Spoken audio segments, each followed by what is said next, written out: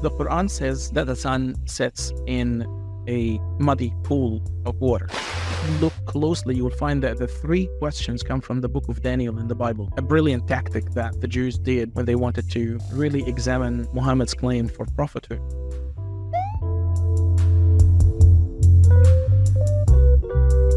Yes, you are all eyewitnesses to what just happened. You saw it. Adam, you saw it. You know it. Welcome to MythVision. Thank you. Thank you for having me. I appreciate you. Yeah, I came across your channel maybe a month ago. It's not been very long. I saw a few of your videos, and the one thing I like about your content up front, for those who don't know, I need to give you a shameless plug here while I'm expressing this, is you're polite. You're very polite. You're bringing critical thinking, which I appreciate. This is the video that just recently came out, Quran's undeniable error. This is why.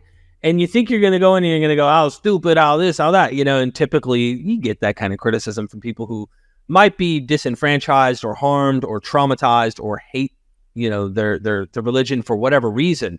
But you actually carry yourself in a very polite manner, though you are critical and you don't believe. And I'm trying to carry myself the same way. So you set a good example in terms of behavior. And I just want to offer my audience to go subscribe to you, to go show you comments of love and respect. If you're critical, be critical. I just ask, do you treat people the way you want to be treated? You know, that's number one. But yeah. So what did you bring today? I really appreciate the feedback. Yeah. That's my number one thing is, I mean, I can go read scholarly works that will probably say this, but it's not as confrontational. They try to avoid that. They just point out simple things like in a lot of these critical scholars will say things like, yeah, dual carnine is Alexander the Great. Early Muslims all agreed across the board. It was till later you had some try to throw Cyrus in the mix, some try to do this, some try to do that. Okay. Yeah. And they don't bat an eye, but they're not doing it with polemics. They're not trying to attack or antagonize. And so I get it. There's so much debate. And usually it's between Muslims and Christians. That's usually how it goes. True. You noticed. I get this assumption all the time. So whenever I make my videos about the Quran, automatically the criticism in the comments comes up, well, have you seen your Bible? I'm like, well, I'm not really a believer anyway. You're assuming that because I criticize the Quran that I'm Christian. Well, I'm not. That's interesting. That would be the automatic. I guess they're so used to Christians doing that. And they're not wrong, just to be very frank. They're not wrong. That's the problem I'm finding, is that I can agree, especially with some people that are extreme out there, like Daniel Hakikachu and people like that are really trying to argue for asinine ideas that are just ridiculous. And so I've seen I'm friends with many of the Christian apologists that are out there. I may not see eye to eye. Some I like more than others. You know, it is what it is. But I noticed that Michael Jones, you know, debated the guy. And I was totally on Michael Jones' side on this because it's obvious why.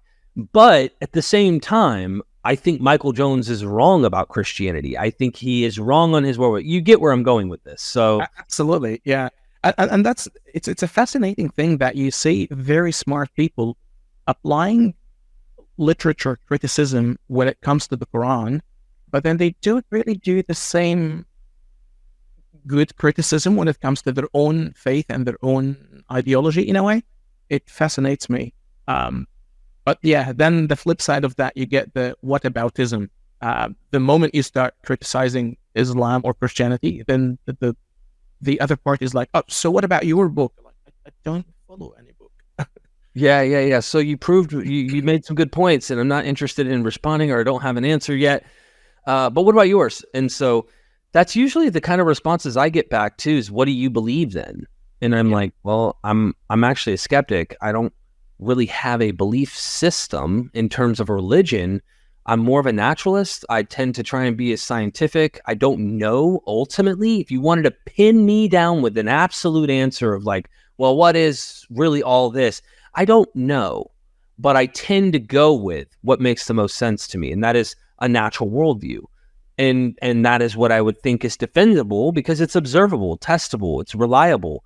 I don't go beyond that and postulate ideas without having good reasons, not like and as you investigate, you find more reason to doubt a lot of the things that are being said in a lot of these accounts. So I want to get into the content here of errors in the Quran as you came today to discuss some of these, and maybe we freestyle and go from there to various topics that you found within the Quran that are erroneous.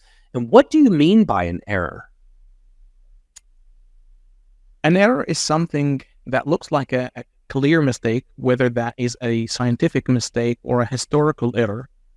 And before I label it as an error, I go and read and study excessively the apologetic response before.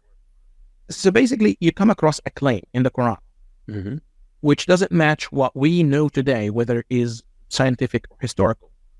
Now, the only reason to claim it is an error is when you can find the ancient people reading the Quran understood it in a particular way, carried throughout the generations, it is understood that way continuously, but then all of a sudden you find today we found scientific evidence or historical evidence that this claim is wrong, and all of a sudden the argument changes. The Quran didn't mean that. Right.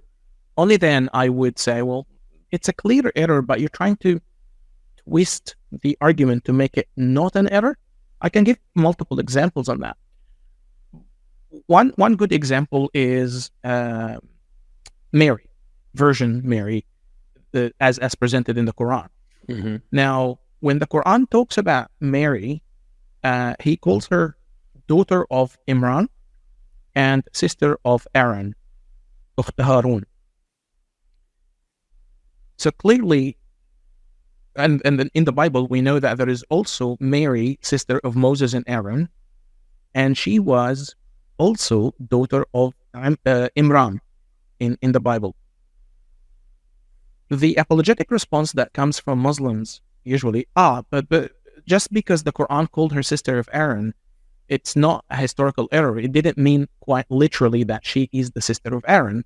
It's in Arabic you can say ya Ukht Harun, or I can say Derek is brother of Moses. It's a way to honor you. It doesn't mean that you're really a blood relative of Moses, which is fair enough. I can take that with a grain of salt, but you're ignoring half of the argument. It's not only that she is sister of Aaron, she is sister of Aaron and daughter of Imran. We're talking about an identity here. Daughter of someone, that's not to honor. Sister of, okay, you're trying to say that it is just an honorary term, but when you put it coherently, it doesn't sound like, no, that is clearly an error. So that's an example where the apologetic response doesn't do like it. If you were trying to say she was the daughter of someone and the sister of someone in Arabic, is there any other way to say it more clearly that you are trying to say she's the daughter of someone and the sister of someone, other than the way it was already written? Exactly. I would argue no, that there isn't. And especially when you put that there was actually a Mary, another Mary, who was literally sister of Aaron and daughter of Imran. So right. You're clearly confusing two identities here, two Marys. You took one from a particular context and made her to be mother of Jesus, which was completely... I was going to be funny for a second there and say, what if her brother, because it doesn't mention her brother in the New Testament, what if her brother was named Aaron? And what if her dad's real name was, because they don't mention who her real dad, you know what I mean? Like, how far do you want to go to try and fix this issue? So the problem in this situation, the error in your estimation, and in I'm sure many other people's, is that the Quran conflates Mary, mother of Jesus, with Mary, the wife of Moses. Or not wife of Moses, sister of Moses, sorry. So gets these two Marys mixed up in a way. Yeah. And you know why they do that? Well, you're talking about the apologetics or the I'm just curious to author? know what would have made them made that mistake. Was there some tradition floating around, or did they just make a honest mistake through oral tradition or something like that? Like, I honestly think that at the time of the Quran being composed or being revealed, if you want to use that term, at that time there were many sects of Christians and Jews and the in-between, sects that you cannot really label neither Christian nor Jew. So there were a lot. For instance, there were sects that believed that Jesus is the Son of God, but not God incarnate. Jesus was born as a mere human, but then he was raised to, elevated to a God status. So you have many sects, and the overlap was confusing at the time.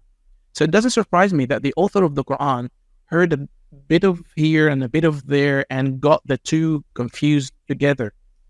Because Mary, mother of Jesus, was a very revered character in Christian theology. right. Also in Jewish sects, Mary, sister of Aaron and Moses, she was a very revered and very respected character in Judaism. And she's one of the top 7 prophetess in rabbinic sources. So whoever authored the Quran got confused because you have two Marys that are very high figures, respected figures, and he didn't know who is who. So they got confused in that context. If you read outside of the Quranic sources, if you read the Sunnah, which is the other Sunnah, for whoever doesn't know, it's the teachings and the life of the Prophet, which is the second most important thing in Islam after the Quran. Now, there are a very famous story in the Sunnah that when the Quran was revealed, the Christian of Najran, a Christian sect that lived near Prophet Muhammad, complained about this error. They said, well, how come you Muslims say that Mary, mother of Jesus, is Mary, sister of Aaron, and the guy who got that complaint from the Christians of Najran didn't know how to respond to it. So he went back to the Prophet and said, well, the Christians of Najran saying so and so. And it's like the response that was given at the time. Of course, I'm not telling the story as it is true, but this is what comes from Islamic sources. You're giving us what happened, though. Yeah, exactly. The defense was, well, that's because Mary, sister of Aaron, it didn't mean really by blood. It was just, a term of revering or honoring her, completely ignoring the idea that she's also daughter of Imran. So there was no clear apologetic response that was given, and clearly Christians of Najran, state Christians, they never embraced Islam for a clear reason. It was a clear error. I don't know how people today cannot see it, and they try to give apologetic responses about it. Because, in my opinion, that is a clear error. Interesting that you point this out. I've been wanting to talk to a specialist specifically on abrogation from a secular kind of critical standpoint, and not from an apologetic kind of scholar, but someone who might actually come and say, hey, this is what it looks like coming from a historical, using historical methodology and research and whatnot. And I wondered why he wouldn't have just abrogated that or found a way. But then again, maybe the Christians already found it, because I don't know much about the abrogation part of all of this. Well, abrogation can only happen with commands.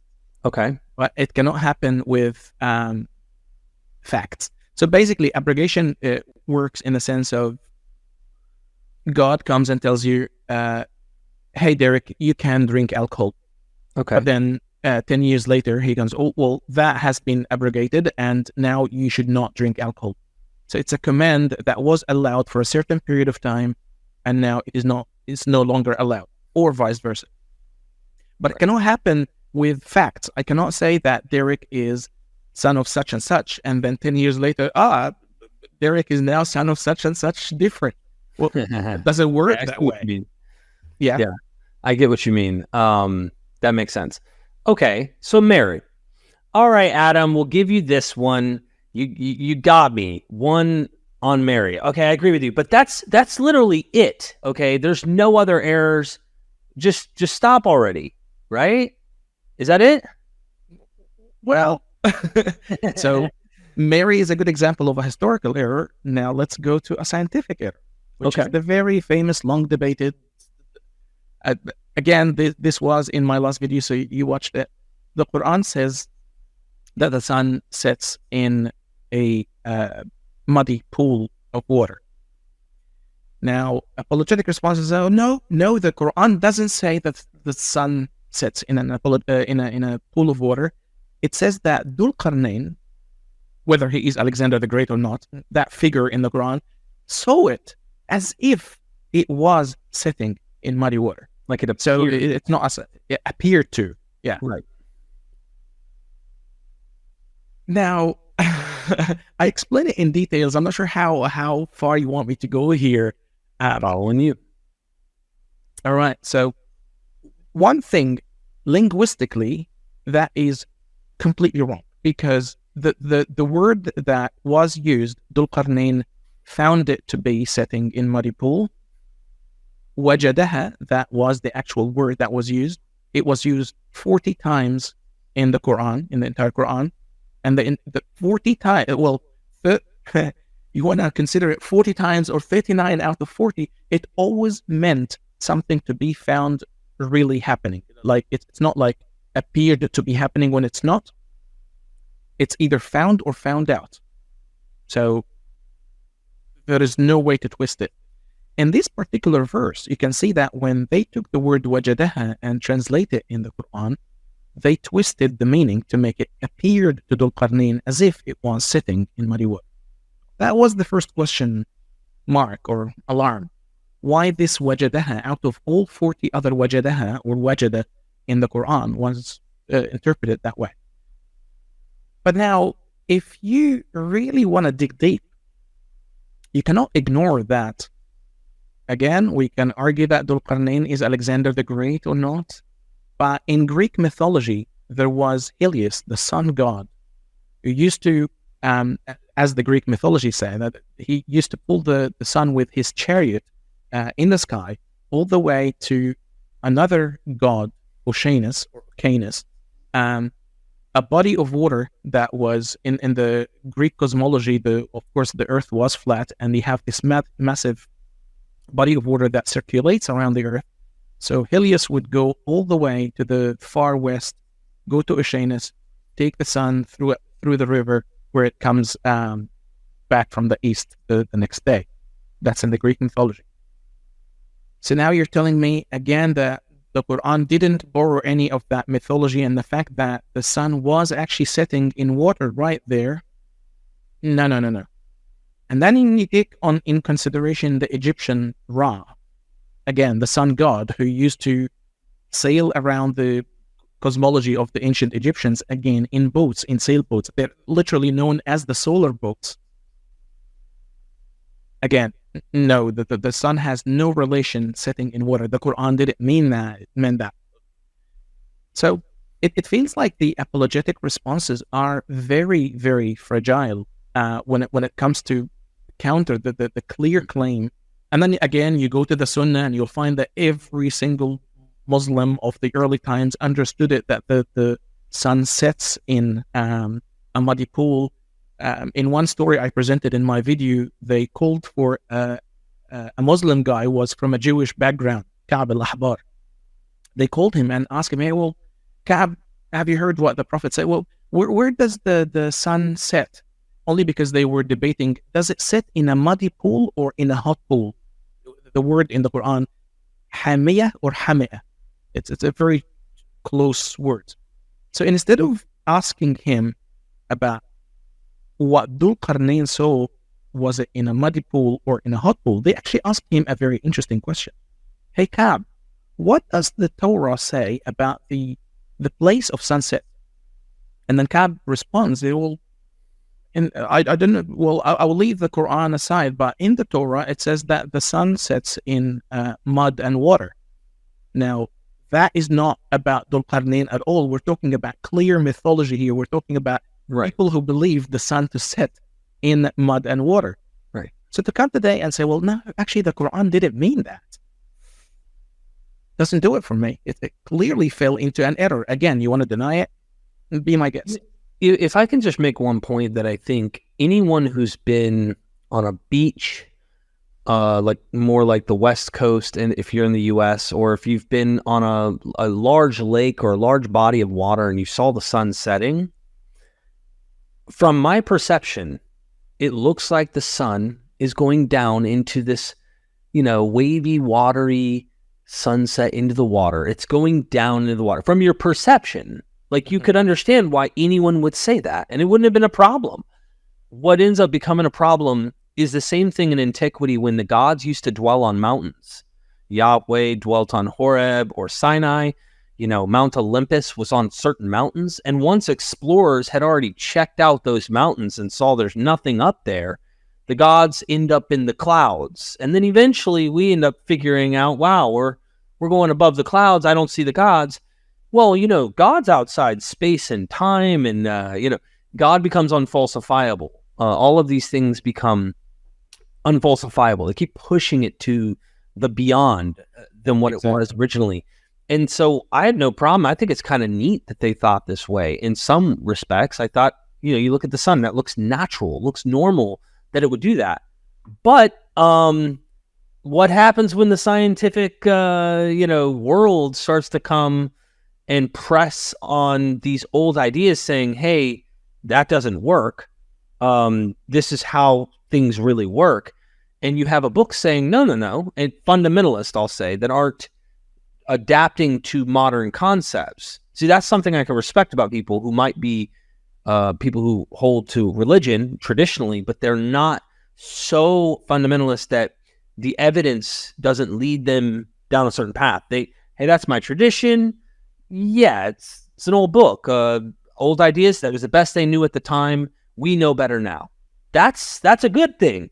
If people are holding to, I need to keep this old idea true, slavery, for example, or the treatment of women or things like that, that's a problem. You see where I'm heading with this. So, yes, 100%. Well, to take the old values and apply it to today as if these values are the highest and the ultimate values that we should live by.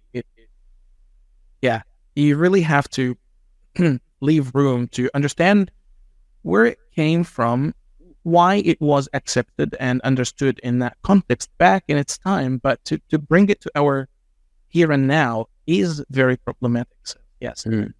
And just one note, I do think the Dhul Qarnayn in its context was Alexander the Great. Tommaso Tessai, I think that's how you pronounce his name, wrote a lot on this, exploring historically, finding where the tradition coming from Jews and Christians all the way down to the Muslims in Arabia. But beyond that, too, is the idea that I think there was a huge scientific revolution around the 8th, 9th century with Muslims actually pioneering, probably the number one people for a period of time on planet Earth, pushing the science to a new level.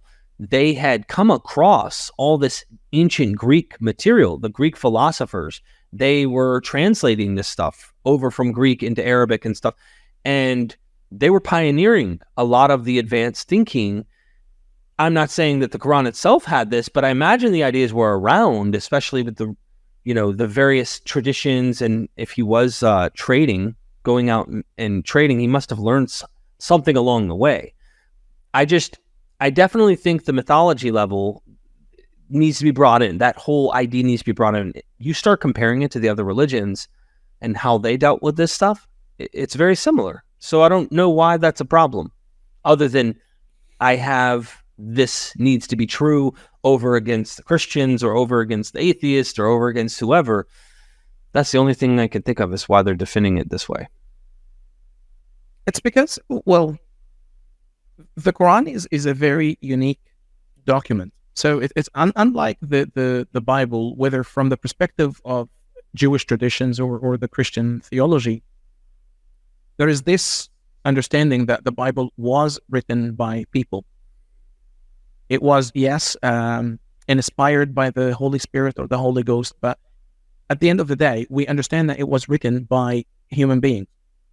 So from that, it is acceptable and understood that you can say, well, yeah, people were influenced by the mythology of their time. People understood it in that context.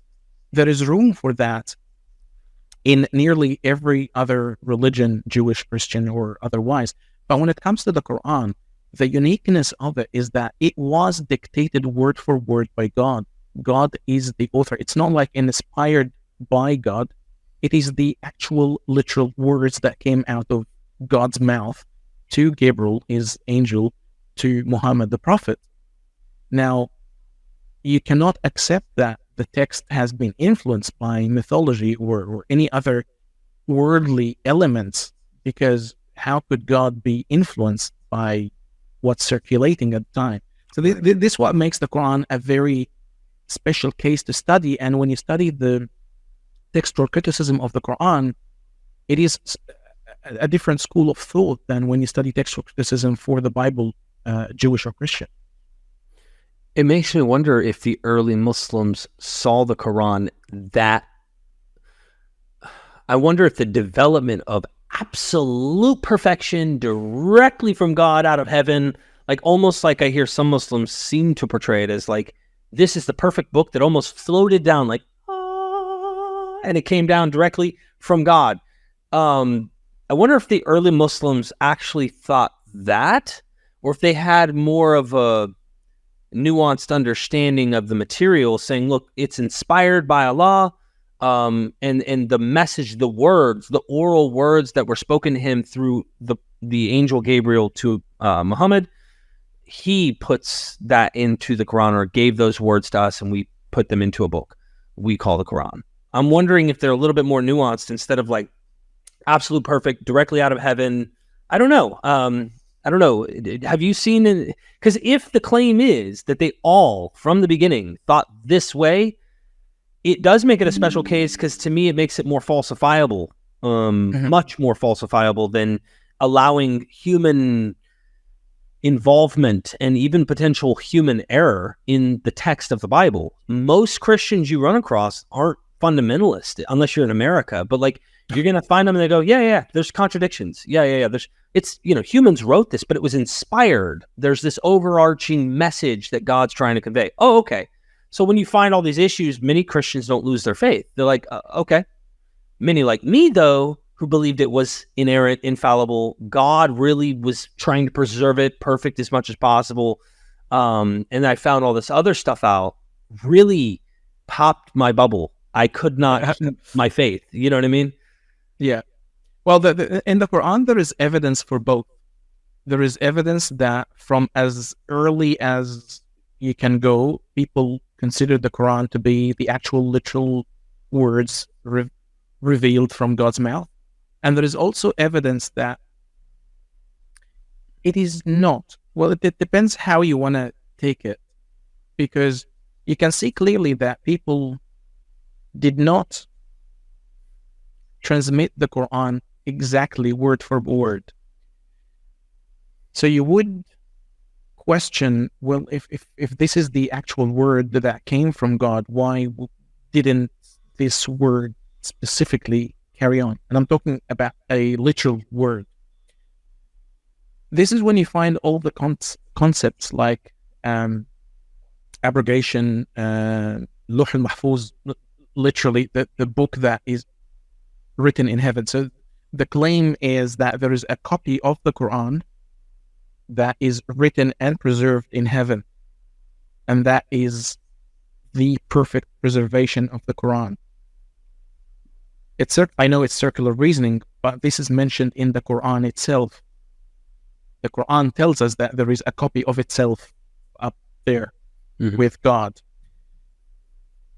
So now, it's a very complex issue, but all I can say now in this time, that you can provide evidence for both. whether you want to take it as it was from God early on, or it was a later development in history that people came to believe at about 60, 70 years after the death of the Prophet, that the Quran now is revealed from God, but they had some loose understanding around that. Does that make any sense? Yeah. And that's what I was wondering. I mean, I don't know, because our sources are late in terms of talking about the life and even how we got the Quran.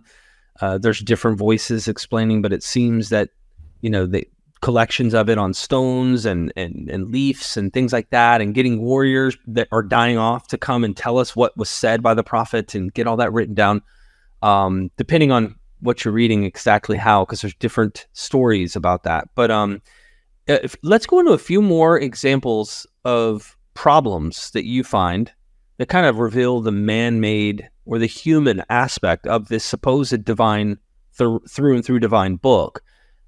And then I'd like to ask you a personal question about your experience since you've been speaking out about this. Your treatment, how have you been treated? And I'd like to know on a personal level, those things.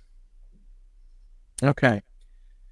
So the first question, there is another video on my channel where I talk about 3 questions that, according to the Sunnah, according to Islamic traditions, the Jews came to ask Prophet Muhammad. They asked him about the soul, and they don't really clarify if they're asking about the human soul or the soul. وَيَسْأَلُونَكَ عَنِ الرُّوحِ.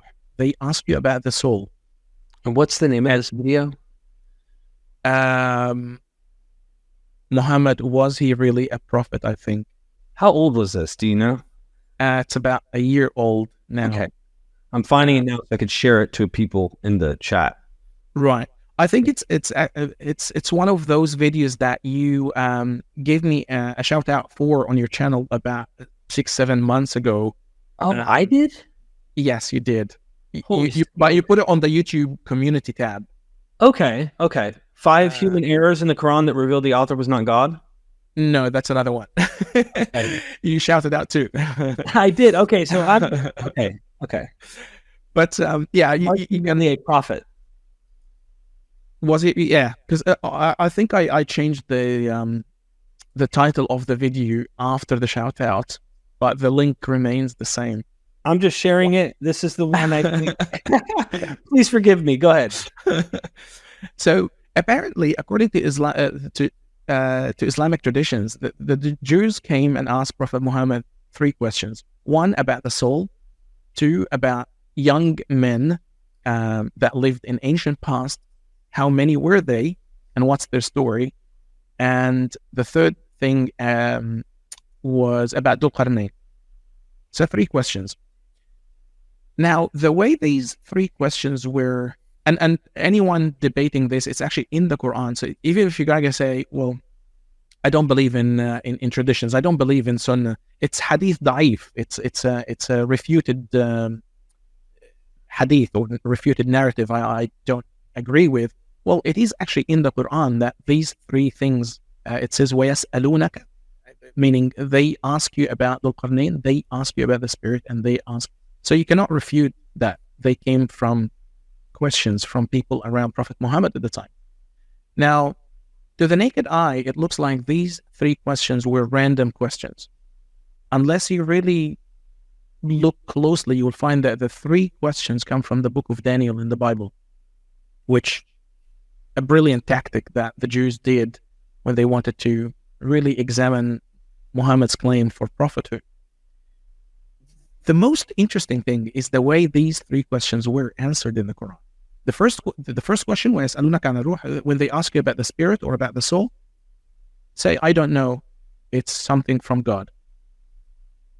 Well, yeah, I know. Well, we're asking God, we're asking you to ask God and give us some answer. So it wasn't really an answer in a way. What do you mean I don't know? We're not asking you, we're asking you to ask God. So that was the first one. And then Dhul Qarnayn, I guess we give him enough exposure for now. But the story of the young boys or the young men who lived in ancient past. We're talking about Shadrach and Meshach and Abednego. These are the Hebrew names of the three young men in the book of Daniel. They were put in fire, and the fire didn't consume them. Not sure if you know the story in the book of Daniel. Yeah. But then Prophet Muhammad had no clue what they're asking about. So he went and borrowed another myth called the Young Men of Ephesus, which is a Christian legend. Of course, the Jews don't even believe in Christian legends or Christian miracles. But because of the confusion, again, it's the classic example. He confuses what's Jewish and what's Christian. Because at that time, there were many sects, and you cannot really draw a line between what's Jewish and what's Christian. So this is the second time, other than Mary, sister of Aaron, daughter of Imran, he does it again, confusing the 7 sleepers of Ephesus, a Christian legend, with the 3 young men of in the book of Daniel, and gives a completely off the mark answer. And of course, the Jews didn't agree or accept or take these 3 answers anyway. And even the answer when the question was clearly, how many are they and what is their story? And in the Quran, it says, some people say that they're 6 and their dog was the 7th. Some people say they were 7 and their dog was the 8th, but God knows how many were they. That's the literal answer given in the Quran, in Surah Al-Kahf. So, again, what do you mean some people say such and some people say such and God knows? Well, we're asking you because we're trying to verify that you get your information from God, and you're unable to provide any of the answers that shows that you are a prophet who talks to God. So that's another one. He could have solved this by, if he knew the Shadrach, Meshach, and Abednego story, he could have probably given them a sufficient answer, and they might have been convinced. But it seems, according to what you've been saying here, that like if he threw them the sleepers of Ephesus instead of the Shadrach, Meshach, and Abednego context, then they're like, what's up with this?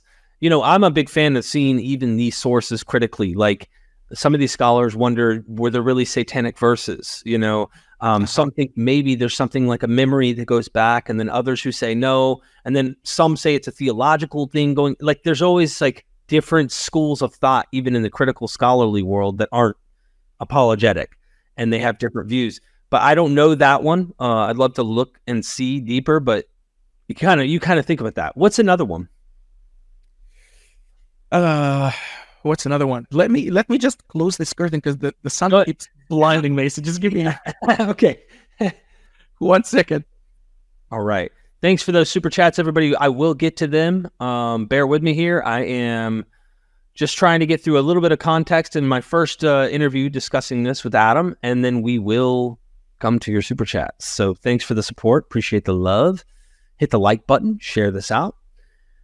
All right, Adam. All right. What's another error?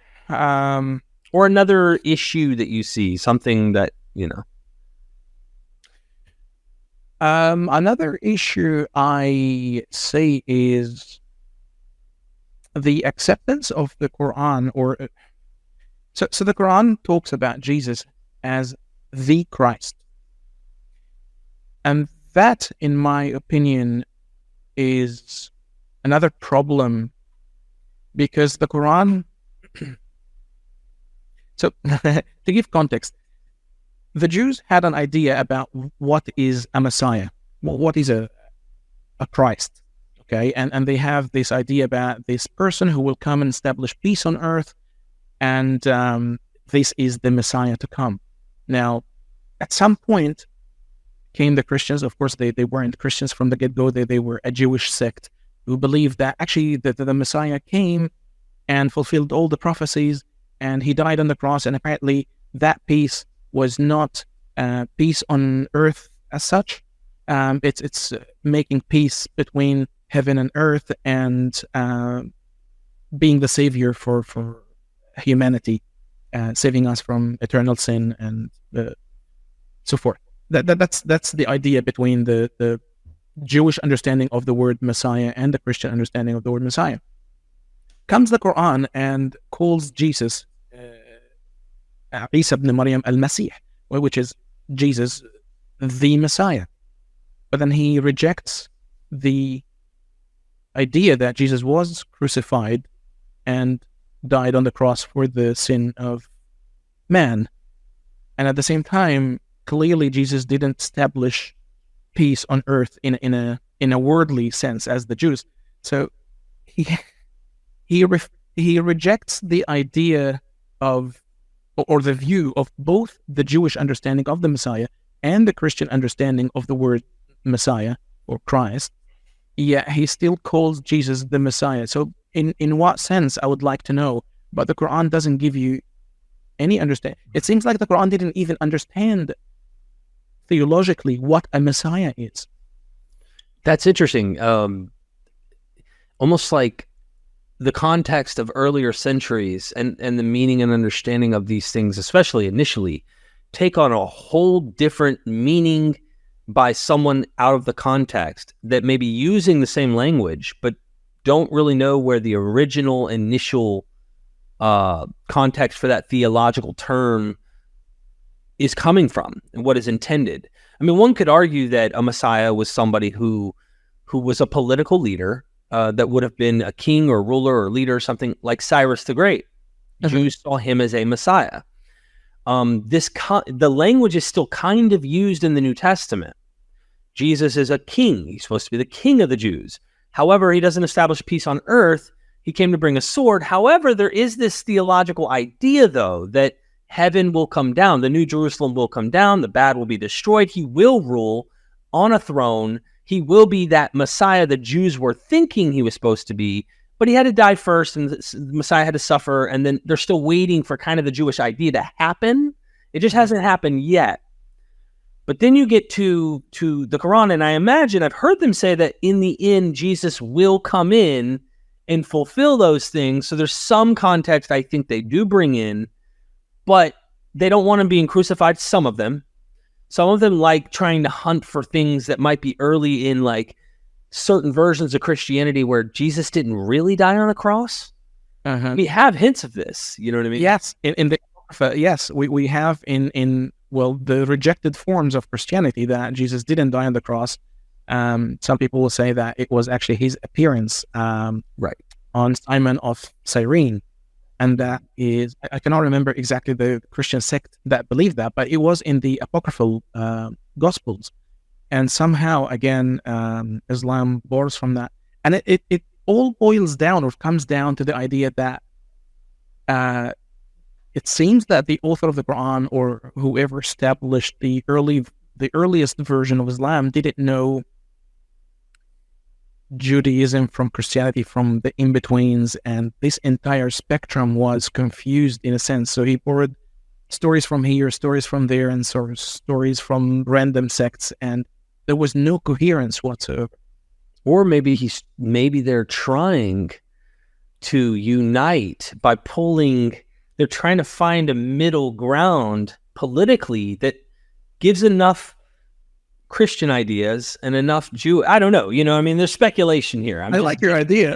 But instead of just saying they don't know, maybe what if they do know and they're like, man, how do we get everyone under one umbrella? We want everybody to be at peace and get along. I've heard some scholars say that in the earliest forms, Jews and Judaism and Christians were also part of the community, and eventually there's a split. And eventually it was like, if you're not a Muslim, if you're not, the Prophet Muhammad is, the final prophet, if you're not like declaring this, you're not one of us anymore. And that happened over time from what some academics say. I don't know. It's disputed. Which comes, it comes back to the abrogation. So early on, there was no fear. Jews and Christians are good. They're going to go to heaven, and they're completely accepted in God's plan. Later on, you find different verses that say, well, no, they will never go to heaven. They are condemned. And then you find the development of the Sunnah and the Hadith telling you that they actually should be fought or pay the jizya. I don't know what's the English word for that, but they pay this money or this fee for the Muslim to be the ruler, and they have to pay a fee for Muslims. And until they embrace Muhammad and they embrace Islam, there is no salvation for them. So you can see that development happening. So I'm not sure, was it really to unite? Yeah. Because there are clear condemnation on the other end of the story. So yeah, again. Yeah, I don't know. I mean, I don't know. I just figure I'd throw something out there because there's different hypotheses of how do we understand the Quran? Is it kind of a rolling text that gets established after 30, 40 years? And then all of a sudden it's like, hey, this is the deal. This is how we see things. I don't know the answer. I do want to ask you one more, not as an error thing, but this is the personal thing I wanted to ask. Yeah. You were Muslim, correct? No, I wasn't. I actually was born and raised as a Coptic Christian in Egypt. But then I had my own faith crisis, and I became agnostic deist kind of thing a number of years ago. Mm-hmm. And that's when I started the Arabic channel. My first appearance on YouTube was my Arabic channel, which then grew massively beyond 100,000 subscribers, 13 million views. And that's what triggered last year for me to start the English channel. That said, because I grew up in Egypt, from a very young age, I studied Islam and I studied the Quran. And people don't know this, but in order to study Arabic as a subject in school, you have to study the Quran, regardless of your personal faith. It's just like if you want to study English, you have to study Shakespeare and Charles Dickens. It's like to study Arabic and understand it, you have to memorize chunks of the Quran. And yes, I was Christian, but I knew the Quran from a very young age. From as young as 7 years old, I memorized parts of the Quran. Growing up, I was very curious. I read interpretations. I really threw myself in the deep, so to speak. And in recent years, after my faith crisis, that's when I really went academically, and I did a degree in biblical studies and textual criticism. The focus was on Judeo-Christian traditions, but I took what I learned in terms of textual criticism and how you apply that, and I applied it because Arabic is my native tongue. I could apply the tools and what I learned on the Arabic text, on the Quran. So as far as your channel goes, I'd like to know your Arabic channel and then your English channel. How have you been treated overall? If you were to put a percentage on nice or derogatory and nice, like how I know that you have to get a lot of hate. Yes. Would you say there's more hate than love? I wouldn't say more hate than love. I think I get a lot of comments on how respectful and my style of delivery, and I try not to antagonize anyone. The idea is I present an argument and I want you to listen, so the nicer I can put my argument, the more chance you will listen to what I have to say. So I'm very respectful, and I try to remain academic as much as I can. However, you're still challenging someone's faith. Yeah. So some people, that line is blurred, and I get a lot of, I wouldn't say more than the nice comments, but I get a lot of hate speech. I got death threats. I had to report to the police a couple of times. You have death threats, and I had to report it to the police a number of times.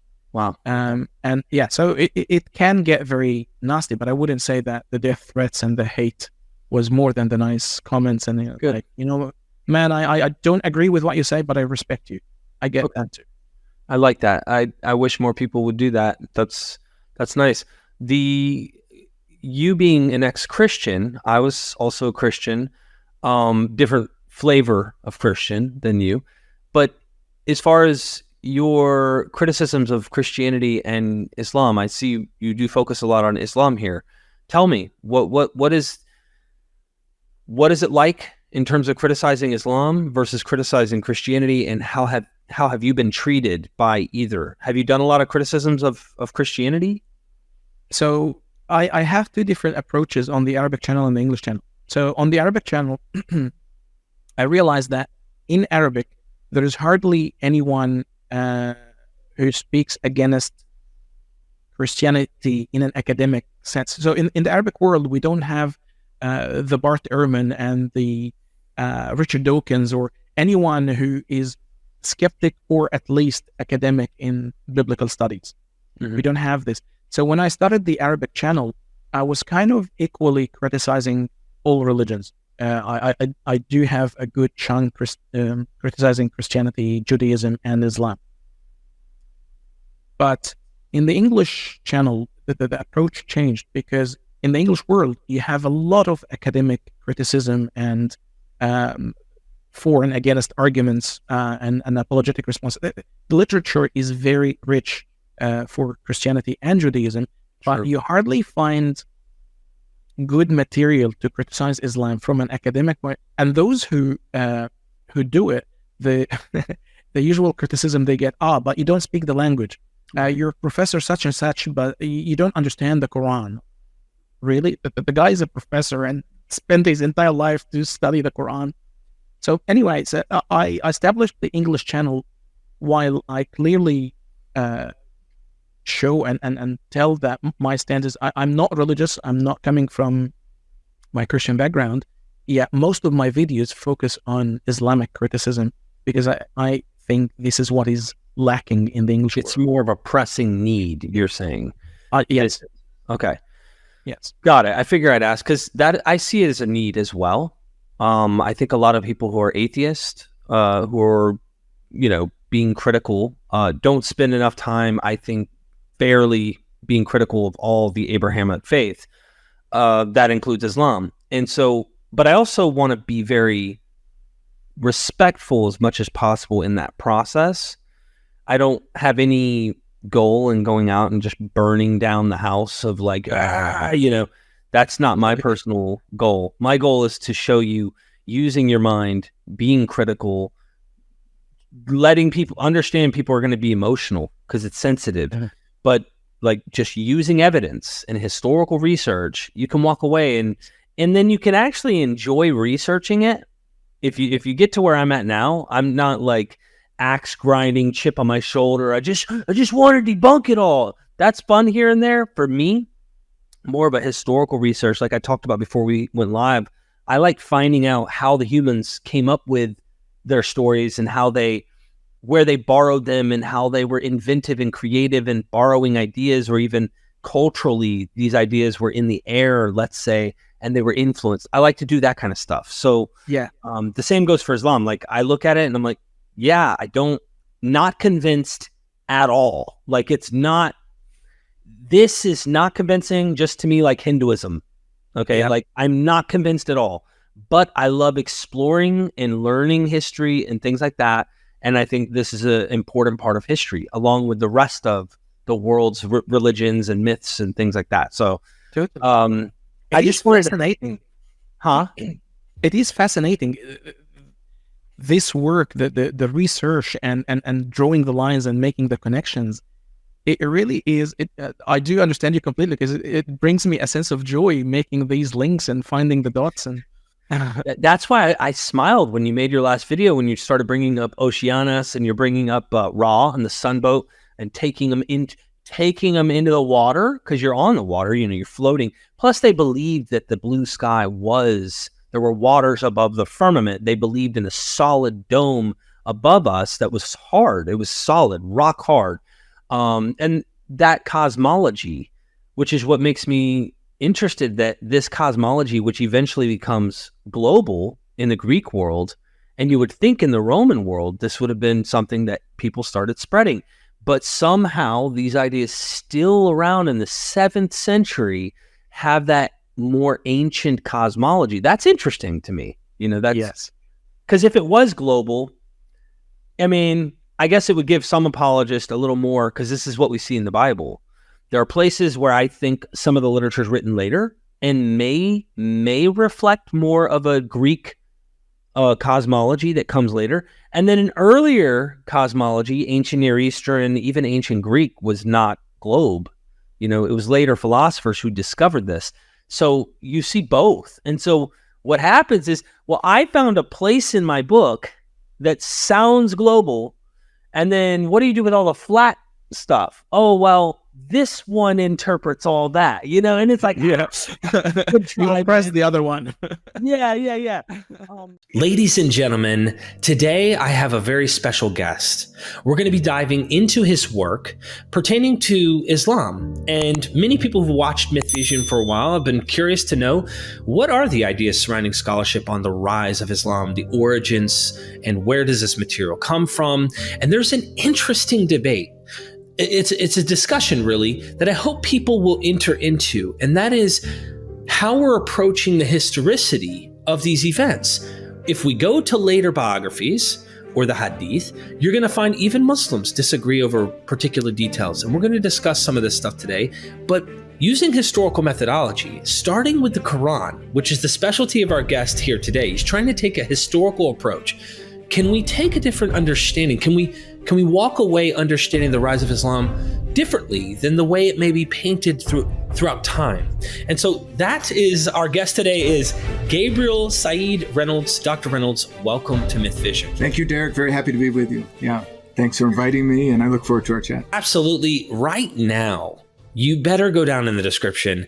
Go subscribe to his YouTube channel. I'm telling you, I promise everybody watching right now, this is the place if you want scholarship pertaining to the rise of Islam, Islamic studies, the Quran, Quranic studies. I mean, everything from carbon dating, the Quran, to pre-inscription Arabia with all sorts of stuff that kind of gives us the names of Jesus or different things that lead into Islam. This is the place to go for the scholarship you want. Please go subscribe and let him know in the chat. Say, hey, I came over from MythVision. I'm from MythVision. Go drop a comment, go drop a like, hit the subscribe button and support him. His books are also on Amazon. Make sure you go. The link's in the description. The one we're talking about today is The Emergence of Islam. And there's a new version that's here, Classical Tradition and Contemporary Perspective, that will be out in March. And there's a 2012 edition that's already out. So I hope people will get the books. There's a lot of them here, and I hope we can cover more of this content as time goes by, Dr. Reynolds. But also he has an academia page. Go follow him there. You can read his articles and follow the scholars that we have here at MythVision, showing him that we care. Now, Dr. Reynolds, what's the difference between 2012 model and your new one? Because I saw there's like 5 to 6 more pages, it seemed, in the newest version. Yeah, well, first of all, thank you so much. I mean, you've just become my best friend. I'm very grateful for that. Right, so The Emergence of Islam was written as a textbook, and I use it in my teaching here at the University of Notre Dame. And so it does have like a lot of graphics. It has charts, tables, like information that's easily digestible about Islam, its relationship to the Bible, the historical context of Islam, has questions at the end. But I think it's really useful for anyone. I think of all my books, like if you want to start getting to know a little bit how I think Emergence of Islam is a good place to start. The updated version has 2 principal features which are new. One, I engage in a more robust manner with early Islamic and pre-Islamic inscriptions. And this is a field that's just like exploded in the past 10, 20 years, where we have all sorts of new discoveries of inscriptions before Islam and in the early centuries of Islam, which shape the way we can make historical observations. In particular, it shows that monotheism had spread in the Arabian Peninsula before Islam. So that's one. And then the other is, I think it's chapter 8, the one where I engage with contemporary visions of Islam's origins. There's a lot more engagement with South Asia generally, so like India, Pakistan, but then especially what's happened in Afghanistan and the Taliban. And so, the book will help understand these recent trends in what's going on in Islam in the world. I read your 2012 model just so people understand your publication model. And right. There's some really juicy things. So without wasting your time any further, we're talking about the rise of Islam. And I did not put the page number here, but I took a screenshot. And this, you mentioned Maxine Rodinson, if I'm pronouncing that properly. There seems to be this guy, Watts and Rodinson. They come up a lot in this book. And you write, in fact, there is no record at all of this Meccan trade in non-Islamic sources. And Mecca is hardly the easiest land route between Yemen and Syria. In order to get to Mecca from the coastline of the Red Sea, an arduous inland detour is necessary. Indeed, it seems that the idea of Mecca as a trading center and the Quraysh as a tribe of greedy merchants, which is the way the story plays out throughout, for those who don't know, the way the story plays out is later, this idea. We're trying to figure out what happened, right? The rise. So the myth developed that this is a myth by Islamic tradition to explain certain Quranic passages, notably Quran 106, a surah titled Quraysh.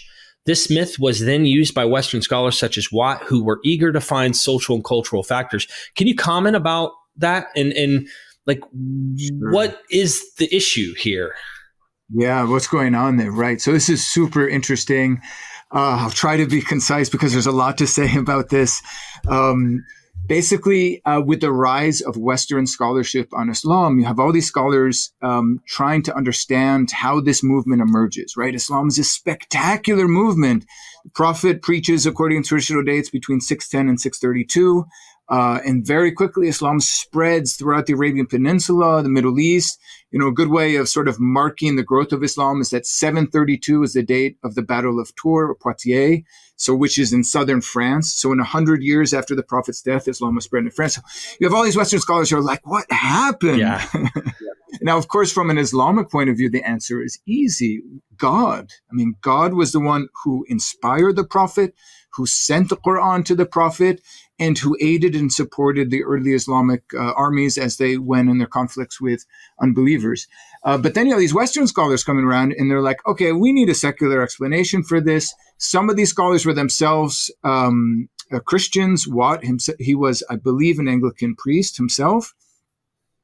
I think he was an Anglican priest. He was a student of someone named Richard Bell, who I think was also, he was Scottish. But anyway, so some of them have Christian perspectives and they're interested in friendship with Islam. That was certainly the case of Watt.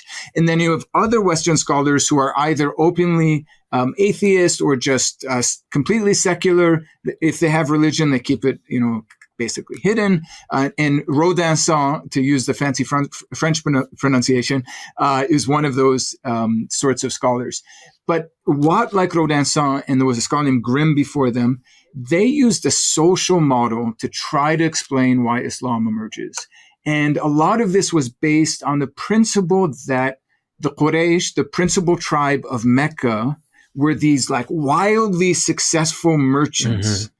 And in their merchant trade, you alluded there to Yemen and Syria from that passage of the book, so that their trade would take them on different sort of caravan journeys, either to the south from Mecca to Yemen or to the north to Syria.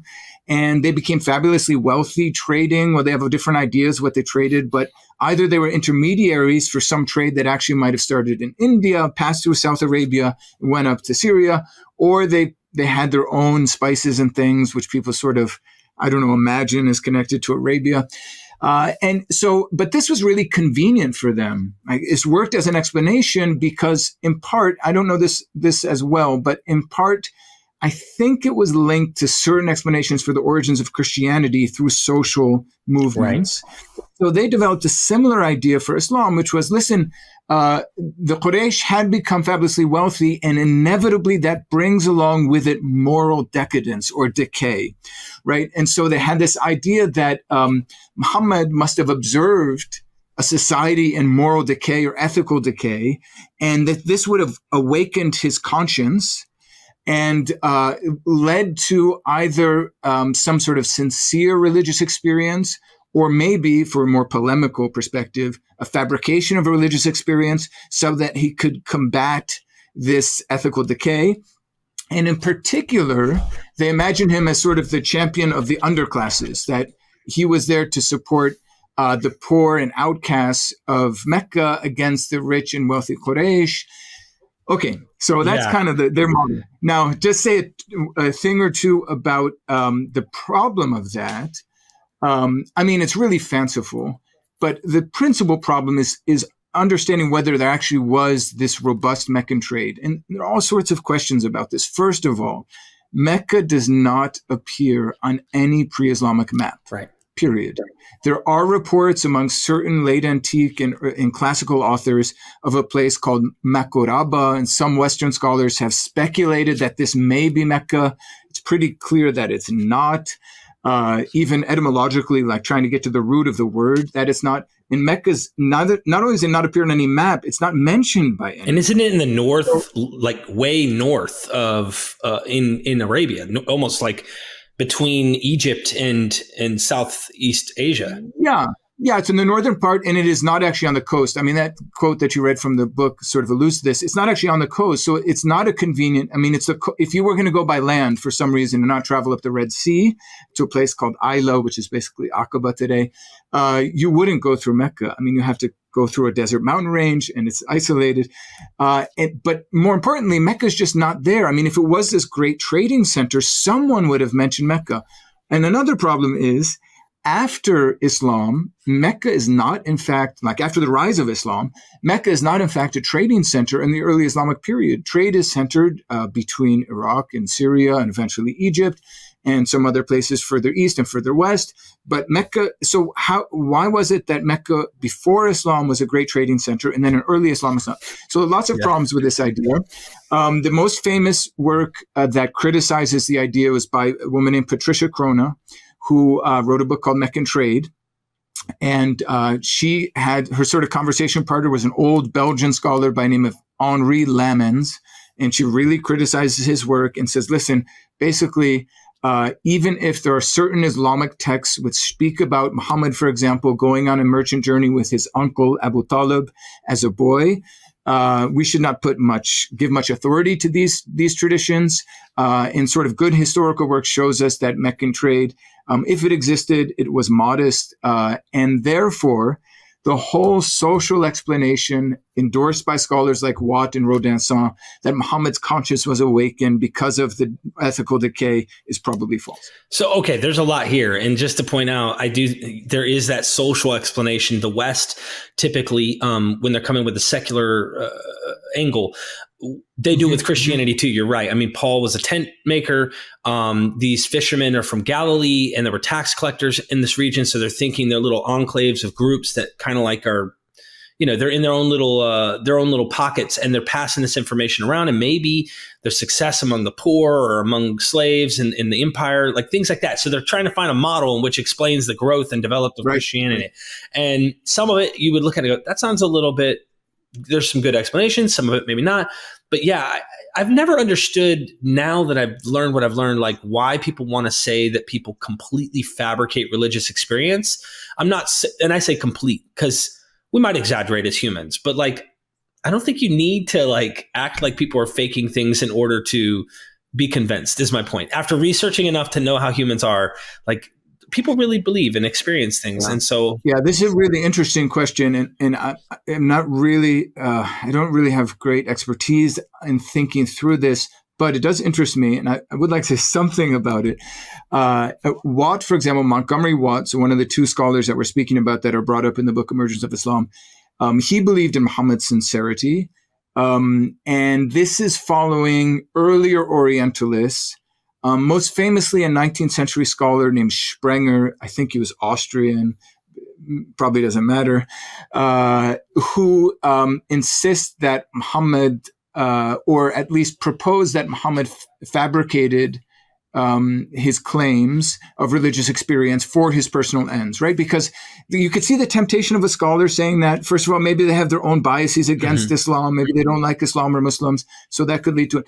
But also the trajectory of Muhammad's life is from relative obscurity as an orphan to power and fame and money and wives, and right. So by the time he's in Medina, he's the head of a state. And he's quite successful, has quite a lot of power, and has wives. And so you could see the temptation, like, oh, this all worked out well for him, therefore he must have fabricated. But just as you say, there are powerful counter arguments which suggest that at least if you read carefully the biography of his life, that there are reasons to believe in his sincerity. Of course, this doesn't mean that an angel really visited him in a cave or that he received messages, right? But most people would say that it's possible for people to have a conviction of religious experience which is authentic, whether or not they actually historically had that religious experience. And I think most scholars, those who believe in the biography of Muhammad and basically attribute the Quran to Muhammad, at least as a proclamation, that would be the standard position today. There'd be very few people, apart from some, polemicists, who would take that old school approach of, no, he fabricated it for his own personal advancement. Right. And just so you know, like, I take the other view, right? Not the polemical view. I think Paul really was sincere, right? We look at the New Testament. I think this guy really had an experience. And I really think this. That doesn't mean you have to draw ontologically the conclusions. That means let's take this guy, like other humans that have experiences, and they attribute them to the divine. I just thought it was interesting to point that out. Now, there's a lot. There's so much I brought to the table here to bring up that I think it's important to just go through half the book in our heads and say, okay, so half of this book is a case to show pretty much that we shouldn't, if we're doing historical methodology, we shouldn't just accept the tradition. What I mean is the biographies later, we should question them. And in fact, you point out in the book, Muslims themselves actually did this. They were like, and they didn't agree with each other. There's contradictory voices and stuff on trying to explain things. And so we're like, okay, we also have good reasons to think there's theological, mythological significance in creating some of these narratives, which bolsters your claims about your prophet and tell fanciful narratives about them. The same is true of Christianity and any other, religion that I'm aware of. So I kind of want to get through the half of the book to say what you ultimately do is you go, okay, now instead of looking through the early commentators, exegetes, scholars of Islam, Ibn Ishaq, other people that you talk about in the book, like, we aren't throw them out, but like, let's not use them to then look back into the Quran to try and understand what happened. And then I did a recent wonderful interview with Javad Hashmi where he was like, I was shocked. I'm not going to lie, because in my mind, it actually helped. Like, in a lot of ways, some of the things you hear polemicists say about Islam, it helped to reduce that polemic, if you know what I mean, and saying that Muhammad was like getting progressively more aggressive as his power gained. He just wanted to go and destroy and kill, and all these things that polemicists want to say. Whereas he's like, if you look and you read it without just cherry picking one surah and you go, okay, stop reading it through these exegetes who have power, who want to conquer. Let's read it through the Quran alone. And when you do that, you realize, hold on, he sounds like he is defensive here. He sounds like he is balanced in some way. Am I saying he's perfect? I'm a Westerner, right? I'm a secularist. But at the end of the day, he looked a lot better than what we've been hearing. So can you tell us, going into this, like, just tease us into why this approach? And then I don't want to spend too much time on it because we have very little time together. Okay, so this is really the heart of the matter, right? This is where the rubber meets the road in thinking about Islam and Islam's emergence or origins. And I mean, probably the best way to start is with a classical approach. And by classical, I don't mean only the historical Muslim scholarly tradition, but also earlier Western scholars. So the classical approach is, listen, we have two bodies of literature. We have the Quran, which is distinct, is a scripture, which, is presented as the word of God. And then we have another body of literature, which are all these traditions, which could be generally referred to, if we use the word in a sort of broad way, as hadith, although all of them are not strictly prophetic hadith or sayings of Muhammad. They're traditions about Muhammad. So, but these are put together to form the biography, right? So basically we have the Quran and the biography of the Prophet. Arabic word for biography is sirah. So we have Quran and sirah. Now, the traditional way or classical way of approaching this is, these two can both be useful in understanding early Islam. And so, for example, when you read a verse of the Quran, I mean, the easiest way to give an example would be what is by tradition the first revelation given to Muhammad, which is in Quran 96. اقرأ باسم ربك الذي خلق, read in the name of your Lord who created. And you're like, okay, this is interesting, but it has no context. It's just, it literally seems like a command to someone, second person singular, to the read in the name of God. There's no context. We don't know where, when, how this was proclaimed. And then you go to the seerah or the biography, and you read the story that Muhammad had this practice for every year to go up for a period of time on some sort of spiritual retreat called the Hannuth. And during one of these occasions, the angel Gabriel came from heaven and he brought down, at least to the lowest heaven, the full Quran. And then he visited the Prophet and gave him the first 5 verses of Surah Al-Alaq or Quran 96, right? So the seerah provides a context. And this is a really tempting, almost seductive way of trying to understand the Quran because you get so much information in the seerah. Now, the problem is, as you probably know, that the seerah and all of these reports, not only the ones that are strictly in the biography, but the other hadith as well that are found in different collections, they come from a later period. At least their first literary traces are quite late. Late 8th, early 9th century is when we actually see them in manuscripts and written down. And what makes it even more curious is that very often the traditions that we find in the seerah seem to have been written, perhaps, expressly to explain something in the Quran. So like the story of Muhammad being in a mountain, and at sometimes some of these traditions say Gabriel showed him something written and told him, read, Iqra, those first words of Quran 96.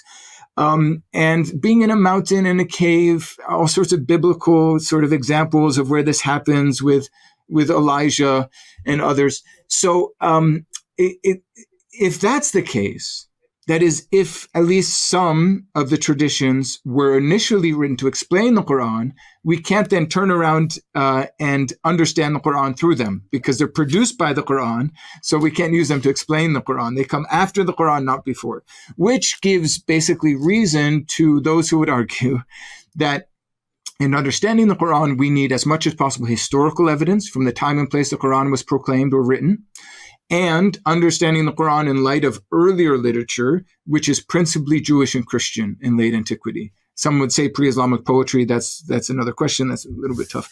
So, I mean, I think that's sort of sets the scene for this problem, this dynamic. I go in much more detail, but maybe I should give you a chance to respond and we could go back and forth. Absolutely. There's so many things I'd love to just ask. And some of these questions may not take you long to respond to. I don't expect us to go exhaustive. Really, I hope people will read the book. And I felt when I read the book that there were books in this book that you could have easily have gotten just, like a specific subject and could have gotten lost in. Many articles are out there on these. So I'll throw something interesting that you actually say early on in the book as the first half of the book pertaining to various approaches. And you mentioned in the opening that some scholars actually believe Muhammad is a title for Jesus and that he didn't exist. And to me, I've heard this before in the past, but it sounds like a conspiracy theory to me because it would require a conspiracy theory or something that just doesn't make sense. Because if this is the case, how did Muslims insert Muhammad as a person over Jesus? It's strange to me. When did the shift happen where this is a title for Jesus? Then all of a sudden, they start thinking he's a different guy. Doesn't that require a conspiracy theory? I don't want to get lost into this, but wouldn't you say that? Yeah, basically, I would agree. It requires a conspiracy theory. So this is certainly not my point of view. And to be fair, I mention it there in part because people with, these sort of fringe theories are really interesting, and the reader would be like, "Wow, yeah, right." But it's an extreme minority position. There are very few people who would doubt the historical existence of Muhammad. Although there are some books out there doing that, but there's really a fringe position. Where the logic of this, I can't really do that much justice to it because it's just difficult to fully, if you don't believe in its coherence, it's hard to give it a coherent explanation. But I mean, the idea is, isn't it interesting that the Quran pays so much interest and in a way gives so much honor to the person of Jesus and to Mary, by the way. And even if it denies explicitly that he's the Son of God, it doesn't really seem to do away with all of the Christian language. So it does call him a word of God. It seems to call him Spirit of God. So that's like point one, that this group is, this idea has been supported by a number of scholars connected to an organization called Inara, based in Germany, right? So that's point one. Quran really has a high place for Jesus, even higher, I would say, than later Islamic tradition allows for, something we could speak about. Yes. And then point number two is Muhammad is sort of everywhere and nowhere in the Quran. So the mention of a prophet, Nabi, or messenger, Rasul, is frequent. And there's all these second-person singular addresses in the Quran, like we spoke about 1 Quran 96 before, but there are many, many others where God speaks to one person. So those are assumed to be addresses to Muhammad. But the name Muhammad only appears 4 times in the Quran. And then in one other occasion, the prophet seems to be referred to by another name, Ahmed. That's in Quran 61, verse 6. Right. So he's also kind of nowhere. Whereas, I mean, Jesus' name is 20 something times. Abraham is, I think, 60 something times, and Moses is over 100 in the Quran. So why is the Quran not actually speaking about this figure? And the name Muhammad seems to have a meaning in Arabic, which is the one who is to be praised. So they kind of put all of that together. But I mean, let's be serious here. I mean, not only does the Quran testify to a figure who's a messenger, and it's possible that Muhammad is an epithet, like a sort of a name that was taken up to reflect his religious role and vocation. So the praised one. There's not a lot of, there are some, but very few witnesses, at least in the inscriptions, to the name Muhammad before Islam. Ahmad al-Jalad would be the person to speak about. Ahmad al-Jalad would be the person to speak about that. So it's possible that this was a sort of epithet, like a nickname, and it wasn't his historical birth name or something. In Arabic, you'd say laqab. But I mean, there's no reason to think Muhammad didn't exist. Yeah, and that's I kind of figured that in the book. You just kind of go right past it, but you mentioned it. In light, so these are some hip fires, and I don't expect you to go in exhaustive on this, but I've talked to Sean Anthony, I've talked to other scholars and asked them different things. And since we're starting with the Quran as our source to try and really understand the Quran, because later stuff is later stuff. I mean, well, after the Quran, well over 100 years or more, easily. Do you think the satanic verses maybe are historical, or again, like what we talked about? I mean, it's a personal question because each scholar might say, I think there's something to it, maybe not as it's elaborated later, but there seems to be something to it, because you mentioned also in your book, don't you find it quite ironic? And it wasn't you, but you quoted a scholar, and I can't remember the scholar's name, where you're like, don't you find it ironic how little pagan theology and beliefs are mentioned in here? It's like you said, Jesus and Mary and the Bible characters and stuff. So yeah. And the big exception to that are the the so-called satanic verses, or at least the material left in the Quran that's connected to the satanic verses, because there you have the mention of the 3 pagan Arabian goddesses, Alat, Manat, and Al-Uzza. So in my opinion, the satanic verses story is not historical, is not authentic. This is a little bit complicated to sort of, I don't know, go through the landscape of scholarly assessments of the story, because you have the Islamic tradition. In the early Islamic tradition, basically, everyone accepts the story. And the reason why they accept the story is, okay, let me take a step back. In the Quran, in Surah 53, which I believe is Surah An-Najm, you have mention of these 3 goddesses, Alat, Manat, and Al-Uzza. And then there's a sort of long verse, strangely long verse there. And then what follows, God says something like, oh, are you going to have sons? And I understood only get daughters. So there's implication that the opponents of the messenger are saying that these three pagan goddesses are the daughters of God. And there are other places in the Quran, I believe, where there's a reference to daughters of God. So there's that. And then there's a verse, I believe in Surah 22, in which says that, the devil basically always inserts into the mind of messengers something that is false, but God abrogates, that's the key word, nasakha is the Arabic word, what Satan, I believe the actual word is casts or throws into the mind of the messengers. And so it's that second verse actually, it's sort of 22 is actually the key one, because it suggests that, this is the normal thing that happens to messengers. Satan tries to insert something in their brain and God fights back, right? And so the early Islamic tradition says, in my opinion, creates the story about Satan inserting certain verses that would have been in Surah 53, which gives praise to these three goddesses. It calls them the high-flying cranes, the birds, high-flying birds. And then Gabriel came down quickly and said, no, this should not be understood. Okay, now the appeal, so the early Islam accepts it. Early Western scholars almost all accept it for two reasons. One, they have this idea that Muhammad was like yearning for the Meccan pagans to accept Islam. And it even was like, it was painful to him that they weren't accepting Islam. And so they imagine that he would have been susceptible to satanic interference for a compromise, which would say, okay, hey, Muhammad, you can accept these goddesses of the pagans as daughters of God, but not as real goddesses. But call them daughters of God and look for their intercession. And that's a compromise. And so Western scholars were like, oh, he must have been like open to proposing something that's whether or not he was deceived or actually just fabricated the whole thing. But he must have been open to that idea of compromise. So that's one reason.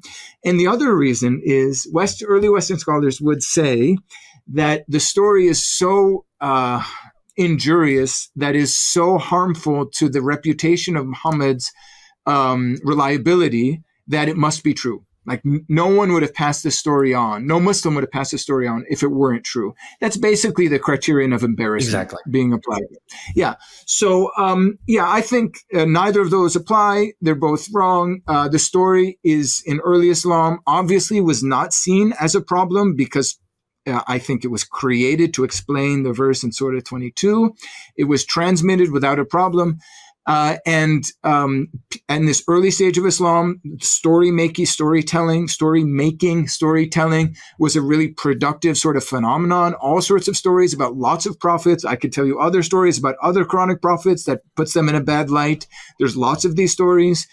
The idea of prophetic perfection or impeccability had not been really established. So I think this is actually a perfect case of the Quran producing a story, which later scholars then took and put back into the Quran, to read the Quran via this story, which in fact was produced by the Quran, a perfect circle. Wow.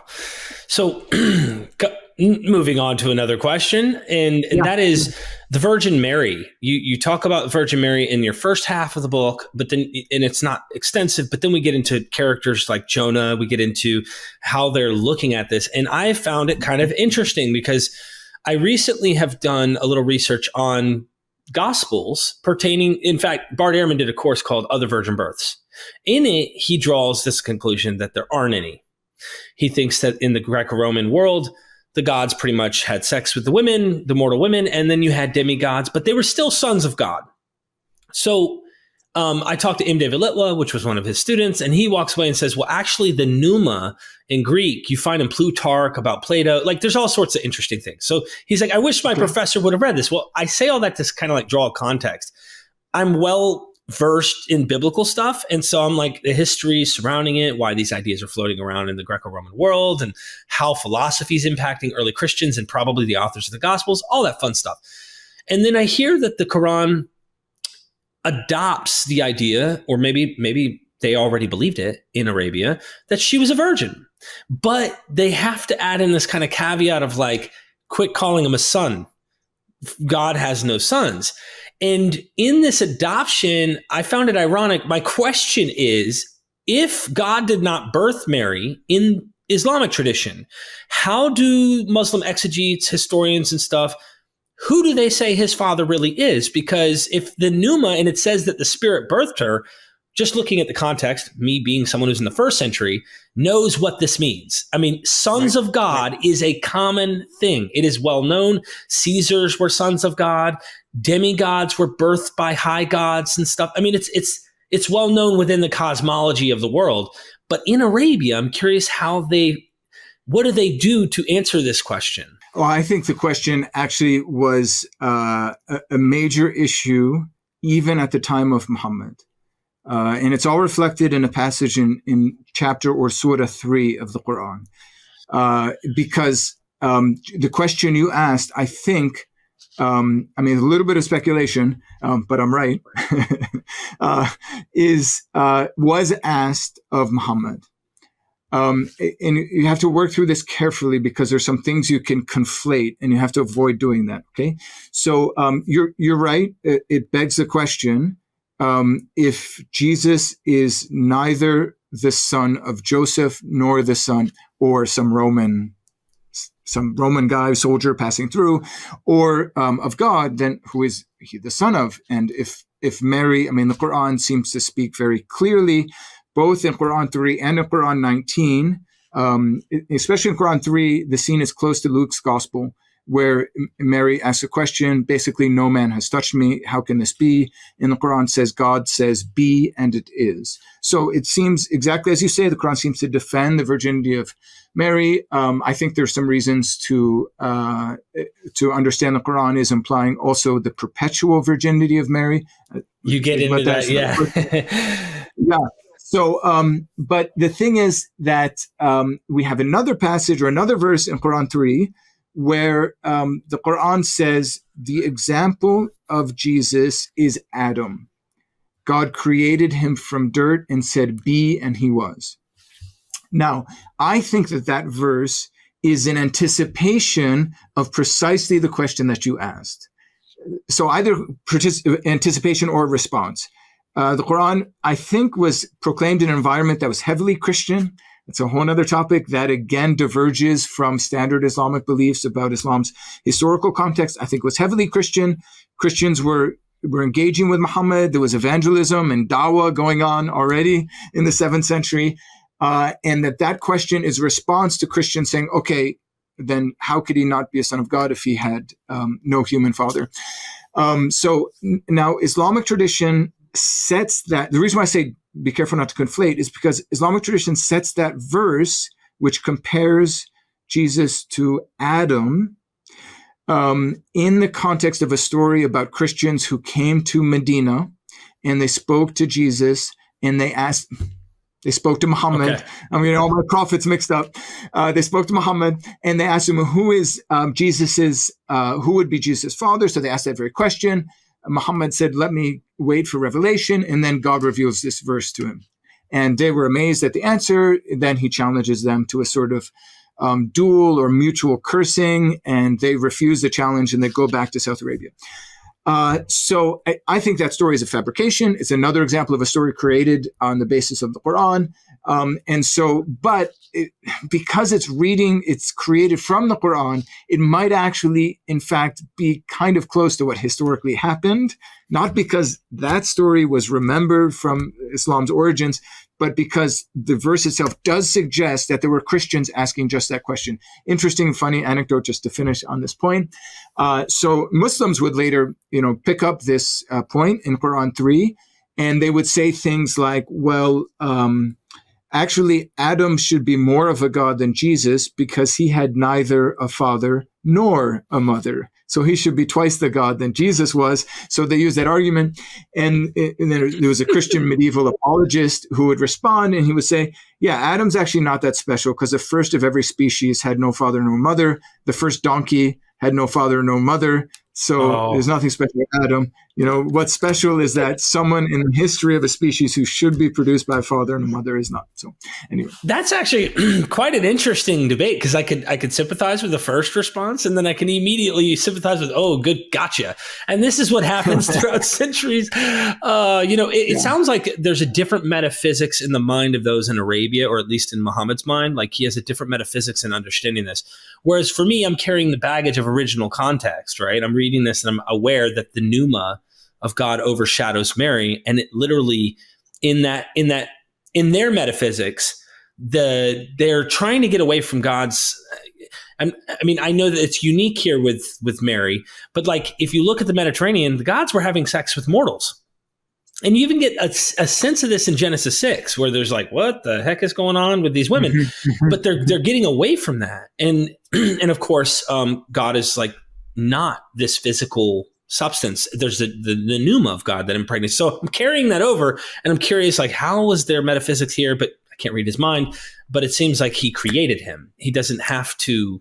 In a sense, there's like a creation miracle of making Jesus, rather than it being through some strange metaphysics that I might find from the first century, if that makes sense. And it's interesting that verse, and it's not the only place, it has God speak, right? So the Quran literally says when God wants something, he says kun. The Arabic word is kun, which means be.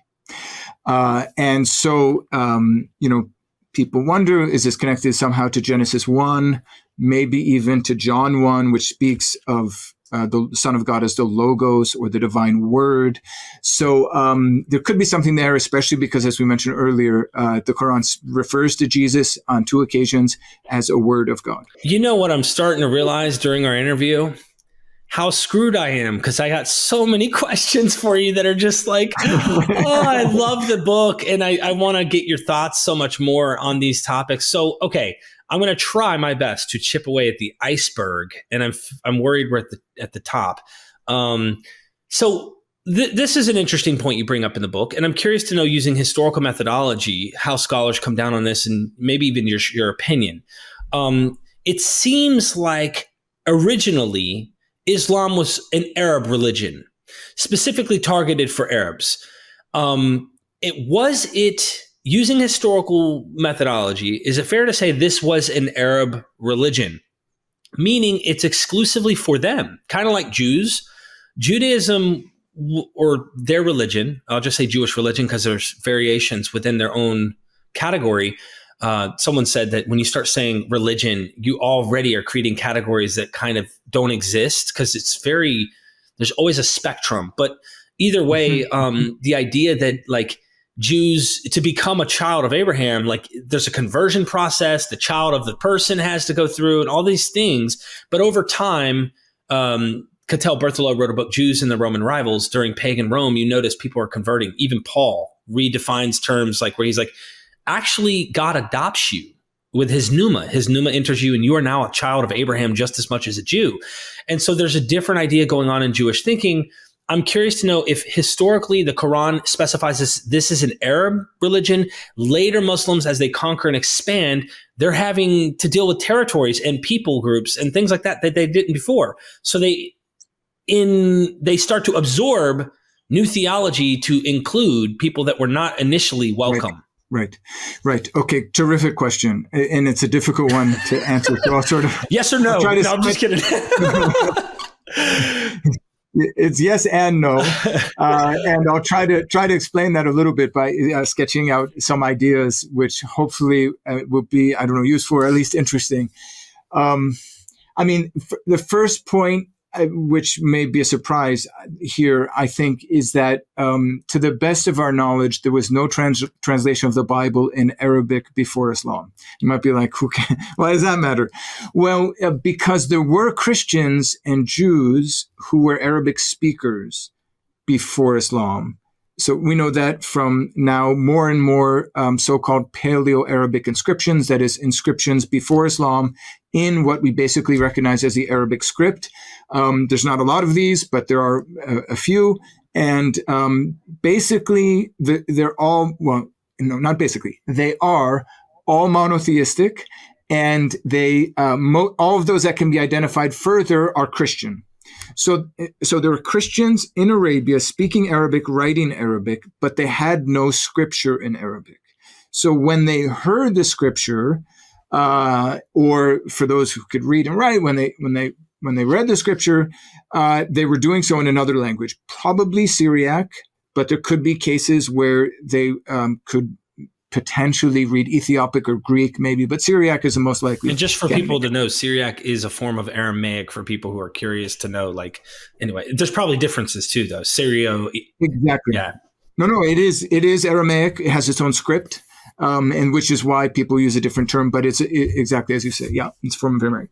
So anyway, that matters because the Quran seems to present itself with great enthusiasm as finally a scripture in Arabic for the Arabs. So the number of verses to bring up here, I think it's 42:7. I might be getting it wrong, so someone can mention that the comments, the right verse. For this reason, we have revealed to you an Arabic Quran that you can warn people. Quran 16:103, I'm pretty sure about this one, has something like, we know that they say only a human is teaching him, but that human to whom they refer has a foreign, or better, barbarous tongue, and this is in an Arabic tongue, or a clear Arabic language. So there are many other verses like this that could be referred to, which basically say, listen, this is scripture. It's consistent with earlier scripture, but it's in Arabic. There's a verse, I don't know what sort it is, which simply says, this is a book that confirms in the Arabic tongue. So you put all this together, and it seems pretty clear that at least in one stratum of the Quran, and that's another problem, do we have strata from different time periods and things, or potentially from different sources? But at least in one stratum of the Quran, there's this great enthusiasm and excitement that finally the Arabs are getting a scripture in their own language. Okay, there's a lot to be said here. I don't want to go too long because I think I've thrown you off by my super long answers. But this is actually super interesting. Potentially, it reflects the missionary impulse of Christians. Remember, and as I'm sure you know, Derek, that in this period in late antiquity, in the Near East, but also in Europe, Christians are translating the Bible furiously into all sorts of languages. As you probably know, the Cyrillic script and other scripts are developed specifically to translate the Bible and evangelize new peoples. And there's reason to think that the Arabic script, not the language, but the script, was developed by Christians, maybe missionaries. Christian Robin has argued this. I think Robert Hoyland has argued something very similar.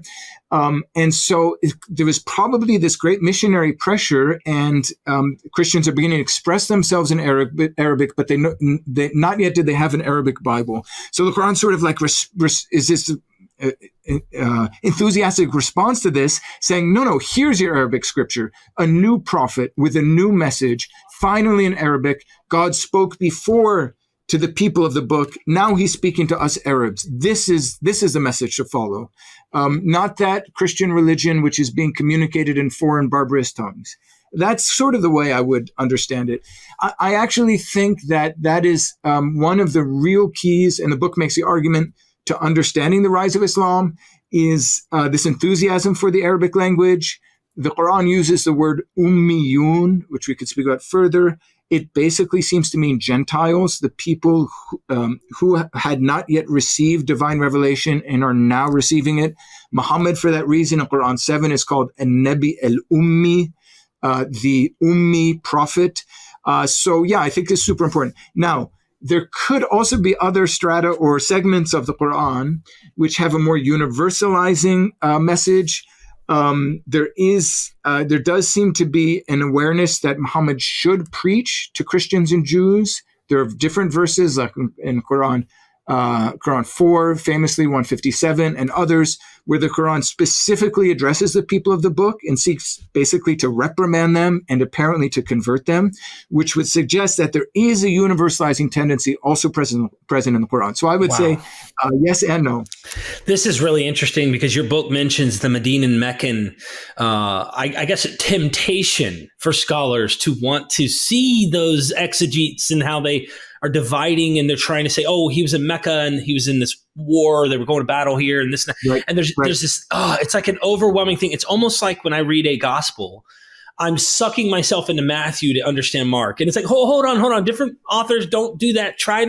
But there's a lot of that temptation. Our time is running out. So I want to make sure we cover something else that I thought was interesting. You have a conversion, like you said, they're motivated to convert. They're setting the record on what the correct scriptures are. You point out in your book how later tradition says Jews and Christians they screwed up their book, they messed stuff up, but you actually go to show that the Quran isn't quite condemning, actually. In fact, there isn't this condemnation. This is something Muslims do, and I imagine when you have something that breaks away from the rest of the world, and now you're entering that world, there's going to be polemics, I imagine, against the Christian and the Jew. So like in the Quran, they're kind of giving a nod to the earlier scriptures and not really polemicizing. That leads me to also ask about apocalypticism. I'm a big fan of trying to like find out the end is near, the end is nigh. We see this all throughout New Testament, late Second Temple Judaism. You might find some of this within the prophets. There seems to be an anticipation of something that's going to change. Do you think the Quran, not necessarily later, because you can find different voices, some might be apocalyptic, some might not. Do you think the Quran has a soon near end apocalypse message in some of the strata, if we can use the term, that this guy, like the Apostle Paul, seems to be anticipating something very soon is going to end? The world's going to end? I think it's a difficult question to answer. And some people have embraced that idea really enthusiastically. I mean, Stephen Shoemaker wrote a really interesting book about, I think, the death of the prophet. And I think it comes up in his new book, Creating the Quran. So those are two resources. People interested in this idea, they might look at Stephen Shoemaker's work to get an advocate for that point of view. I think Fred Donner also in his book, Muhammad and the Believers, basically endorses that view. The most famous endorsement of this view was, at least among sort of nerdy academics, was a French book called Muhammad and the End of the World by a guy named Casanova, written in the 1920s or something. So people always refer back to that. Like, here's a guy who was early, like prophetically, pointing out the apocalyptic or eschatological dimension of the Quran. So, I'm sort of ambiguous about that. I mean, famously, Quran 54:1, which I think is a chapter of the moon, starts with the words اقتربت الساعة وانشق القمر, which means the hour has drawn near and the moon has split in two. And so people point that, and there are various hadith and traditions in which Muhammad is made to say that the hour, I am the prophet of the hour. I think he's sometimes called Al-Hashir, which is the one who gathers in, also a divine name, but a name given to Muhammad as the one who's coming is just anticipates the final hour. The problem with this idea is that, especially in passages connected with Medina, we don't see the same enthusiasm. So it could potentially be in the earlier so-called Meccan period of Muhammad's life, that he had that kind of enthusiasm. 54 is a Meccan passage. But when we look at the Medinan stuff, so when we look at surahs like 2, 3, 4, 5, 8, and 9, this is a statesman who's setting up a society and a city and figuring out, taxes and inheritances and marriage and the distribution of booty and plunder and plans for war and conditions for peace and things like that. So we don't get the sense of someone who is sort of wildly predicting the end of the world, on the corner of Times Square somewhere in Manhattan. We more have the sense of someone who's anticipating building a religious state and is sort of a practical statesman in that regard. So it would be fair to say that if there is that, you would have to take in. I mean, you would have to, but it seems likely that there's like a change in mind and heart, and maybe what an environment that causes that kind of difference. Right. And that's connected to a common approach to the Quran, which is to say that early on, when Muhammad didn't have power, he put his hope in divine vengeance on the unbelievers. So he had this apocalyptic eschatological hope. I mean, sometimes I think, you probably know this better than I do, apocalypticism is explained as some sort of cognitive dissonance between the way that things are and the way that they should be. And so that gap is made up by imagining some divine punishment that's going to come upon one's opponents. And so people say, oh, that could have happened to Muhammad in Mecca because he was weak and persecuted and under the heel of the mighty Quraysh tribe. But then in Medina, things worked out well for him in secular terms, or in worldly terms, I should say, maybe to be more contemporary. And so he sort of left that behind. And he said, no, I can be the rod of God's wrath through jihad. And I can set up a state. I can apply God's law and implement God's rules here and now. We don't. So, I'm sort of skeptical about that too, because I think it's very difficult. This alludes to a point you made earlier. It's very difficult to, in fact, divide between Mecca and Medina strata in the Quran, and even I'm not even ready to assume single authorship for the text, or at least the absence of any process of redaction and layers of redaction within the text. So I think we probably need a more complicated model. Wow, that's an amazing point, because I've been reading on this for a minute, and in not only in your book but other books, you point out in your book, as we're wrapping up here, that there's even in the tradition, then the voices aren't in complete agreement on how we get to Uthman and like who the companions are between the time the Quran comes on. And then there's this really interesting part where they're finding leaves and rocks and like they're discovering writings, and like it almost sounds convincing, like, oh yeah. But it's also sounds a bit legendary, or like they're finding these warriors that are dying off. They need to get the ones that are still alive to come. And then you mentioned the different science. They had a science that they developed, and I think it's called Isnad. Isnad is the chains of traditions which are meant to validate reports. That's hadith, of course, that you go into. So I'm like literally throwing a whole bunch on us as we're getting to the end here. But the point is I thought the same thing too. I'm not saying there isn't stuff that actually goes all the way back, but is it fair to say, to be able to divide between both Mecca and Medina and stuff, you can do it and you can come up with tools and methodology and all that, but like there's no way to actually know with any confidence of certainty that this is the case? So there are different approaches to the problem. Nikolai Sinai is a great person to read, by the way, on this. He is much more optimistic about our ability to identify Meccan and Medinan passages in the Quran than I am. He has a really great book called The Quran: A Historical Introduction. So we've crossed swords a lot on this particular topic.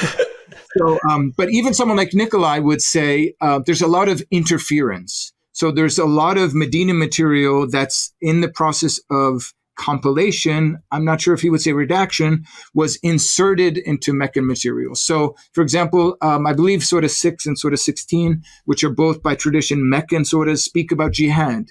Well, there should be no jihad in Mecca. Muhammad was not yet leading armies against the unbelievers.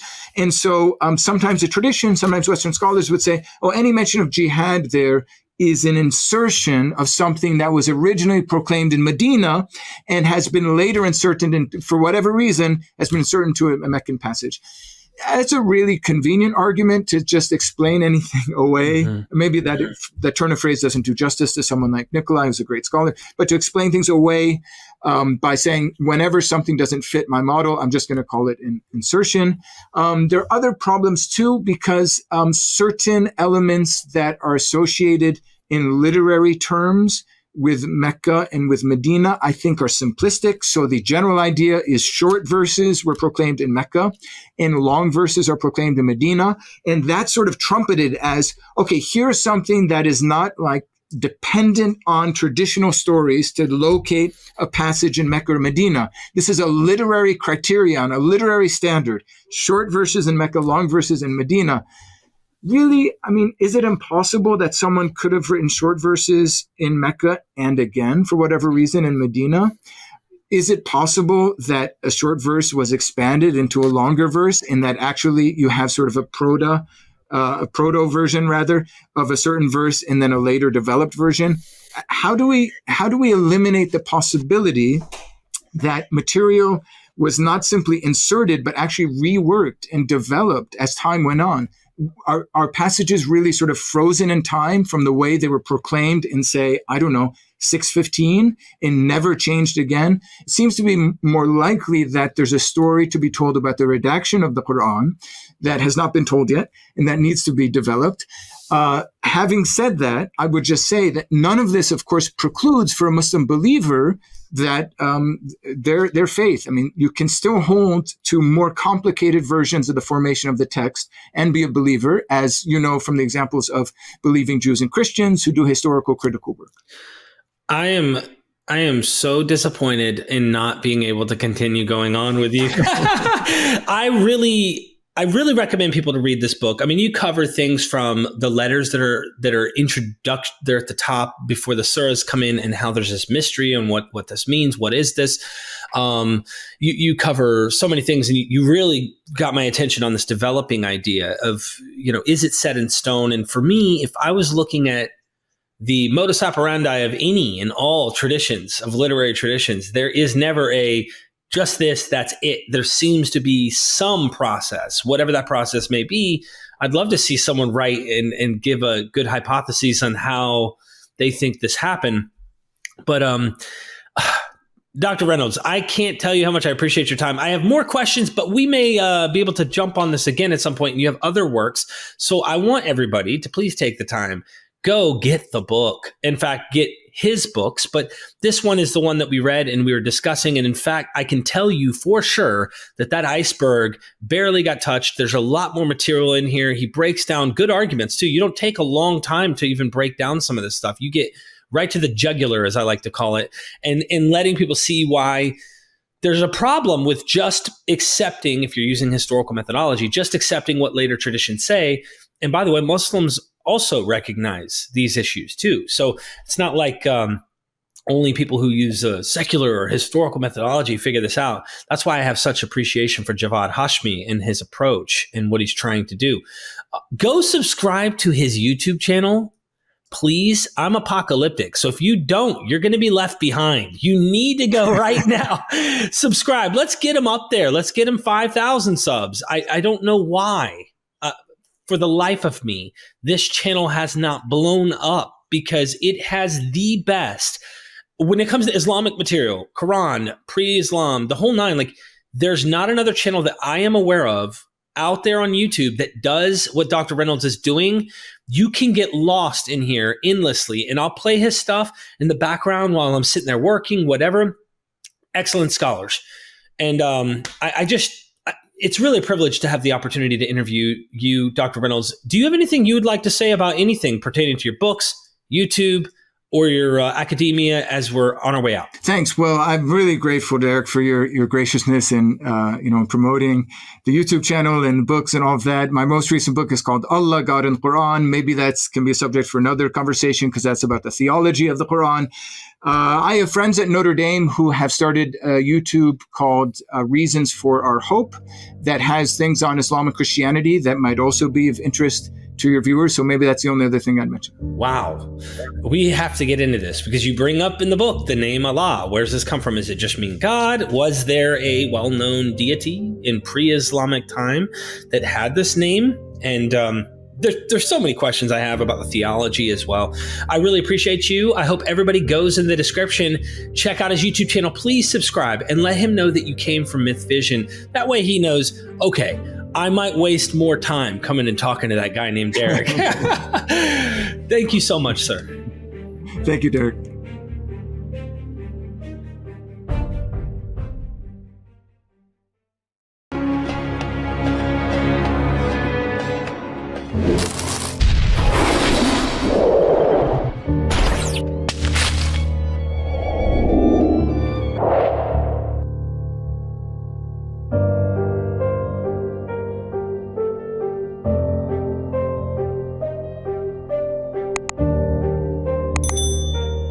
We are MythVision. Welcome back to MythVision Podcast.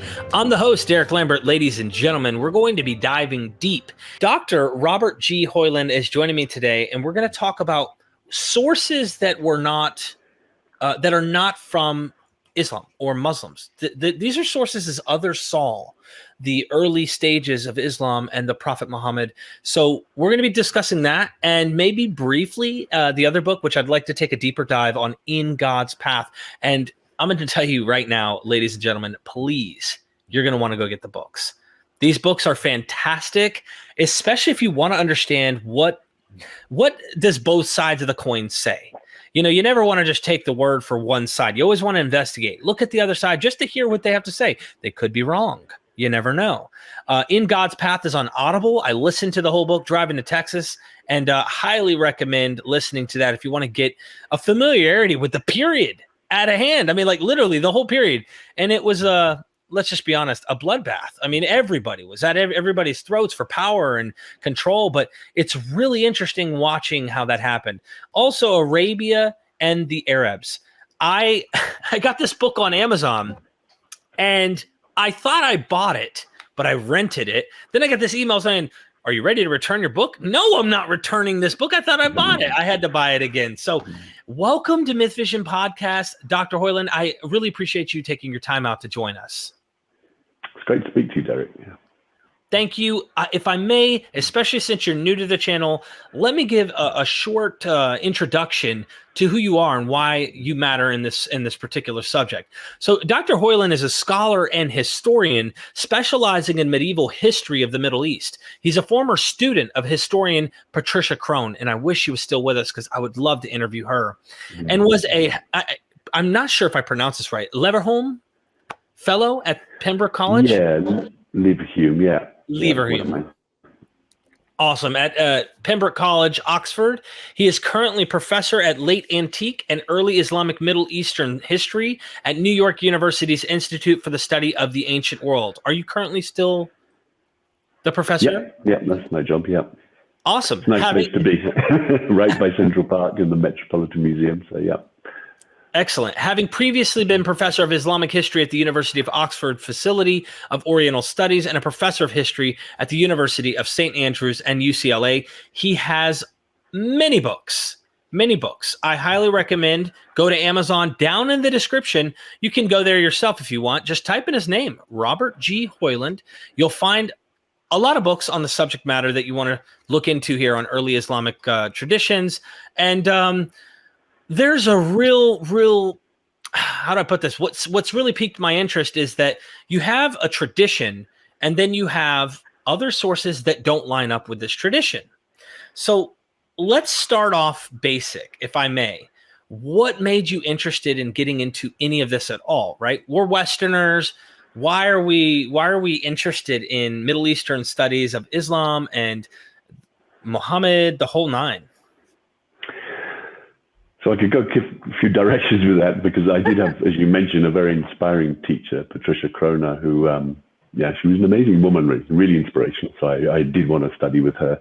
And she and her colleague, Michael Cook, wrote this fascinating book, Hagerism, An Alternative Vision of Islamic History. And it is fascinating. You're kind of led into this different world, which is really very different from what you're told from the Muslim sources.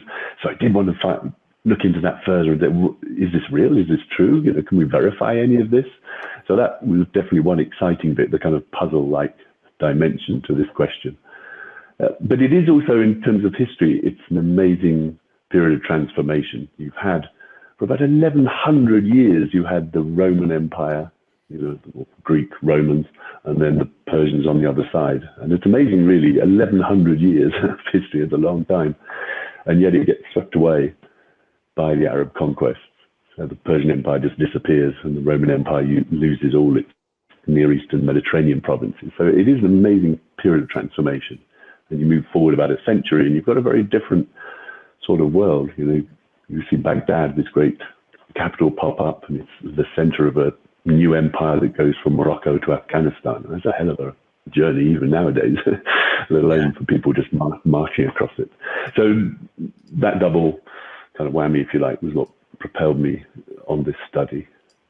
Wow. Yeah. For me, it's the interest of Abrahamic faiths. For me in particular, it was, and I'm just relating, having this conversation as we're going to probe into more content in your book.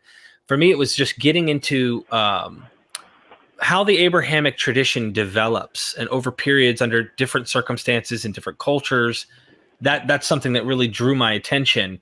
And coming out of the faith, I was in a more extreme form of it.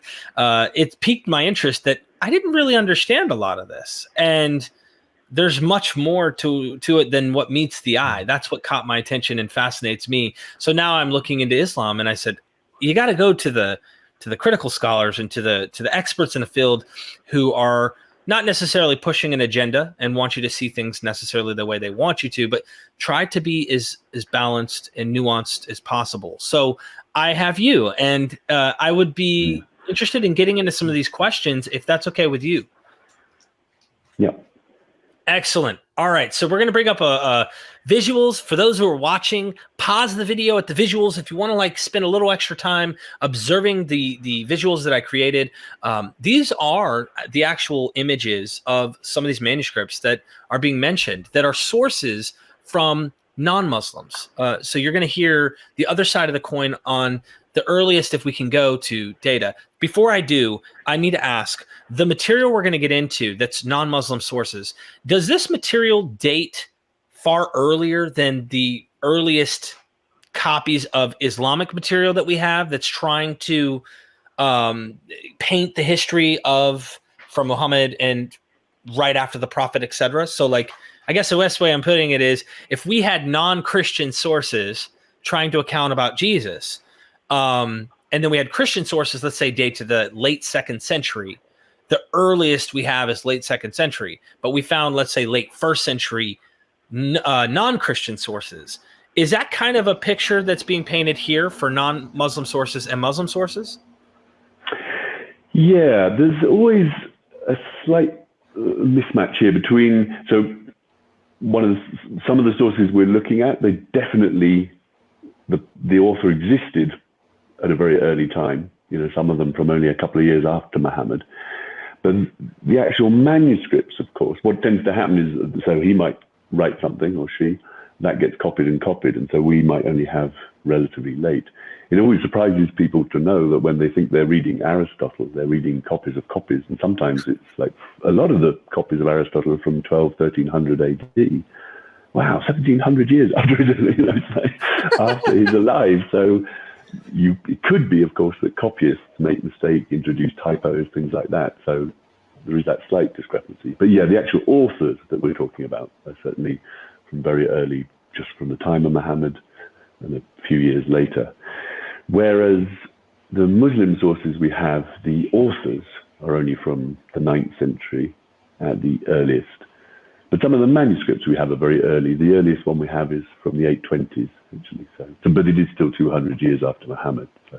Right. So definitely the non-Muslim sources are allowing us to dive down and get nearer. But obviously you can't then get into the fallacy that all early sources are true and all late sources are false. That definitely isn't the case. And you're also talking about a perspective. So we do actually have early non-Christian sources about Jesus. But, they're pagan Roman authors. But for them, he's just, this guy's talking about stuff that seems a bit weird and wonderful. And he's causing a lot of problems, making people rebel against the government and things. So, he's a troublemaker, for heaven's sake. So there's a hell of a difference in perspective. And people, you can say which is right or wrong, but it's difficult. You sometimes have to accept that there are different perspectives on the same event. Anybody who works in car insurance kind of knows that. When you get two people saying what happened in a car accident, you might think, wow, they were in different crashes. Yeah, that is a great point. Perspective, I think, is going to be the subjective tool for everybody at this point, because it's the same problem I have when I did a series on Joseph Smith, for example, just to get, because I love getting into figures in history and everyone goes, he's a con man. People who that aren't Mormons, that don't believe he's a con man, right? That's how they view him. The other side says he was the prophet. And so when you get into this study, I don't know, I start to empathize. I start to read and go, I don't think he was I think he believed in his own stuff. So whether you think he was dishonest or whatever, I think he really believed in his stuff. So getting into it and trying to weigh out the evidence, you got to put on the shoes. It's hard in the 21st century for us to imagine what life was like and how they would view the world around them in those times. So there's so many things I ask our audience to consider when you look into these. Don't just be a critic and not like try to understand. Yes, we don't want to repeat some of these things in history, but try to understand this is history. So, Dr. Hoyland, if I may, let's go to the first example. And the first example I have right here is a fragment of the Arab conquest. This fragment dates to 636 AD. According to, and I'm just going to read this up, Professor, can you tell us about the fragment of the Arab conquest manuscript? What language is it written? Who wrote it? What's written on it, etc.? This manuscript is written in 636 AD, and in Muslim sources, Muhammad, the prophet, died in 632 AD. Is there some mistake made somewhere? As if we go by these dates, then it seems as if Muhammad was alive. So is there any way you can elaborate on that for me? Yeah, I mean, one thing I always tell my students is make sure you get the backstory, because it's like a news item. It sounds, oh, that's crazy, isn't it? But then maybe if you read around and try and get the broader context, you know, it becomes something quite different. And this text is rather unusual because actually the actual manuscript as a whole is a copy of the Gospel, and it's very early. It's like late 6th century. But then just on the front page, it's almost like, you know, you sometimes buy an old book and it's got like a couple of blank pages either side. So this is like that. It partly just protected the ink. You know. But someone who's written this account, it's in Syriac, which is a old Christian language. It's a dialect of Aramaic, which Jesus would have spoken. And in fact, it's really ancient. It goes back 1,000 years before Jesus. So it's, at the time, in the 6th century, it's one of the main languages of the Middle East. And someone's written this account. 636 AD is, to be honest, a slight guess, but what it describes is a battle between, it says, the Arabs of Muhammad and the Romans, somewhere between in modern day Golan area, so between Damascus and northern Israel, if you like, somewhere around there. There's a couple of battles it could be. So to be honest, this could be anywhere between 634 and 636. So, but it is really early. But we can't quite tell what's going on. If you pull it up and show them again, you'll see that it's actually got little holes in it, little bits and pieces. So it's a little bit tricky to be 100% sure what's going on. But that's 100% sure. It's a battle between the Arabs of Muhammad and the Romans. It's around 634 to 636 because the Muslims, or the Arabs of Muhammad anyway, are still. I think this little red inroads. This red circle here is the name Muhammad, I believe. Yeah. So that occurs twice in that little passage. Interesting. So it's I don't know if you want me to go into what it's used as, yet, but the theory that modern scholars like to use it for. But anyway, that's the point. It's just a note. It's not that there's a whole book here on the Arab conquest. The main text is all about the gospel. Somebody's copied it out. And this is just a little note on the front cover, or the inside of the front cover. You could think that maybe someone's in, say, a monastery that's near where the battle happened, and so this guy has written a little note about it. Interesting, because I guess we're going to be revisiting this question about when Muhammad might be still alive or dead, and that comes up again as we continue to try and figure out what we're trying to figure out historically, what really happened, right? And it's tough to know from both sources. So we'll jump into another source if that's okay with you. Thomas the Presbyter, and from what I understand, Thomas the Presbyter was written around 640 AD.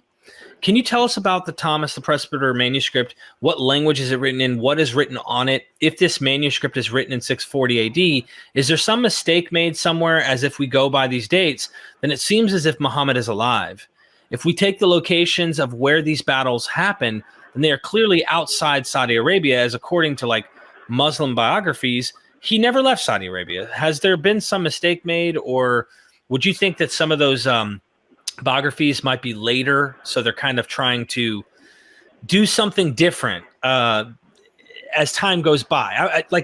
Sorry for continuing, but when I talk to Dr. Anthony, right, in his book on the historical Muhammad, I love it. I absolutely love it, because to me, it's like, all right, we know what a prophet looks like. Just look at the Bible. They're all shepherds. And so was he a shepherd? Was he a merchant? Well, let's divorce him from being a merchant and let's make him a shepherd. Or maybe there's some truth to both. And this is what I enjoyed about his book. So the question becomes like, in this case, would there be some reason to kind of not have Muhammad be alive after the time that they make him, where they say he died? I don't know. There's a lot of questions I have. So you're getting near into what is a bigger kind of theory now, which I might have to explain a little bit so viewers can understand what you're talking about here. So first, Thomas the Presbyter. So he's an author. We actually know him. He's a monk, monastery in southern Palestine. He's writing a chronicle. So the whole text, also in Syriac, like the previous fragment, but the whole text is a chronicle of the world going from creation right up until the time he's writing, which is about 640. He, in the later part, he's getting up to events dealing with the rise of Islam. He doesn't know really. I mean, you've got to remember, this is just a little guy, a monk down in a small little place in southern Palestine. But he knows there was this battle nearby. It's about 12 miles east of modern Gaza. Again, it's between the Arabs, Muhammad, and the Romans. The Romans lose. Arabs win, great victory, wonderful. But he just notes it down. It's very exact, actually. I think I haven't looked at these for a long time, but I think something like the 9th hour of the 4th day of February. It's really, really specific. So you get the sense that he does know. He's got first-hand knowledge about it. He doesn't know how to make sense of it. He doesn't go into any big theories. He just, again, notes down this event, local event. So the Arabs of Muhammad, you could take that as a collective name for those who follow Muhammad, the prophet, who now is dead or alive. It's a bit vague, Arabs of Muhammad. But let me say one way you could run with it, and this is the way Patricia Kroner, my supervisor, ran with it in her book with Michael Cook on Hagerism. The Arabs seem to be heading, so they're in Palestine, and they're heading for Jerusalem. So her idea is that Muhammad's original idea was to capture Jerusalem. It wasn't about broad conquests. And the reason for that is because of the apocalyptic worldview. There had just been this 25-year huge battle between the Romans and the Persians. A lot of people dying, huge amounts of battles. It's an apocalyptic kind of scene, if you like. It's a crazy times. And Jerusalem had been captured by the Persians, and it gets retaken. The Romans conquer Iran. They bring back the Holy Cross, which had been stolen by the Persians. The Emperor of the Romans comes down to Jerusalem, puts the cross back on Mount Golgotha. It's crazy times. So is Muhammad leading an apocalyptic movement? He wants to capture Jerusalem, so he's there ready in the place where Jesus is going to return for the second coming. So this idea is, they do it in collaboration with the Jews, so it's a Jewish-Muslim kind of joint ideology about the end of the world. And for us, this is a bit difficult to get into, but you have to remember there's a lot of people who, when they're talking about the second coming of Christ, it's not some vague notion. Yeah. It is going to happen, maybe even as soon as our lifetimes. And it's particularly when massive events like this have happened, like a big confrontation between superpowers, that people get very worked up about it. So that's the kind of atmosphere. And it's an interesting idea. There's about another academic, Stephen Shoemaker, who you might want to interview on this as well. He wrote a book called Death of the Prophet, and he takes up these references. There's about 11 of them, which all point to the idea of two things. One, Muhammad being alive later than the traditional death date of 632, and two, of going outside Arabia into Palestine. The problem is all these references, you could, if you want to be very skeptical, say they're not, no one just says, hey, Muhammad's in Jerusalem, 5 o'clock, 6:34, in February. None's that explicit. It's like this: the Arabs of Muhammad attack the Romans in 634. Does that mean he's alive, or are they just known as the Arabs of Muhammad? Right. Sounds vague. So it's not 100%. The idea is fascinating. It's because one of the problems we have more broadly of historians is explaining change. It's easy to describe events in a general way, but thinking what's causing these changes that we can see around us. And it's still not easy today sometimes, explaining big events. One possible driver of quite a few events is apocalypticism. Some people use it to explain Jesus as well. He's fueled by an idea. He says at one point about how we know about the end of time. It's going to be these battles and plague and famine, and people ask him, when's it going to happen?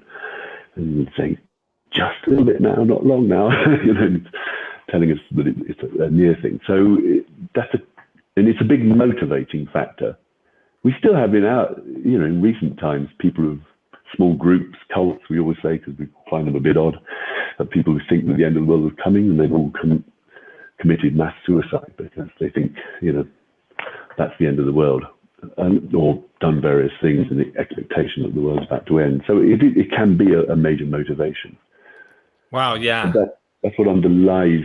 It's funny, this tiny little account, and a few others, are what make up our backing for a kind of big theory of what motivates the whole rise of Islam. It's a lot of weight to place on these sources, but it is a fascinating theory. It makes a lot of sense to me from what I've heard. There seems to be some elements that even the Prophet Muhammad would say things like he believed that it was going to end soon, very apocalyptic type phrases that they've put in the mouth of the Prophet. So, and that's something I'm fascinated with. Apocalypticism is a huge thing of mine, interested in Second Temple Judaism, and of course in Christianity. I've been talking to scholars about that endlessly. So I really want to dig at some point deeper into apocalypticism in early Islam and how, it seems like it's also still continued. It's still an idea that always will continue till time ends. But the same thing we see with Christianity. So this goes into possible theories of cognitive dissonance and other such hypotheses that I think are very interesting to dive into. Thank you for commenting on that. We'll get into another one of these. And I love this one right here. I loved it. This one's so much fun. So the Doctrina Jacobi, if I could use the term, 10th century Greek text talking about 634 to 640 AD or something like that. Can you tell us about this text? What language, is it in? Is it in Greek for sure? What does it say on the text? And there's a line, just to give you an emphasis, there's a line in the Doctrina Jacobi, if you will, Jacob, that says, "And I, Abraham, thoroughly investigating, heard from those who met him," Muhammad, where exactly is this location where Muhammad was, if you don't mind me asking. So I don't know if you know that phrase by heart. Yeah, you're right. This is, again, another fascinating text. It's a much more substantial one. Yes, it's in Greek. In many ways, it's a classic Christian text against the Jews. It's a whole genre, Christian writings against Jews. And they often stage it in a way that there's a Christian and a Jewish speaker, and they're arguing with each other, and the Christian is made to show that Christianity is the true faith and Judaism is wrong. It's a popular form of literature. It's really done for the folks back home, as you would say here in America, but it's a home audience, showing, hey, look how great we are. We've got the true faith, not the Jews. But in this, it has a rather fascinating little piece about this guy, Abraham. And he's heard reports, it says the prophet of the Saracens coming with the Jews. So this seems to confirm this point that there was a collusion between Muhammad and his followers and the Jews. This guy is made to, as you say, check it out, and he's told that he says the prophet. So I must add at this stage, it says the prophet coming with the prophet of the Saracens. It does not say Muhammad. At this point, in 634, you could say, who else could it be? But often the problem for us is that we have only a tiny, tiny proportion of the sources written at the time. So we only have a small view, a very pinpoint sort of view. And it may be that other bigger things are going on. But anyway, that's one little problem there. But equally, there are lots of reports about Muhammad from these 630s, so it makes sense to think that this must be who is intended. If it is the prophet, if it is Muhammad, let's say, doesn't that like kind of throw a wrench in that Muhammad died in 632 in a way? Yeah. So as I say, another one of these sources that just, it's not 100% because it doesn't say 100% that he's alive, but it gives the impression that he's talking about someone alive. I mean, again, you have to bear in mind this is a world in which there's not CNN news, so there's not breaking news. Muhammad just died, people. So, sorry, forget that one. So he's a few hundred miles away, operating Muhammad in theory, but that's just to put it out that there's not 100%. He does not say Muhammad. This prophet is called Muhammad. He doesn't say that. And he doesn't say he's definitely alive now and he's definitely heading for Jerusalem to capture it.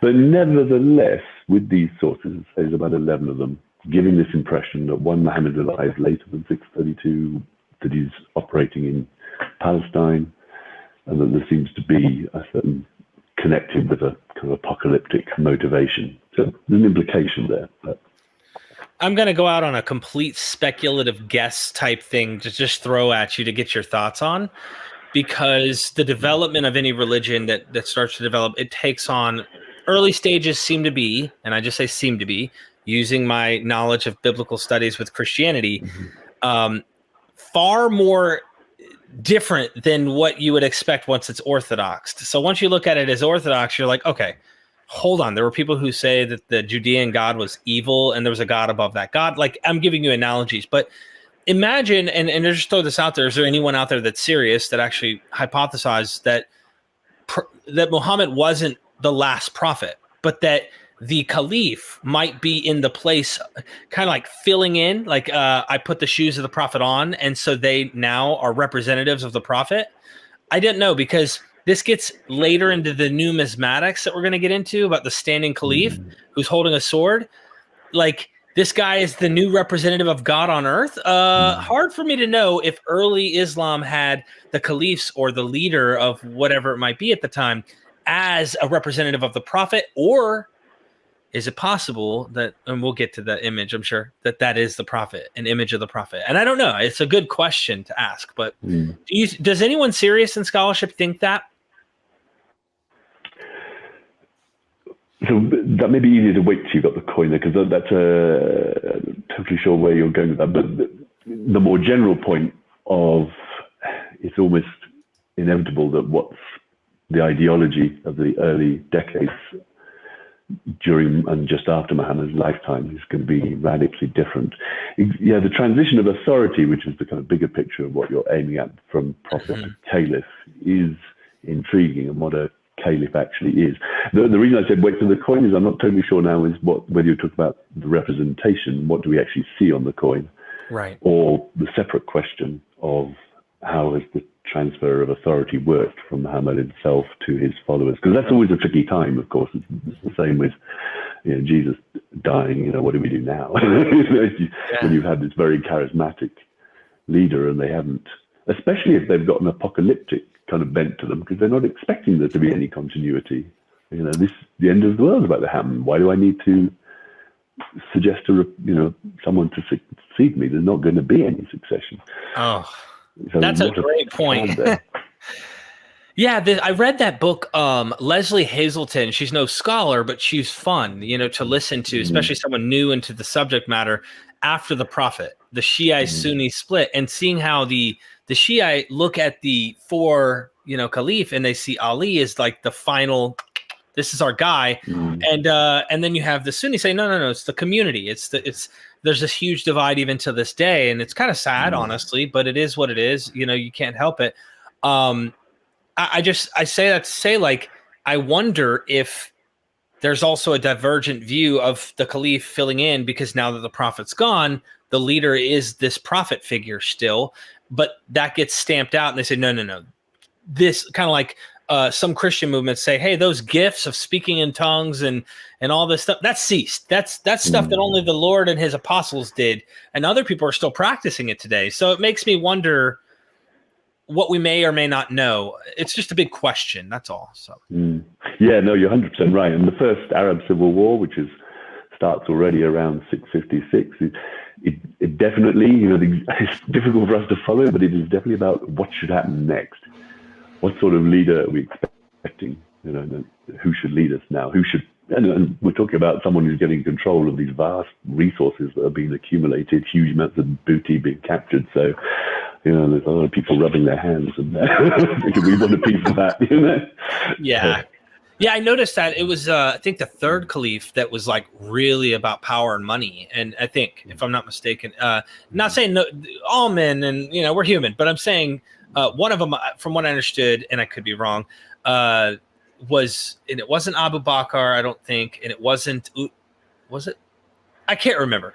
You would know better than I would, but they were more about like political power and money, of course. Even supposedly, I think the tricky thing is what drives these. Because rather interestingly, each of these characters, Abu Bakr is like the rather prudent, cautious one. Omar is the slightly, rushing, a bit, cut off the guy's head before he's questioned him. Oops, he's like a bit hasty, but his heart's in the right place. And then Osman is meant to be the one who's much more interested in money and power. But where these characterizations come from, I mean, we're reading them 200 years later. Do they ultimately all go back to a real character that's there and that's still shone through, or is it really arguments that have happened over those 2 centuries? It's really difficult to know that, because unfortunately for the caliphs, we really don't have any other contemporary way in. The Christians and Jews don't really seem to notice these leaders. It's only with Muawiyah in Damascus. I mean, it's possibly partly because they're deep down in Arabia where non-Muslims aren't going, and it's only once they get to Damascus, which is obviously a major settled center of power, that they take notice, and that's why it's Muawiyah in Damascus that everyone notices, but not what's going on before that. Wow, I didn't know that. Thank you. All right, next example. Is it the Zuknin Chronicle? Yeah. This is an interesting. This is an interesting one. I was popping up here. If I may, can you tell us about this chronicle? Was Muhammad with them during the conquest mentioned in the chronicle, right? So these are repetitive. It seems there seems to be a theme potentially in my questions, of course. Was he there? Did he try to take over Jerusalem and such? Please fill us in on this chronicle. A little bit of background knowledge, and then what is going on, if you don't mind. Yeah, so the Zuknin refers to a monastery just outside modern Diyarbakir. I was actually there last month. Beautiful city. And yeah, just on the north outside the city walls is this monastery. He's a monk, this guy, at this monastery. He's writing his chronicle. 775, that's 100, some odd years later than Muhammad. But the way these chronicles work is they tend to copy an earlier one and then just update it for their lifetime. So this guy is copying earlier material. That doesn't guarantee it's right or wrong, but it's going back further. Again, it's in Syriac. Again, Syriac Christians are a dominant proportion of the Christians in the Middle East in the 7th century. Those who speak Syriac as their mother tongue. Again, it's not a total statement of Muhammad was alive then and doing this at this time, but it's another nail in the coffin, if you like, or another, quiver to the bow, adding weight to this argument that Muhammad was alive. Right. It starts to then, I suppose, lead on to the question: why does it matter? Because I imagine your viewers are thinking, who cares? Did he die in 632, 634? Who cares? What's the difference? So the argument for those like Patricia Kroner and more recently Stephen Schumacher for why this matters, or what they say is happening, is later when the Muslim historians want to move away from this apocalyptic explanation, idea of their origins. And in the end, it's not just about did they forge it or change it. It doesn't make sense anymore. Everyone has this. You look back, as you get older, you look back and say, why the hell was I doing that? what was I at? and it ceases to make sense because the world's changed. The context is so different that you can't think, why did I actually ever do that in the first place? That was a really stupid thing. So you can imagine that as the world has changed, the whole empire is now there and it's got a lot of solidity to it. So the idea of it being founded on a sense that the world was about to end seems a bit crazy. So you rework it. That's what we all do. Some of them, it's interesting. Some people retain a sense of what they originally thought and just think it's weird. Some people actually edit out the whole thing and they have no contact anymore with what they originally thought when they were like a teenager or something. But yeah, so you could argue it's got edited out. And what they do is they edit it out by keeping Muhammad in Arabia and dying before those conquests actually happen. So let's put a cap on it, 632, and he stays in Arabia. They keep it at that. And then the next guy is the one who leads the conquest. So the way of cutting off, one from that apocalyptic dimension, but also from that Jewish dimension, that kind of Muslim Jewish sort of ideology. By the 9th century, they want to keep it a very full-on Muslim ideology, and they want it centered on Mecca. So if the original aim was to capture Jerusalem, then that's a very different proposal. It's a very different focus, whereas they want the focus now to be very much Mecca and Medina. That's it. That's our holy land. Nothing to do with Palestine or Jerusalem anymore. So it's a shift in direction. And that's why this wanting to cap the death date and geographical movement of Muhammad occurs. That's what the theory would say, anyway. Yeah, this is a fascinating discussion. I'm really enjoying these ideas. None of this is certain. It's just a great way of trying to consider what would be a motivating factor for doing this. And to me, I always refer back. I do this with every Islamic scholar that I talk to, or Quranic scholar, you name it, the history of Islam and such. And I always refer back to what I know, which is biblical stuff. And so I say, okay, someone might want to ask, why would they have Jesus appearing to them in Jerusalem instead of Galilee? And in the first two Gospels, that we think chronologically occurred, then it goes to Jerusalem. Well, why then? Why is he born in Bethlehem? But at first he was in Nazareth. They're trying to fulfill prophecy, probably, and there's other explanations that can see fitting these later Gospels into certain narratives. So with what you're suggesting, it makes a lot of sense to me that if you want to paint a narrative where he's not in contact with sources potentially for influence on the Quran, which has become a text by the time this is being written, and it's solidified that this is an empire-wide text, I wonder if critics and polemics have been jabbed. For example, I'm using Gospel of Matthew, and I know I'm jumping around, but this is what I know. They put guards at the tomb. No other gospel has guards at the tomb. And he says, well, these people till this day, the author seems to indicate, till this day, there are people who say, that he didn't rise from the dead. So we have guards there protecting. So no one stole the body. Don't quit saying that the body was stolen. We had guards there to protect it. So there's a polemic to defend it. And I wonder if that's something that later, like you're talking about, safeguarding it, making it only Mecca, and they're willing to allow them at Mecca, Medina, but not the Jerusalem narrative, if there was a Jerusalem conquest that he was involved in. And then another question in that vein, I know I'm throwing a bunch out there, but just to get your opinion, is when they once were turned toward Jerusalem, and then he says, stop, we're turning this way now. Do you think that might potentially play a significant role in this whole, did he die in 632 or later? Was he alive during this conquest? Do you think that turning of which direction of prayer might play a role in this whole theme of things we're discussing? Yeah, it's quite a fascinating point, because in the biographies of Muhammad, it just says that the first direction of prayer was towards Jerusalem, but then Muhammad changed it. And it's kind of, why was it towards Jerusalem, for heaven's sake? You're a long way to the south, so it's not obvious what the connection was. So it's just not explained in the biographies of Muhammad or anywhere. It's just simply, okay, that's how it was. But then Muhammad changed it. So it's certainly a kind of quite interesting indicator of that sense that Judaism in some form was very important to Muhammad and the first followers of Muhammad, and therefore that Jerusalem was significant to them. It doesn't mean they were Jews. Some people have argued they were Jews, but it just means that there must have been strong influence. And there were quite a few Jewish communities. We know this actually from inscriptions that were left. There were a few Jewish Aramaic and Hebrew inscriptions all the way down the northwest of Saudi Arabia. So they're certainly a major community. So there could have been a big influence on Muhammad. Right. Seems like that.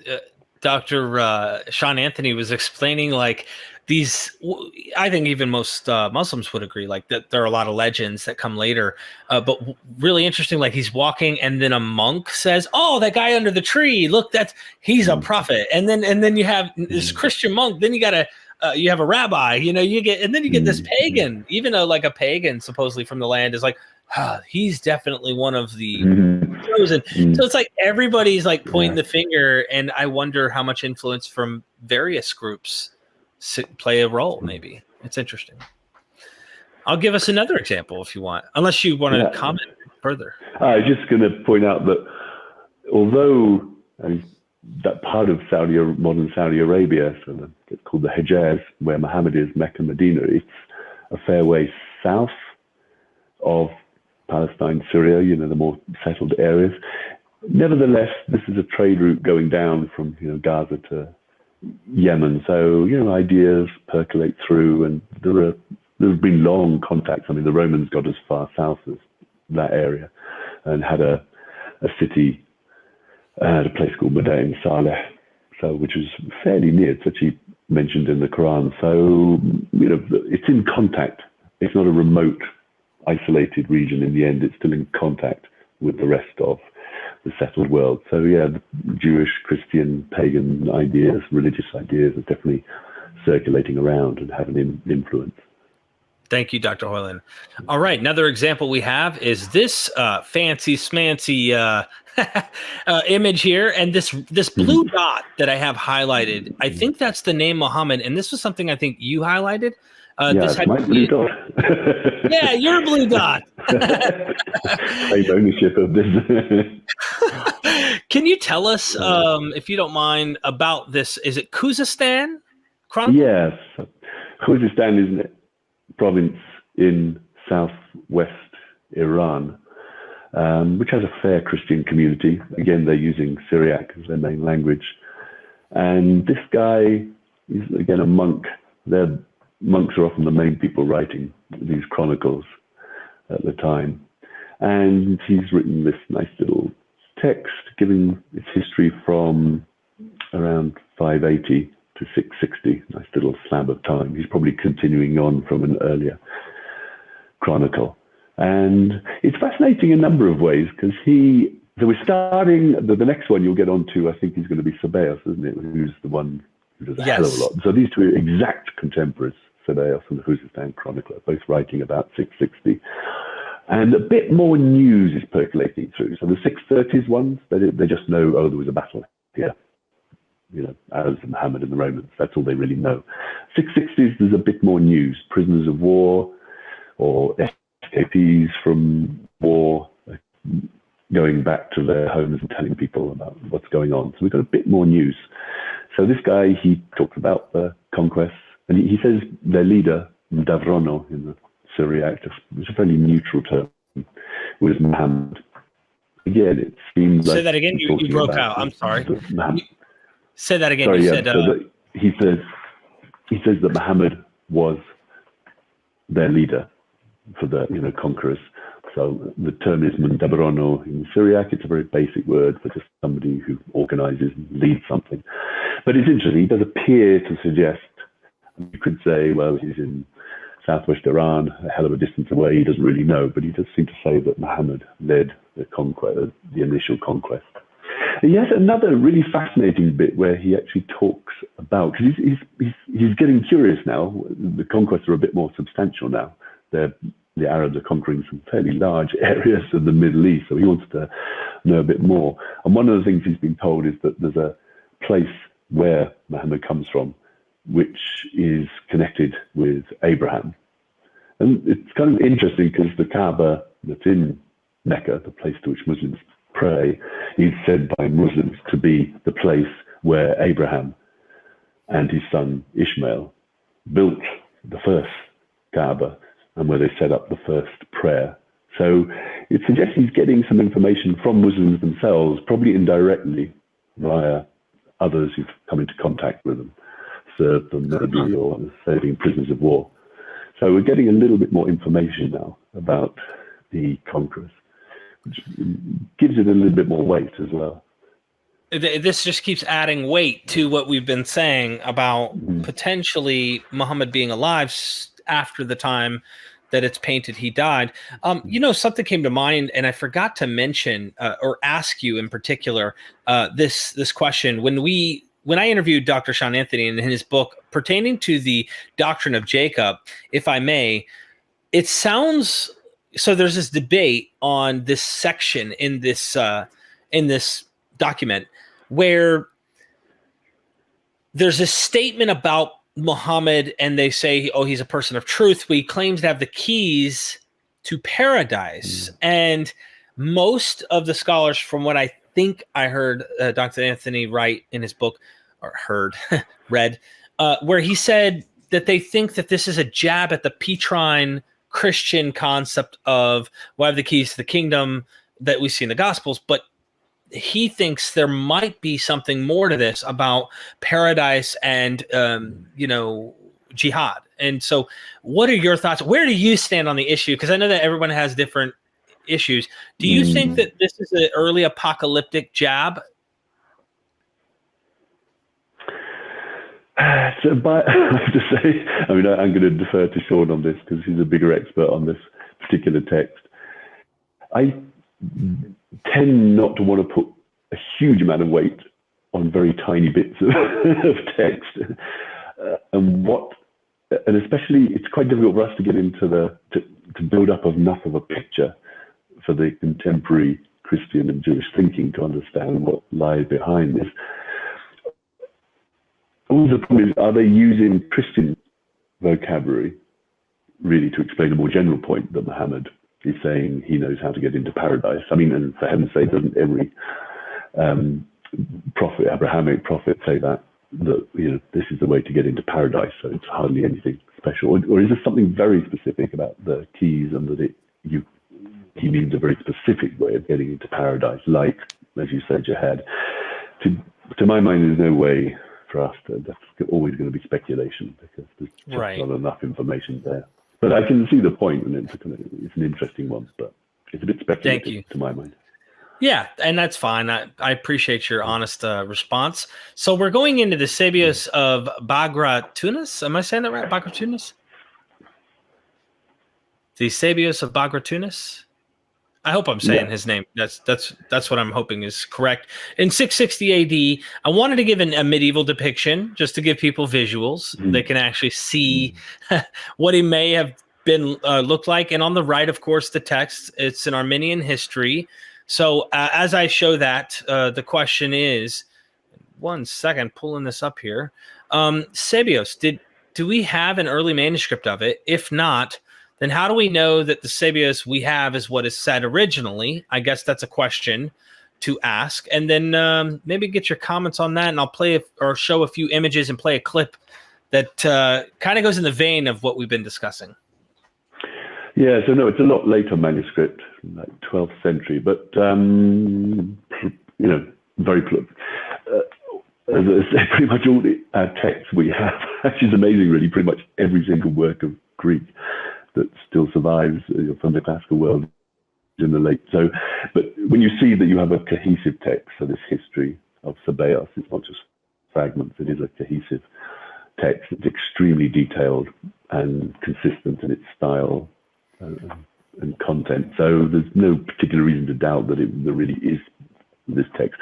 Generally, what you worry about with these late copies is whether there's been very minor typographic, there's copy and copy. They make small mistakes and things, but there's no reason to doubt the text as a whole, that it is the history of this person. another cleric, writing, as I say, about 660-ish, and way up in Armenia. So Bagratun is a royal house, if you like, but way up near modern Armenia, Divin, which is just outside Yerevan. But he says he got this from eyewitnesses and people who were actually present at the events, and he does specify prisoners of war who managed to escape and get back to their homeland. So he seems to have some good information, and it is very detailed. I don't really want to put up the actual story. I can bring up the text. I don't have the actual, like in its original. It's obviously the English translation. So here's just one on Sebios, page 96, I believe it was, and the highlighted section. So Muhammad, and notice how Mahmet, how they spell his name, legislated for them not to eat carrion, not to drink wine, not to speak falsely, and not to engage in fornication. He said with an oath, God promised this land to Abraham and his seed after him forever. And he brought about as he promised during that time while he loved Israel. But now you are the sons of Abraham, and God is accomplishing his promise to Abraham and his seed for you. Love sincerely only the God of Abraham, and go and seize your land with God, which God gave to your father Abraham. No one will be able to resist you in battle because God is with you. Then all they gathered in unison from Ewilah, as far as Sur, which is opposite Egypt, and they went from the desert of Paran. 12 tribes according to the. Now I don't know, if we're getting into myth here in legend, or if they're really self-fulfilling it in a sense and formulating their army in 12 sections or something, because that could be the case. But as far as this seems like he's talking about the Holy Land, Jerusalem again. Yeah. So he's a really fascinating author. He's the first one who gives us quite an extended account, because before that passage that you have, he has a whole bit beforehand where he describes how some Jews from Edessa, who had been, he's writing about the very end of the war between the Romans and the Persians. Lots of Persians because they've been there 20 years or so, are in cities around the edges of the Persian Empire, like Edessa, which is now in southeast Turkey, very major city at the time. And Jews had also followed along with the Persians because they kind of cooperated with them, hoping to get access, particularly to Jerusalem. So when the Romans win, they kick out the Persians and the Jews. And so Sabaoth says, the Jews from Edessa, they head down to Arabia, they meet up with Muhammad, and then they explain to him about some doctrines of Judaism, and they all go and invade Palestine to capture Jerusalem. So he's very explicit. He even says about how the Muslims and the Jews rebuild the temple together of Jerusalem. So this is, serious stuff. But so Sabaoth has three sources of information. Well, three things that motivate his writing.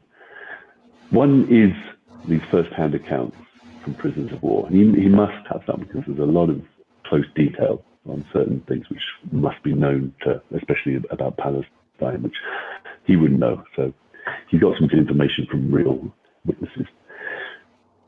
This is the Bible. And you can really see this in that bit that you quoted. There's a lot of biblical, from Havilah unto Shur is a direct quotation from the tribes gathering together of Israel. This is all directly from the Bible.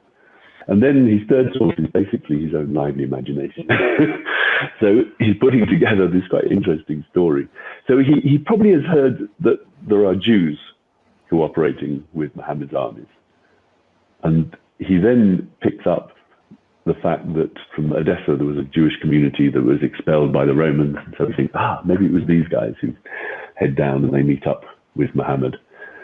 So, and some of it's kind of Jewish apocalyptic material. So the question is the relative weight, I suppose. Could you isolate out the contemporary witnesses and their accounts from the biblical, and then Sabaoth's own thinking as he tries to put together this account into something coherent? And this is where people are going to argue. His is probably the main reason or basis for the book Hagerism by Kroner and Cook, because it's very clear that you have Muhammad's community and the Jews cooperating together to capture Palestine on a basis of apocalyptic ideology. So there's effectively it's Ceballos who first outlines this theory, and Cronin and Cook take it up and give it much more solid analysis and bring in many more sources. But Ceballos is at the base of this. If you're skeptical, you'll just say, well, he's just used lots of biblical stereotypes and it's mainly the Bible and his own imagination. Others would like to feel, no, there's a lot of good contemporary observation there. So we should really take this seriously. This is the sort of thing I'd give students and say, hey, have a go at teasing that out, because it's a wonderful text to read. But it's difficult to identify. When there's not enough information, people fall back on their prejudices and own particular perspectives on the world. And so, this is the case where you get people arguing quite strongly in opposite directions. It's just going to reflect where they're coming from and how they see the world. This begs a question, because I thought about this earlier this morning and yesterday when I was prepping for the show. Hagerism, what would be the motivating factor for saying you are an Ishmaelite or a descendant of Ishmael, right? And you bring up an interesting point. I guess I need to read that book to get my head wrapped around why would, because I'm thinking, and this is someone who's read biblical account, though he's a seed of Abraham, okay, he's a descendant, and yes, he's promised to be, he'll be a ruler of nations and stuff. He doesn't get a good image and outlook. If you read your Hebrew Bible, it's like Ishmael's kind of a wild man, and I'm not going to use the term, but they're, it doesn't look good for Ishmael, but yet I guess it's good in some ways because he's going to be a ruler of nations. I don't know. What would be their motivation factor? Do you think that they said, well, we're brothers with Isaac, so Isaac and Ishmael, we're going to find ways to be brothers, and they kind of look over that polemic against Ishmael, biblically speaking? I don't know. I'm throwing it to you to maybe get your opinion on it. Yeah, it would be nice to know what the backstory to the Quran was. So in the Quran, it's very clear that Abraham and his son Ishmael so Abraham, obviously, key character in Judaism as well, but Ishmael is a good guy. He's very important. He's central. And it's just as in the beginning of the gospel, you get this tracing back of Jesus's genealogy to David. You get the same where Muhammad is traced back to Abraham, because Ishmael, father of the Arabs, and so you have a direct line. So this is key, this Abrahamic genealogy, both in terms of descent and actually the religious belief, is key to the Quran and its vision, because the Quran isn't saying, hey, here's a brand new religion for you guys to follow. Right. It's saying this is the original religion that Muhammad gave to Moses and Abraham. Moses and Abraham are the two key figures in the Quran. Moses, the early recipient of God's religion, and Abraham was continuing it and passing it on to all nations, including the Arabs. And so this is the original religion. The Christians just went off the wall a bit with Jesus, who was only meant to be a prophet. So this is the Quran's perspective. And by tapping into Abraham in this way, Muhammad is able to give to his people, if you like, his followers, and Arabs around him, a sense that they're part of that original religion. Is this an old idea? This is something it would be nice to know more. There is one account that tends to be used, a 6th century church historian, Zotimenes, who does actually say that some Jews who came down into Arabia taught the Arabs that they were descended from Abraham. So even if not quite as good as being a son of Isaac, it's pretty good being a son of Abraham, Ishmael, because you still tap directly into Abraham. And so they told them that, so you are brothers to us, and you should circumcise and so on, so we can be one people. So there is some sense that this might be an earlier ideology that's been latent. It's one of many ideologies perhaps bubbling around Arabia, and then Muhammad takes it up and runs with it. We don't really have enough information to know, but it's important that's there, and it's obviously is important right to the earliest Muslims. As I say, both the Chronicle of Khuzestan and Ceballos both mention this connection with Abraham. And they've obviously had that reported indirectly from the Muslims themselves. And so this is one of the early dimensions of Islam for sure, the connection with Abraham and Arabs as descendants of Abraham, and therefore inheriting his legacy, which means both worship of the one God and ruling the earth. That you'll have a nation that will rule over all earth. The Quran actually loosely paraphrases the Psalms on that point, that you, as the sons of Abraham, will inherit the earth. So there's a definite hint of an ideology there that continues on to some extent into later Islamic times too. There's something interesting too. I don't know if there's even a connection, but you spark curiosity in my thinking. I've interviewed Dr. Zvi Ben-Dor Benit. I don't know if you've ever heard of him. He wrote a book, A World History of the Lost Tribes of Israel. And, you know, we read an account in Josephus. Josephus talks about, well, the 10 northern tribes, they're beyond the Euphrates. They're without number. They're innumerable. And then you have, well, there's 2 tribes here in Jerusalem. And he's talking about, or in Rome, I mean, the Judah and Benjamin. And he's going into this history since the Assyrian conquest in the 8th century BC all the way down. And eventually, like, they're out there trying to find the lost tribes. And at some point, I don't know historically, I'd love to have him back on maybe to discuss in this region of, 6th, 7th century, what might be happening. Are they exploring regions saying, you people might be our brethren? I don't know. It just kind of makes me wonder if this motif is significant in what you're suggesting, because in order for the end to happen, and apocalyptic fever was all over the place, the lost Israelites, according to Jewish scripture, are supposed to be regathered in order for it to happen. And everyone knows this. Even Christians who want to try and like bring Jews back to the Holy Land are thinking they're going to bring the apocalypse and the second coming upon us by doing that. So it is an interesting, I think there's some weight to what you're suggesting. And can we prove it? Not maybe off the data we have, we can speculate, but it's really fun. So, yeah. Did you want to comment? And you're right.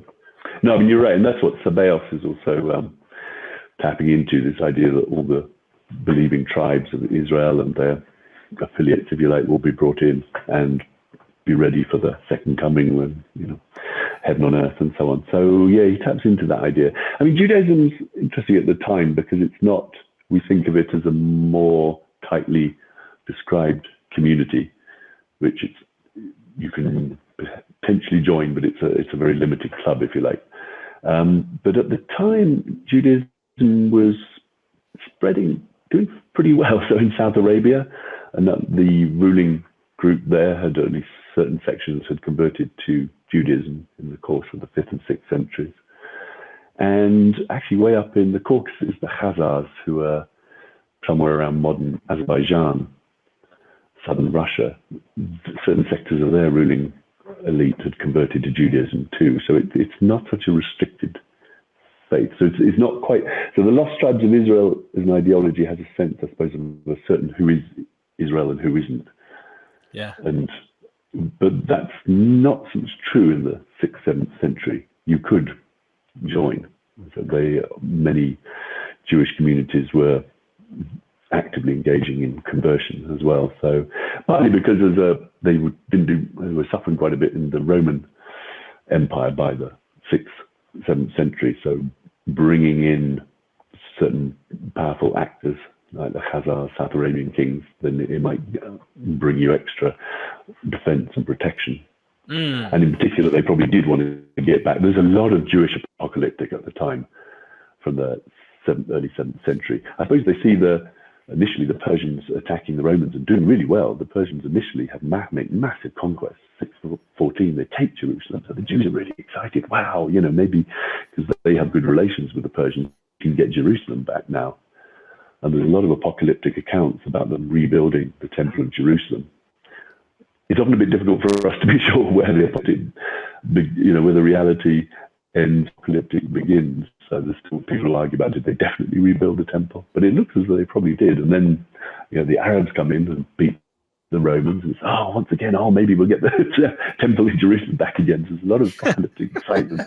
So a lot of motivation for them to certainly side with the Muhammad's Arabs, to try and recapture Palestine, at least have a part in it and be allowed to, this because they'd been excluded from Jerusalem. So this was a big goal at the time. Wow. Thank you so much for that response. I've got a couple more here on the Sebios thing. This right here says, the said Muhammad had begun as a young man to go up and down from his own city of Yathrib to Palestine for reasons of commerce, both buying and selling. That is how he became familiar with that country and the monotheistic religion. So this is already polemic, if you will, this would go against the tradition is what I'm trying to get at, that he learned this through this. But back at home, he would expound this religion to his tribesmen, a few of whom were convinced and became his followers. When speaking to them on these matters, he used also to extol the quality of the land in Palestine, and he maintained that it was because they confessed that unique God that such a good and fertile land had been given to them. Then he would add, if you listen to me, you too will have a good land, flowing with milk and honey as a gift from God. To back this claim, he gathered those who were amenable into a band and began to lead them up to raid the land of Palestine. So there seems to be a clear affirmative. And then here in West Syrian Chronicles, one raiding expedition to Palestine and back was naturally followed by another. So it seems like all of these non-Muslim sources seem to be indicating if we want to generalize that this is like, well, they're followers of Muhammad. This is all it is. So we're kind of stuck with, where is this image I'd like to show you that I have in particular? It seems like you either have, it's not Abu Bakr, it's Omar, isn't it? Who's the first caliph? Because it's either between them or Muhammad himself that actually goes, if I'm not mistaken. So Abu Bakr is the first. Sorry, goes in the sense of what? I'm not sure what you're referring to there. Yeah, I'm just trying to figure out if it wasn't Muhammad, then it would have been a claim for one of the caliph, if I'm not mistaken. Oh, possibly. If you just, yeah. I mean, in the end, I suppose the question is just, is it a totally manufactured account in the sense that they're trying to explain what's happened? How has this all come about? That the Arabs set off, they conquer all these places and so on. How is it?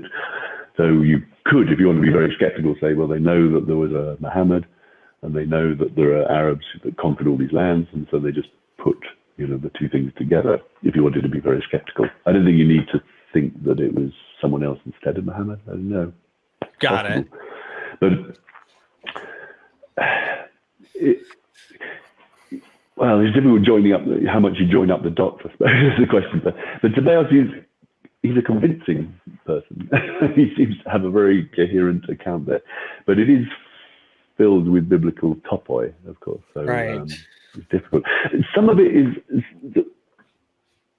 a lot of the Muslim accounts allow some of this, so that Muhammad is a trader. Well, that's there, as you can see in Tabeos. Then he goes on trading journeys towards the Roman Empire and the very edges. He's actually, you alluded earlier to an account where he's recognized as a prophet by a monk, and that's meant to have happened near a place called Bostra, which is a Roman city on the edges of the Roman Empire towards Arabia. I mean, now it's in the very south of Syria near the Jordanian border, but it would have been in the if you like, southeastern border of the Roman territory. So Muhammad does get up that far, not as a conqueror, but just as a trader. So if you like, it's allowed a bit by the Muslim sources. So is it the case that they've just kind of minimized it, if you like? They've kind of dragged him back down mainly to stay in Arabia, but actually he gets further. But I say the question is, always the problem is there's no clear outside verification. And so in the end, it'll be a case of, do you consider, I actually reviewed Stephen Shoemaker's book on Death of a Prophet.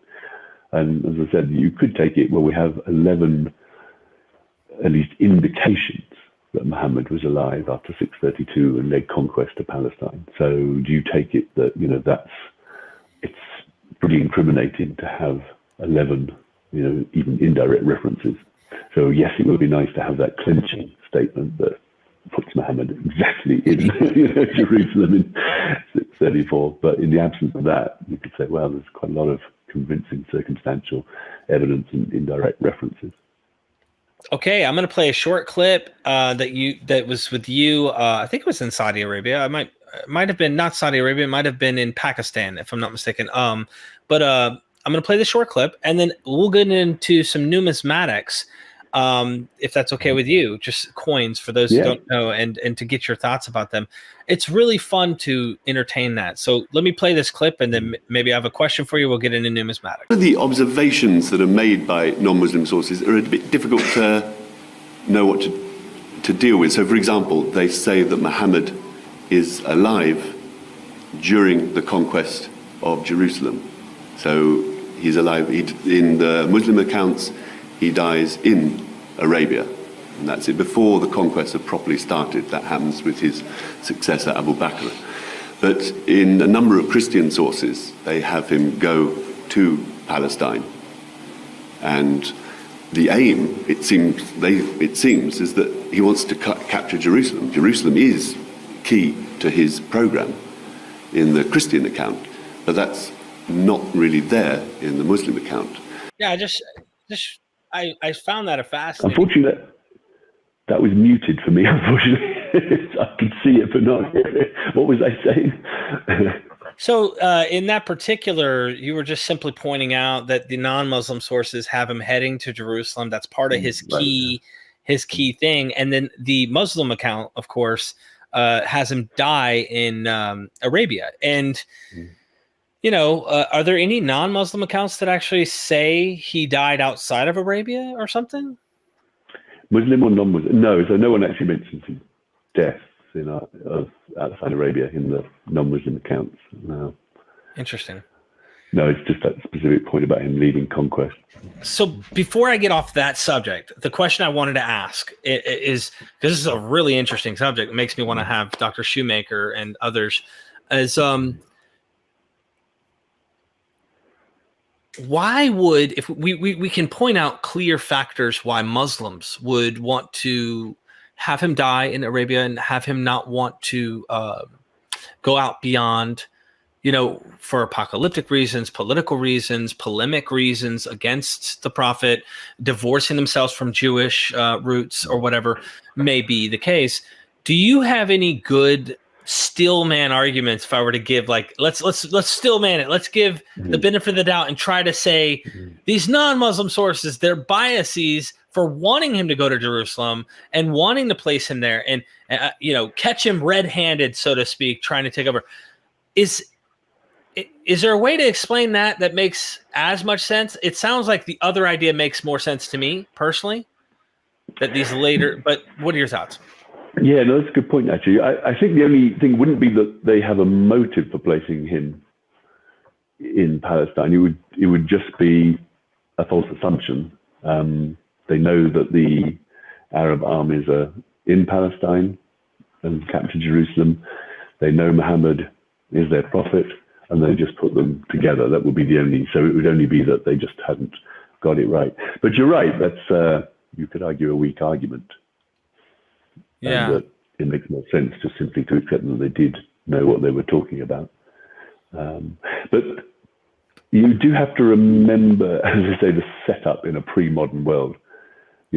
Think away all the vehicles for getting all microphones and transmissions, ways we can transmit information, and think of it as being people having to travel large distances, often by foot, and so there's a lot of potential for misinformation, if you like. There's enough potential for misinformation in our world, actually, but it would mean so that we do always have to bear in mind that they don't necessarily have good access to accurate, direct sources. But I do agree with you that the only reason people. A few moments later. Dr. Hoyland, you broke up for a second there, and we had to readjust things. So what were you getting at? Do you recall the final things you were saying? Oh, just the problem of our sources. Ideally, given that it's relying on one source is problematic, you want to try and get a number of different types of verification, from different sources. Because otherwise, on the main, as I say, people who argue against Sebaeus being right will say, oh, well, he was just misinformed. He's putting 2 and 2 together and getting 5, and that's certainly a possibility. But your argument, and the argument of Croner and Cook and Shoemaker is a strong one. There's a lot of, even if it's indirect references, there's a lot of them, and they seem to be going in the same direction. Okay, final thing I'd like to ask you, in that vein of the death of the prophet, what sources did Islamic scholars have to suggest that he did die in 632? I mean, if we're going to investigate and we want to turn over every stone to make sure we're figuring out what, where, when, how, why, and all that, if these sources come later, how can they be confident he did die in 632 when we do have non-Muslim sources? Seemingly, if we take Dr. Shoemaker, for example, to the bank and say, okay, they're let's say they are saying that the prophet was heading up and down to Jerusalem, trying to conquer it, and he's involved in that. If that is the case, where do the Muslims get their source that he died in 632? Do we have any evidence of that or no? So I should probably say initially, they're very different types of sources, what we have from the Christian and the Muslim sources. They're different materials. So the Christian stuff tends to be rather small snippets of stuff within a chronicle, and it's not their main thing. I mean, Thomas the Presbyter is one tiny entry for one day in the chronicle that's going back to the beginning of time. Only that much. Yeah, he wasn't specifically trying to say anything about it. Whereas the Muslim sources we have are directly trying to chronicle Muhammad and the conquest. That's their main aim. So these are very deliberate sources. It's not just an offhand comment. And the point here is, because when your main aim is to, say you're writing a biography of a person, as opposed to just say, oh yeah, I met that guy the other day, and saw this, you're actually, if you're writing a biography of a person, you're crafting it, you're systematizing, and that's what we see with the Muslim sources. They're very carefully arranged. There's a set, the way the time frame operates is, okay, here's the period, it's called the Jahiliyyah, when there's no Muhammad, no religion, everyone's pagan, it's all very bad in Arabia. But then Muhammad comes, he brings light and knowledge, and that's his period. And then we move on to this period of the 4 caliphs in Medina, Abu Bakr, Omar, Osman, and Ali. And those are the 4, they're called the rightly divided, and rightly guided caliphs. And that's a very specific period, 632, 661, and then we move on to Umayyad in Damascus, very clear, 661. So it's very, very carefully arranged. So, and they want to move on from topic to topic, because Muhammad's lifetime is very sacred, he's the prophet. So move on to the 4 rightly guided caliphs. Okay, that's down one, it's less, divine, but it's still very important because they're the successors to Muhammad. And then once we go to Damascus, it's much more regular sort of kingship. So 1, they're systematizing, and 2, they have this very clear sense of how things should be ideologically. And so what you say is that they're simply drawing a line. Okay, 632 that's the end. It's not just the prophet's death, that's the end of prophethood. So we're tying in with a bigger religious agenda, if you see what I mean. Yeah. Because the idea is we switch from prophethood to caliphhood, if you like. So this is the time of caliphs now, end of prophets. And that's important for saying there's no prophetic authority anymore. Muhammad was tapped into God. He had authority to say, to make laws, do anything. Caliphs don't have that right. So we've changed the prerogative. Really, they're meant to only implement what Muhammad said. So there's an ideology. It's not just a chronological shift. There's a whole ideological shift. So there's nobody gives us evidence for Muhammad's death in any concrete way. Yeah. And the problem with the Muslim sources is say that it's difficult to strip away magical shift. I mean, this is one of the things I've tried to do in God's Path, and why they can be very useful, the non-Muslim sources. So, as with any victor's narrative, I mean, we talk about the British Empire or the French Empire, but actually a good 80% of the British army was made up of non-British people. There's people from wherever they come from, they get other groups into it. So, but you never hear about their story because it's the victors who are telling it. And the same happens with the Muslim sources. They only talk about Muslim Arab conquerors. The fact that many other groups, Berbers and Persians and Hathars, and so many different groups are involved and often provided the mainstay of the armies, is edited out. And airbrushing, as I say, this is the standard thing victors do. You don't want to bother with those low-level types as far as you're concerned. You want to focus on the glorious exploits of us. Yeah. You do. Sorry. I mean, this is what started the whole, and why Patricia Croner and Michael Cook in the first place said, let's look at these non-Muslim sources to see if it changes our perspective, because they were aware that when we look at Muslim sources, you're getting this very particular perspective of the conqueror. You're not getting, it's just one, and so they wanted a very different perspective, and that's what started this whole ball rolling, if you like, of the non-Muslim sources. Yeah, it just makes me wonder, how confident should we be on Muslim sources on getting the facts correct on that? It's kind of like, I don't know if the comparison can be made because I'm not an Islamic scholar, a Quranic scholar, and understanding, I don't want to tiptoe or dip our toes in theology at all. That's not my goal. But I know by looking at Christian sources, looking at Jewish sources and how they interpret things, you can see narratives created about Jesus, put words put into his mouth, in the way in which he dies, or what he may have said when he dies. Like various things are not accurate, if that makes sense, in terms of historically. We may not know actually what actually happened when it came to Jesus, well-known figure. So when it comes to the prophet, we're listening to people who believe, who are theologically driven and potentially politically driven within the mission of an empire that is trying to conquer and take over. And it makes me wonder, is it oral tradition that they're claiming that they know these things from 632 when he died? Or is this something that at some point they decided, well, this is when we think the prophet died, and here's what we're setting up. This is our history.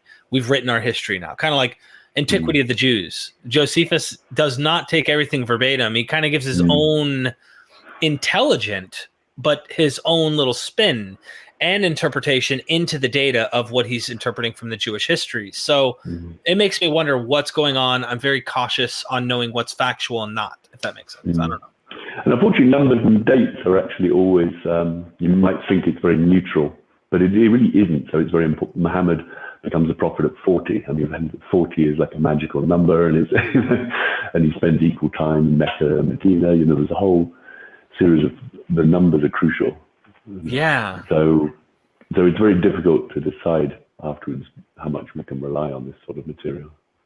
Thank you so much for that. Now to numismatics. We're almost done, and this is just the fun stuff. So we get to talk about money. Money is always fun, right? In this image, if you see in the bottom left, kind of highlighted Muhammad's name on this coin. Can you tell us what's said on these coins? And I guess my question, to be blunt, is it possible that the image we see on this coin is the prophet himself? So not this one. You're perhaps thinking of the next one. So this is a Persian coin. No, it's gone. Okay. So on the left, you have the Persian emperor. Very impressive. They're gorgeous crowns. Look at that winged crown. Absolutely fascinating. And he's got lots of amazing, like a necklace and jewelry there. And then on the right it's a really fascinating coin, this, because originally this was a fire altar with two attendants. It probably still is, actually, but it gets repurposed in the Islamic period. But anyway, so this is a very classic Sasanian Persian coin. It's been they've kept the same die, the bit where you stamp the image on the coin, and they're just reusing it, but to make it clear that it's acceptable for Muslims, and it's being issued by Muslims. They write in Arabic, Bismillah, in the name of God, and then Muhammad Rasulullah, and that's around the edges, and that's just letting people know this is coming from the Muslim authorities.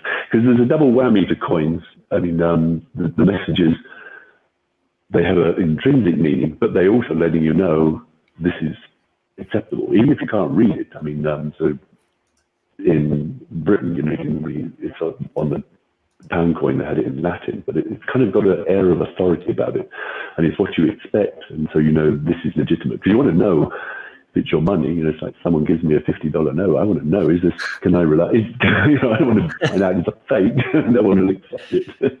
So there's also the legitimating factor, so the Bismillah, Muhammad Rasulullah is letting people know, yep, this is coming from the conquerors, you can have faith in it. But it's fascinating because it's the first time Muhammad's name is appearing on an object at all. Oh, it wow. doesn't appear on any other inscription. So this is very striking. You get references to Allah, God, but not actually to Muhammad before this. And it's coming out of the Second Civil War. The Muslims fight a lot of civil wars. The second one starts around 683, and it's to do with succession, because the first of this family, Muawiyah, who belongs to an Umayyad family, he nominates his son. And so people are thinking, whoa, you know, I mean, that's still a bit of a no-no today, isn't it? You know, this is always a bit worrying when people start nominating their son to take over. You think, uh-oh, is this family to say that, you know, we control everything, and it's, well, I'm just going to pass it through my family, and my family's, you know, like an autocratic little unit. So as soon as that happens, people start getting, you know, worried, and so it leads to the civil war with different factions on either side. And one of the rebel factions, they actually make a claim to saying that they fight for Muhammad, the prophet, and for his legacy.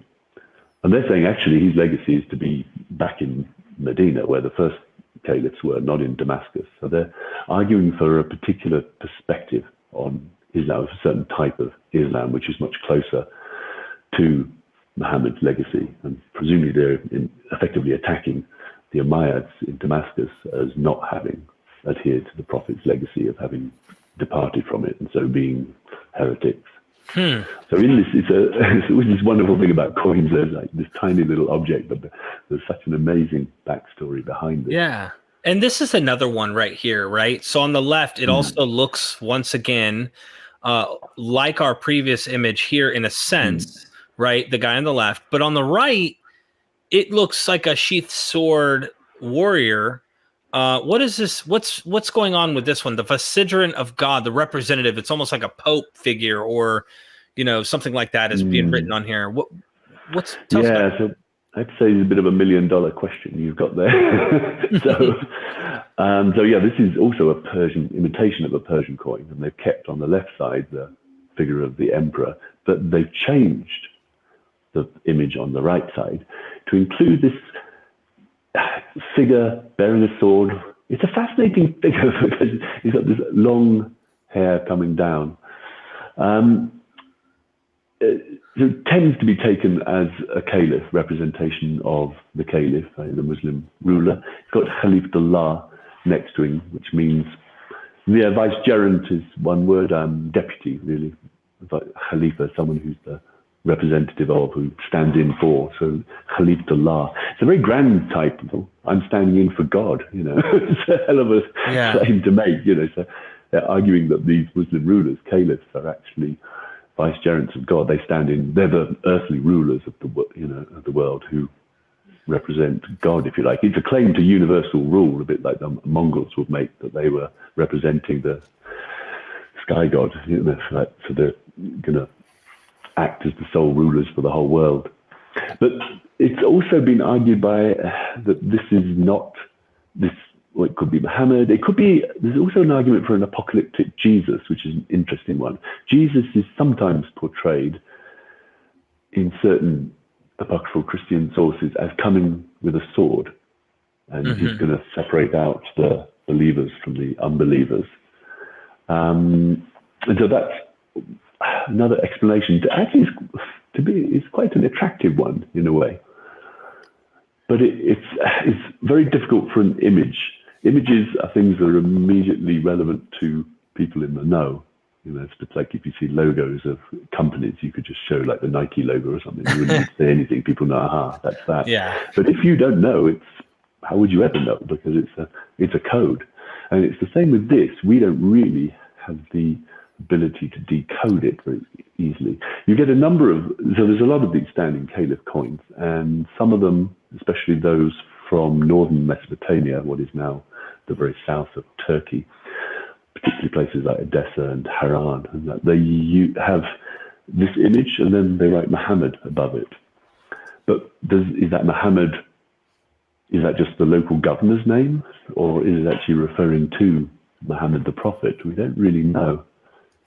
That's why I ask because obviously people want to be cautious about what they say. They're concerned, like, don't go around saying this is an image of the prophet, because especially with cartoonists and stuff, I mean, in modern times, it's obviously stirred up serious controversy. So I wondered if like scholarship would try to avoid this possibly being the prophet, but it doesn't seem like that's really the case. It sounds to me that like, no, they're just not sure. I mean, this could have been, this could be. Yeah. You're not closed off to this being possibly being him. No, and so this is it's a very modern fundamentalist idea that you shouldn't portray the prophet. Actually, but it was perfectly ordinary, especially in Persian miniature manuscripts. You get these really beautiful images of different religious figures, and it includes the Prophet Muhammad. It was very ordinary. There's nothing against it at all in all parts of the Middle East. This is quite ordinary, and it's a more fundamentalist attitude. But it's also, unfortunately, because the West, when they introduce things like the Muhammad cartoons, it's not just a neutral depiction. Yeah. A Western Christian artist could do a painting of Muhammad and it probably wouldn't cause any offense. But obviously the cartoons were done in a mocking way, and that's what obviously causes the extra offense. Right. So it's partly the way it's done. But anyway, before the modern period, it certainly wasn't a problem to portray the prophet. I mean, there were still some certain fundamentalist groups who loved whacking anyone who played music or didn't go their heads. It's a bit of a trend. Wow. You have fundamentalist groups in all religions, so Absolutely. So I'm gonna pull up this final image, and then I'm gonna pull up two zoom in versions of it, so we can actually see it much clearer. I think these are beautiful coins. So this image right here, the question is, who is this guy right on this? I say guy because look, let's be honest. If a woman grows a beard like that, I'd be really wanting some tips from her, because she, Anyway, we have this coin, and I wanted to dichotomize it with a Christian one with Justinian II above, around the same period. You have this supposed standing caliph in 705 and Justinian II. And the reason why I wanted to is that oftentimes, and I could be wrong about this is why I kind of wanted to ask, is that the coins, let me put it this way, whose name is on the coin, the one with the standing caliph, and maybe you can also elaborate on the one above. If it's Muhammad, is that the only name on the coin? Am I right in understanding that during the period that coins were minted, whenever there's an image of a person, the identity of that person is on the coin too? I understand that this category falls into numismatics, but I suspect because you have looked at these things archaeologically and you've delved deep, is it possible that makes more sense? Now here's a zoom in on the standing caliph for everybody to see. And then, of course, Justinian II. But which one would you want to pay attention to first? So let's start with this one, because we actually know much more about it, the circumstances, because we have written texts about it. So actually, it's a very good idea of yours to put the two there, because it gives us, again, broader context. Because it isn't in isolation that the Islamic coins appear. So this Justinianic coin is striking because the emperor, who's normally at the front, gets relegated to the rear, and we have an image of Christ. It's a famous image, Pantocrator, in Christ as the world ruler. And this, I think we know it's dated to about 692. There's like a 1 or 2 year, 691, 692. There's also an internal debate within Christian Rome often gets called Byzantium, so I'll say Byzantium, which is about images. Is it okay to display images or not?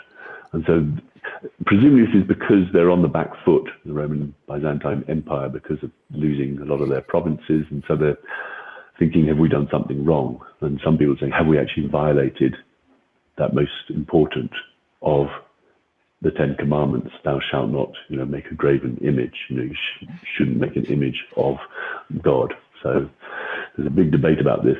And Justinian goes for nope, it's okay, I'm actually going to stick Jesus on the coin. So it's very clear. So there's a bit of an internal audience there.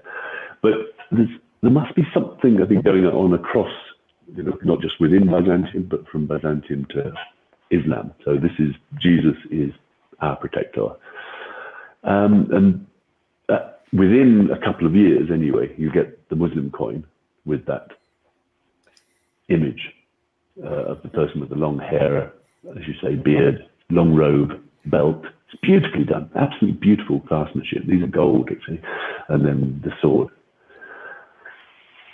And the question is, so 705 is way too late that you've put the death date of Abdul Malik himself, which is 705, but the coin must be much earlier than that. This one is actually quite an early one, because on the rear, it's got this other mysterious symbol, which no one's quite sure what it is, and there's been loads of theories for.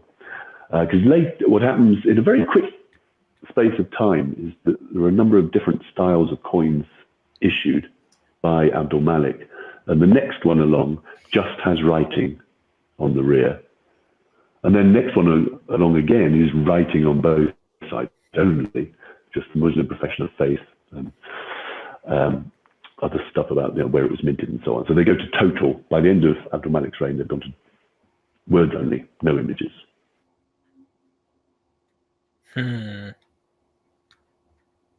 Themselves sometimes, it's not 100% clear.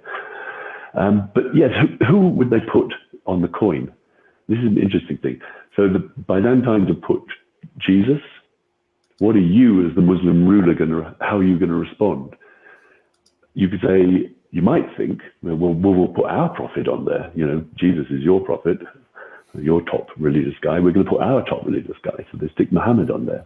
Or, as some people have said, they put a different version of Jesus on there. So you have the one of Jesus with the scripture, and then this one is an apocalyptic Jesus, where he's holding the sword, which will distinguish between the faithful and the unbelievers. So, or you take the more prosaic one, and that tends to be what's won out because it's seen as a bit more neutral, and that is that it's simply the Caliph. But we don't have any documents to explain this. So I say the other image, this funny thing on the steps, some people say that's a cross, a kind of truncated cross. It was a cross. What they've done is they've taken the crossbar out. And so that's a deliberate snub to the Christians. Some people say, but that's a negative image. Would they really put a negative image on there? Wouldn't they put a positive image? So surely this means something. Maybe it's, so the Muhammad is meant to have carried a staff, a stick, a bit like, Moses had his stick. And that's what it is. It refers to the prophet's staff. But again, we just have we have nothing to help us here understand this image. It's very difficult. So wow. It's good that you bring the Byzantine one there, because you understand this is a kind of war of images going on. But there's probably in both cases, there's an internal war about the place of images. And then in the Islamic case, they decide that images are bad, let's get rid of them. And they go for an iconic, in a very religious context. So like in a mosque, you could have images on three sides, but the side that faces Mecca, you can never have images. So in a very religious context, that's when you shouldn't have images. Islam's not against images by, in total. It's just in that religious context. So, but in the coins, they decide, let's just have words. So just cut out the images. So there was obviously some internal debate going on there. It's actually quite amazing, because normally coins are conservative. You don't want to keep changing them because people are going to get worried. Is this legitimate? The image has changed like 5 times already now. So there's, amazingly, in 10 years, there's all these different versions of the coins popping up. Wow. But we just don't know exactly what's behind it, really. And I don't know, I'd invite readers to just have a think for themselves and read a bit and then come up with ideas themselves on what lies behind that image. And say mainly the suggestions of Muhammad, an apocalyptic Jesus, or the ruler, the caliph. So people go for the ruler. It's a kind of safe option, I suppose. And it's kind of what you expect, I suppose. In general, rulers appeared on coins. So there people are assuming that they just did. Initially, the Muslims thought, well, we'll do the same as the Romans, and we'll put the image of our ruler. But it's still very striking because you do get statues of the caliphs at their palaces. For example, the palace in Jericho, Caliphate, beautiful palace. They have an image of the caliph, but actually his hair is rather nicely permed, actually. So it's interesting, this very long hair. And often that does have religious significance. Wow. Religious figures often, because you don't like perming your hair or treating it is a sign of your attachment to this world. So if you don't care about the world, then you let your hair go, let your hair and beard go, and don't worry about it. But it's fascinating. It's a beautiful robe, actually, isn't it? Sorry. Yeah, no. Viewers, I'm leaning forward because I'm trying to look at the image more. But it's a beautifully done image. Some people have even suggested it's not actually a sword that he's holding, but a scroll in a protecting sheath, and that it refers to the fact that Muhammad is meant to have given a scroll to Ali, his son-in-law, with kind of special information about the secrets of Islam. So, yeah, if you're looking at myths and kind of secrets, it's just a fantastic place to start. And it's difficult for us because it's before the kind of more official Islam, where we have lots of documentation. We don't have documentation much for what Muslims are thinking in this period, and this is the difficult bit. What was the ideological thinking of the internal, of the community itself? We don't really have access to that. So these images are fantastic, but an image on its own is difficult to decode without external information. I absolutely love your explanation. I just did a video because I was listening to Muslim apologists and then people who are like antagonists go at arguing about Jesus. And, I've got the connection to like countless experts when it comes to this. And I'm like, okay, Dr. Bart Ehrman, how you doing? I got a question for you. Because he's doing a seminar recently, a webinar. And I said, how do the Muslims get Jesus wrong? And he's like, well, because I said, look, we've already done how Christians may have get it wrong, but their version. And I had this question I asked him toward the end. He thought it was an interesting question. He never really thought about it. But Reza Aslan, who wrote the book Zealot about Jesus, I asked him, is it possible, do you think that like the reason he wrote that book Zealot may stem from coming from the Islamic approach and seeing Jesus more of a militant zealot matches more in line with the conquest of his prophet? And he said, I never thought about it that way. That's interesting. But he said, I don't think so. He thinks that Reza's going in line with the rest of some of the historians or scholars on Jesus studies who have actually come to this conclusion. They thought, when you look at the book of Acts, you see, these certain rebel figures who get stamped out and their movement goes extinct. But, they even have a famous Jewish teacher who's like, no, man, don't fight against them. You might find yourself fighting against God. And of course, this seems to be also a myth. But either way, it's interesting that that some have come to that conclusion. So I thought maybe maybe he wants Jesus to be a rebel figure. I don't know. It's just my thinking. No, it's a good idea. I mean, he might. When did he write it? Do you know the book? Because if it's post 9/11, then there was a number of figures who wanted to try and show that, hey, Christianity likes to think of itself as a religion of peace and Islam as a religion of war, but actually, Christianity also has its fair share of war and fighting, which is, of course, true. So if he was writing post 9/11, then you could imagine. Yeah, 2013. Yeah, you can imagine Reza wanting to show, hey, it may even be that Jesus himself was a jihadi, to put it in the actual real terminology that he's thinking of. Yeah. Thank you so much. Ah, man, this has been an absolute blast. Everybody go to Amazon. I held them longer than I thought I was going to have them. We have much more to discuss. I just need to read through this whole book, Arabia and the Arabs, and get deeper into some of these discussions. But I would absolutely recommend you guys read the books. Please do. In fact, it makes the scholars who do come on recognize that it's worth their time, and time is energy. And of course, I see it as very valuable to come on and have these discussions with you to educate the general public. And these questions that we asked today were mostly from people who are patrons of MythVision. Consider becoming one. This is how I do what I do constantly to educate more people. And I thank you for everybody who's helped support me. Dr. Hoyland, if I could, I want to give you an opportunity. Are you working on anything? Is there anything in particular you would really recommend everybody to check out or get a certain book or anything in particular?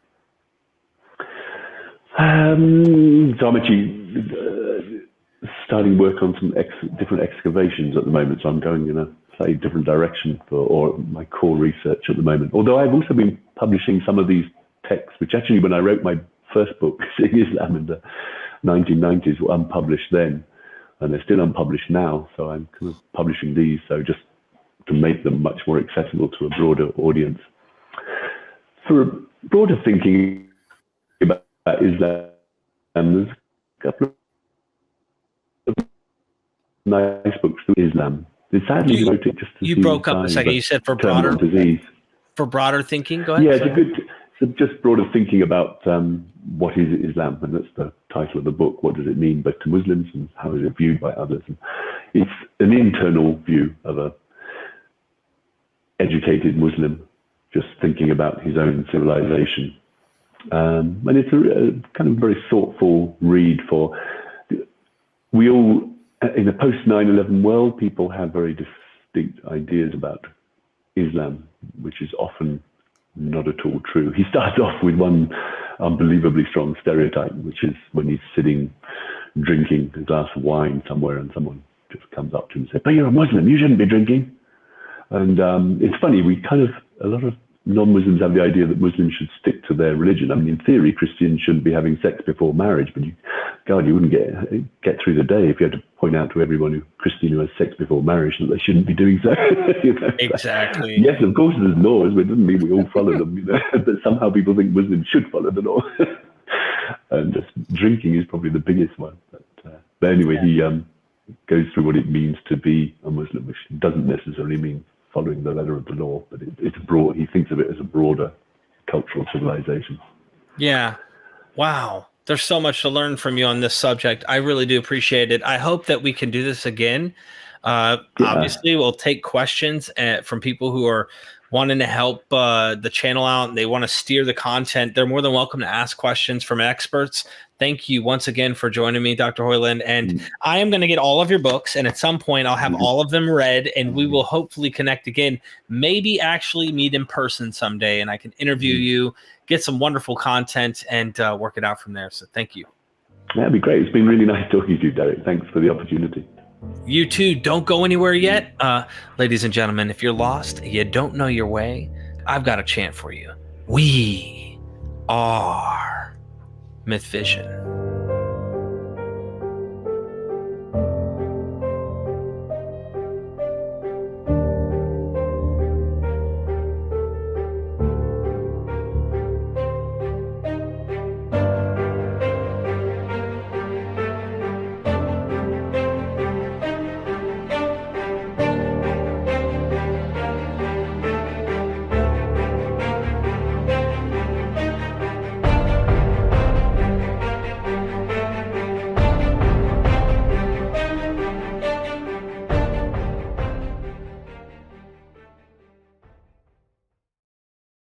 Who was the Prophet Muhammad? Who was the historical man at the kernel behind all the legends and myths that have developed over the centuries after his death?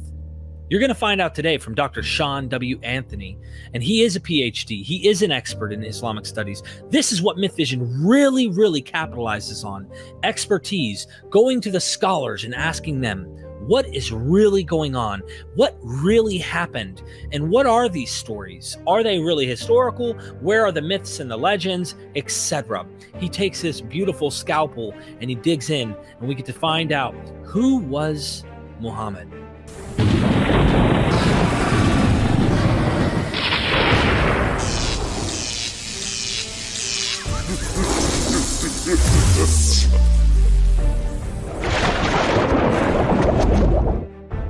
We are MythVision. Welcome back to MythVision Podcast. Your host, Eric Lambert. Today, I'm interviewing someone in the Islamic world who is a scholar. And man, did he write an amazing book. I highly recommend everybody go check it out. We have Dr. Sean W. Anthony. He has a PhD at the University of Chicago, as well as the University of Ohio State. And his scholarship focuses on early Islamic history and the emergence of literary traditions and canons of Arabic literature. Among his publications are Muhammad and the Empires of Faith, The Making of the Prophet of Islam, and that's in a University of California Press 2020, and Crucifixion and Death as a Spectacle. And he actually talks about that briefly in the book, that the recent book we're going to be talking about today. He is also the editor and translator of the Expeditions, an early biography of Muhammad by, and I'm horrible with names, is it Ma'mar? It's Ma'mar, yeah. Ma'mar, yeah. Ma'mar ibn Rashid? Rashid. Yeah. I'm trying. I know. It's all right. It's one of the earliest biographies of the Prophet Muhammad to survive until more modern times. This is a very important discussion because on my channel, we talk about, was there a historical Jesus? Well, consensus scholarship says yes, but also consensus scholarship does this. Well, what was he? An apocalyptic prophet? Was he a soothsaying Socrates type of philosopher? Was he a hippie? Was he, and there's so many Jesuses running around that you kind of go, okay, well, most of them say there's something there, a kernel, but mostly legend. So how do we know what he is? This book that you actually wrote does something of the sort. Muhammad and the Empires of Faith. This is what it looks like. And I'm going to go ahead and share, letting everybody see. This is where it's at on Amazon. You can go down in the description of this video. Make sure you get a copy. I swear on it. Now, you may not know all the tribes and all the names like I don't, but there's only one chapter that I was looking at and I had to skip some of these names. Overall, you're going to get information you're not finding anywhere else. And it's from a critical scholar. I highly recommend it, using a historical critical method and trying to figure out what is the earliest evidence we have for this man, or if I may say, the Prophet Muhammad. And it is a fascinating discovery trying to find out how legends build. I'm all into the human side of things and trying to figure out why we do things and what is legend? How is it embellished to make things bigger, better, and such for their own times? 100 years later, there's different things going on. So things need to spin to that context.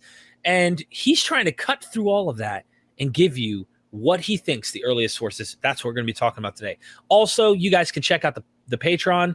All of this stuff gets dropped early on there. If you're helping me out, this is a way to do it. Now, let's just get straight to it. I think it's fun. I think this is fun to do, and I think anyone should be able to do this. Number one, simple question. Was there a Muhammad? Was there a man at the kernel? Because some people try to argue there wasn't. So let's start with the basics. Did he exist? Yeah, I think that, so historians like to think about figures in history, and usually in two terms, right? So one of them is like the footprint that a figure leaves in terms of, say, documentary sources, inscriptions, buildings that they construct, and things like that. And then on the other hand, we have the image or the character of a historical figure that gets preserved in memory, right? And these are the stories about that person. So how a person is remembered versus, I guess you could say, the artifacts that they leave behind. The vast majority of people that have ever existed neither leave any memory of their existence or any artifact of their existence. When it comes to Muhammad, I think that we have, of course, a huge corpus of material that preserves a memory of who he was.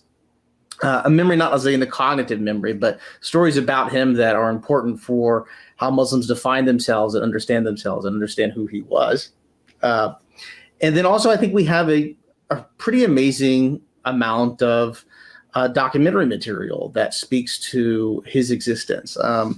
The earliest mentions of his existence tend to date within a decade of his traditional death date, which is 632. So by the time we get to the 640s, we have at least 2 mentions. Some people think we have 3 mentions, but we have mentions of his name. And he's associated with a group of people called the Arabs. And it's actually, they're written in Syriac. So it doesn't call them the Arabs. It calls them the Tayoye, which is the common name for the tribal inhabitants of the Arabian Peninsula at that time. So I think we have a great deal of information about him when you kind of go beyond just even a decade. We have a number of authors that are non-Muslims. They're writing from many different regions, many different languages. Most of them are Christians. Most of them are men of the church, and they're kind of observing the Islamic conquest, but they do know of a figure named Muhammad.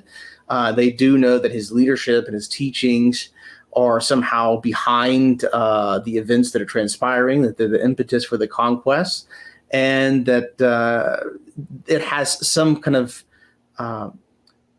coloring of religiosity that's associated with it. And kind of as time goes, people become more and more aware of who he is. But I think there's a compelling amount of evidence that he was a historical figure, even if we leave aside all of the Arabic material, which we can talk about later. But if we just look at the non-Muslim sources that are not written in Arabic, I think there's a really large amount of evidence for his existence. That's something I'd love to talk about briefly, would be non-Muslim material, non followers of this faith's material early on, probably enemies even that are clearly indicating there's someone who's a prophet. And I definitely can't wait to get into the whole where Jacob Bani? Yes. Oh, you're talking about the Doctrina of, so Doctrina, was in the teaching of Jacob the recently baptized. He's a forcibly baptized Jew. Yeah, but he really, like hook, line, and sinker, believed in the Christ at this point, Jesus. And there's something there. But before we get to that, just putting that on our little, make sure we check that one off. Really interesting point. Let's talk about some of the non-Muslim material early on that indicates that there was a guy. What indications do we have in that kind of speaks to a historical man? So I think one of the most interesting ones are, so when we talk about documentary stuff, all this stuff is written down, all of it's literary, but these are sort of accidental references. These are references that are not remembered and reproduced by historical tradition. A lot of times they're just notes that people write down.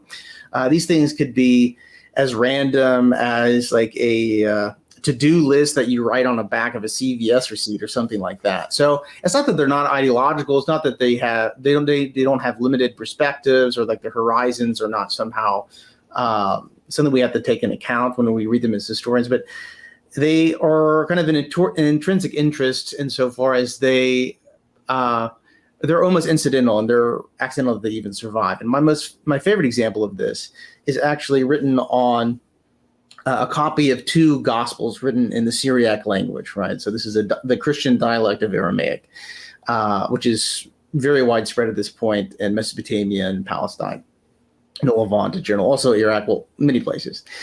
But this guy has this copy of the Gospels, like a family Bible that you have laying around. And on the fly sheet, this is my book. A fly sheet is the opening part of a book. You can see, let me get it in the thing. You know how books have these blank pieces of paper for binding? That's a fly sheet. And so what he does is he writes down events that are happening, extraordinary events that are happening. And most of that fly sheet is pretty gnarly. It's pretty chewed up. It's difficult to read, even if you have facility in Syriac, like scholars of the period should. Many of them do. And so when you go through and you look, you can't really tell what it's talking about in the beginning, but then eventually you start reading and you see a name that looks like the name Muhammad. Then you keep on reading, and then you get mentions of Arabs and Romans and conflict and battle, and then you see the name Muhammad again, and then you get a very familiar battle mentioned. This is the Battle of Yarmouk, and this is the decisive battle that happened south of Damascus that leads to really the definitive and decisive defeat of the Roman armies by the invading Arabs, right? And again, it's fragmentary and it doesn't tell us a lot, but the dates are very recognizable. A lot of the events are very recognizable. And you have mentioned twice in the document someone named Muhammad. It doesn't tell us anything about him, right? It doesn't say that whoever wrote this, we don't know if that person knows that he was a prophet. We don't know if this person knows that he had something called Quran that was revealed to him. All we know is that this guy associates this invading army from Arabia of these tribesmen, who he calls Tayoye in Syriac, with this guy named Muhammad. Right? So it's not very informative in the broad scope of things, but it's an extraordinary document insofar as it's really our earliest text to mention a guy named Muhammad that's associated with anything, and it's from within the first decade of the conquest. So, sorry, within the first decade of the Prophet Muhammad's death in 632. So it's an extraordinary document, and there's no, if someone's like, oh, this is not him or blah blah blah, you have to kind of explain where this name is coming from.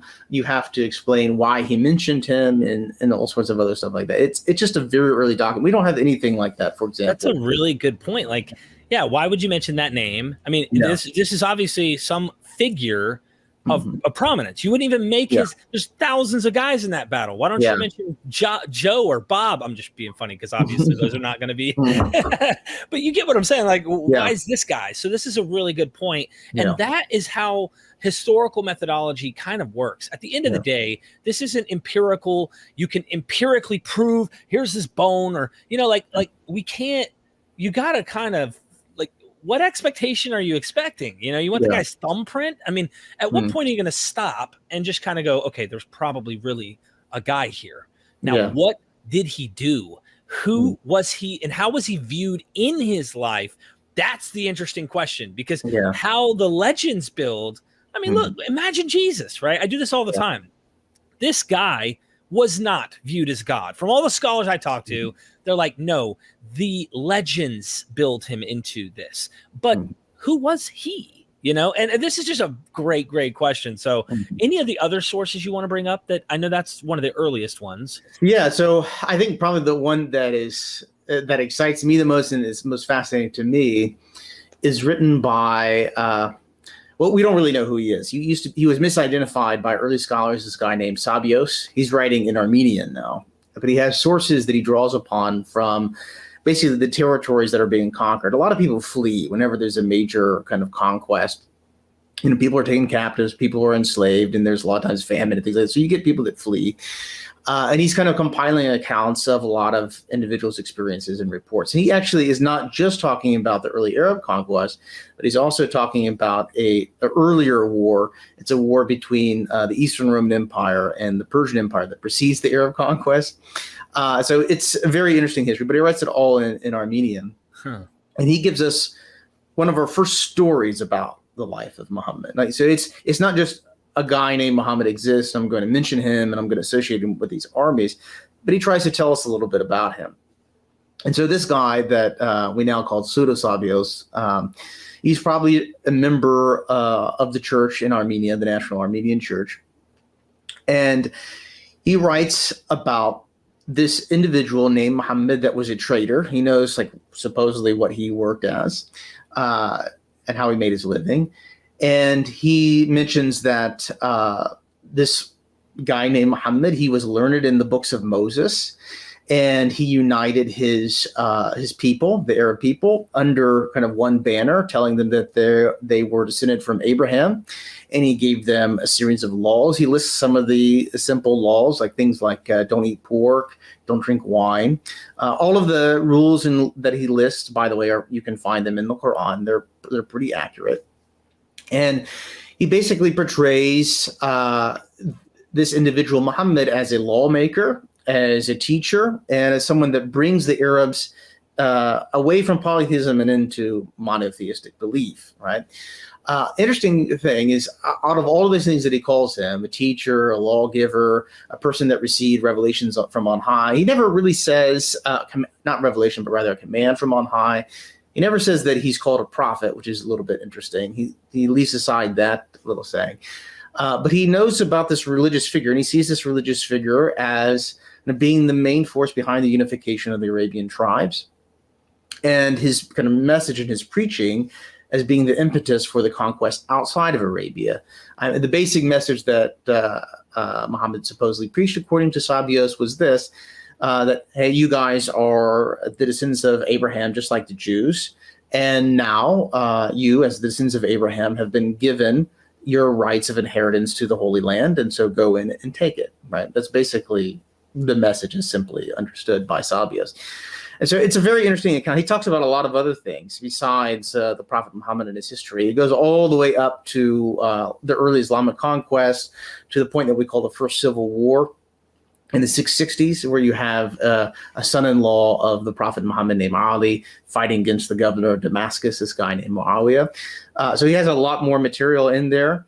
But it's a very interesting text insofar as he knows who he is, he knows how he earned his living, and he knows that he unites these Arabian tribes in order to become this force of conquest underneath this banner of, you are the sons of Abraham. And there's a command from on high that you now have to follow these religious rules, and so on and so forth. And so it's sort of like the salvation story. You take what was perceived at the time to be kind of a barbarian, polytheistic, uncivilized people, and you bring them into the civilized world through giving them law that's divine law, and by kind of giving them a mission that is faithful to their forefather Abraham.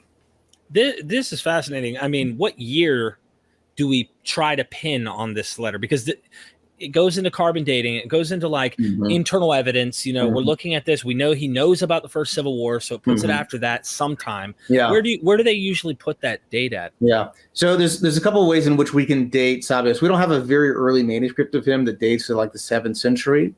I said we're really not sure who wrote it. But Armenian as a literature has a pretty robust historiographical tradition. And so when you read later Armenian histories, or histories written in Armenian, and they talk about the life of Muhammad and early Islam, you can see kind of the influence and imprint of his account on those later histories. So you can sort of triangulate a little bit of that in terms of when it's written. So we know it's before all of those later Armenian chronicles. So a lot of those date from like the late 8th century, for example. And it seems that by the time that he is getting to the Civil War, so we're talking about the late 660s, the voice and the way that things are described are as if these things are currently occurring, as if they're happening in the present. So we have a pretty strong sense that he's writing sometime in the mid 660s, late 660s.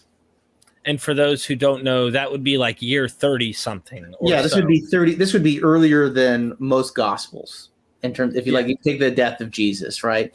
So, That's a really good analogy. Yeah. I think a lot of people who are watching this channel are more knowing biblical criticism stuff.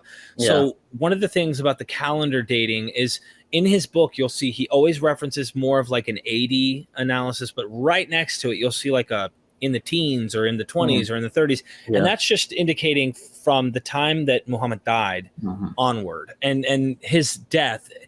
It's obviously a very important time for these people. So let's say it real fast, not the time that he died, but rather his hijra. So it's a hijri count. I'll explain it real fast if you want me to. It's please. I'm learning. So this is one of the things that's really fascinating. It's also interesting evidence for the life of Muhammad, in my view. This is more on the Arabic side. Is we almost because we're talking about an empire here, and one of the things that an empire does when it conquers a territory is you have the initial kind of plundering and things like that happens with any imperial conquest. But for something to remain a source of political power, a source of benefit to the new elite and things like that, you have to start collecting taxes. Like you want relative peace, you want trade to start going on, you want taxes to start coming in, you want fields to be cultivated, etc.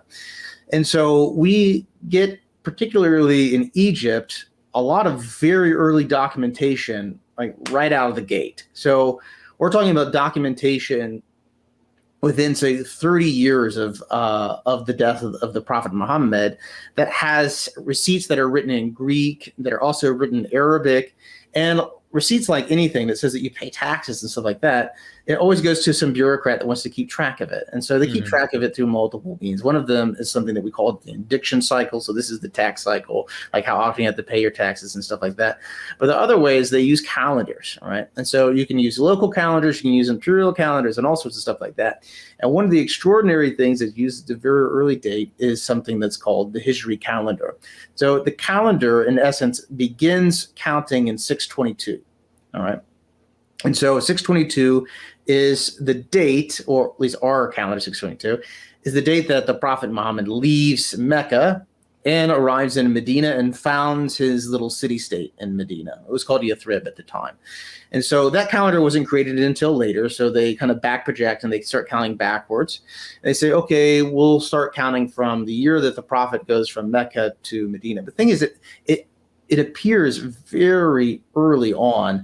I mean, we have the evidence of the use of this date in the 640. So it's very early that we start to get evidence of these numbers and things like that.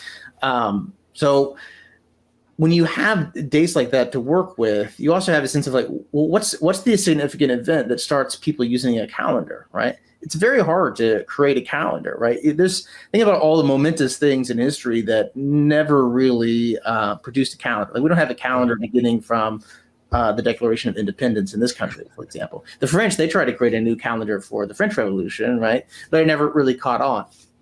But the Hijri dating is like one of those early things that are used to say like, this is a new era, and this is the way in which they self-conceptualize themselves as our era is so important that it really reshapes how people should view time, how you measure time. All time is measured not from the Seleucids, but from the Hijra onward, right? This is truly what happened.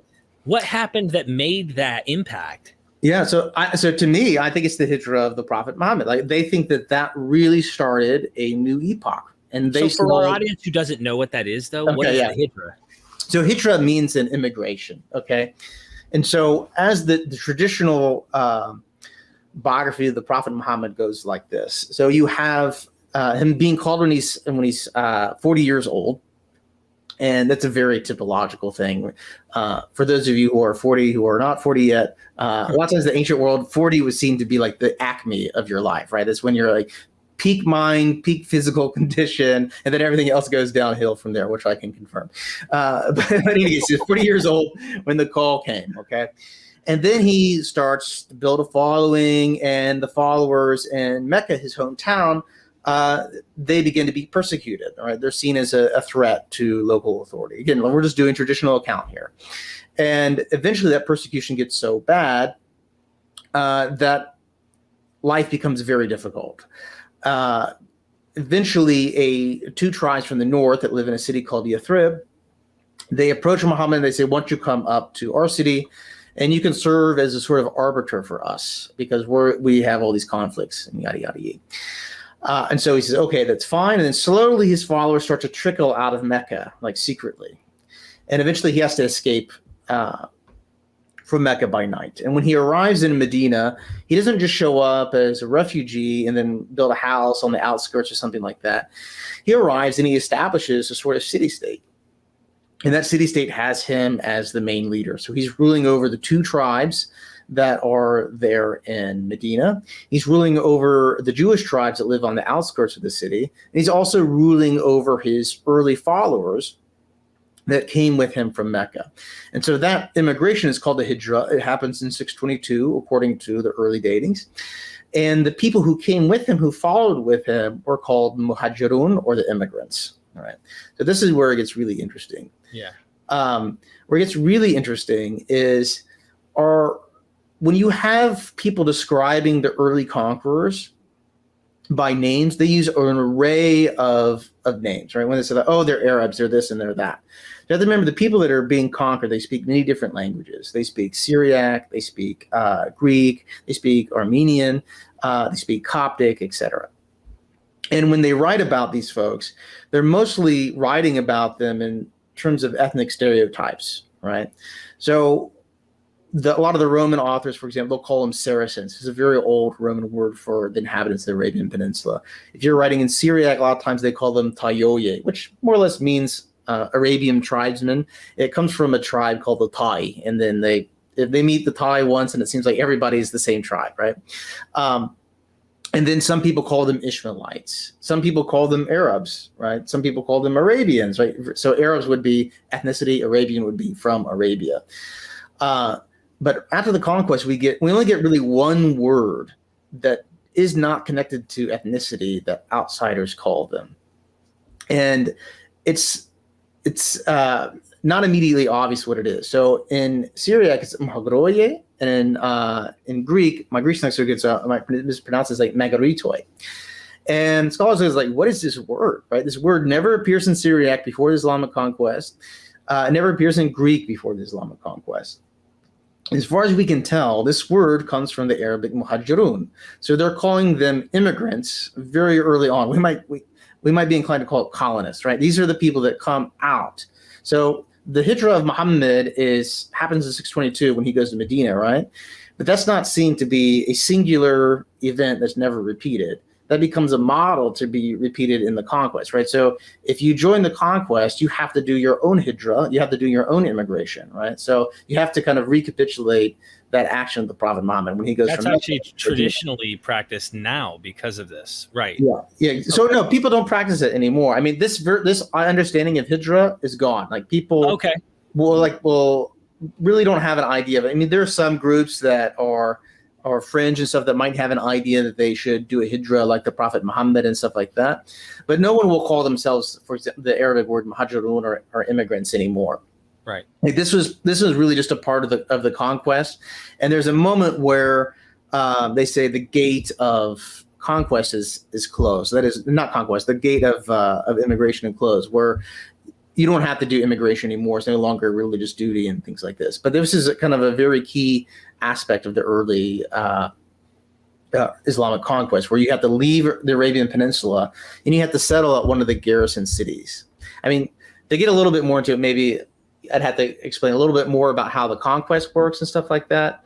I think we're going to get into a little bit of that because I think, and you're going to, I want you to correct me on anything I'm ever wrong about, because I'm new to this and you guys are the experts. So I think there's a connection, and I'm big into eschatology. Like I studied Christian eschatology, Jewish eschatology, Second Temple Judaism, like extensively. I've had John J. Collins on. I've met him we've hung out for hours, and he's like really taught me a lot about this. And I have this really strange suspicion after reading your book that there is a serious eschatological motivation here. Not only the fact that it comes from the monotheistic Abrahamic faiths, but you are also looking at, if I'm saying the name right, Heraclius, or the emperor, who has this empire conquest and this idea that Judgment Day is coming. And I wonder if it's like, this is the competing version. We whooped your you-know-what by the help of God.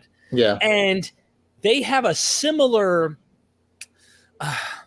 end is nigh, eschatological, the kingdom of God established on earth, more like the Jews rather than the Christian idea of like internal spiritualization, even though I think maybe some sects of Islam later type. I hope I'm touching something. You're hitting a lot. So there's a lot of, so this is a very rich time period for eschatological text. I mean, so one of the things I should say, a lot of things happen between like the closure of the New Testament canon and the rise of the early Islamic Empire. So one of the things that's interesting that happens is what happens to apocalyptic thought and apocalyptic thinking, right? Right. So one of the things that happens in this whole 7th century is we have really an explosion of apocalyptic texts, both on the Christian side and the Jewish side. For the Jewish side, it's really the only text that we have outside of inscriptions. There's one Jewish text called Sefer Zerubbabel's from the Bible, the Book of Zerubbabel, and it seems to be more in response to the Persian conquest of Jerusalem in 614. So that happens before the Muslim conquest of Jerusalem, which happens around 637. And then you have another Jewish text that's written in response to the success of the Arab conquest and seems to be highly sympathetic to it. This is called The Secrets of Rabbi Shimon ben Yochai. And then you have these series of Christian texts that are extremely numerous at this time period too. But one of them is extremely influential. I would probably say outside of Daniel and the revelation of John of Patmos, it's probably the most influential apocalyptic text that was ever written. Is called the Apocalypse of Pseudo-Methodius.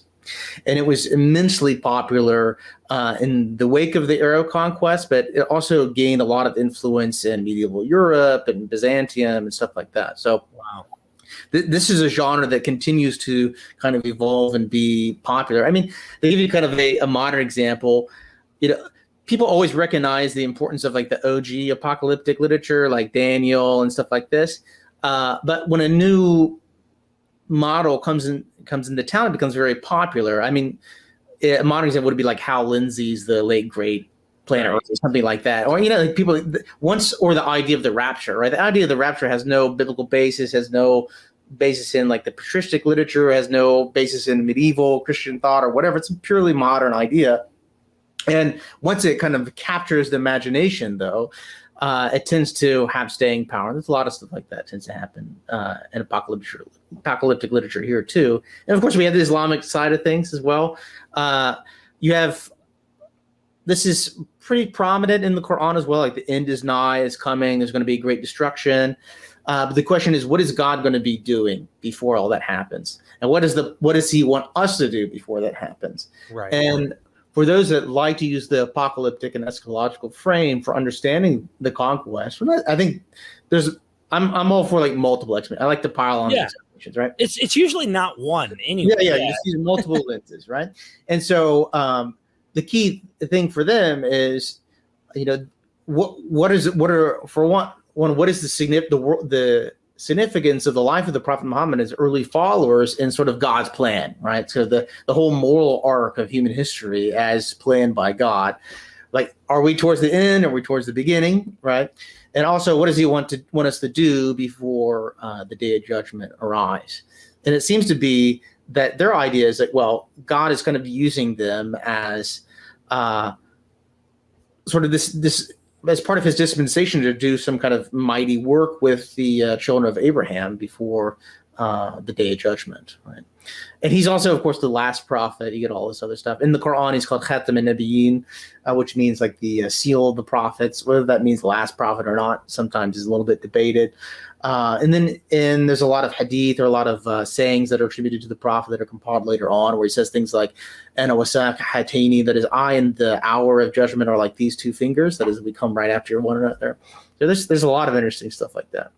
It's kind of funny because there's a lot of art in ancient church literature where Jesus has two fingers. I kind of wonder. It makes me think. And I mean, maybe I'm having parallelomania. I just kind of wonder if there's something there. But there's so many things, and I want to try and chip away at them. I hope we can get through them in this episode. But there's just so much you wrote on. I'm really in love with this book you wrote. I highly recommend everyone right now get the dang book. Let's chip away at a few things before we get into the doctrine of Jacob or the Doctrina Jacobani or something. There's a weird thing about that. So this annoys me about. I said this is about patristics and things like that. They take Greek text and they give them Latin titles, and a lot of times the Latin titles have a J in them, but Latin doesn't have a J sound. So you never pronounce the J. So it's Jacob. You never pronounce the J in the Latin title. So anyway. Right. I just have this one question, and this is a can of worms, I know, but why do we think the Quran is as early? Like the way that you've shaped the book was already kind of has this assumption. You're not even making a case to say the Quran is early. The question is, you're assuming it already. And there's probably plenty of reason I'm not aware of as to why all scholars across the board just go, no. We know this is early literature. And the reason I ask is because the traditional framework, when I was talking to Shadi Nasser, I'm trying to say this correctly, correct my understanding. He was kind of giving the implication that the tradition of how the compilation, like somebody's going out there, they're looking for it on leaves and flat stones, and and the prophet himself wasn't even saying, yeah, collect the Quran. Like, we need to have this compiled. So the traditions kind of has conflicting narratives on how this is to come. Why do we trust it's early first, if you don't mind? So, okay, the first thing I'll say is, so we have stories about how the Quran was compiled, right? And we more or less can take them or leave them. If you want to date how early those stories about how the Quran was compiled, using kind of modern source critical methods, we more or less get the idea that it was first articulated, not necessarily written down, but articulated by a scholar by the name of Ibn Shihab Zuhri, who dies in 742. So it's probably something that was a story that was going around, before he died, right? He probably didn't come up with the story on his deathbed, right? So he probably taught the story multiple times. So whether we take or leave that account is one thing. We don't really need that account to kind of determine that the Quran is an early text, however. And one of the things that's rather extraordinary about the Quran as a text is that we have a very large number of early manuscripts, especially when you compare it to sort of the number of manuscripts that we have for the New Testament and things like that. Now, so there's a lot of reasons behind this. One of the reasons is that the early Jesus movement and early Christianity, I mean, they didn't have an empire behind them, right, in the first place, whereas the Quran did. But also one of the major issues is that if we'd have a very early copy of the New Testament or a book of the New Testament, it would have to survive 200 years as opposed to 1,400 years, which is still an extraordinary long amount of time to survive. But still, we have many more copies. So a large number of these copies are absolutely dated. So absolutely, by which I mean use kind of chemical methods to date them, radiological methods. So you use radiocarbon dating in order to kind of determine their approximate date. And so multiple manuscripts have been radiocarbon dated to the 7th century. And so these are all probabilistic. So we don't have the ability to have a really high resolution idea of like, oh, someone wrote it down or made it and say like in October 654 or something like that. But there's nothing in the calibration, to the best of my understanding, of the radiocarbon dating that would say affect its dates to put it, like say 200 years later or 100 years earlier or something like that. And then also when we use comparative codological methods to kind of compare Quran manuscripts, we can tell that they're genetically related. So what do I mean by that? So take, for example, any book that has been published multiple times. The first time a book is published, it's going to have kind of errors, typos, and things like that. And so a lot of times when you have a second or a third edition of the book, you'll have kind of either expansions, corrections of typos, and things like that. And say if someone took off the page that said what date it was printed, you could compare the text and you could determine which one would be earlier by comparing the different versions, right? And so we can do this more or less with Qur'ans too. We can compare all the different texts of the Qur'an, and we can look for the differences between the verses and the surahs and things like this. And one of the things that we find is that the texts are highly regular, and they tend to bear the signs of being descended from a singular textual archetype, right? So if you have one very early copy, and you copy another copy, another copy, and then you have another guy in a different part of the world is doing the same thing, you guys will have different errors or different mistakes that will creep in, or different indications that you're writing in different parts of the world. It might be something as small as you're copying in the United States, so when you write the word color, you spell it C-O-L-O-R, but the other guy, he's copying it in the UK, so he spells it C-O-L-O-U-R, things like that. And so we'd be able to tell where the guy was copying and all sorts of stuff. And so you take all those copies, they seem to be related to one singular archetype, with the exception of one copy. Ooh. And that one copy is very fascinating copy. Yeah, and I think that we are going to get into this at some point. I definitely hope to hear from you on this, because there's so much. I cannot tell everyone. You get started now. Get started now, because there's so much that you guys know about this, and I'm just opening up a whole new world. So let's go ahead and I guess based on that, we can pretty much say this goes really down into the earlier dates. When would you say the Quran was actually written and why? Like, so before I ask, like, when would you, because this is kind of a guessing game based on manuscript data that we have, when would you say, I think there was an actual Quran of some primitive form? It goes through different kind of editions, if you will. But I think there was a Quran floating around in written form at this date. Yeah, I would say before 656, we have the copies of the Quran that exist. Yeah. Okay. But I mean, what happens before then? So this is the reign. This would be the end of the reign of the third Caliph, Uthman ibn Affan. And so what happens before that to the text and all its differences? It's a bit of a mystery, a bit of a black box. But to me, if you're looking for a text that gives you what I call like the primeval document of early Muslim religiosity, that's the text, right?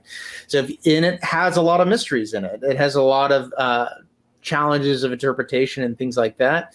But also, it is readable. It's readable if you know Arabic, if you know other Semitic languages, if you have kind of facility in historical linguistics and things like that. It's readable. It's understandable. It's not a like a magical incantation text or anything like that. But there are things that are difficult to figure out. But it is broadly understandable in this broad in the broadest sense.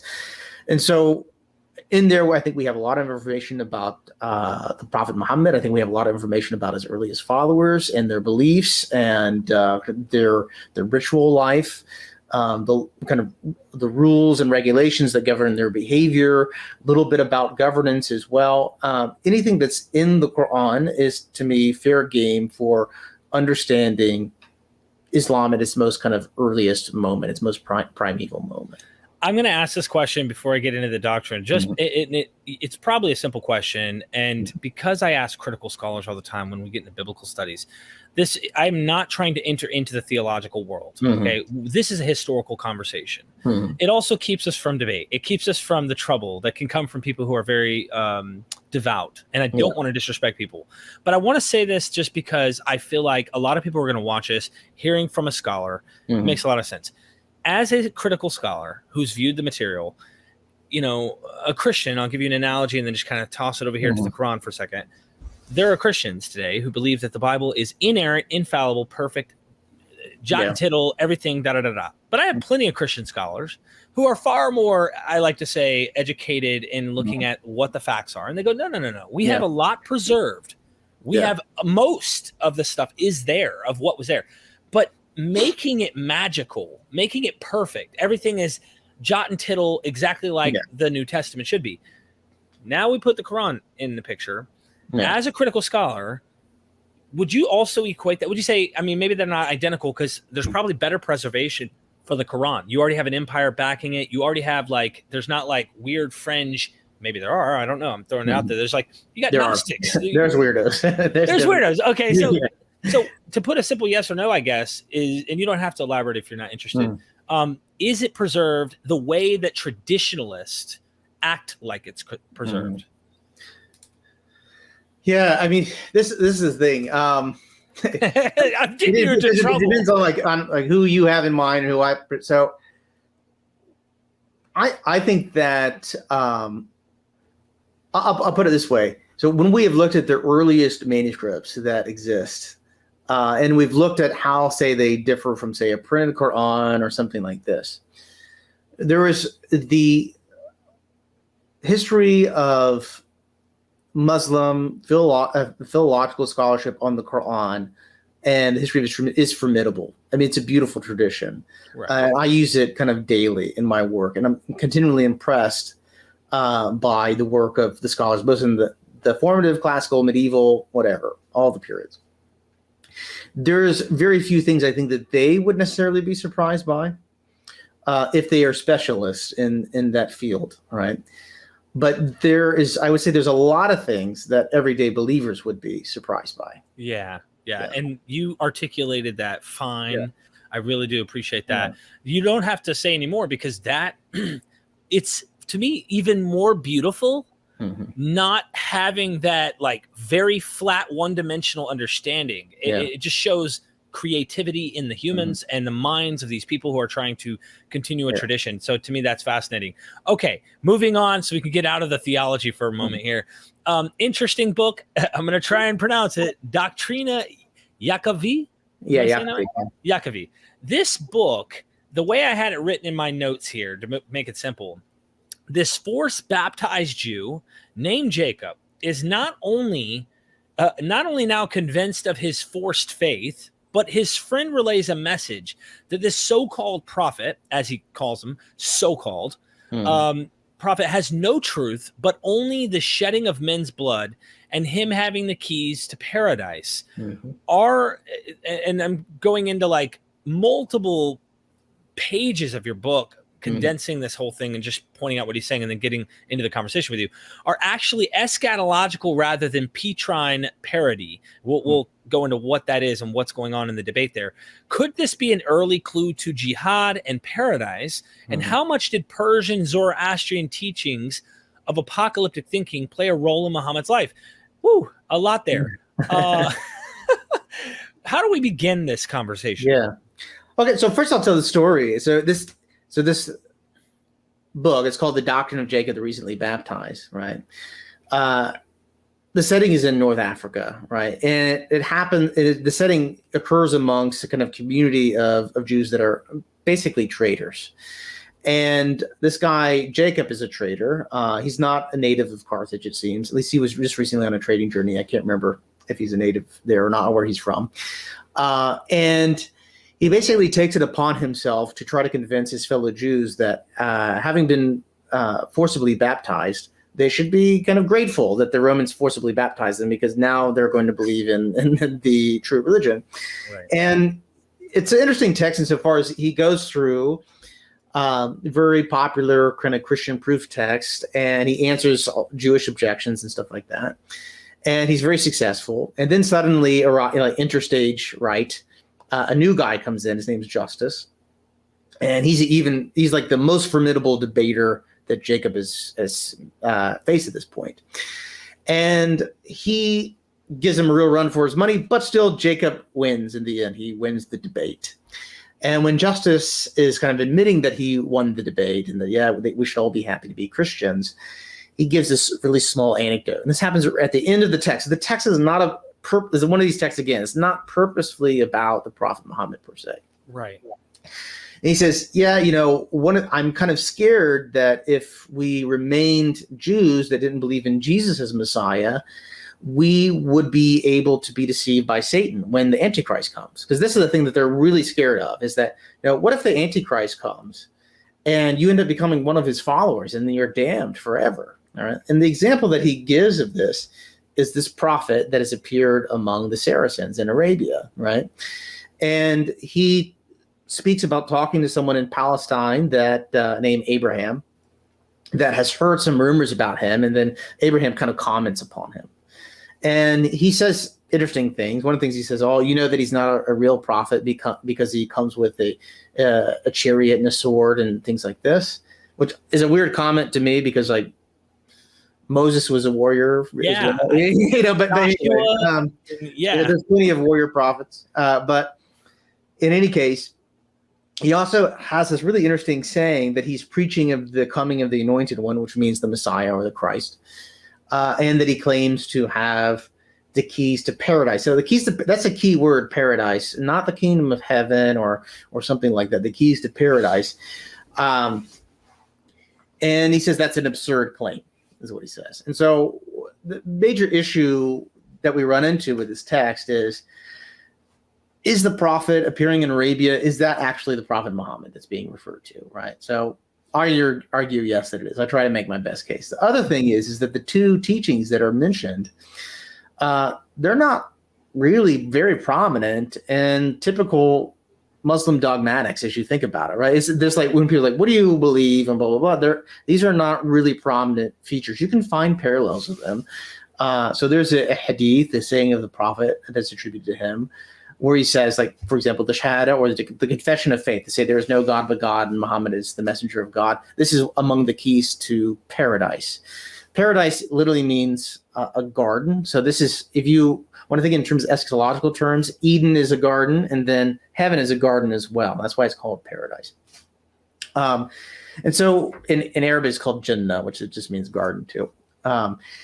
So maybe that's what he's talking about, maybe not. And then you have this other issue about the coming of Jesus. The Quran, it's a bit debatable. I'm one of those that thinks that the Quran does allude to a belief in the second coming of Jesus. And so I talk a little bit about that. But whether or not it's talking about the second coming of a Messiah, a Jewish Messiah, or the second coming of Jesus is a little bit unclear as well. And so in that chapter, I'm trying to say, like, is this really an accurate portrayal of the beliefs of the prophet? And I kind of argue, yes, it is. And the main example I do is this keys of paradise thing. And I try to explain where someone would hear something like this and where it would come from. So the keys to paradise could be misunderstood as the keys to the kingdom of heaven. This is an apostolic metaphor.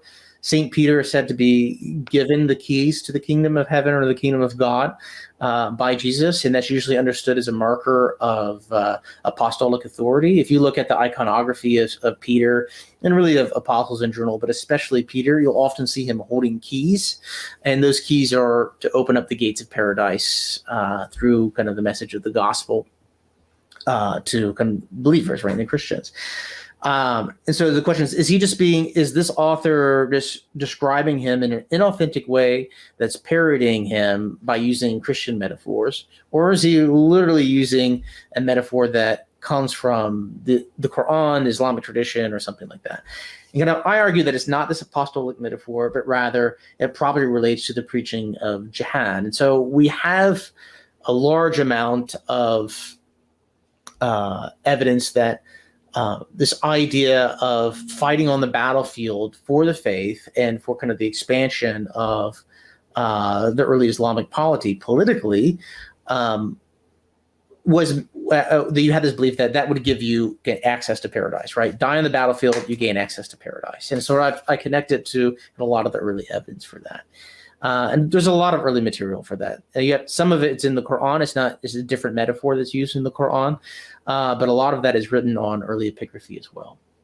Yeah, you mentioned in your book, I'm trying to find that exact spot where one of the guys, I can't remember if it's someone who quotes him. I'm trying to scan through here right now, where he literally is saying, if you die in battle or something to do with that, you're gonna go like straight to paradise. And yeah.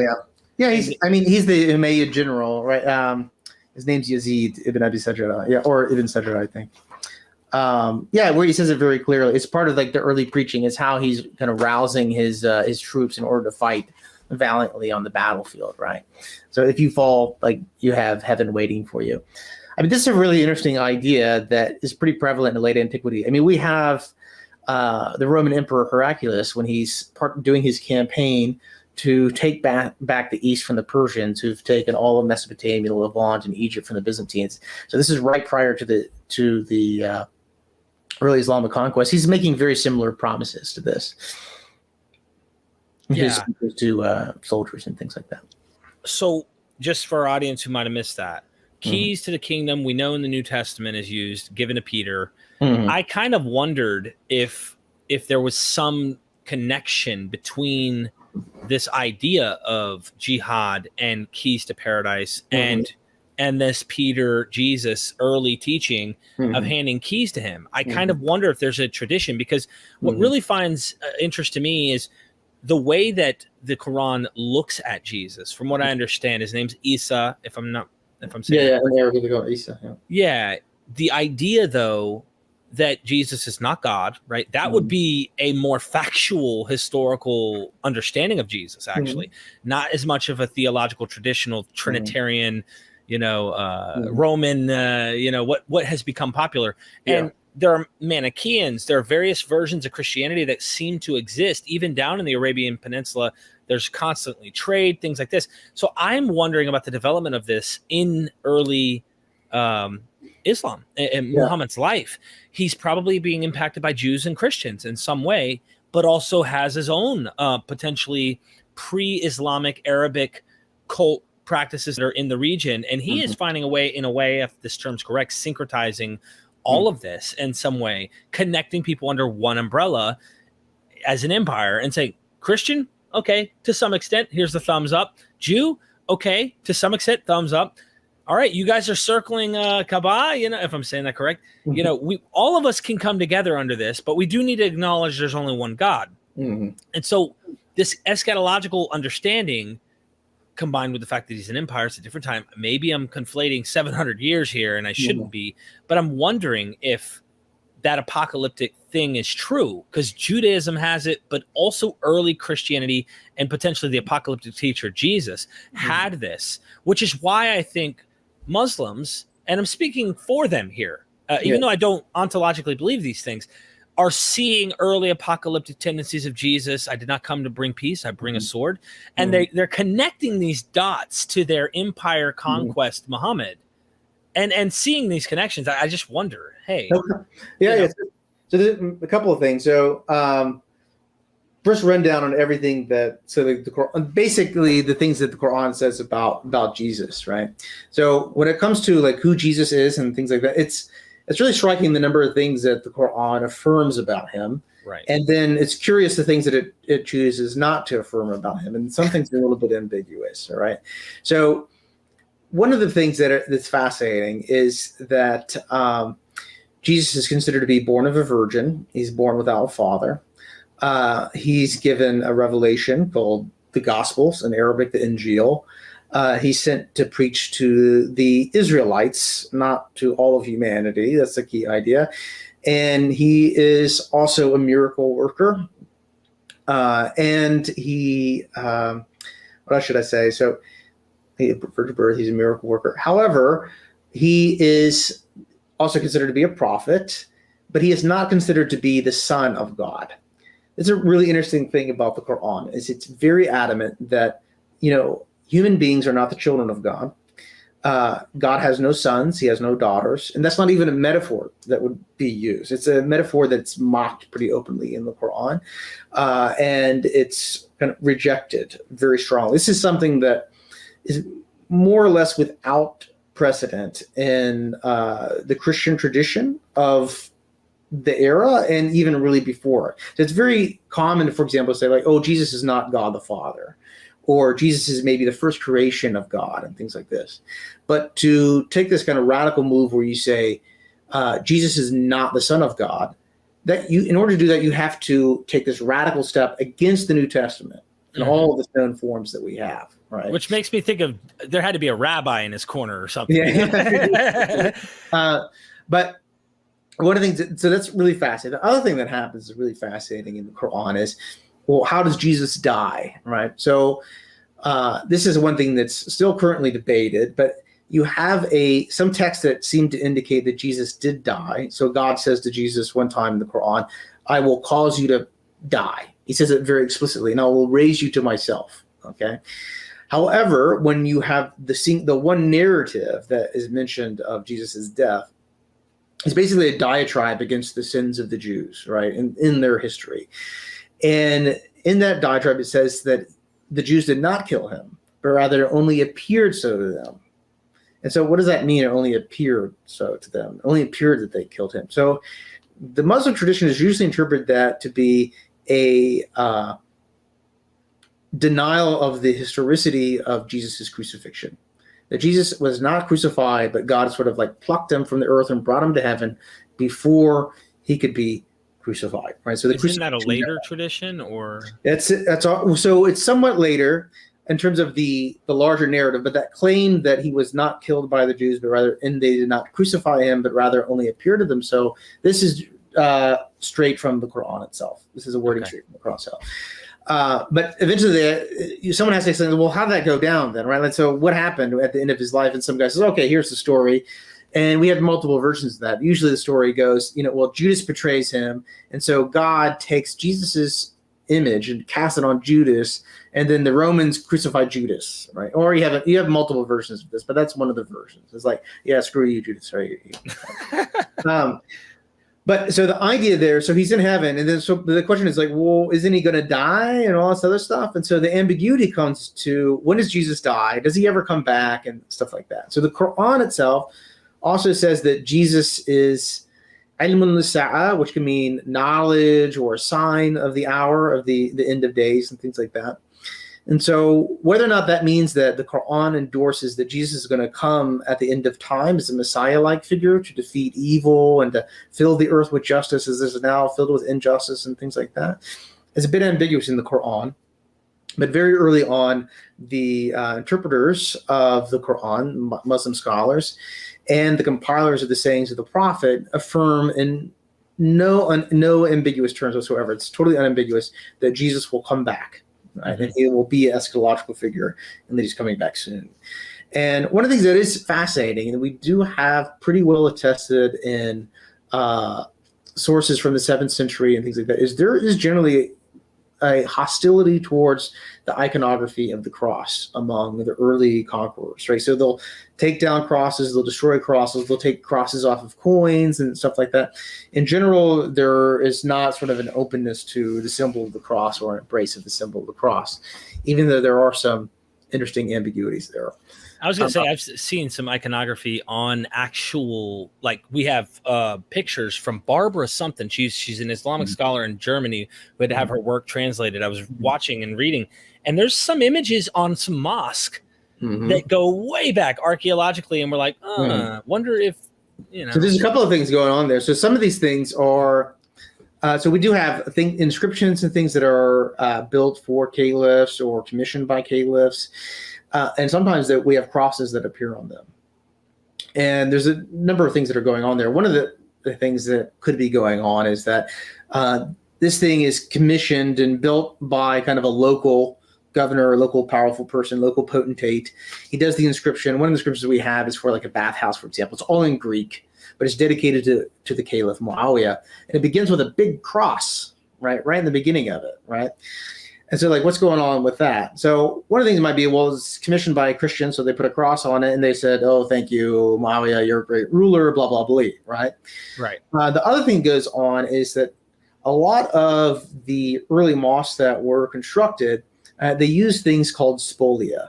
So it's very expensive and very difficult to get things like columns and raw material for building large buildings. And so a lot of times what you'll have is they'll destroy a church and they'll just take the pillars and columns of that church and they'll put it in the mosque. And so you'll have crosses and signs like that. And sometimes they're just, you just have an X. Is that a cross? Is that not a cross? And things like that. So it is, you do, like I said, you do get ambiguities once you really start to drill down and look into the details. Oh man, there's so much. And we're rabbit trailing. So, but this is really good information, because I also wonder if they just used already existing church or synagogue locations and then just remodeled that and said that's very often. The most famous example of this is it's a beautiful example, is the Umayyad Mosque in Damascus. And before it was the mosque, it was a church, and before it was a church, it was a Roman temple. So kind of the life cycle of these things tends to do this, right? Yeah. Yeah. I think that's awesome. I love learning this kind of stuff. Okay. So let's get to, we covered this doctrine of Jacob, if I could say. Yeah. We pretty much touched on this. It sounds like a very early bloody situation. And of course if I draw anything from that, there's conquest, there's battling going on. Yeah. And a lot of people will negatively paint Muhammad in a real bad light, especially if you're not a Muslim, right? They're going to go, he's just a bloodthirsty this and that. Well, I guess Heraclius is as well. I mean, when do you draw the line? They're men battling, and they're battling for power, and they're battling for who's going to be where and what. So my next question is, and this is just into the hadith, because you're trying to show early tradition, and a lot of the hadith come much later. How did the hadith corpus develop, and where it clashes with other sources? So it's a big question. You can't really cover. There's so much here, but is there a way to kind of somehow summarize how the hadith developed? Yeah. I mean, so for people that are used to like thinking about the Gospels, like one good example would be like the double tradition, right? So the double tradition are the places where the Gospel of Matthew and Luke overlap with one another. And the idea is basically, and this is definitely a subject to debate, is whether or not there is a single source or multiple sources that both Matthew and Luke rely upon independently, right? It's also one of the ways in which it's used to determine mark and priority. And things Yeah, like that. yeah. Is it Q source or Say we have four Gospels, but the three ones we know are very highly independent. So the Hadith is a bit like that, except we have like 20 books, you know. And so one of the main questions that arise is, when we look at all this material, can we locate its kind of evolution, its earliest sources, and things like that? And so one of the things that I try to argue in the book is what is the layering of the sources that we can find, right? What's the earliest person, and then who's the most influential person, and who's the person that really gives shape to the entire corpus of a subgenre, so like a subset of the hadith that is called the Sirah literature. This is the literature that is specifically meant to tell the life story of the Prophet Muhammad. So I guess I should say before I get on to that, the hadith is a very large corpus, and the hadith are usually pretty short. Like I gave you one example earlier on where the Prophet Muhammad says, I in the hour, that is the final hour, we're like these two things, these two fingers. Right? We're one right after another. That's a very short sentence in Arabic. It's just ana wa sa'a kahataini. I in the hour is like two things. So when you compile sayings like this, you can organize them in very different ways. You can organize them topically. You can organize them according to their relevance to specific legal or religious ruling. You can organize them according to the name of the person that transmits them, right? And so all of these books that survive, they're organized in all these different ways, right? And one of the ways to organize them as well is to organize them in a single story. And so you tend to take the longer stories and put them one right after the other. And so the question that arises is, okay, who are the big architects of arranging these stories like this? And what was their agenda? What was their view? What was their, how did their kind of place in history shape how they arranged this material? And what's the earliest person that we can find that does this? So I argue the earliest person that we can find that does this is a guy by the name of Urwa ibn al-Zubair. We have some letters written by him, between him and a caliph.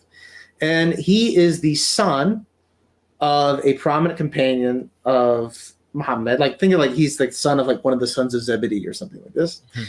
And also he is the nephew of one of the Prophet's wives named Aisha.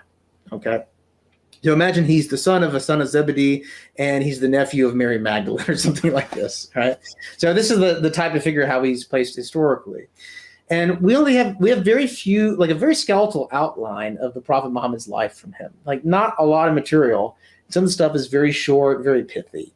And then we have a person after him named Ibn Shihab az-Zuhri, who dies in 742. He's extremely influential, and we know that he was working at the court of the first dynasty of caliphs, named the Umayyads, and that he was one of the people that were most important in terms of writing down this corpus of literature called the Hadith.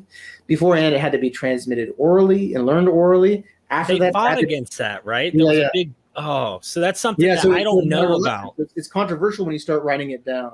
Okay. And this is the thing that's interesting. Even after it's written down, it's taught orally and learned orally at the same time that it's written down. So you shouldn't think of it as a exclusively oral literature. You should think of it as a hybrid literature, right? So the idea is you have a book that you yourself use as personal notes for memorizing this literature. But when you read the literature and when you learn the literature, you haven't really learned it until you have memorized it or until you have learned it from the scholar who compiled the book. It'd be sort of like this. It'd be like me saying, like, you know, you can't really teach the book that I've read until I personally dictate to you every word of my book, and then you dictate it back to me and I make sure that you get it correct. And then and only then can you transmit my book. You can't just take my book and hand it to somebody. Right? It has to be through these kind of social networks. And so Zohari is this key figure, and then the big giant of them all is a guy by the name of Ibn Ishaq, right? And the reason why he's the giant is because he's kind of chosen by a new dynasty of caliphs that rise to power in 750 called the Abbasids. And they say, hey, you're going to write the history of our community from beginning to end. You're going to start with Adam, and you're going to go all the way up to the era of the caliphs. He's the Joseph Smith of, or not just Josephus. I don't know why I came up with like Josephus would be a good Josephus. example. Or I would like to think of him as like a Eusebius as well. He's very much like a Eusebius. So all of these guys, however, none of their corpus really survives.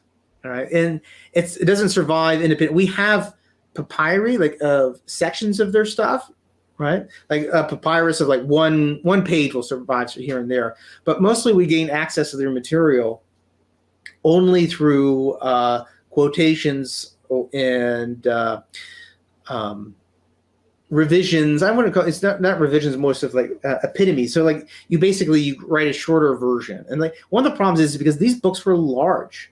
And they were writing in a time in which paper was not yet invented. Parchment and papyrus was very expensive for everyday people to use and to write. When you write a multi-volume work, it's very expensive to reproduce it and to keep it and for it to survive. Eventually, you have the introduction of paper in the Islamic world in the 9th century, and it leads to this revolution where people are just writing reams and reams and reams, and all of a sudden it's very cheap to do so. And so most of the books that are that survive into our time are from the era of paper, in which paper made copying and making huge multi-volume works possible. And so they're not just collecting things like the works of Ibn Ishaq, but they're also collecting other materials, and they're putting in these super books, right? And it's the elitists who are obviously doing this too. You talk about the higher up to the top. Yeah, so this is interesting. So this is not in the book, but almost always these are people with close connections to the court, right, in some way. And they're always connected to the ruling tribal elite, right? And a lot of times they're if they're not Arabs themselves, they're kind of social climbers, right? So they're keen to learn Arabic, assimilate to the culture of the Arabs, and assimilate to their religion, to be more or less more royal than the king in order to kind of climb the social ladder. But just recently we have it's not published yet, but someone has discovered a very early seerah that is contemporary with Ibn Ishaq that was not patronized by a court. And so I'm kind of really looking forward to translating that and working on that here in the near future. But I mean, we do have a lot of materials that is connected to the court, but a lot of materials that aren't connected to the court. I mean, it's really hard to communicate how vast this material is. I don't know if you've ever seen like the compilation of the church fathers in Latin and Greek on a bookshelf or something like that, or the Talmud on the bookshelf. Yeah, it's bigger than that. That's how large the corpus is. So it's a lot of work to sift through. But if you like source criticism, really, really like it, it's a dream. Yeah. Obviously I have a different epistemology, of course, but that would be why I like critical. It's kind of my motivating factor is getting to the bottom of what's probably going on. Yeah. I like to cut through tradition because tradition always becomes it's an image. It's something people can admire and it's something they look up to. But I was someone who was a traditionalist in the sense that I believed in the package deal of Jesus. An Orthodox Christian would look at me and go, you never really knew what Christianity was, because I came from more of a fundamentalist background. And then I became Reformed Calvinist. I was a Presbyterian, all that kind of stuff. But I like to get to the bottom behind all that, because now I know, I know how all of this works. If you go to an Orthodox Jew and you ask them about the Torah, Tanakh, you ask them about the scriptures, they're going to tell you what the Mishnah, the Talmud, they're going to tell you what the tradition teaches. And then you've got John J. Collins, and you've got critical scholar, and like Francesca Stravacapoulou, who just wrote a book called God and Anatomy, which I'm looking forward to interviewing her on. You're not going to hear any of that stuff from anyone who's in the tradition. That's what I want in Islam. And I'm really, really fascinated with this already. So to another question. We want to know who Muhammad is, right? We want to figure out the guy. I'm probably butchering his name because you speak it, and you're probably like, this country redneck in North Carolina is trying to say his name. He's not saying Muhammad, right? I don't know how to say it. You do it pretty good. Yeah. I try. Forgive me. was he a shepherd, as all the prophets were, or was this man a merchant?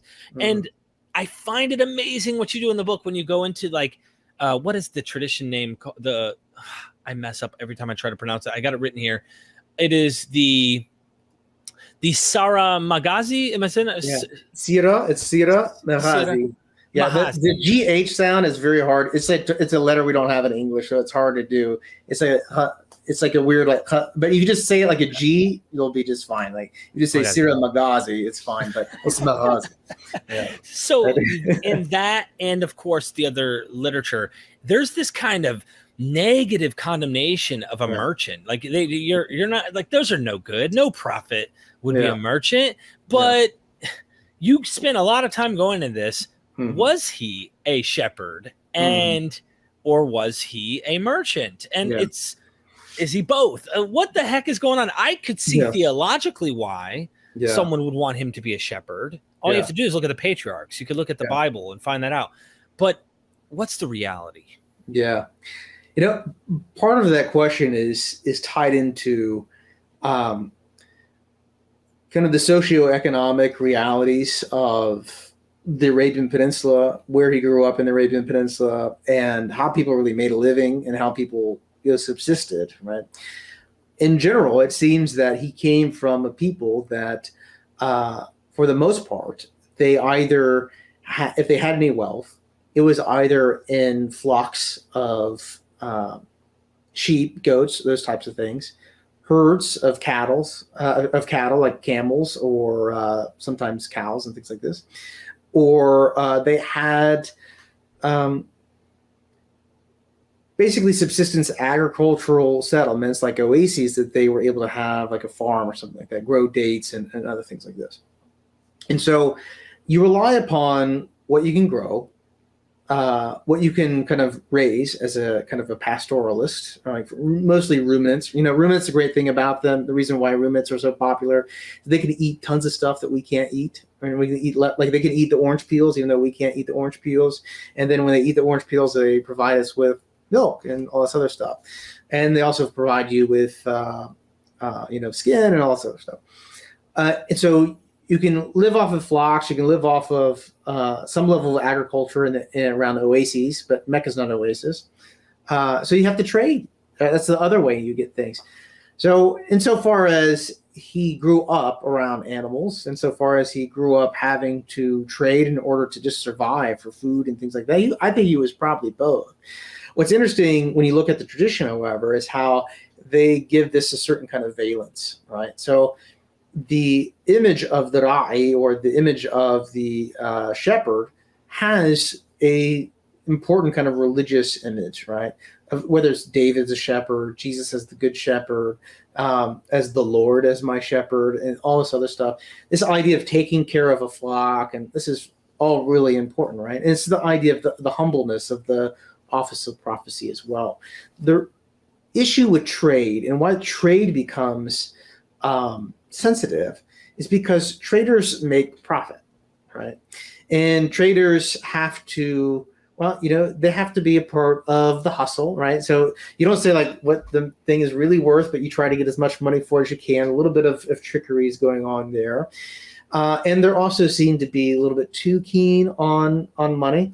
But then you have another issue that is the cause of anxiety too, is the Orthodox, or the main kind of tradition's view of the Prophet Muhammad usually sees him as sort of a cultural virgin. And what I mean by that is he was an unlearned person. He's an unscriptured person. He didn't have teachers that were Jews or Christians and things like that. Any sort of knowledge that he's able to communicate about the outside world, about the Christian tradition, Jewish tradition, and sacred history is not supposed to be something that he learned from other people. It's supposed to have been revealed to him by God and then communicated through him to the angel Gabriel. So if you read a lot of these early Christian accounts about him being a trader, the earliest ones don't say this explicitly, but eventually this becomes a trope in Christian accounts, is that the Prophet Muhammad was a simple man that was trading, and he was trading outside the Arabian Peninsula, and he's in these more civilized areas. he started to become intrigued by the Christians, and he started becoming intrigued by the Jews. And he was like, well, tell me a little bit about Torah. Tell me a little bit about the Gospels. And once he began to be exposed to these religious ideas, he took those back home and he kind of concocted his own kind of story. And this is a polemic that we know his contemporaries leveled against him as well, because the Quran actually has many passages in which it says, they say, and by which they, it means like his enemies, that they learned, that he was taught these things by man, and blah, blah, blah. And then the Quran has this kind of very, strident and trenchant response saying that this is not possible. The Quran is in Arabic, right? If the Quran's in Arabic, then how could he have learned it from a Christian? Because there's no scripture in Arabic, and he's not, so you have this kind of idea that the fact that the Quran is written in Arabic and it's in the language of his people is a marker of its authenticity as a revelation, and the fact that it's not dependent upon, say, Syriac or Hebrew or anything like that. Oh man. Yeah. There's got to be books out there that go deep into this, because there's also this internal, I think it's in the surahs, I'm not sure, but there are definitely traditions. You talk about legends that he's walking on his, I guess he's traveling maybe for merchant reasons, and then a Jew rabbi sees him, and he sees him lay under a certain tree, and they're like, where the cloud is. And then the other version has a Christian go, a priest goes, and it's always a different one of the two guys, though. It's always there are many of these stories. I mean, there's so many of these stories. If you compile them all, I mean, you have like various monks, you have various rabbis, and then you have the more, especially like the Arabian versions, where you have these folks that are called the Kuhan. A Kuhan, we call them soothsayers in English, usually is how we translate it. But these are kind of local Arabian soothsayers that have a familiar spirit. Like they speak to a genie or a daemon or something like this, that they get kind of knowledge about the future or something like that. And they'll see him, and they will recognize immediately that he's a prophet and he has destiny. I mean, some of these stories remind me of gospel stories, especially you get the messianic secret in Mark, right? Where it's only the demons or people that are demon possessed will like recognize who Jesus is and stuff like that. But you get these folks that are like these Arabian soothsayers. They're not demon possessed, but they get information that they're not supposed to have as human beings from kind of the spirit world or whatever that is, right? And they are able to recognize him as a prophet, things like this. Yeah, I think it's interesting that all three of the elements I keep talking about as a building block to the development in a natural way. Like if you assume with me that my worldview is correct, pretend for the audience watching, pretend. And I say, there's got to be a natural explanation. Like he had to have met someone, learned it from someone, right? And I'm not doing it as a polemic. I'm truly investigating it, saying, I got to make sense of this. I don't think that revelations happen. Let's pretend. Okay. And if that is the case, I find it fascinating that all three, you got Judaism, Christianity, and the pagan world, all three of them not only are elements that we see shown up in modern contemporary Islamic traditions, whether they're walking around is it the Kaaba or the Kaaba. Okay. I hope I'm saying that's correct. There are certain things that you don't find in Judaism or Christianity that they still practice. There are things that are Christian in origin, and then there are things that are Jewish in origin. So it makes me like interested that these legends, all three, kind of touch on all three groups, these social groups that are probably in the region. Anyway, I just am fascinated. That's the thing. And I'm not doing it to, I really want to know. But I know that no matter what, when you make those statements, there are people who hold this wholly to a point where they feel attacked, even if you just make that point. And it's not my intention. So you mentioned, like the Kaaba is a really interesting example, right? So, one of the things that's interesting about Mecca and the Kaaba and so on and so forth is it's like the centerpiece of. It's one of the major centerpieces of kind of the Quranic and Muslim view of salvation history, right? The moral arc of history. It has a central role to play. For the perspective of human history, it plays zero role whatsoever. I mean, nobody knows that it exists. We have no pre-Islamic attestation to the existence of the Kaaba or Mecca as a city, or even it's the main tribe that the Prophet Muhammad comes from, Quraysh. no mention of it, even though we have, tons of inscriptions and things like that from the Arabian Peninsula, no mention of it. We might find a mention of it until after the Islamic conquest. And then within basically about 60 years, we start having people making mention of Mecca and things like that. And what's fascinating about it is, it seems what the story was, is that you had a local Arabian cult that was associated with this place called the Kaaba, where sacrifices were made during sacred months, and Arabian tribes would probably come in and make their pilgrimage there, and that gave prestige to the kind of caretakers of that Arabian tribe. But eventually what happens is that the spread of biblical traditions and the biblical view of the world sort of seeps down to that part of Arabia. And one of the ideas is that, well, the inhabitants of Arabia are descended from Abraham through Ishmael. Mm-hmm. And somehow that was internalized by the inhabitants of the Arabian Peninsula. And so you basically have Jews and Christians saying to these guys, hey, you guys are Ishmaelites. You guys are Ishmaelites. You guys are Ishmaelites. And then they say, like, yeah, okay, yeah, we are, right? Like, we don't have any evidence that they consider themselves Ishmaelites before the rise of Islam. But after the rise of Islam, it's very clear.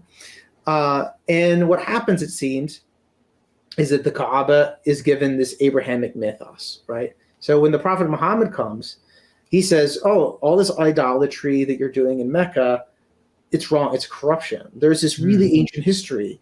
And originally this was built by the Prophet Abraham, and it was built for the worship of one God, right? And basically a lot of his early message is to say, we need to get rid of the polytheism of this Arabian cult, and we need to restore it to its mythic past. Well, for him, it wasn't a mythic past, but right. We need to restore it to its Abrahamic past and restore it to its original kind of purpose as like this beacon of Abrahamic monotheism. Isn't that where Adam landed when he fell from the Garden of Eden, which is a paradise? That's a later story. So there's multiple stories. So this is usually the story about Abraham building the Kaaba and stuff like that is very early. The Adam stuff comes much later. And where Adam landed in the Islamic tradition is quite varied. Like one of the versions, for example, is he lands in Sri Lanka, right, which is the island of Serendib, where we get our word serendipity from. So there's lots of different stories about where Adam and Eve kind of landed when they hit. But the Kaaba is an interesting structure. I mean, the early tradition already knows, for example, that the Kaaba was destroyed and rebuilt multiple times. So They knew that the Kaaba they had was a recent built. One of the ways in which they date events from the Prophet Muhammad's life is supposedly the Kaaba was destroyed and rebuilt when he was 15 years old, right? And then you have changes that are made to the Kaaba once it's reconsecrated and the idols were supposedly cleared out of it and things like that. The big research question for us as scholars now is the later Islamic tradition talks about idols, idolatry, and all sorts of other stuff like this in the Arabian Peninsula. We have no archaeological evidence for that. There's zero archaeological evidence for idolatry being a thing in the Arabian Peninsula.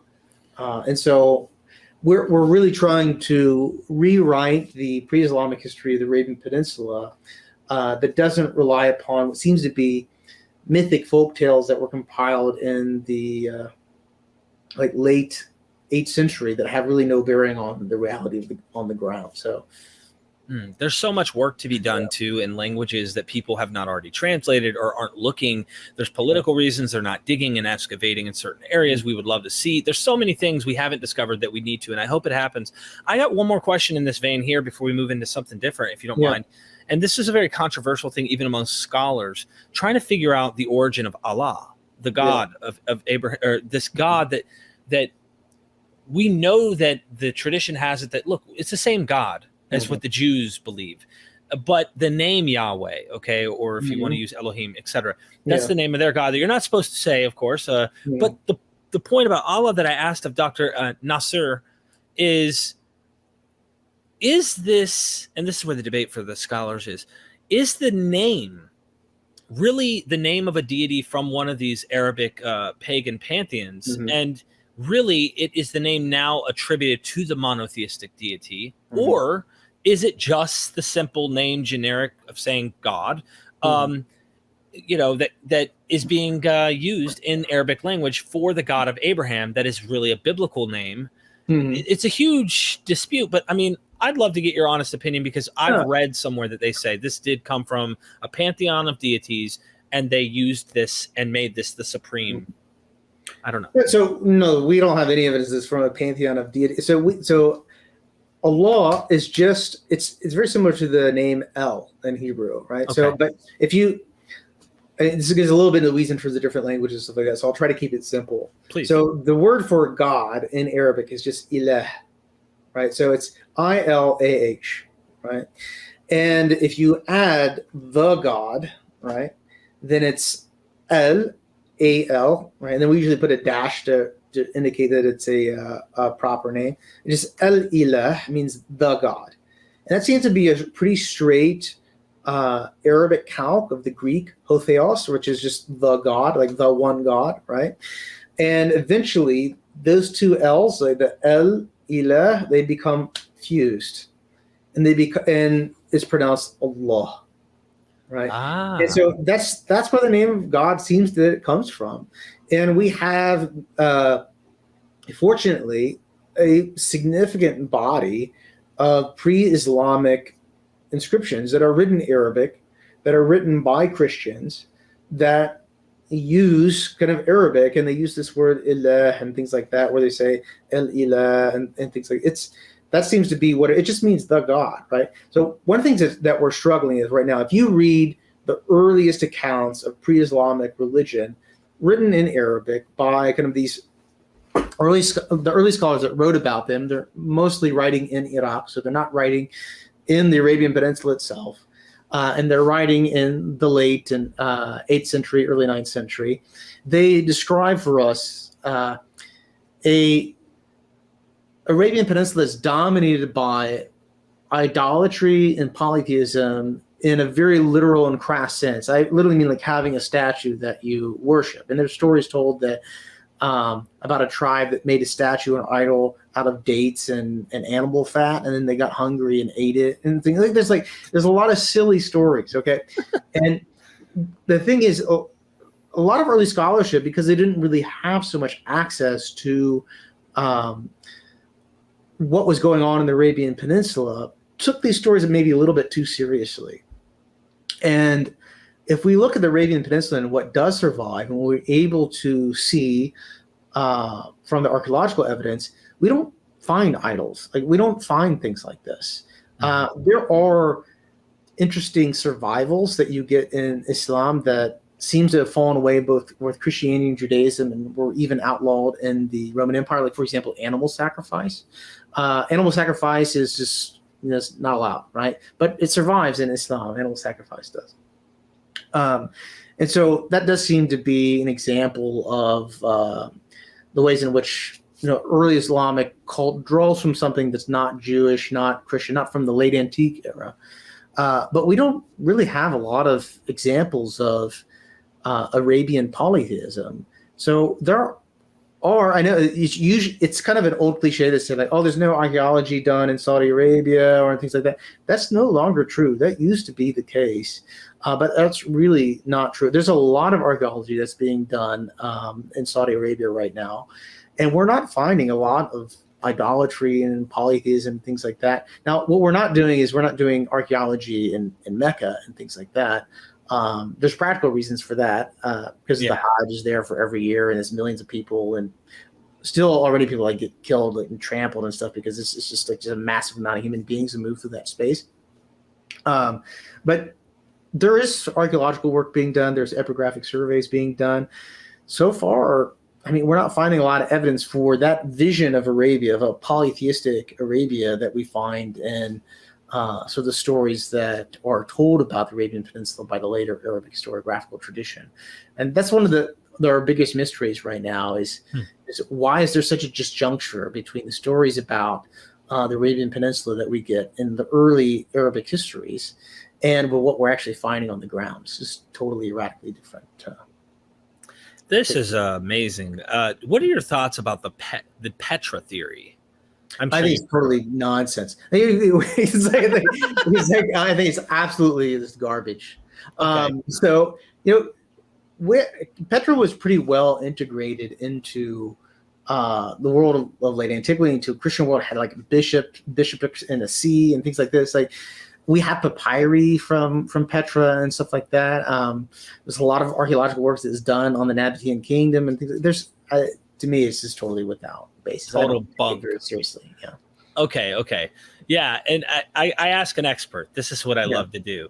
What are your thoughts? And I'm going to butcher this name. I'm trying my best here. I'm learning. It's going to take me some time to really get this up. Your thoughts on Dhul Qarnayn, Alexander, if that makes sense? Dhul Qarnayn, yeah. So this is one thing that's really fascinating about what happens to Alex.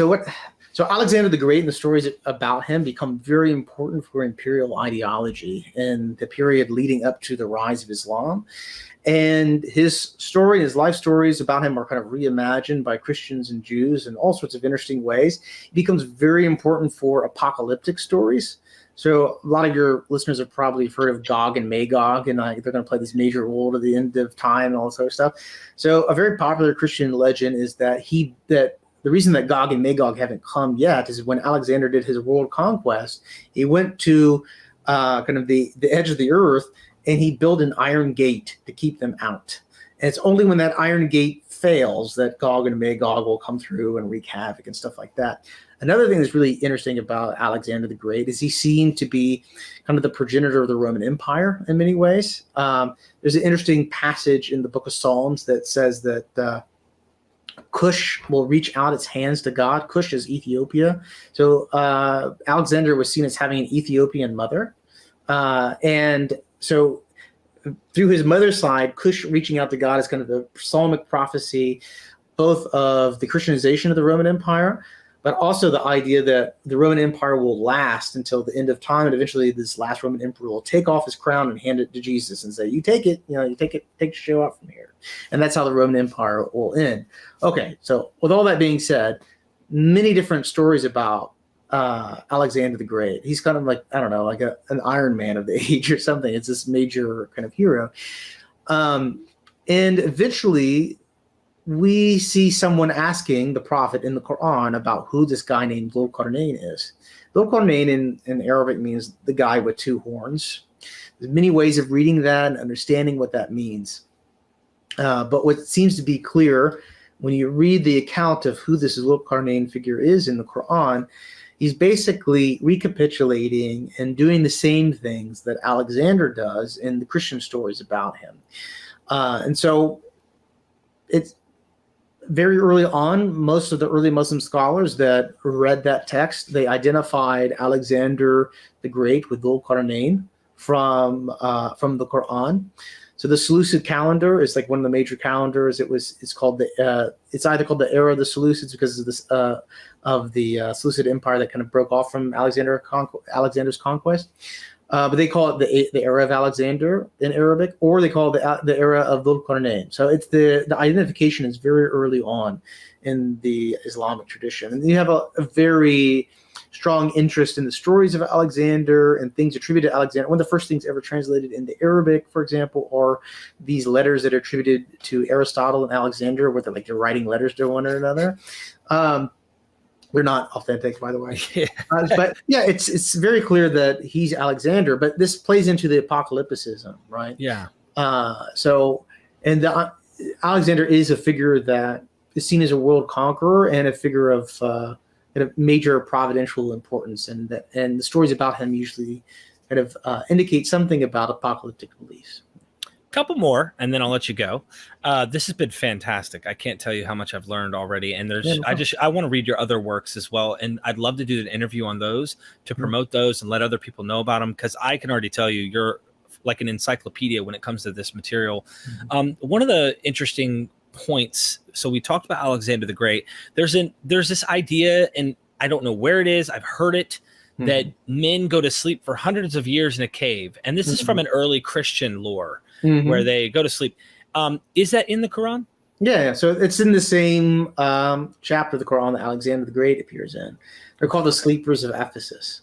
And so it's basically a Rip Van Winkle story where they go to sleep during an era of Christian persecution, and then one of the guys wakes up and he's like, "Oh my God, everybody's Christian now," and things like that. It's a really great story. Is it that? But now everyone's Muslim. No, so it doesn't have Muslim in there, but they do. The story does have like it's a story about providence, right? How things can change in which you don't imagine. I can't remember if they're called Muslim or not. When they say Muslim in the Quran, a lot of times the word doesn't necessarily mean Muslim as a separate identity. A lot of times it just means like a worshiper or one who submits to God. Like Moses is called a Muslim, Abraham is called a Muslim, and things like that for that reason. But it takes that story, and the story is really fascinating because, as far as we know, it probably first appears in Syriac, the century before, and we have it attested in so many different languages before the rise of Islam. It travels all the way to Europe. It appears in the writings of Gregory of Tours. He writes the story in Latin. He very explicitly says that he gets it from a Syrian trader, is where he heard the story from. We even have it in Bactrian. Bactrian is way east in Central Asia, and so Christians are out there too, and they're telling the story in Bactrian. And of course, eventually it gets its most famous and enduring version in the Quran, right? And when one of the things that's fascinating about this too is that when the early exegetes of the Quran are retelling the story in a fuller and longer way, they seem to themselves be relying upon a Syriac source to give the fuller version of the account. Yeah. Wow, I love this textual intertextuality or seeing stuff like that's amazing. Apocalypticism, one of the big questions I had on my mind, because studying New Testament, Christians are still waiting for Jesus to come back, right? This is like common sense. Everyone knows that. You see it on every billboard in the South where I live.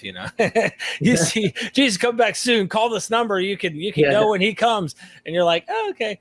But scholars, Bart Ehrman, I talked to these guys. I'm talking to Elaine Pagels, Bart Ehrman, Mark Goodacre, just left Princeton University 3 weeks ago, went and visited in person, and you quote him in your book, Dr. Del C. Allison Jr., wonderful guy, brilliant mind. I've got 18 videos I'm still trying to edit to plug his content, which tells me I know what kind of caliber of scholars you're talking to, which is amazing.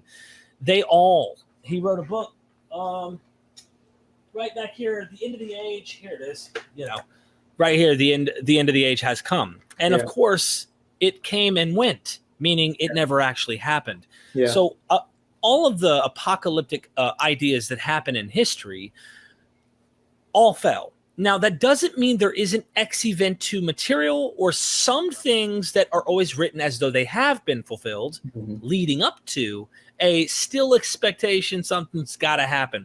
Mark writes his book, the gospel, acting like it's about to happen. Well, how do we know? Well, saw what happened to Jerusalem. Well, they act like it's still future, but it's ex eventu, and it's about to happen.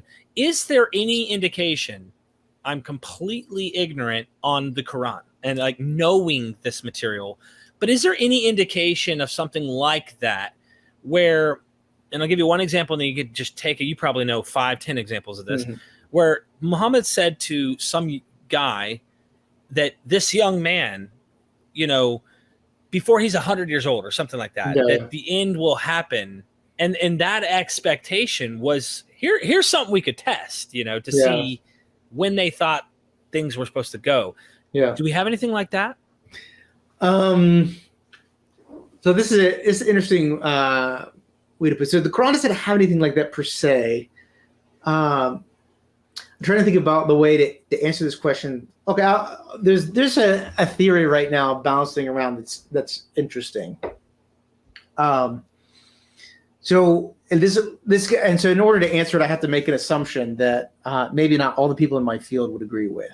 Okay. And this assumption that I don't think it's an assumption. I think that it can be substantiated, but maybe not everybody would agree with me. So I think that it is possible, if you look at the corpus of the Quran and you pay very close attention to his language, that you can say one part of the Quran was written in this time period, and another part of the Quran was revealed or written down in this time period. So I would say before Hijrah and after Hijrah. So before 622, after 622. And so if you start there with that assumption, I strongly think that the Prophet Muhammad had a transformative moment in his early career because he was initially started as sort of this apocalyptic preacher that was warning Mecca and the Meccans in his early phase, where he encountered a lot of hostility, that if they did not abandon what he called shirk. This is worshiping things alongside God, praying to things alongside God. And if they did not reform kind of the worship of the sanctuary, the Kaaba, that a huge cataclysm was going to come. That the Meccans would just be totally destroyed. And it never happens. So he preaches and he preaches and he preaches. I kind of imagine like the street corner preacher is like, it's going to happen. It's going to happen. This doesn't happen. Right. And so the question is like, well, does the fact that the destruction of Mecca never happened, does this have some effect on the message? And one of the reasons why I believe that he thought it was imminent, it was going to come, is a lot of these early texts use examples like the destruction of Sodom and Gomorrah, the flood narrative from Noah, basically stories of prophets that preach to a people about their destruction. They do not heed the prophet and then they're destroyed or something like this. And so that doesn't happen. Eventually, he's the one that's persecuted. He's the one that's kind of kicked out of town. Okay. And what seems to eventually happen in the Medinan period is he kind of seems to transform his understanding of his role as a prophet and the role of his community. And so I think the idea happens then that it's not some kind of outside force. It's going to be the cataclysm or going to be the instrument of destruction or the instrument which God uses to punish idolatry, polytheism, whatever he's preaching against. But rather it's going to be he and his community himself. And this is basically the idea of jihad, right? So the idea of jihad is that they are kind of the instruments of punishment, right? That God is going to kind of punish those and use them as kind of the instrument to do so. And this is a very common apocalyptic theme too. So if you read like in most of the early Christian responses to the early Islamic conquest, and of course they ask like, why does this happen, right? Why is this happening to us? Why are we being conquered and things like that. Anytime something bad happens, I always kind of make this joke with my students that, nowadays when something bad happens to us, like a flood comes, or family dies, we say, oh, there can't be a God. How can there be a God, right?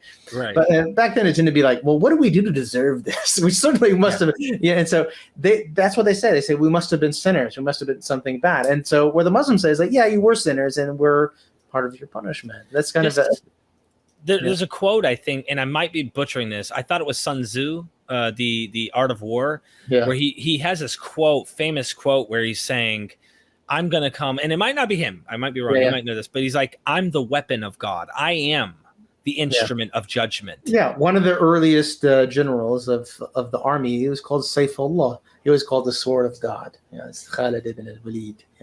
And the sword is a key. You talk about the sword being a key to paradise. So you want to get in. You want the key to the door. It's interesting because I think early strange versions, I guess you could call them strange because we don't really hear much about them, but like Enochian type of Judaism stuff, they have like passwords to get through certain gates where they have to know the names of the angels and stuff. And it's like, oh man, this is pretty cool, but it's kind of saying, no, we got the password and it's a sword.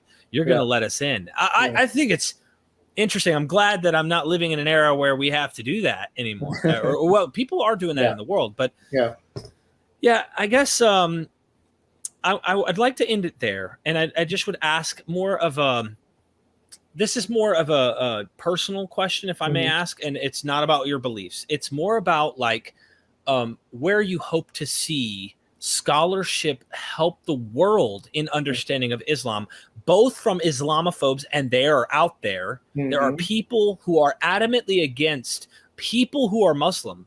And, I don't want to be painted that way. I really want people, they might feel that way because I've interviewed a lot of these ex-Muslims on the internet. I'm a skeptic. I jab at religions and things like that critically. But as people, I really don't want to come across that way. So what are your hopes for the future of your work and others in your field to try and maybe help the world not view Muslims this way? Simultaneously, do you hope that it also is going to maybe stop the more extreme versions out there that or people that take it so far that they're still living in the 7th century, if that makes sense? I hope reform happens. I want people to allegorize. And I know there's a lot of people who are ex-Muslim. No, you can't reform. And no, BS. Christianity's done it. Judaism has it. I mean, like, let's try to become better people. And that's just my opinion. What are your thoughts? Yeah, I mean, that's a really big topic. I know it's a personal question. So I would say in general, like one thing that I would like as a scholar, like speaking as a scholar, is what I would like to see out of scholarship and out of scholars that are work on these materials is to, like, I'll put it this way, like a New Testament scholar, I think, would have a hard time taking himself seriously if he did not have extensive knowledge of like Second Temple Judaism and the history of Judaism in general, and knowledge of the Hebrew Bible. Even if maybe he or she doesn't know the Hebrew Bible or something like that, still they have to have a general awareness and things like that. To me, what I would like to see out of scholarship in general is I would like to see people understand that Islam and the rise of kind of early Muslim communities and the transformations that happened to the Mediterranean, North Africa, and things that is a result of those events, that is all part of the history of our society. It's not a history of their society. It's a history of our society. We're kind of belong to kind of a single part of the inhabited world. And I would like to see kind of the study of Islam and the Quran and its early traditions and Judaism and Christianity, etc., and the other kind of more smaller religious communities just integrated and talking to each other kind of more. Yeah. Now, when it comes to bigger like political issues, modern Muslims and things like that, one of the things I would say to Christians and outsiders that are not really familiar with Islam, the Islamic Reformation's already happened. It happened ages ago. It happened centuries ago. Now, what that means, I'll leave on the table because it requires kind of a long amount of discussion and things like that. But most of the problems that afflict places like the modern Middle East or whatever, they are not fundamentally of a religious nature. Like they're fundamentally, in my opinion, of a political, economic nature. They have to do with like the legacies of imperialism, colonialism, nationalism, fascism, etc. Like these are kind of really modern problems that aren't necessarily rooted in, say, the Islamic faith. I mean, if you think about it in terms of Christian fundamentalism, there's nothing that is fundamentally incompatible with a. Sorry, hold on one second. I'm sorry. No, yeah, fundamentalism, and then boom. No, yeah, like fundamentalism and stuff is totally compatible with a society that seems to be open and prosperous, like American society, right? You just have institutional ways of preventing, for example, forcing kids to study the Bible and stuff like that in public schools or whatever. I mean, usually you do. It depends on the region. Yeah. But I think their problems are fundamentally not of. Like Islam is not their fundamental problem. Their fundamental problem are issues that are related to political economy. They're related to the more recent history. Not this that is where a lot of people are not educated on, I think. And it's difficult to know the difference. I mean, I'll give you a little small example. It's not like, say like you're reading the Old Testament for the first time. You've never read the Old Testament, and you're reading like Joshua, how like they're like basically ethnically cleansing the territory that they're conquering. And you're like, that's really bad. But you don't like then walk out on the street, look at your neighbor that goes to, I don't know, First Baptist, and be like, is that guy going to ethnically cleanse me? You know what I mean? You just like, that's just, they have a way of either ignoring that text or dealing with it theologically that, okay, cool. Right. The same thing with, all of these texts, like I came not to bring peace to the sword and the other, and you don't think like, man, does that mean that it'll be impossible to ever write a peace treaty between like France and Germany or something? You don't think of it like that way. So, once you get away from the text and once you get away from saying like what happened in the 7th century, the theological apparatus of the Muslim tradition is formidable, it's diverse, it's extremely beautiful at times, very disconcerting at other times. I mean, it's just like the Christian tradition. Like you can find amazing figures like Francis of Assisi, and then you can also find events like the slaughter of the Jews when the Crusaders take Jerusalem. Like you can find all that material in the Islamic side of things too. It's in all of it. Yeah, you're right. Biblically, Old Testament, New Testament. just a lot. There's a lot there to unravel. So that's really well put. I hope our audience takes away and realizes that not everyone who is a follower of these faiths, and most are probably peaceful people. You may disagree with certain cultural things that they practice or think based on their religious aspects. And I suspect there's probably something to this. For example, marriage, ages of when you can marry. These are different cultural things that have developed over time. And in there are certain regions of the world where these things were practiced. It's only us Westerners who think the whole world should act like us and be like us, you know. I do think that this kind of society would be better overall. It's more progressive in a way.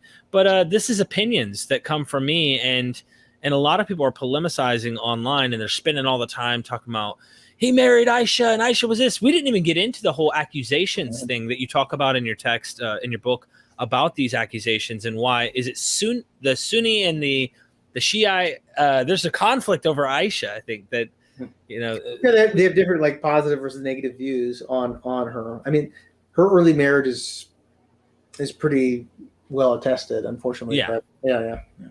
Yeah, and it just gets into rabbit trails. Yeah. I don't want to take you there because honestly, we've gone almost 2 hours. And to be honest, I want to have you come back. I don't want you to go. When I go and interview with MythVision, we're going to be gone for a long, long time. Yeah. You're an encyclopedia, though. I really hope that everybody will go and please check out his book. Let me pop this thing up here for everybody to see.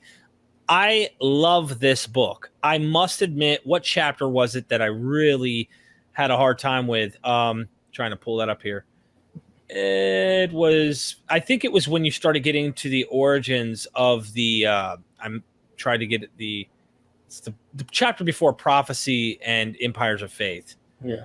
That whole tons of tribes, Ibn Ishaq and the Abbasids and like all this. Oh man, it's because I just don't know the names. But I know that you're really flipping over so many stones for people to look into. Please go check out the book. You have other works I hope to interview on, as well as join us on the Patreon. We've got tons and tons of video. I mean, like, they're MythVision's experts, nonstop PhDs, experts, you name it. There's Dr. Allison. I made a trip to, I asked my patrons questions, and they want to ask the experts. And as long as the question is, you know, they know the work and they're not asking like, Sean Anthony, ask him something about Islam. And then they say something like, all right, Buddha walked on water. And it's like, no, I'm not asking an Islamic scholar about Buddha, you know? So try to be focused, but you can help us out there. And thank you so much. I seriously appreciate you taking the time to do this, and look forward to you again. Yeah, my pleasure. Yep. And we are MythVision. Ladies and gentlemen, I hope you enjoyed that show. I have hundreds of other ones on the Patreon, letting you guys know you can help us continue doing what we're doing at MythVision Podcast. Also, you can have questions asked to the academics that I research with and I interview. Your question can be asked in a 1080p high quality video that might end up on YouTube. Like I said, ladies and gentlemen, I want to expose the cults, show these superstitions for what they are, and the errors within these texts and all of these religions to help people realize they're all man-made and that we have what it takes. All we need to do is pull together. And let me tell you something. The religious world has the financial backing that those skeptics such as myself don't have. So if you want to help and be a participant, you can for a little bit a month. It's not much. If you want to go more, you can. But like I said, this is how I can keep the lights on for MythVision.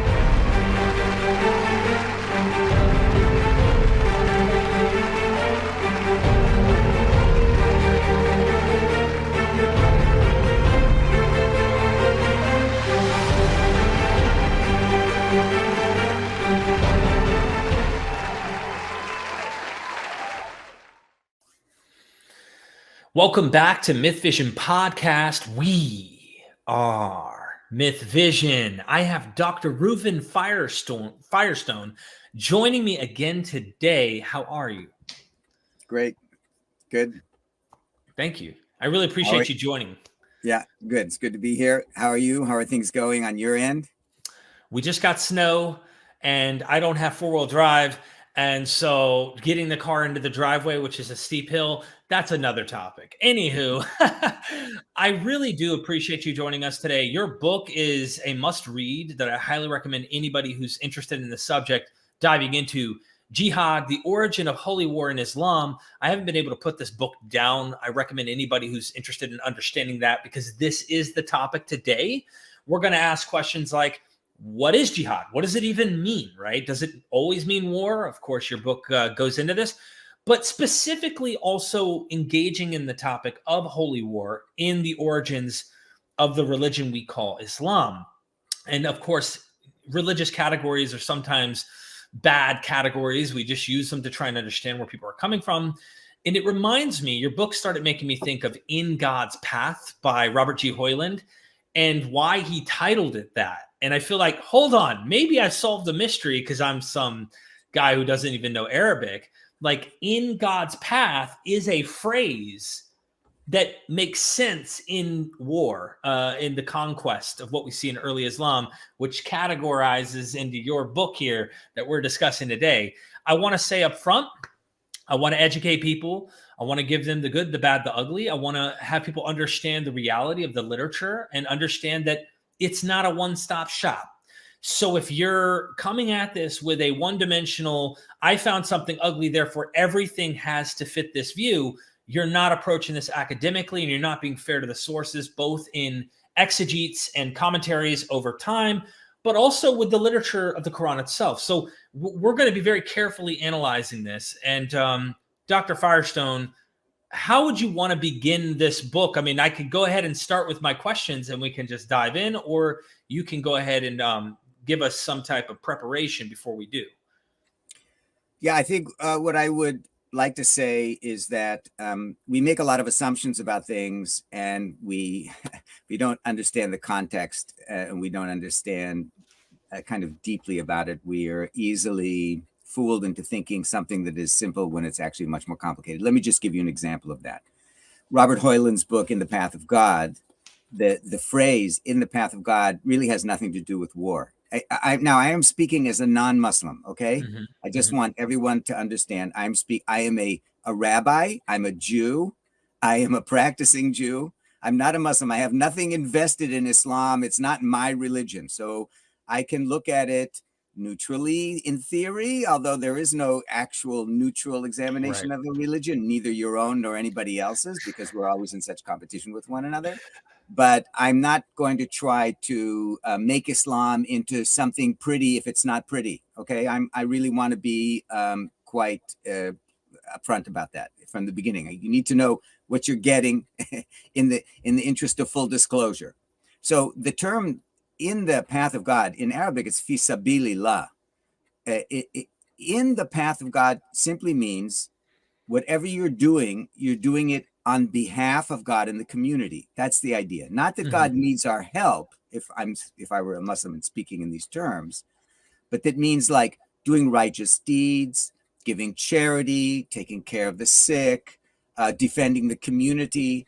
When it's doing it within a framework that is a religious framework that is on behalf of the community, which is overseen or observed by God, that's fi sabilillah. So the that's a Quranic term. It occurs quite a bit, and a lot of the actions that are done in the path of God have nothing to do at all with fighting. Some do, but a lot don't. So that needs to be clarified, I think. Yeah, and I'm glad we're starting with clarifications as we engage this, understanding we all have our bias. Of course, I say up front, like, I think that religions are constructs of man, perception based on time, culture, environment, you name it. And I take the historical methodology, which kind of assumes a naturalistic tool in which we're working with, to try and understand and grasp what happened. Whether someone goes beyond that ontologically, I don't care. I'm interested in the facts, the history, what we can understand. So I want to start off. I'm going to be, if that's okay with you, reading quotes from your book to give context, and then allow you to like elaborate if that's cool, because I really love this book. Often I'll usually reformulate something in my own phrase, like to my own phrases, but this is so well written. I'm like, okay, I've got to get people to go and get this book. Again, shameless plug, get the book, Jihad, The Origin of Holy War. And we will, just for those who are like, why are you talking about Islam? We're also going to deal with holy war in the Hebrew Bible according to Judaism. So we're going to actually examine that as well. Judaism might be anachronistic when we're dealing with Hebrew literature, but you get the point. Go check out his books. And of course, check out MythVision's Patreon. Help support us in educating the world. I am trying to bridge some gaps and educate people to understand what is going on. We specifically specialize mostly when it comes to Christianity and, of course, Hebrew Bible, but I am trying to expand our horizon here. Okay, now to my question. And the first one is, you say the study of the holy war phenomenon in early Islam is all the more interesting when we take into account the overwhelming evidence that pre-Islamic Arabia knew of no notion of ideological war of any kind, let alone religiously sanctioned war. How and why then did holy war become such a major component of early Islam? And you say this, the problem may be stated most clearly as follows. While there's no evidence of any pre-Islamic expression of religiously sanctioned war, it appears very early in Islam as a highly developed and applied concept. How and why did holy war become such an important item in Islam? Oh, okay, so that's the question. Right. And that's really sort of the driving question for the book. And first of all, we need to talk about terminology a lot. There is no word in Arabic, in traditional Arabic writings for holy war. It doesn't exist. There is a term you can see it today. It's harb is war. Muqaddas means holy. So al-harb al-muqaddas would be holy war. It doesn't exist in Islam. It also doesn't exist in Judaism. There's no milchama kedusha in traditional Hebrew literature of any kind, from the biblical period, the Middle Ages.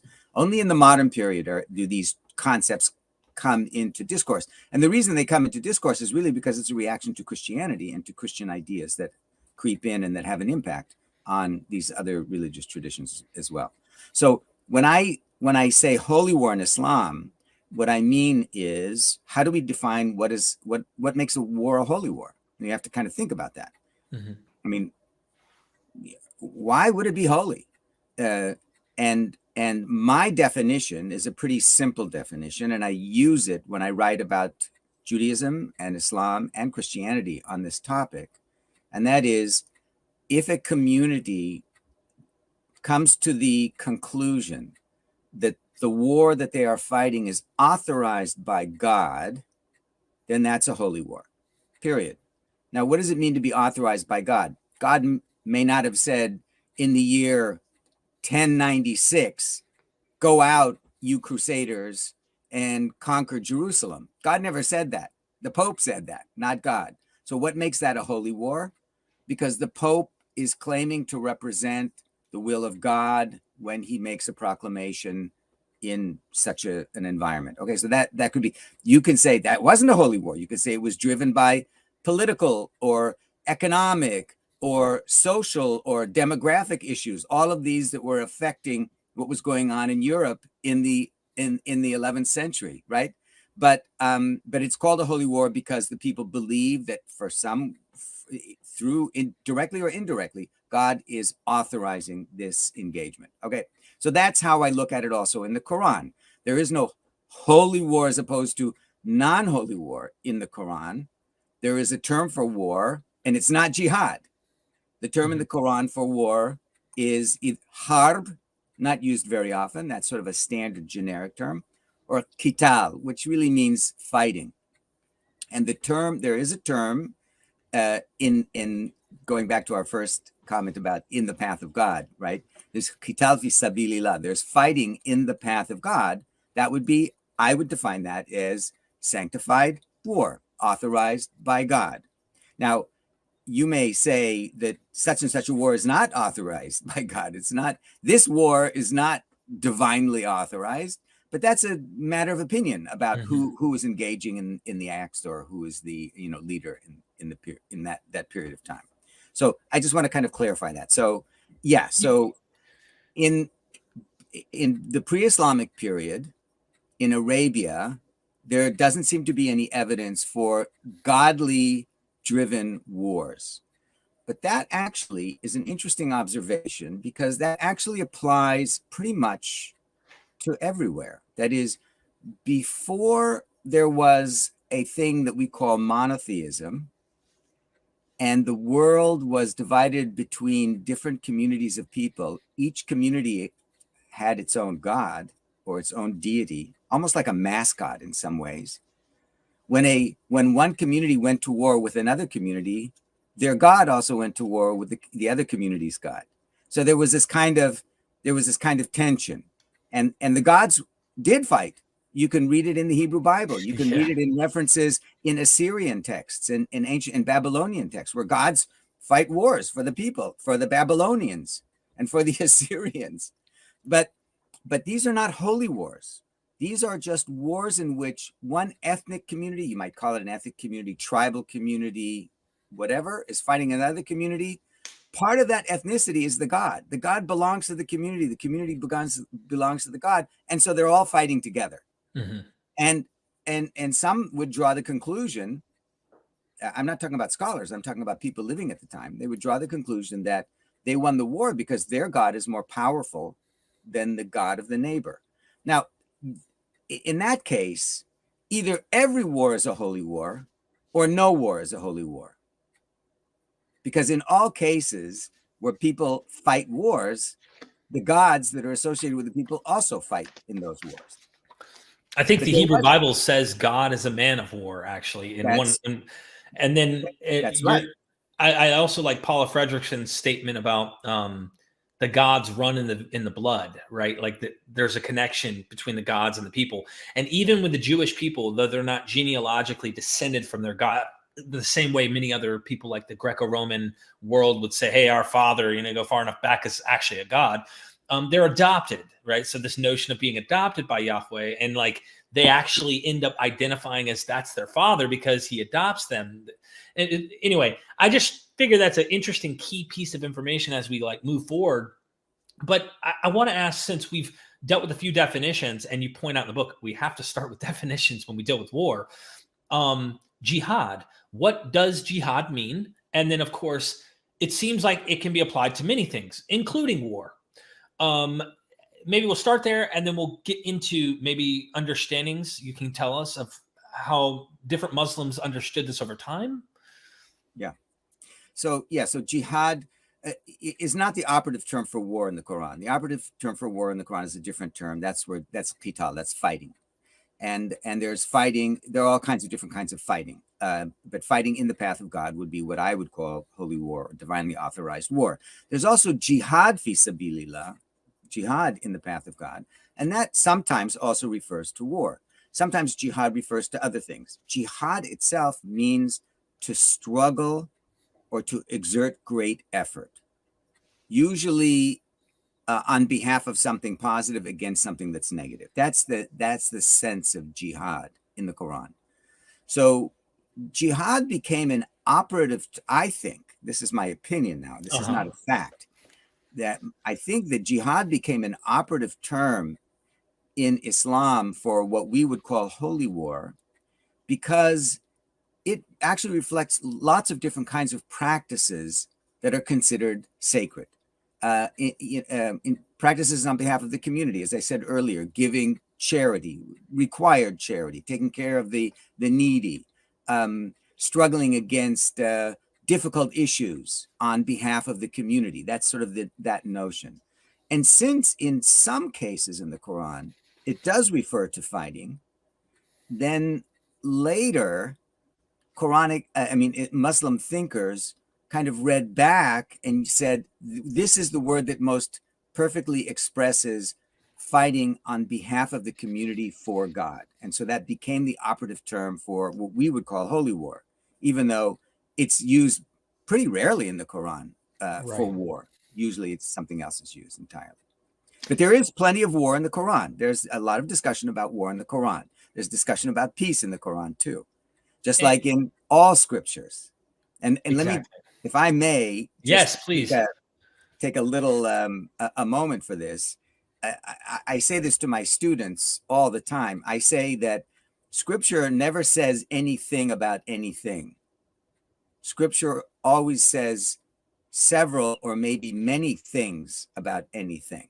That is, there's always a range of perspective that's offered in an anthology of literature, which Scripture is, whether it's the Hebrew Bible, the New Testament, or the Quran. It's a collection of statements and sermons and histories and parables and all kinds of things that are kind of mixed together, and it's not absolutely consistent about most issues. So, for example, in all three of our scriptures, we can cite texts, but it would take me a little while to put them together. You're gonna have, I always tell my students also, don't trust anyone who says Scripture says this unless they actually give you the text. But in the interest of time, I can't do that exactly today. But in the all three of our scriptures, Scripture reflects concern for the world at large. God is concerned for the world, right? But there are also materials in our scriptures where God is concerned for the community of believers. And that's really the center focus, not the world. The world is all messed up. It's the community of believers that God really cares about. And we find that in all of our scriptures. So does that mean that Scripture is only parochial and only cares about itself? No, it doesn't. But does it only care about the whole world at large and never care about the believers that are? No, it's not that either. There's always a range. And that same thing applies with war and fighting and conflict resolution. In all of our scriptures, there are cases in which God, we understand that God is saying we need to resolve these issues, not through fighting, but through other means. And then there are other cases where it looks like God is saying you need to resolve these issues by fighting them and even killing the enemy. So, yeah, it's complicated. Yeah, I like that approach because that is the reality. We have a lot of literature, and this is why we have so many interpretations as well. Is there's so many, like, what does your community want to put at the forefront? What are they drawing the boundaries on, scripturally speaking? I also want to say, this is my little bias poking, and again, is like the idea that God loves the whole world, and then also there seems to be clear contradictions at times where he doesn't love certain people clearly. It's like, does he love them or not? And so for me, this is a reflection of like, whoever these authors are, we're getting their perception of God, and meaning we're getting the perception of the deity that they're promoting or saying that they represent. So to me, it's very, anthropological. It's very man orientated. Even if it is saying it's divinely orientated. Now, that's my bias. I just pointed out. Anyway, I'd like to press forward because you said something interesting about jihad. And in your book, you said, when the term is used without qualifiers, such as of the heart or of the tongue, however, it is universally understood as war on behalf of Islam, equivalent to jihad of the sword. And the merits of engaging in such jihad are described plentifully in most respected religious works. Nevertheless, and you point out, Muslim thinkers, and particularly ascetics and mystics, often differentiate between the greater jihad, and I'm going to butcher this, but it's al-jihad al-akbar, and the lesser jihad, al-jihad al-asgar. I hope I'm saying that right. With the former representing the struggle against the self. So the greater jihad is really like the major one that they want to say is representative of jihad, is like against the self, and only the lesser jihad referring to warring in the path of God. I know this is your opinion versus their opinions, or maybe you have a similar opinion. Do you think that this is somehow the ethics developed over time, and mystics and those later are kind of wanting to get away from the more physical warring against other peoples and try to live in peace? And so they're kind of I don't want to use the word apologetic, but I feel like it's kind of a way of saying, let's redefine this. We really shouldn't live so warlike. What are your thoughts? That's a good question, because there is a term in this discipline of study of scripture called reception tradition, right? And what that means is, how was scripture received? How was it read by people through history, right? So if you are a religious person, a Christian, a Muslim, a Jew, and you're reading your scripture as a religious text, you are reading it with your own self involved in the process. So There's all kinds of research now on how do people read? How do we read whenever we read? We always invest ourselves in the story that we're reading.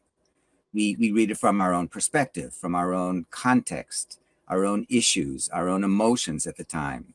And all of us have experienced reading something. It could be, I don't know, a psalm that after having a wonderful experience of having a new baby, we read this same psalm and suddenly it has new meaning. Or we lose a loved one and we read the same psalm and suddenly that has a new meaning that we didn't know before, because our context, our life, our emotional place always infuses meaning into whatever we read. Now, that has always been the case, and it's the way people read. So let's just deal with Islam now, because I like thinking about this and always comparatively. But I'm with you. And can I say why I think we do that is to be fair, to show you that we're willing to do that to other scriptures, and I think that's a great approach in comparing it. Anyway, right. I'm with you. I love it.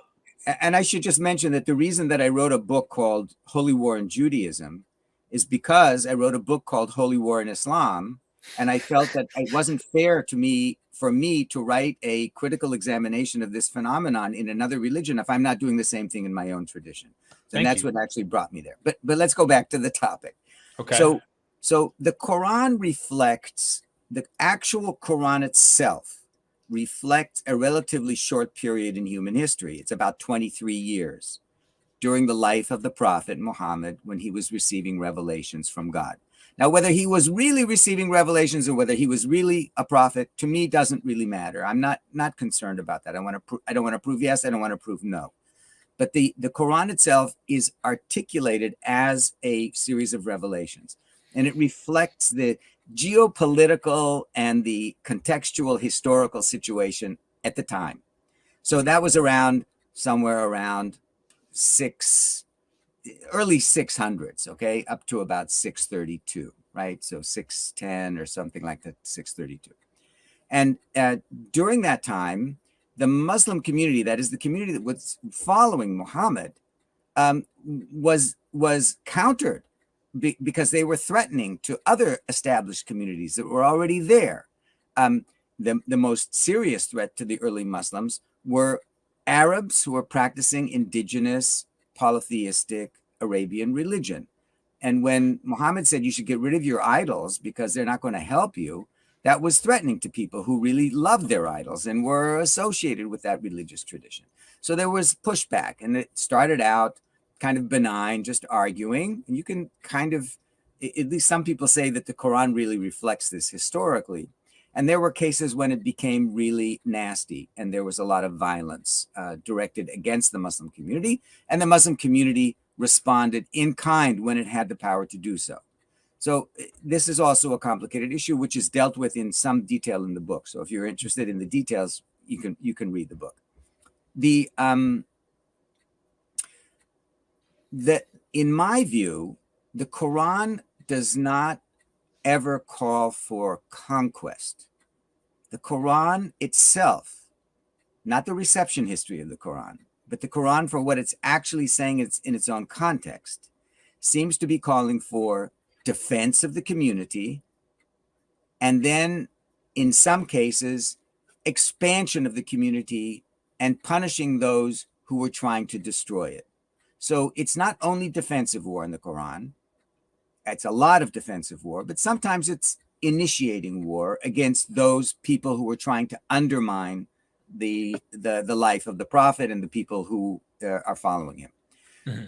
But it never calls for like world conquest. It never says to take over other communities. It's really very centered around the idea of Arabia. It doesn't talk about the Holy Land. It doesn't talk about Iran, North Africa, the rest of the world. But that material was read later because there was a successful conquest, which I don't think was driven so much by the Quran, a little bit maybe. But the conquest happened, and some historians believe it was almost an accident, because this gets complicated, but the great empires at the time, the Byzantine Empire and the Persian Empire, were exhausted from fighting each other for 2 generations. And they were could hardly even stand on their feet. And so when these Arabian warriors came out and they sort of tested the waters to see if they could capture some more land, not for God, not for conversion, but just for control, power, wealth. They were immensely successful. And that continued for a generation, 2 generations, 100 years. So when you then control people, and remember these guys who took over this area, we're talking about a conquest where 100 square miles a day of territory was conquered for 100 years. All of North Africa, up into Spain. It was amazing. But the people that they conquered were not Muslims, and they didn't convert to Islam, and they were not forced to convert to Islam. And the Muslim community that was in control was a minority community. And they were actually anxious about living among all these people that they had conquered because they would rise up against them and kill them. They even established what they called Ansar, these kind of communities or cities outside of the major areas so that they could protect themselves from the local population. So here's the situation. You conquer someone and you have the power and you take the palaces and everybody else has to live in the hovels, and you've got all this this great wealth and you're accumulating wealth. You might be trying to govern people nicely, but sure, you conquered, you lost a lot of people. It was painful. You deserve to get the wealth and the riches, and that's always has happened with all conquests at all times, including today. So then they're in an interesting situation. The Muslims are in a position of control, and everybody else is in a position of being subdominant to the Muslim community. And that works when you first conquer, because you're overwhelming them with your power. But then after a generation or two, people start saying, why does he have to get to live up on the hill and we have to live down here in this stinky valley where it's the waters are not clean, and they're living where the air is good, and they're in the palaces. There's nothing inherently natural about that. I want to live in the palace. And so I think that Muslim readers of the Quran began in their reception history, began to read into the Quran this notion of conquest, and that God really wants the community of people to be in control, not to force people to Islam, because that is not part of the conquest. Conquest is political control, not forcibly converting people. There were cases where people were forcibly converted, but that was exceptional. So I believe that there is what I call an imperialist interpretive overlay that's sort of placed on the Quran to justify conquest, and that became codified in Islamic histories and legal literature, but it's not really in the Quran. It's very, we do analogies, right? I think the same thing in a different area can be described of Christianity, doctrine of the Trinity. If we're doing theology, or some other thing becomes codified as the interpretive method for Orthodox Christianity. I imagine just war theory, when they actually start to try and find a way, well, we got to get rid of these people, or we got to handle this. How do we do it and not turn the other cheek, which will cause us to be annihilated? We got to find a way. Well, we've got the Hebrew scriptures. We've got these words from Christ. In fact, he is going to come back with a sword. He's going to destroy all people. Maybe they find some way. I wanted to backtrack because we went really far into the future, back to the context. This is what I love about your book.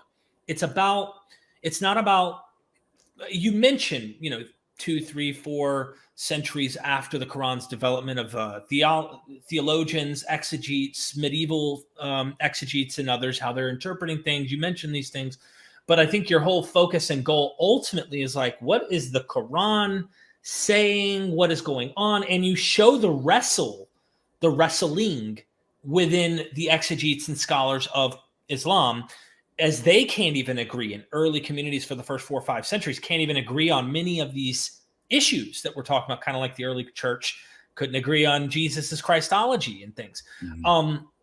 I want to bring it back to give some context before Islam rises. And this is my question.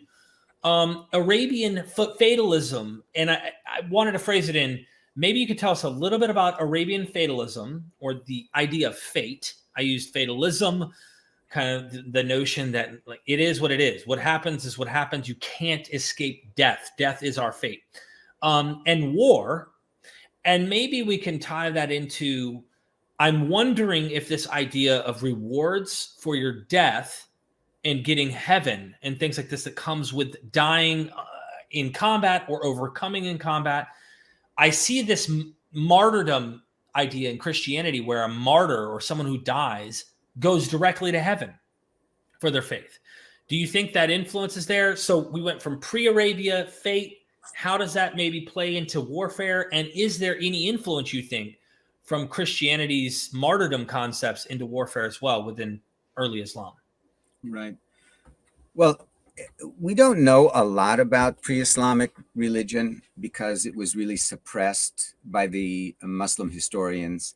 They wanted to paint a picture of the pre-Islamic period as a time of terrible ignorance until God gave the revelation of the Quran to bring light to this community and realize the truth of monotheism and perhaps a coming apocalypse, but the notion of reward and punishment in a world to come. That doesn't seem to have been very much a part of pre-Islamic Arabian religious tradition, although there were Jews and Christians living in Arabia that did believe in the idea of reward and punishment in the world to come. So it's complicated. It's hard to kind of parse out what was influencing what at the time. But the Quran really does say several times that people who die, if they're fighting in the path of God. Now, what does in the path of God mean? It doesn't mean conquest. It doesn't mean defense. It just means in the path of God. It could be any of those. It could be all of them. That's right. So how are you going to make sense of that? But people who do fight in the path of God, and if they are killed, they will have eternal life. They will go immediately to heaven. So that's there in the Quran, and that follows a Christian martyrology positions that if you die in the path of God, like being faithful to your faith, then you will go to heaven as well. So it's less aggressive in the early Muslim literature. It's not aggressive at all. But later on in the Crusader period, it becomes very aggressive. Mm-hmm. And the reason I keep jumping away from Islam is because if we only look at one religious tradition, we think that that's where it's all at, and it's not. Right. We're influencing one another. At the height of the militancy in Christianity, killing a person would actually be an act of atonement for other sins of greed or what is it? Lusting after someone, or rape. And you kill an enemy, you'll actually atone for your other sins from killing someone. And that seems like crazy. Mm-hmm. It's certainly not New Testament. It's not early church fathers, but then it becomes that. So it's that way in the Quran too. In the Quran, it's earlier because Islam became more militant earlier than Christianity. Sometime we should really talk about Christianity, because Christianity starts out as a quietist religion, a non-militant tradition, but it changes radically from non-militants to extreme militants. And one of the questions that I ask in a course that I teach called Holy War and History is what makes a religion change its viewpoint so radically? Christianity changed from quietism to militarism. Ancient Judaism changed from militarism to quietism. And now it looks like it may be changing back into more militarism again. At least in certain areas of the world. Yeah. That's right. Yeah. That's right. So these are questions. I just want to complicate things a little bit. I love that I love how complicated you are. I'm telling you, because this is great. It's a great topic. I'm with you. Let's talk about that at some point as well. And in fact, I'm actually planning on doing an interview on Christian nationalism from a scholar who's kind of going into that. Because to be honest with you, look at how much warmongering is on the side of Christian nationalists in America, right? Yeah. This promotion for warfare and stuff. Funny how Christianity just fits hand in glove with war in modern America for many evangelicals. So that's a whole another topic that I think we could dabble into as we explore Christianity and how violent it really gets. I love that you do that, because it's like not one tradition has all the sins, so to speak. They all have it. They're all guilty, everybody, and to some degree, right? So you got to check yourself and check your own community and try to find balance. Now, I wanted to bring up the idea of pre-Arabian, pre-Islamic Arabian tribes that would kind of go and raid each other. It was actually known, according to what you described in the book, like it was like encouraged, and in fact, you were like a better tribe for going and like raiding and taking the stuff of other people and, you know, selling off their women and children and things like that. Like it was kind of, I don't want to be derogatory, but barbaric, right? And it seems that way. Of course, we're not in that culture. Now, if we were back then, and if it was us, of course, we wouldn't want that to be us being called barbaric. But according to our ethics, the way we try to live today, like this was encouraged to go and raid and do these things. And Islam comes on the scene, and you describe the idea, and I love how you get into this one term. I can't remember the term. I'd have to pull up the reference, but you point out how there was darkness, but is this ignorance of being pagan? Is it darkness because of the paganism, or is it darkness because there was no standard legal governance on how to behave and act as a religious governing rather than just community tribal distinctions between small little groups and stuff, and there's not really any law and order, so to speak. Can you dabble into that a little bit? Yeah, it seems, as far as we know, right, everything is controversial, because how much do we know about the culture in ancient periods of time? What kind of evidence do we have to really buttress our assumptions about the culture? But it seems in the pre-Islamic Arabian context, there was no overarching government. There was no political rule in Arabia. Arabia was ruled by various tribal communities that had their own systems. And as you said, if their neighboring tribal community was too weak or too irresponsible to take care of their flocks, they don't deserve to have their flocks. We can take their flocks. And so you could raid your next door neighbor as long as it's not a member of your tribe or your extended tribe, right? Because there's kinship identity. And these were small-ish groups of people who were in conflict with one another. Now, I want to complicate this a little bit. We do something like this today in the nation state. If another nation state is too weak, we can begin to dominate their economy. We can control access to markets. We can take their natural resources. We can do this. And so the mentality is not all that different from the pre-Islamic or pre-empire world. It's just it's much smaller context, right? So yeah, so that was the way it went. And the culture of pre-Islamic Arabia was one that was very ethnic or tribal. Let's say tribal. Okay. So you knew everybody who was in your tribe, and you, in addition to your tribe, well, what is a tribe? I mean, there's a family, a nuclear family, an extended family, maybe a clan. There's a few couple of extended families that are together, and then a few clans were together and they're a tribe. And then a bunch of tribes maybe get together and form a tribal federation. The farther you are away from your mother's family or your mother and father's family, the less you know them, the less you have a relationship with them, the less you feel responsible for them or feel that they're responsible for you. Not so different than what we have today, you know? And so that was the way it worked.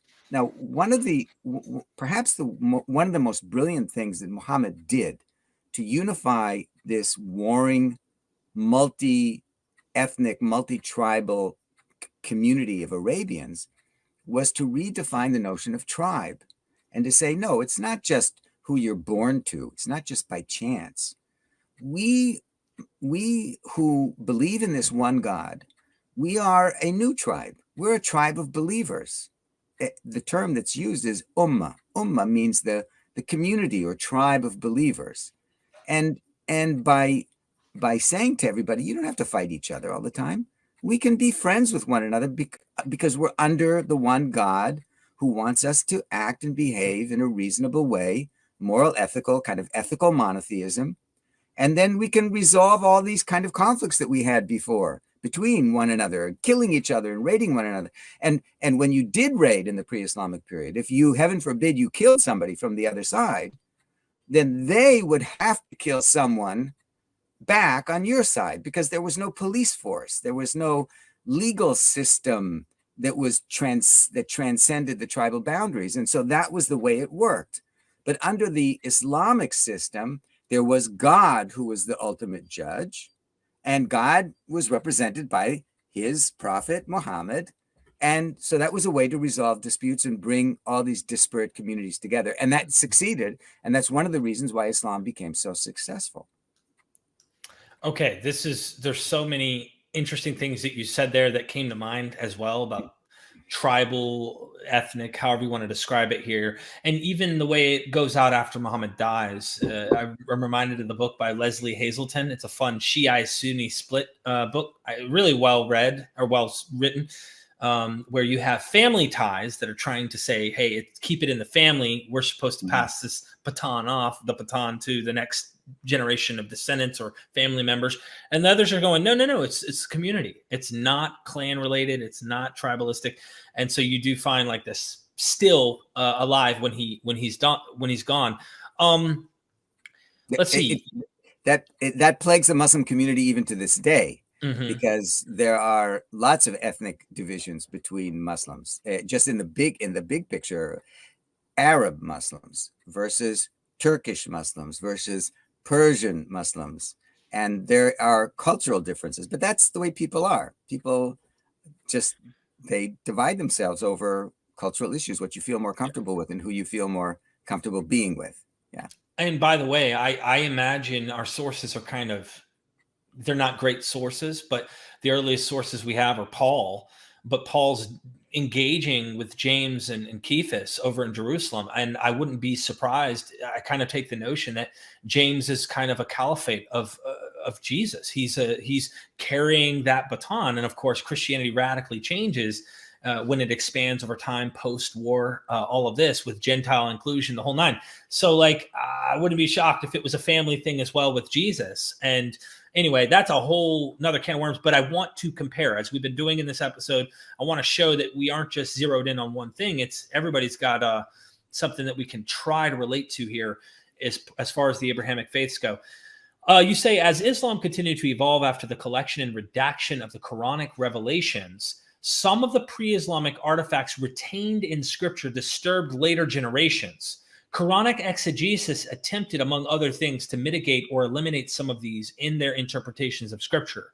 Chapter 3 examines a field of Quranic interpretation that adjusted the meaning of scripture in order for it to convey a message more appropriate for an evolving worldview. And I imagine that means to their contemporary setting. So what are some of the things that are can I use the word archaic, pre-Islam, that is in the Quran that later exegetes had a problem with? It's a good question. I don't. Nothing is coming to mind at this. I didn't get you prepared for this. That's the problem. I hit you out of nowhere with this one, but yeah.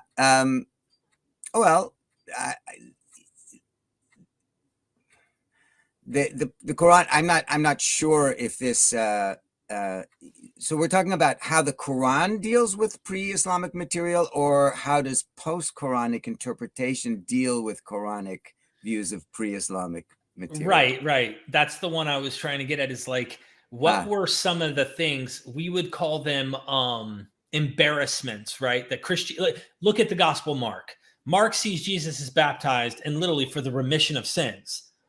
Matthew can't have that. Jesus did not sin. He's sinless. How the heck could he be baptized for sins when he's sinless? So you kind of see redactions or changes or problems. And so we need to back up from that one. Do you see, and sometimes it's they go all into it, but they reinterpret the meaning. Do you think, are there things like that in the Quran that you can think of? Yeah, I mean, here's the classic example. The Quran has three references to drinking alcohol. One reference, now I don't know if I have this exactly right, but one reference says it's probably not such a good idea. Another reference says, don't drink if you're going to pray, right? Don't drink before you pray. And then the third reference says drinking is a bad thing and it's associated with other bad things. So, all right. So the Quran seems to be responding to a problem. The problem was the problem that every community has with alcohol, which is if you drink too much, or if you drink unwisely, if you drink irresponsibly, it's bad for you, your family, and the community in general, right? But the Quran doesn't really outlaw it. It says, has 3 different positions on it. Now, that didn't sit well with later exegetes or Muslims, because if God is all-knowing and God is just, then why would God give different answers? That doesn't make any sense. So we have to protect our view of God on the one hand, and secondly, we have to deal with this issue of alcohol. And so, and what looks like contradiction within the text of the Quran. And in order to resolve that problem, a methodology was developed, not just for this problem, but for a lot of other problems. Because remember what I said, a scripture never says one thing about anything. It says many things about everything. So in this case, it was determined, or it was understood, or it was suggested, that's probably the better word, that the early references to drinking in the Quran said it's not so bad. But as it became clearer to the community that it's not a good idea, the last reference in the Quran said, don't drink. And that reference abrogates the references earlier. You can't get rid of the earlier material because it's God's word. So it's there in the Quran. But you can say that the last reference is the one that's determinate. That determines the position, the policy. Fine, that solves the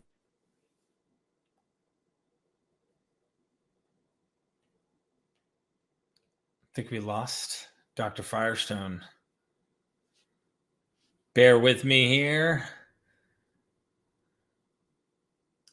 I'm loving this. We're getting an abrogation, of course, which is later surahs abrogate or negate earlier ones, or there's like an update where something changes earlier.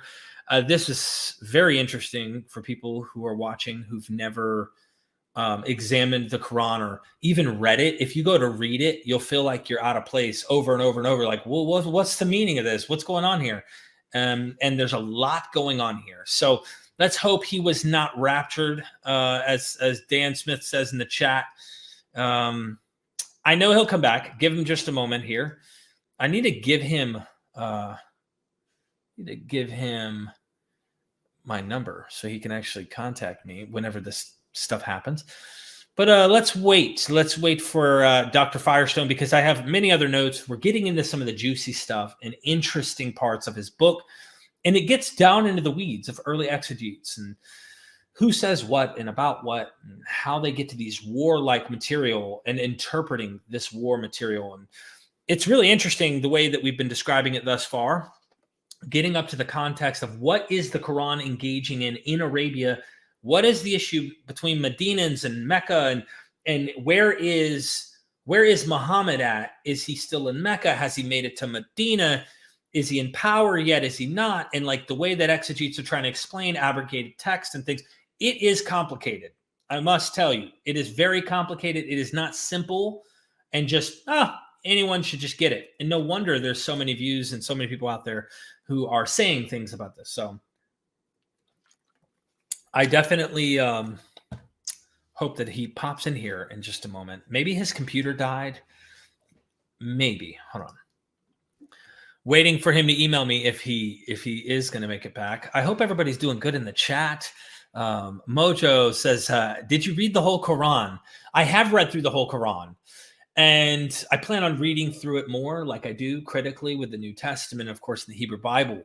But you know, your first go through, you're like, whoa, like some moments I had to reread stuff to try and get what it is. And it's not simple. So I imagine people need commentaries or the tafsir to understand the context by different people. And they don't agree on what's always happening in the context and when in history these things happen, which is interesting to me. It's just interesting to see this. So I am interested in covering specific verses that we're going to get into that are oftentimes quoted as defensive passages or even offensive passages, and what the meaning of them in the original context may have been understood to mean. All of that will be discussed here. We're just waiting for Dr. Firestone. Feel free to super chat your questions, of course, and we will get to them in Q&A. I'm looking forward to that, to seeing what kind of questions come up from our audience. And let's see what we have here. Here he is. He was raptured. I was there are people. We don't have heat.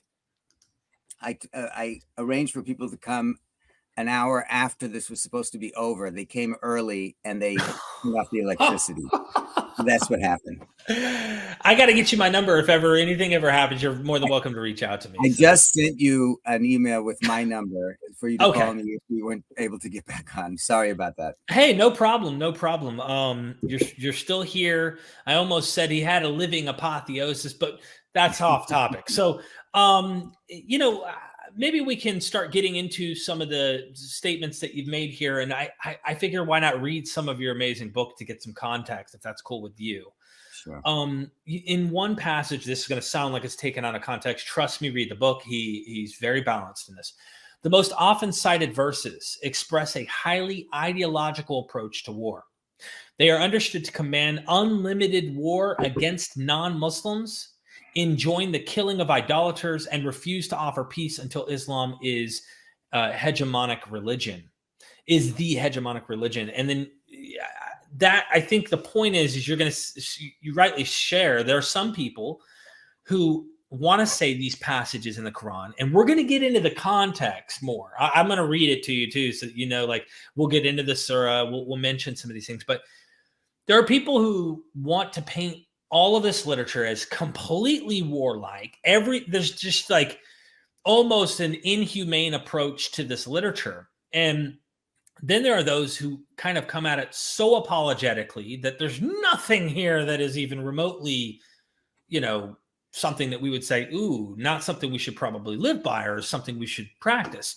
And you mentioned abrogation, which is something we're getting into as we discuss this. This makes it even more complicated to me and more difficult to get to or ascertain what the context really is when this surah is written or said in the life of Muhammad. So can I continue reading something here, or did you want to make a comment about that? No, sure. That's fine for you to read. I'm thinking about some comments, but okay. I don't want to take away your comments, because by the time you hear the next thing read, this is a little long-winded, but it's worth it. And this is on this chapter, the Quran, the traditional reading and its inherent weakness. The Quran has much to say about warring, and at first sight, its views seem to be quite at variance from what we know of pre-Islamic Arabian views. The most often cited verses express a highly ideological approach to war. They are understood to command unlimited war against non-Muslims, enjoin the killing of idolaters, and refuse to offer peace until Islam is the hegemonic religion. The Quran message on the topic, however, is actually far from consistent. So you're now showing like that understanding of it is just not being fair, balanced understanding. It's complicated. The verses on warring are numerous, amount to scores in number, and are spread out over more than a dozen chapters. The major challenge for understanding their meaning lies in the problem of verse relationships and the fact that the context of many pronouncements remain uncertain. As noted above, for example, it is difficult to know whether a verse is supposed to be read in relation to the verses among which it is currently situated. And this is, audience, please understand this. This is very important as we're diving into the Quran to understand this stuff. So is it supposed to be read in the relation to the verses among which it is currently situated, the verses before or after, or whether it should be read independently, almost like here's just this pericope out of nowhere, like the Gospel of Thomas? It is likely, given the relatively large collection of sometimes unrelated verses on warring in surahs 2, 3, 8, and 9, for example, that individual statements on war, which had been separated from their context during the oral stage of the Quran, were inserted into larger sections treating the topic because of the obviously similarity of subject matter. So rather than it being a narrative, It's like, hey, this is talking about war, but we're going to put other pericopes that talk about war, sound like they're talking about war in the same context. The insertion of such verses sometimes confuses the meaning and relationship of the verse into which they had been inserted. Some Quranic statements may or may not even refer to war, depending on how one views their context, verses before and after. Or even like, when was this said? In what part of Muhammad's life? Where?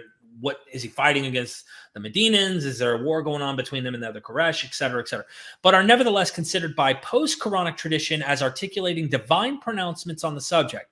The sentiments, ideologies, concepts, and attitudes expressed by the many verses cover a wide range of positions. Some, such as Surah 16:125, call for what appears to be non-militant means of propagating or defending the faith.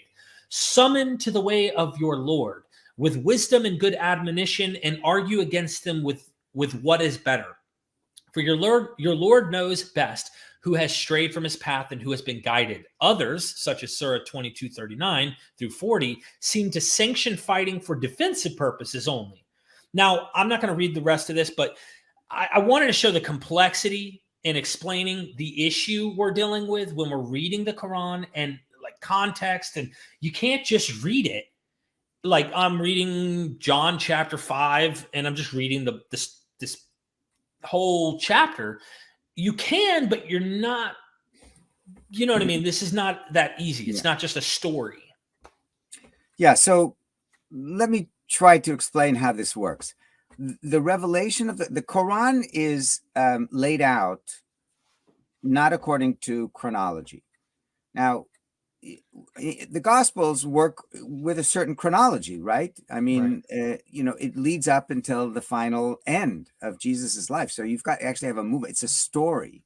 The Hebrew Bible has a chronology throughout, beginning with creation and then ending with the destruction of the temple and a dispersion. And interestingly enough, the Christian version of the Hebrew Bible and the Jewish version of the Hebrew Bible have a different order of books, and it actually has a slightly different narrative, and it actually has a theological difference based on that different organization. Right. But we won't go there right now, okay? Because right. So, but the Quran has no chronology whatsoever. You can pick up any portion of the Quran and start reading it, and you're in the same place. You don't know what came first, what came next. There are stories, there are individual stories in the Quran that have their own narrative, like the story of Joseph, for example, which is quite similar to the story of Joseph is found in the Hebrew Bible, right? But the Quran itself does, as a whole, does not. So you don't know, you cannot tell from the location in the Quran when a verse was revealed, or if it was revealed earlier or later in relation to other verses. So in order to figure out which came first and which came second, which was important because of the reason I explained earlier, the later verses, if there's a difference if it looks like there's a contradiction or a conflict between different revelations in the Quran, all you need to do is find out which is the latest revelation, and that's the one that you follow. That's the one that takes precedence, okay? So in the case of war, we talked about that in the case of alcohol. In the case of war, you have the same issue. You have some verses that, as you read, are, let's problem solve through beautiful preaching and not get into conflict, right? That we don't need to do that.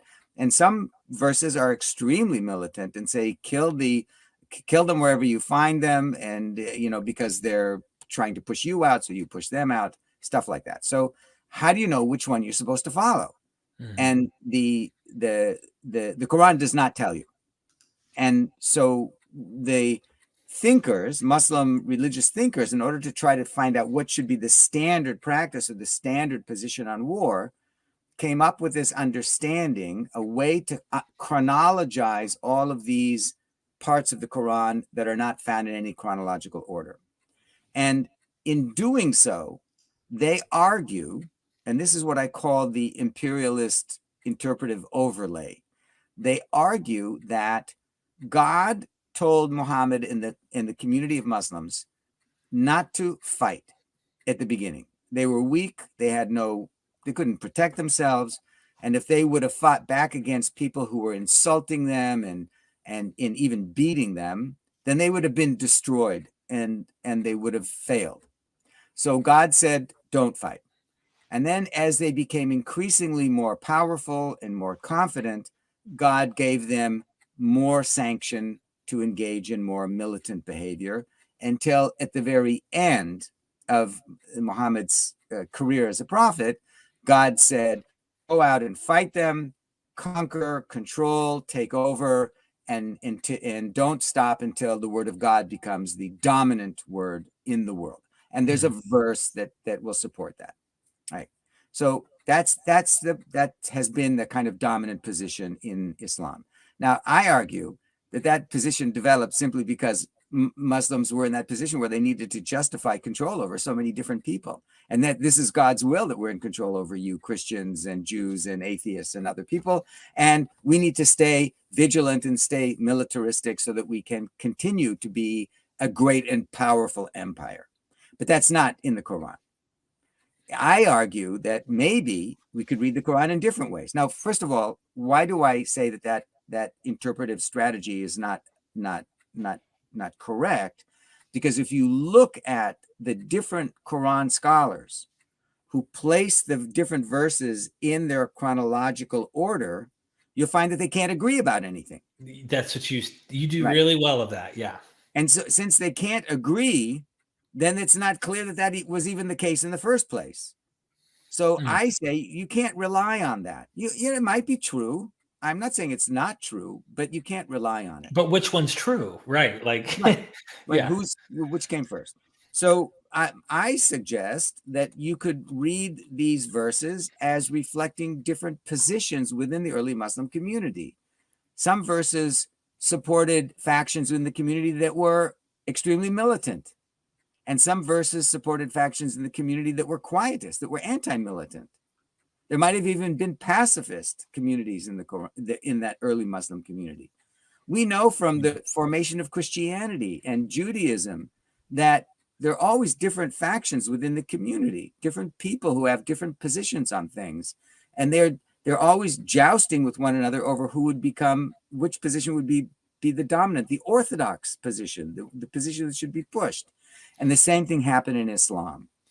What often happens in these cases is that the more militant positions win out because they're willing to risk more in order to push their position. That makes a lot of sense. Yeah. In my view, the more militant position won out in Islam, but it only won out after the conquest already had happened.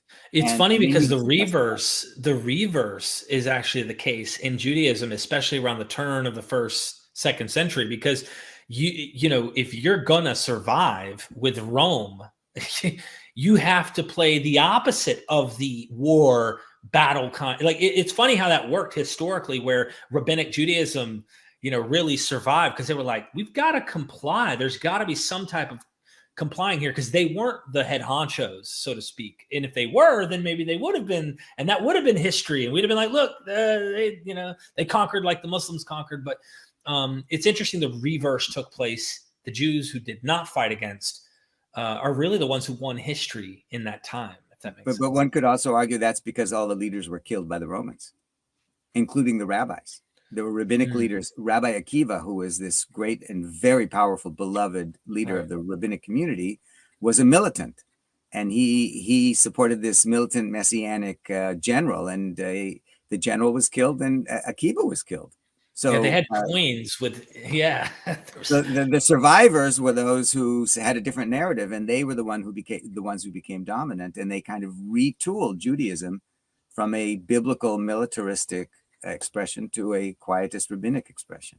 That's interesting. And we're going to definitely get into that in that episode about your book on, holy war, right, in Judaism. Getting back to your book, and you said this, so I'm clarifying what you're saying here. In the case of warring, for example, does Islamic scripture prescribe avoidance of violence and propagating and defending the faith? Surah 16, 125. Defensive wars only, Surah 22, 39 through 40, or unrestricted warfare, Surah 9, 5. The theological and political implications regarding such seemingly indecisive or scattered divine pronouncements greatly disturbed Muslim religious scholars, and they sought to organize the revelation in a way that would provide clarity to this issue as well as other difficult issues. We talked about abrogation. And then you say this, I love this. Using the methodologies developed in both, and I'm going to mispronounce this, correct me here, asbab? Asbab, yeah, asbab and nuzul, yeah. Okay, in the asbab and nuzul materials, Muslim scholars came to the conclusion that the scriptural verses regarding war were revealed in direct relation, catch this, everybody, in direct relation to the historic needs of Muhammad during his prophetic mission. At the beginning of his prophetic career, as you described in Mecca, when he was weak and his followers were few, the divine revelations encouraged avoidance of physical conflict. I mean, they're not strong enough to win anyway, so why would we? Just to go to suicide and die? Only after the intense physical persecution that resulted in the immigration, hijrah, of the Muslim community to Medina in 622 were Muhammad and the believers given divine authority to engage in war and only in defense. As the Muslim community continued to grow in numbers and strength in Medina, further revelations widened the condition and narrowed the restrictions under which war could be waged until it was concluded that war against non-Muslims could be waged virtually at any time without pretext and in any place. Yeah, that's the reception history. That's how it was understood after, right? Right. And I just clarify, like, you know, you might read a passage, and I find this a lot when you engage online, where Muslims go, no, we're supposed to, you know, be nonviolent, and they'll find the surahs that are within the context of the Quran. And I encourage the peace, right? I'm all like, yeah, of course. But you do have certain groups that are militant, that are actually out there using the uglier verses, I'll call them, to subjugate or to go and conquer and to say, no, we're supposed to fight and kill on behalf. And these are where we get these extremist ideas. But it's not like one size fits all. We have to be able to differentiate and not paint everybody in the same category. This gets into the extremist groups that are out there. And that's jumping ahead. But my question is, like, there are many Muslims I hear say, no, they are misunderstanding and they are not properly reading the Quran in context, or they're butchering the historical context to make it fit their militaristic approach, their political militaristic approach. What do you say to that? Yeah, so from a purely unconnected, disconnected, I guess you could say, kind of so-called scholarly view, how do you determine what a scripture is actually saying? You can't make that determination. Everything is a narrative. Everything is the way people read. Remember, we talked about reading. You read yourself into the text. If the way I sometimes teach this is something similar to what I said earlier, that is, if you're really angry, and you're really upset because people have been really mean to you and your family might be starving, or you may have been abused, and you're going to resonate, probably, not necessarily, but you might resonate more with those verses that say, kill the bastards. Mm-hmm. In any scripture, right? So you're going to feel like you don't have a fair deal in life. There are bad guys out there. Your life is really rough, and you really are resenting it, and you're angry. And you can find verses that will support that position. If you are living a pretty happy life and pretty generally feeling good about things with yourself, you're going to resonate with the happy verses. That's just sort of how it happens. So there are, in every community, there are people who are really who are suffering, and there are people who are really treated poorly, and people who, for whatever reasons, are reading verses in a different way than other people. And so who has the right to say that's the true read or not? I mean, that's contentious. And this is where we deal with the problem of who controls the narrative, And today in the Muslim world, there are various narratives that are being jostled about and in competition with one another over what does God really demand of the Muslim community in the world vis-a-vis other people, Jews, Christians, polytheists, other people. And some who are very militant are pointing to the militant verses, and some who are acquiescent are pointing to those verses, and others are pointing to different sets of verses. So that's just the way it works. And I don't believe from my own research that the Quran is as militant as Al-Qaeda or ISIS proponents would say. And I don't think the Quran or the Hadith literature, for that matter, that is another authoritative literature in Islam that has a big influence on behavior. I don't think that they are so militant as these militant people would suggest. And there are people who are pushing back against that narrative. Lots of Muslims are pushing back against that narrative and saying that's not the case. And that a classic example of that is the controversy over what's the real jihad, what's the greater jihad. Is the greater jihad militancy, going out and actually fighting wars and battles, or is the greater jihad fighting and struggling against your own evil inclination in your own soul? And there is a famous hadith, which it turns out is not so authentic probably, which says that when the warriors came back from a raid and they came back to the prophet and they said, it was tough, but we got it, we made it, and we're back. And then Muhammad says to them, well, you just came back from the lesser jihad. Now is the time to think about the greater jihad. And then they would say, well, what's the greater jihad? We were just risking our lives for the community and to get spoils and to do these things that we were supposed to do. What's greater than that? What's more risky than that? And he said, battling your own evil inclination, the evil part inside your own soul. So that's a controversy today over what is the true meaning of jihad.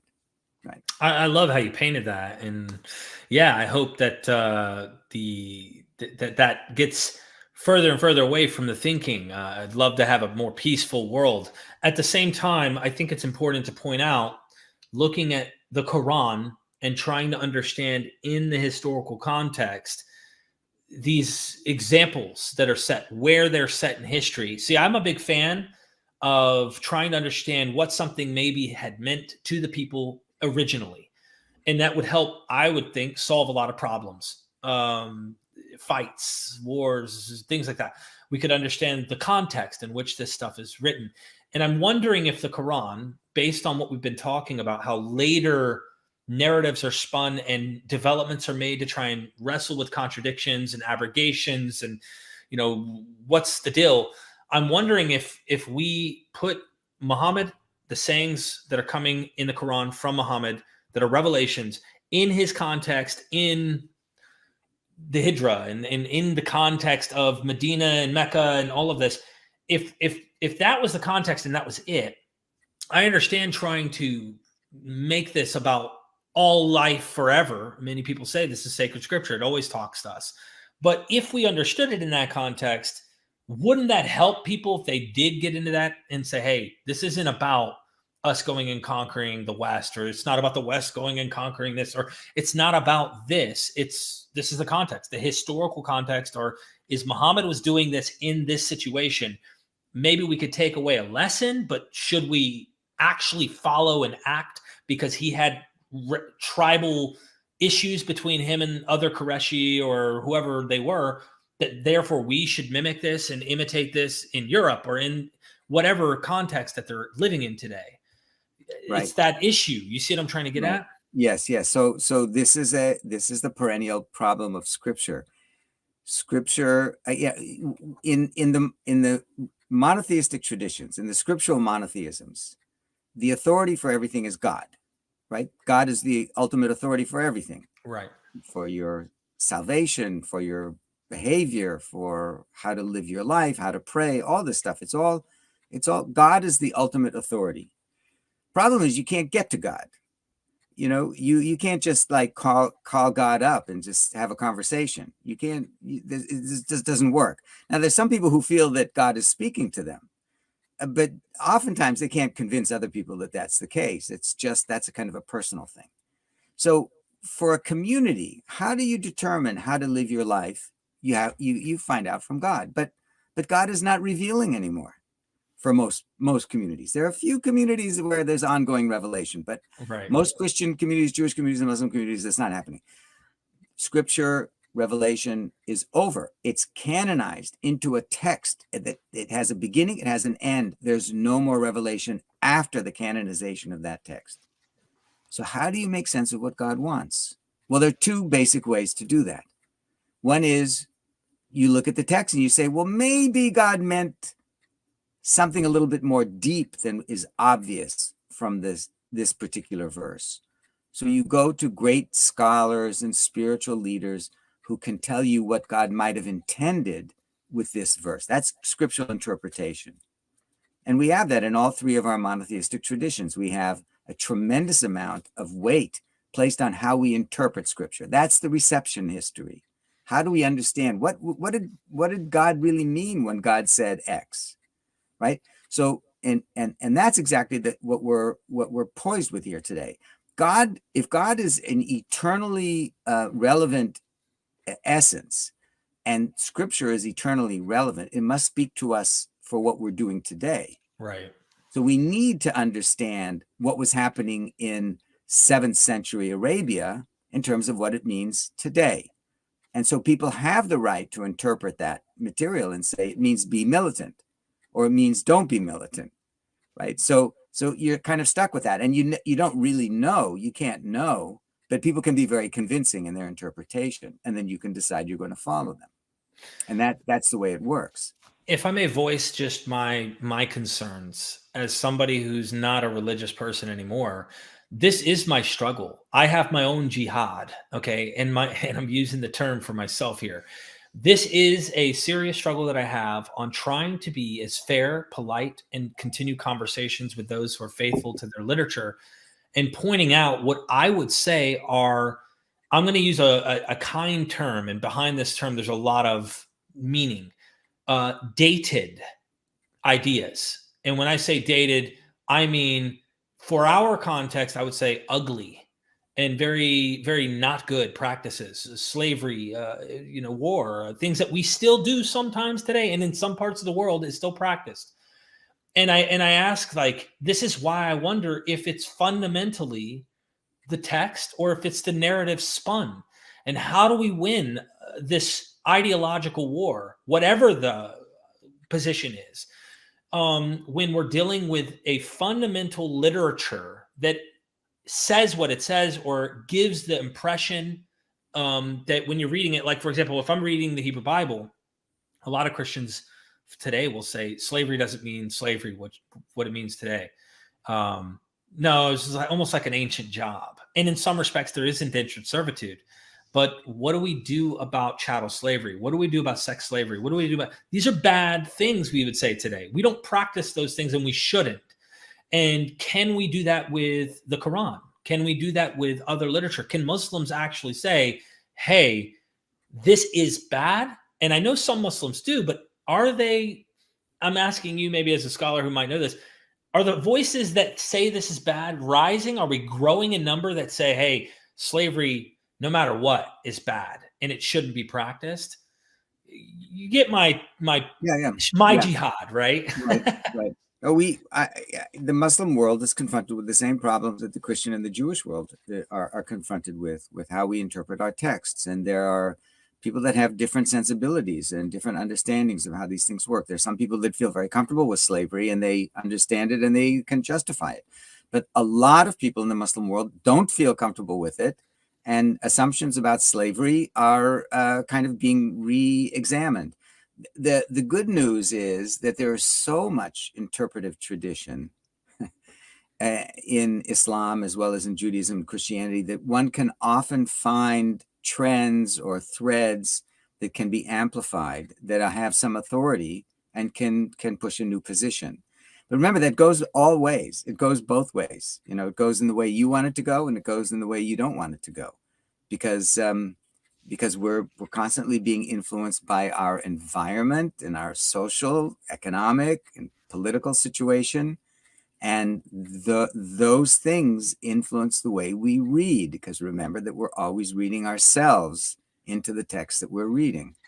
So you're never going to resolve the issue, Derek. It's going to be conflict. We're not going to solve the problem. I mean, that's why we wait for the Messiah. Right. Some Messiah a Jewish Messiah, a Christian Messiah, a Muslim Messiah. There are messianic figures that we say we're going to hang in there, and eventually there's going to be redemption of some sort. But we have to hang in there. We have to do the best we can while we can. I guess because I'm not waiting for a Messiah, I'm trying to be in some way participant in that process of trying to make things better. And trying to understand. I think that's also another problem, is like understanding. We can just cast people off for their beliefs and not try to understand them. There's a really well-known kind of story poet, like a proverb kind of story about the rooster and the wise man. And if anybody who's ever read that, that's kind of what I'm trying to do. The king's son goes insane, and he literally is underneath the kitchen table clucking like a rooster. And they're thinking they're going to have to lock him up on an island and throw away the key because there's just no way to get it. And this wise man's like, give me an opportunity to work with him. So the wise man literally gets undressed, becomes nude, gets under the table with him and starts clucking like a rooster. I know it sounds funny, and it is funny, but it's like, and like the son who's insane is clucking with him, and he starts getting familiar with him. He starts to understand the guy. The guy's starting to understand him. The next day they come out with food and, or not food, but like clothing. And he's like, starts putting on clothes. He goes, hey, roosters, the son's like, roosters don't put on clothes. He's like, hey, look, I know I'm a rooster, but like, there's no reason I should be cold on this floor. Anyway, like one step at a time, he becomes human again. And the son becomes human at the end. Like he starts to come out of it, snaps out of it. And it was like, the more of the story is to try and become like the rooster, to try and get others to follow on that path so that they don't stay clucking. And anyway, there's a little moral of my little thing. I did have one question. It's a controversial question, but it's something that maybe you can give me your opinion on. If not, you don't have to. You could literally say, hey, I have no opinion on this. But it's about, in the life of Muhammad, from what I understand, there were Jewish tribes that literally were killed. And this is debated even amongst some Muslims as well. But I've heard that some people think it's a bedrock historical account where he had killed many of a Jewish tribe in his own life. Do you think there's historical kernel to that? Just like we can argue about, are the satanic verses historical or not? It's a serious issue, but I wanted your opinion on this, if you don't mind giving it. Yeah, I know the story. I actually studied it. I worked on it. I've actually written about it a little bit, and I have an opinion, but I don't. It's going to require a lot more discussion about the role of the Jewish community in Arabia before Islam emerged, and the relationship between Jews and Muhammad, and also Christians in the Arabian community before Islam emerged, and their relationship with Muhammad. And that's very interesting stuff. We know that there were Jewish and Christian communities there. We know something about them. A lot of this is conjecture. We don't know exactly what happened. I do believe that there was conflict between the Jewish community in Medina and Muhammad. I do believe that from the evidence that's cited, that the one Jewish tribe was massacred. I think also that if the Jews had won that fight, they would have done the same thing to the Muslims, because they were playing with the same rules of engagement. And but it's complicated, and I don't want to just touch on it so quickly now. I think it deserves a deeper dive. I do want to say, however, that the story about the man and the rooster, that's a Jewish rabbinic tale. Is it? A Jewish medieval tale, yeah. And I don't know how you learned it. It may not be only a Jewish tale. It could be other tales as well. But I learned it as a Hasidic Jewish tale, and it's it's a little bit different, but it's the same idea that you demonstrate a sense of empathy and association with someone, and then they're much more likely to be helped by you if you can do that, rather than be above them or to push them in ways that feel really uncomfortable. Thank you. Q&A real quick here. Robert Mahaney, thank you so much for the super chat, the love. I did not see a comment from you or a question. Seriously, appreciate the support. Mr. Morpheus says, talk about why did Abdullah ibn Saad ibn Abi Sar leave Islam, and Uthman burning the Qurans? I don't know these stories. I don't know which Uthman is burning the Qurans and which is Abdullah ibn Sa'd ibn Abi Sharh, maybe. I'm sorry, I don't know this one. And so I've heard that there was a burning of Qurans or early manuscripts that disagreed with the version. Oh, I see. You know, I see what you're talking and about. Yes. Yeah, right. Canonization is taking place under Uthman, and Right. we may even okay. have, sorry, go ahead. Yeah. According to the Islamic tradition, there were a couple of attempts. The Quran was received as oral revelation, right? So God, according to the Islamic tradition, God spoke to Muhammad through the angel Gabriel. So Gabriel gave Muhammad revelations from God. Gabriel was the messenger. Muhammad received those revelations and was instructed to go out and to declare them to the community, which he did. He didn't do it at the beginning. He was too anxious and nervous about it. Eventually, he got up his courage, and he did. So the Quran was received by the community of Muslims through an oral discourse. It was all oral. It was never written down during the lifetime of the Prophet. Now, there were some people who apparently wanted to remember, so they may have jotted down a note here and there. But even the orthographic system, that is the writing system for Arabic, was in the process of being developed. It was actually the Quranic experience that encouraged the development of Arabic writing. You can see in the earliest Qurans, they have a kind of rasam, they call it, which is a very minimal script that can be maybe understood sometimes in several different ways, and no vowels. And only later did it develop. So when Muhammad died, there was a kind of crisis in the community for many reasons. One is because the Prophet died, but another one was, well, what about all of these revelations from God? Because while the Prophet was alive, people could walk up to him and they could say, what did God say about X and Y? And Muhammad would remember, and he knew what he was told, so he could recite it back again.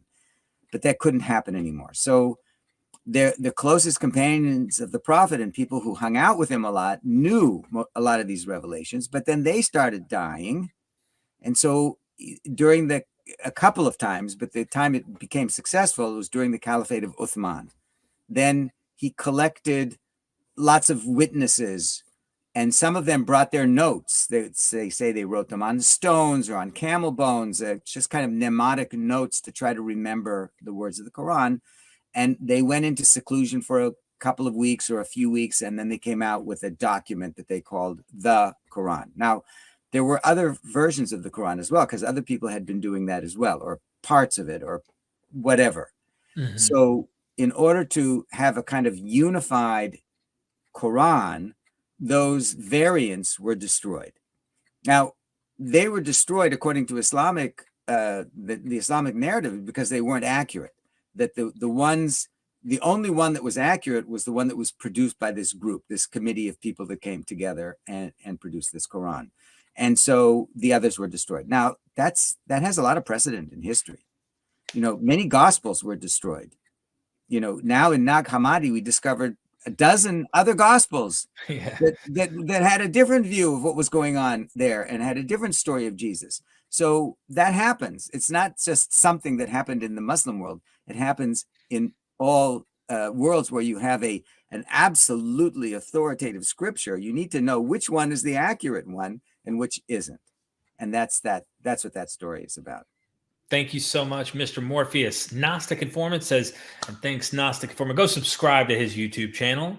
How did the Zoroastrians survive throughout the centuries? And what was the initial response to Islam from the Zoroastrians in Sasanian Persia? Thank you. That's a great question. I'm not an expert in this. I can tell you my impression of what happened. I mean, it survived for many centuries, but eventually it died out. I mean, there are very few Zoroastrians today. There's a small community in Iran. There's a small community in India. There's a small community in the United States, and I think in Europe as well. There are not very many, and they were not able to sustain their tradition in a way that Judaism, Christianity, and Islam were able to do.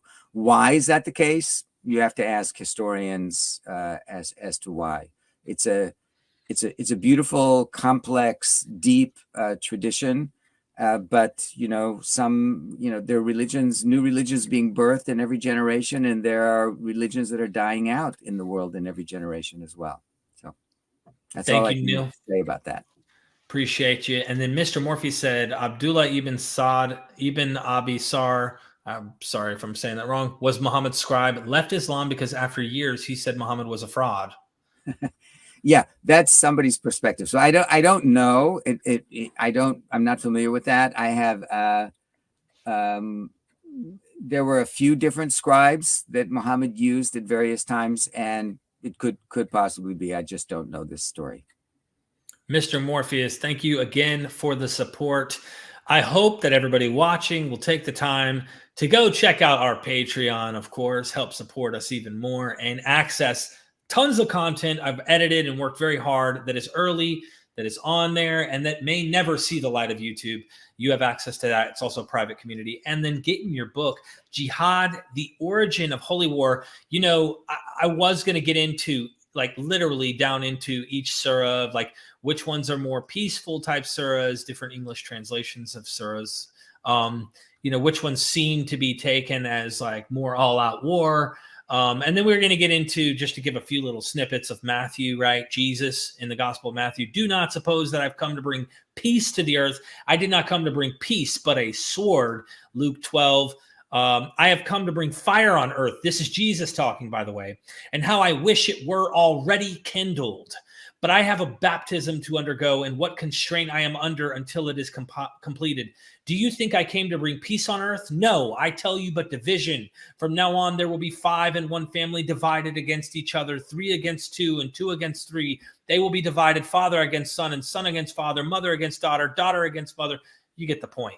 And then, of course, you can read some stuff in the Psalms that, can talk similar. But this is the book.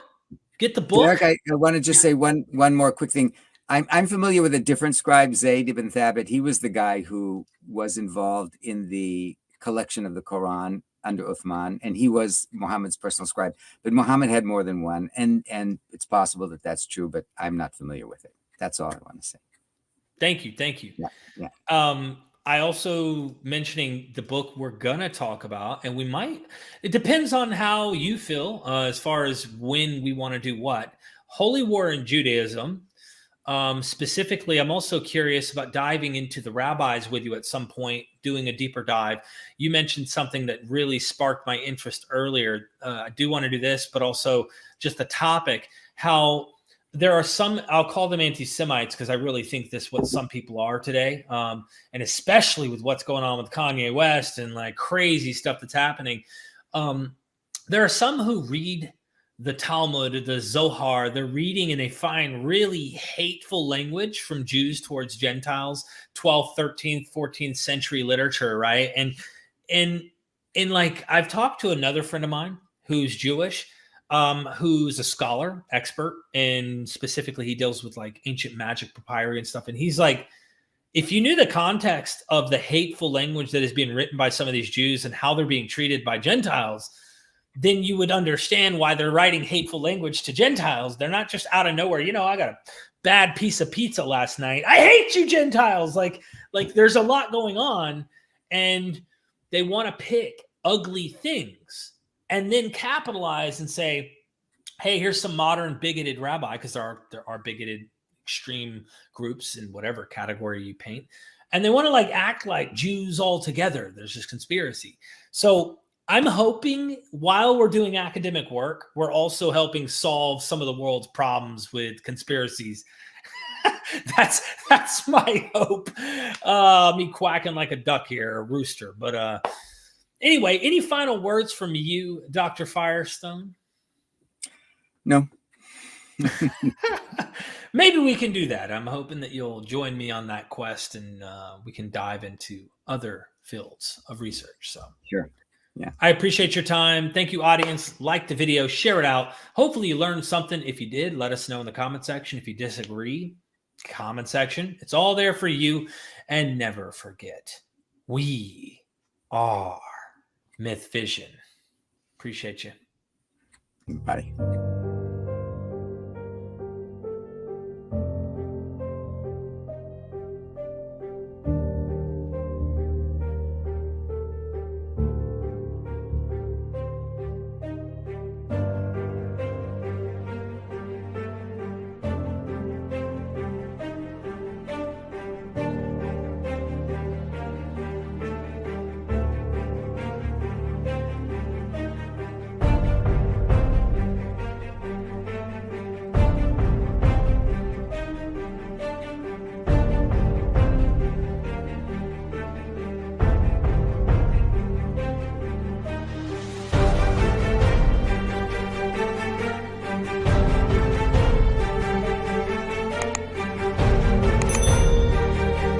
Did Muhammad lead an invasion on Palestine? The Islamic voices say no, he died in 632. Non-Muslim sources that date earlier than the Muslim sources say he was alive at the invasion of Palestine, that he may have been there as an apocalyptic voice, someone who thinks the end is about to happen. Today, Dr. Stephen J. Shoemaker takes a deep dive with me on MythVision, discussing this very issue of apocalypticism, but also why was Jerusalem in the direction that Muslims used to pray? And then that shifts and they relocate that direction. Early voices may be hinted at Muslim sources, but just like Christianity shifts and change, and it doesn't take long for that to happen, the same may have happened on the Islamic voices. Are they trustworthy? Are their sources accurate? And this is why being critical, being a critical scholar, is necessary when we approach this subject matter. I hope you take the deep dive with us and go get his books, because they're amazing.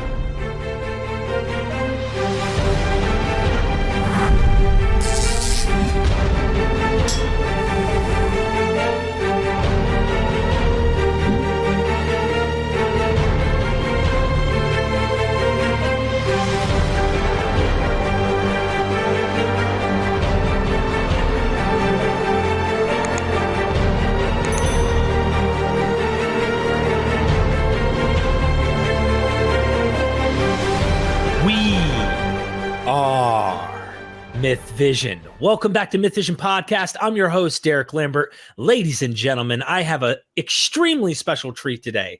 I cannot tell you how honored I am today to be the first person remotely on the YouTube waves, if you will, to interview Dr. Stephen J. Shoemaker. Thank you so much for joining me today. Thank you. Thank you for inviting me on. I really do appreciate you. And if you don't mind, I just want to give a special shout out to Dr. Sean Anthony. Thank you, brother, for helping encourage him to give me this opportunity. And of course, with your wonderful scholarship, and Dr. Bart D. Ehrman for also putting in a good word for MythVision and giving us this opportunity. I really appreciate both of you. Thank you, gentlemen, for that. This is your first time joining us here at MythVision. So I wanted to allow you, if you don't mind, to tell us your credential, your background, a little bit about you, because instead of me reading out this long bio, and trust me, you have a long bio with a lot of experience, how would you describe yourself for a lay audience that's out there watching this today? The simplest explanation is I work on the history of religion in the early Middle Ages, the end of antiquity, and what's today the Middle East. Simply put, and he has credentials to back that up. I really highly recommend everybody to go get. Specifically, we're going to be discussing Islam and its early rise. But these are the three books. I cannot tell you how important these are on reading. He's a paradigm changer, really. His work is pioneering an idea of apocalypticism in early Islam, unlike anyone else that I've been reading. Others make hints to it, but this is highly recommended. I suggest that. I also highly suggest go down in the description. Look at the Amazon link. He also has books on Mary. Hopefully we can explore that someday. There's a lot of material here. Go check him out. Stephen J. Shoemaker down in the description. So I do appreciate that. Everybody, make sure you go help support the guests that I have on. That's the reason they're here.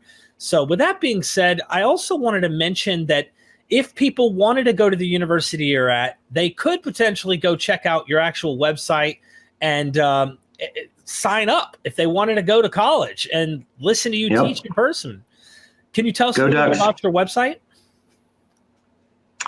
Well, it's mostly a website for teaching purposes. I started doing online things back when I first started teaching around the late 90s, and was trying to use a lot of public domain stuff to save my students money back then. And I've just kind of stuck with it. It's, I've updated it a little bit maybe to promote some of my work a little better. You can see the books down the side there, and I have a link to the Journal of Early Christian Studies up at the top there, which I'm the editor of that. It's the most prestigious journal in the field of early Christian studies, I'm very proud to say. Oh, wow. So it also can bring some people there, but yeah, it's mainly a teaching website. Most of my hits, I think, come from students. I require hits, in effect. So, Well, I enjoyed going here, checking it out. I wish I could join and check out your courses and be taught by you in person based on what I've actually heard. So thank you so much for giving us that. I just want people to know how they can go support with, where they can go and support and really educate themselves, because there's so much here. So, Professor, to start with, I want to show you what got me interested in the topic of the discussion today. And it was this clip that I found of Dr. Robert Hoyland that I'd like to play, if you don't mind. The observations that are made by non-Muslim sources are a bit difficult to know what to deal with. So, for example, they say that Muhammad is alive during the conquest of Jerusalem. So he's alive. In the Muslim accounts, he dies in Arabia. And that's it. Before the conquest had properly started, that happens with his successor, Abu Bakr. But in a number of Christian sources, they have him go to Palestine. And the aim, it seems, is that he wants to capture Jerusalem. Jerusalem is key to his program in the Christian account, but that's not really there in the Muslim account. That really piqued my interest. You could see why. Yeah, sure. Have you met Dr. Hoyland, and what are your thoughts maybe? Only a couple times. Oh, he's a real inspiration. I mean, his work on seeing Islam really made this all possible in a way for folks to just look at the full panoply of the sources available for thinking about the beginnings of Islam, right? I mean, he wasn't the first to sort of draw our attention to this. I think we owe that to Sebastian Brock and to Patricia Crona and Michael Cook. But he was the first to systematically inventory all of these texts. And up until that point, really, we're talking the late 70s. It's not that long ago when Brock and Crona and Cook first said, hey, what about all the Christian sources? People were only looking at the Islamic sources for any knowledge of the beginnings of Islam. And of course, it's no secret that these sources are all written down very late. They are based on memories that are being told orally for 100 years, at least in most cases. The Christian sources or the non-Islamic sources, by and large, are written, in the middle of things to a large extent. Some of them are later. He catalogs those as well, but they're all a very important witness to what is going on in this part of the world in this time and place. I mean, it's, for instance, I suppose a lot of your audience is familiar with early Christian studies, right? No one who's trying to understand the beginnings of Christianity would just simply ignore all of the evidence we can glean from Greco-Roman literature for understanding the context and even understanding what these people are saying about Christianity. So, yeah. Well put. Very well put. So the title of the show today is Did Muhammad Lead an Invasion of Palestine? If you're ready, let's begin. So the first thing I'd like to bring up is Sebeos. If I'm pronouncing that correct, is it Sebeos? I would say Sebeos. Sebeos. Okay, I want to try and be on the same wavelength of pronunciation as much as possible. So Sebeos, I would like to start by showing a video of our first manuscript, Sebeos. This manuscript is kept at and I'm going to butcher this, Mantidarian in Yerevan, Armenia. Mantidarian in Yerevan. Yerevan, Armenia. Metinidarian. I tried. I really did. Yeah, it's a mouthful. It's a mouthful. For anybody who's wanting to source me, and I hope they do, especially if you're being critical of what I have going on, here's the website that you can go and actually check it out yourself. So make sure you do so. With that being said, let me go ahead and play the clip. For the first time in Armenian, someone talks about Muhammad and mentions him by name and says a little bit about what he did. Sebeos himself was talking about the events around the year 630. Which was before Muhammad had actually died. Sebeos gives a surprisingly accurate account of Muhammad's background and teachings. Translating from the Armenian. At that time, a certain man whose name was Mahmed, which is the usual name for Muhammad in Armenian, a merchant, as if by the command of God, appeared to them as a preacher. Now, Muhammad gave them laws, namely, not to eat carrion, not to drink wine, not to speak falsehood, and not to engage in fornication. There's a short clip of Sebeos. Yeah. And so this is a voice that, like you said, we wouldn't want to ignore Greco-Roman sources on Christianity that are non-Christian, and Sebeos is one of these that is non-Muslim. And this manuscript is a printed version of several Armenian texts, out of which one of them is Sebeos. It was copied in 1672 from the original Sebeos manuscript, which was written in 660 AD. And I just want to mention that. Can you tell us more about this and how important it is? Yeah, this account from Sebeos is, I would say, probably the single most important account we have about the beginnings of Muhammad's new religious movement, which is, for various reasons, I don't call Islam at this point. I don't think they even call themselves Muslims at this point. And Islam is something that develops later out of this religion. They seem to have called themselves the believers, which is a hypothesis that Fred Donner advanced, and I think is quite correct. So I think it's probably the best witness we have. And for instance, actually, my friend and colleague, Sean Anthony, who you also mentioned, we more or less agree on this. We disagree about a lot of stuff. We work together about things. We're friends. We argue a lot. But one thing I think we're both agreed on, and forgive me, Sean, if I'm speaking out of turn for you, but we both agree that this account from Sebeos is really, really important. Now, how we understand it, well, he and I might understand it somewhat differently, but it's not just that the chronicle is written around 660, we think, but according to Robert Thompson and the others who've worked on it, the chronicle made use of older sources.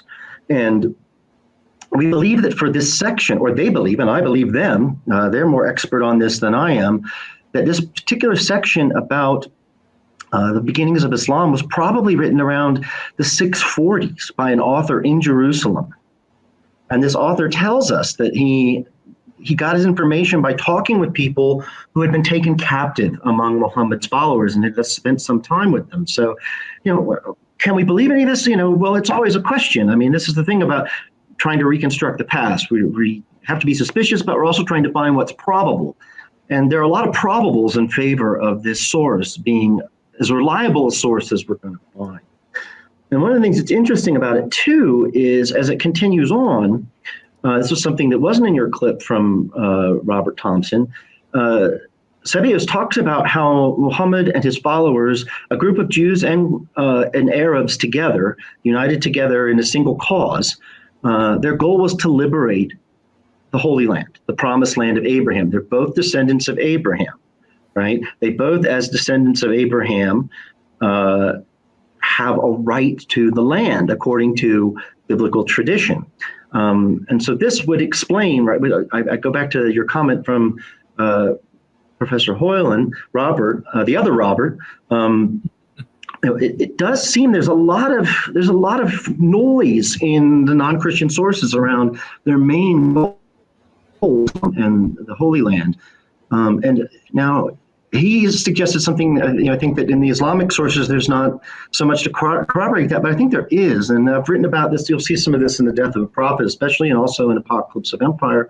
There is a lot of noise also in the Islamic tradition about Jerusalem. And you only have to look at the Dome of the Rock to see that there's something going on there, right? This was the first Islamic monument built. It's not a mosque. It's built over the site of the temple.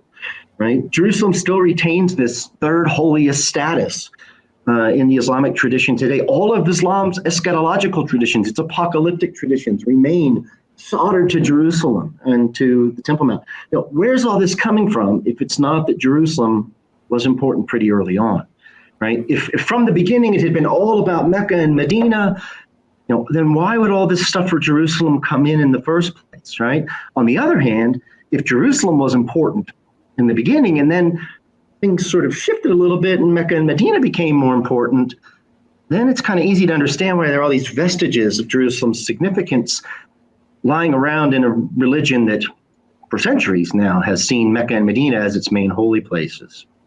Wow. That is wonderfully put. I really appreciate you talking about that. And we're going to bring up a few of those sources visually for people here in just the coming time. The Doctrina Jacobi, am I saying this correct? Jacobi? Doctrina Jacobi?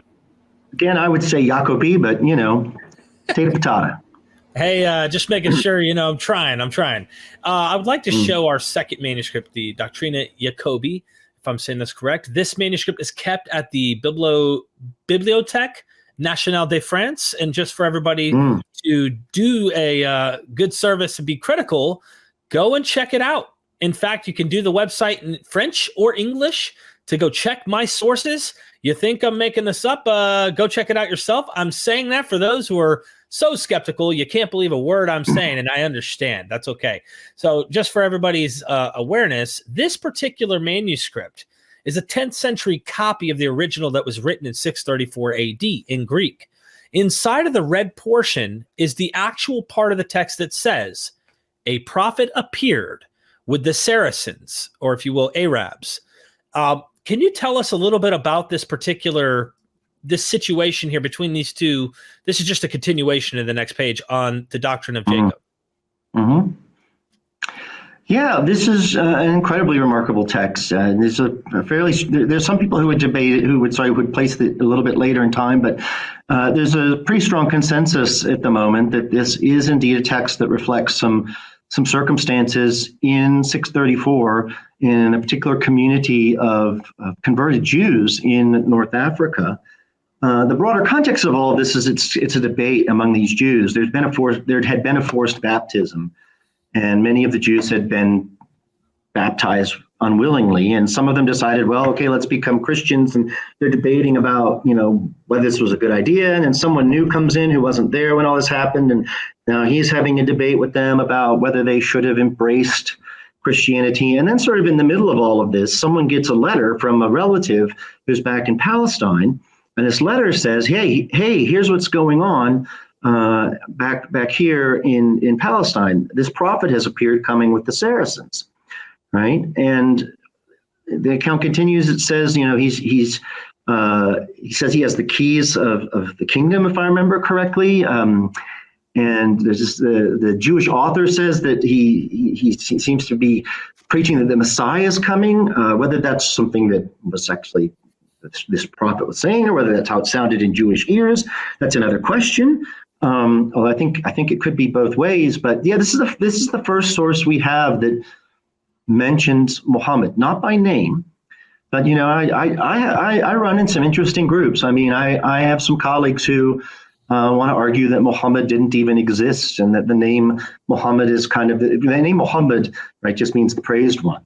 And so it's not really a name; it's just it's a title that was given to him, and but he wasn't really a real person and things like that. Well, to them, I say actually the two sources we've talked about put that to rest. And I know Bart, who was one of my mentors, he had to write a whole book, arguing that Jesus actually existed.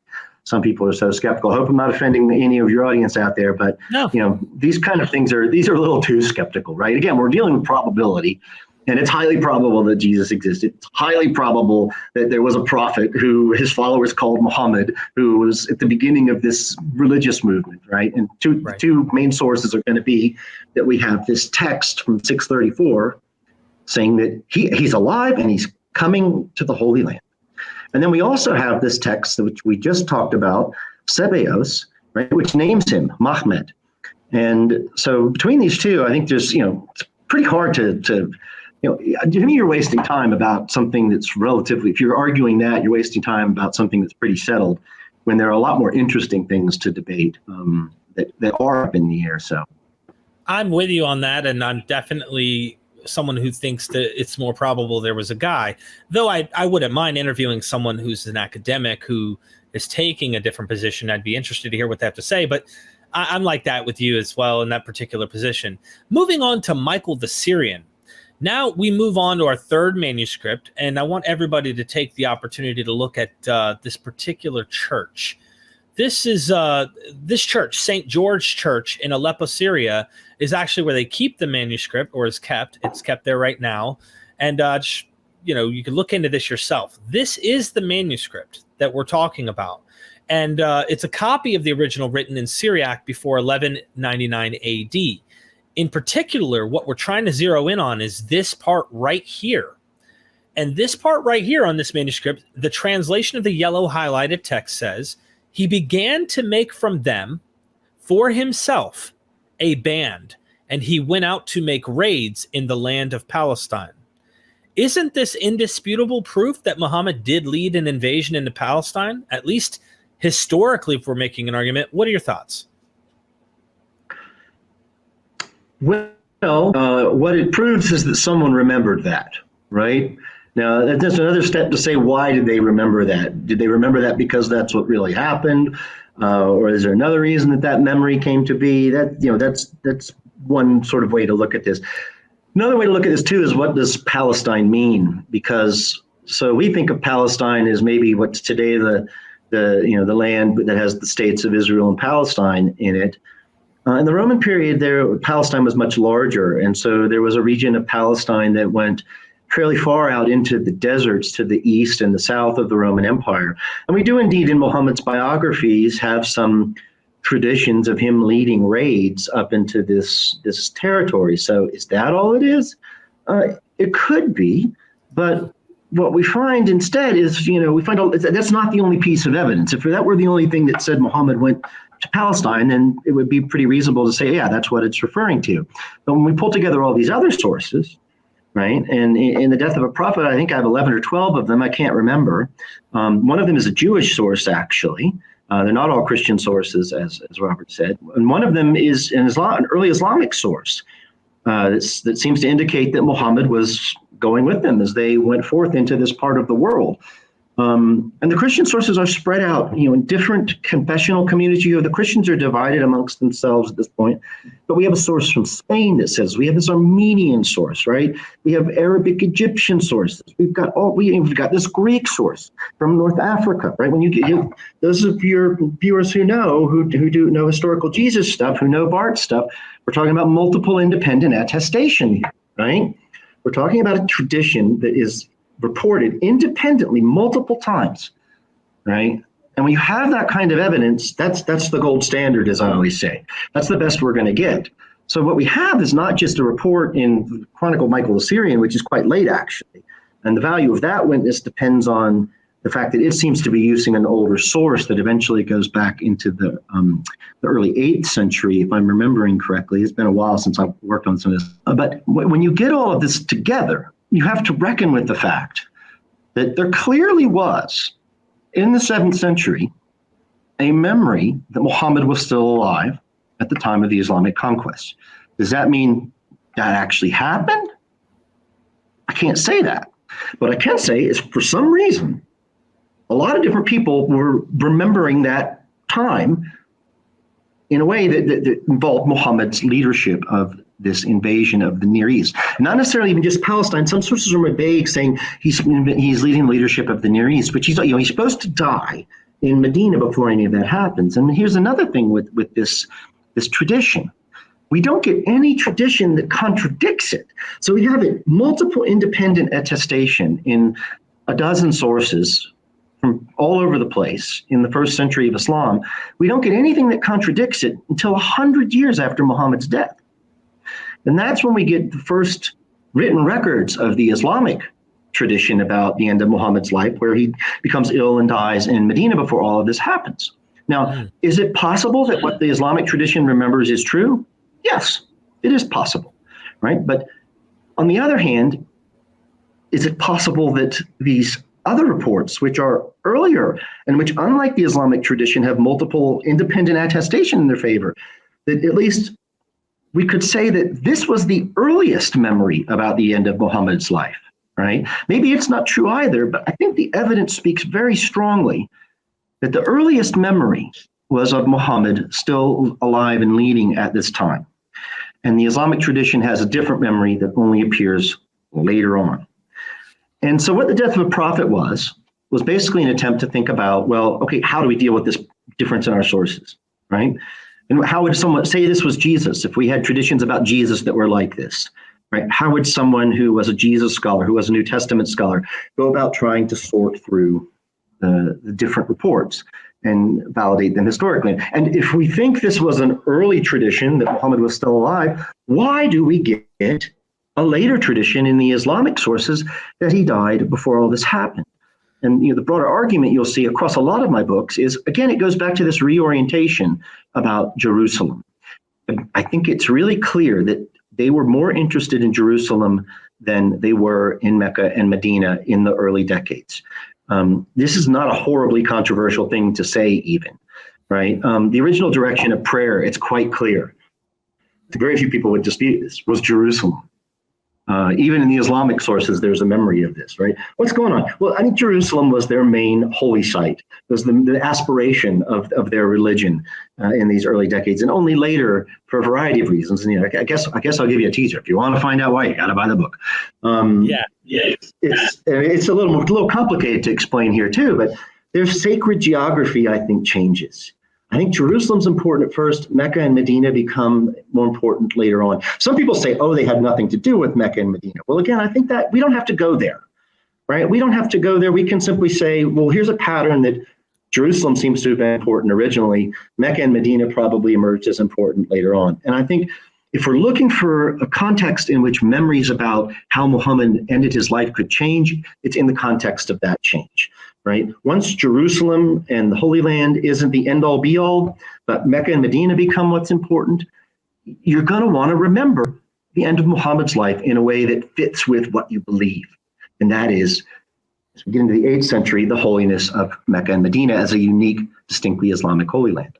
This factors in wonderful stuff that Sean Anthony talks about in his book about whether Muhammad was a shepherd or a merchant, and the non-Muslim sources, they don't shy away. They just say, yeah, he was a merchant. He was this, he was that.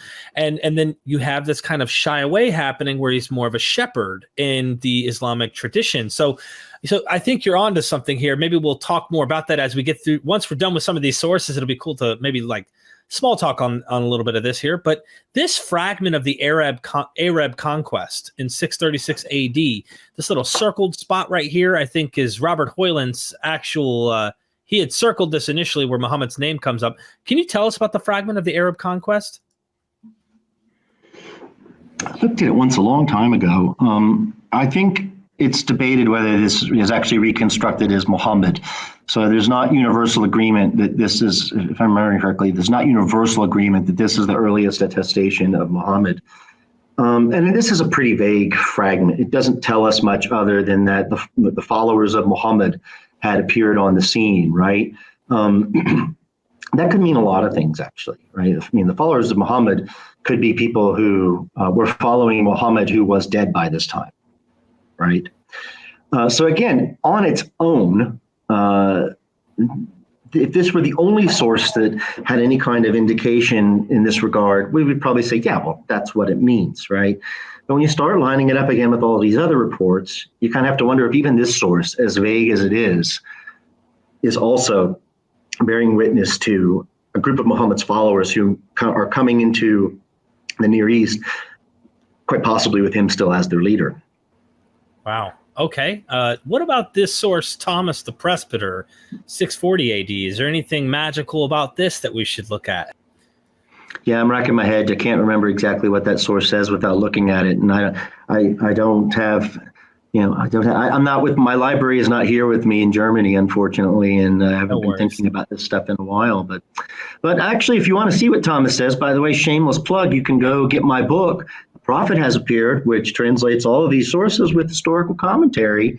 It's really designed for classroom use, so I think it would be good for a lot of your audience. Yep, there it is. A prophet has appeared. So we can all go look at that and refresh our memories as to what. I can't recommend these books enough. Like, I really hope people will take the time to go get them, and they're fun to read. Even the introduction I'm currently reading, in particular, on the book on the far right for those watching, The Apocalypse of Empire. It forces me to have the death of a prophet. And then that's forcing me. I'm going backwards, of course, you could already tell, but I'm really, really wanting to get through all this stuff. And maybe we can have an episode teasing everybody to join and go get it and take a look at it. So I want to do a connection between Sebios and the Doctrina Jacobi, or I hope I'm saying this right. Here's an analogy. Let's say Sebios reported that Derek, it's me, was an owner of a podcast called MythVision, and Derek said that the best place to party is in New York, and he went out with some hippies. And the Doctrina Jacobi said in New York, there was this guy who was an owner of a podcast, and he came to a party with some hippies.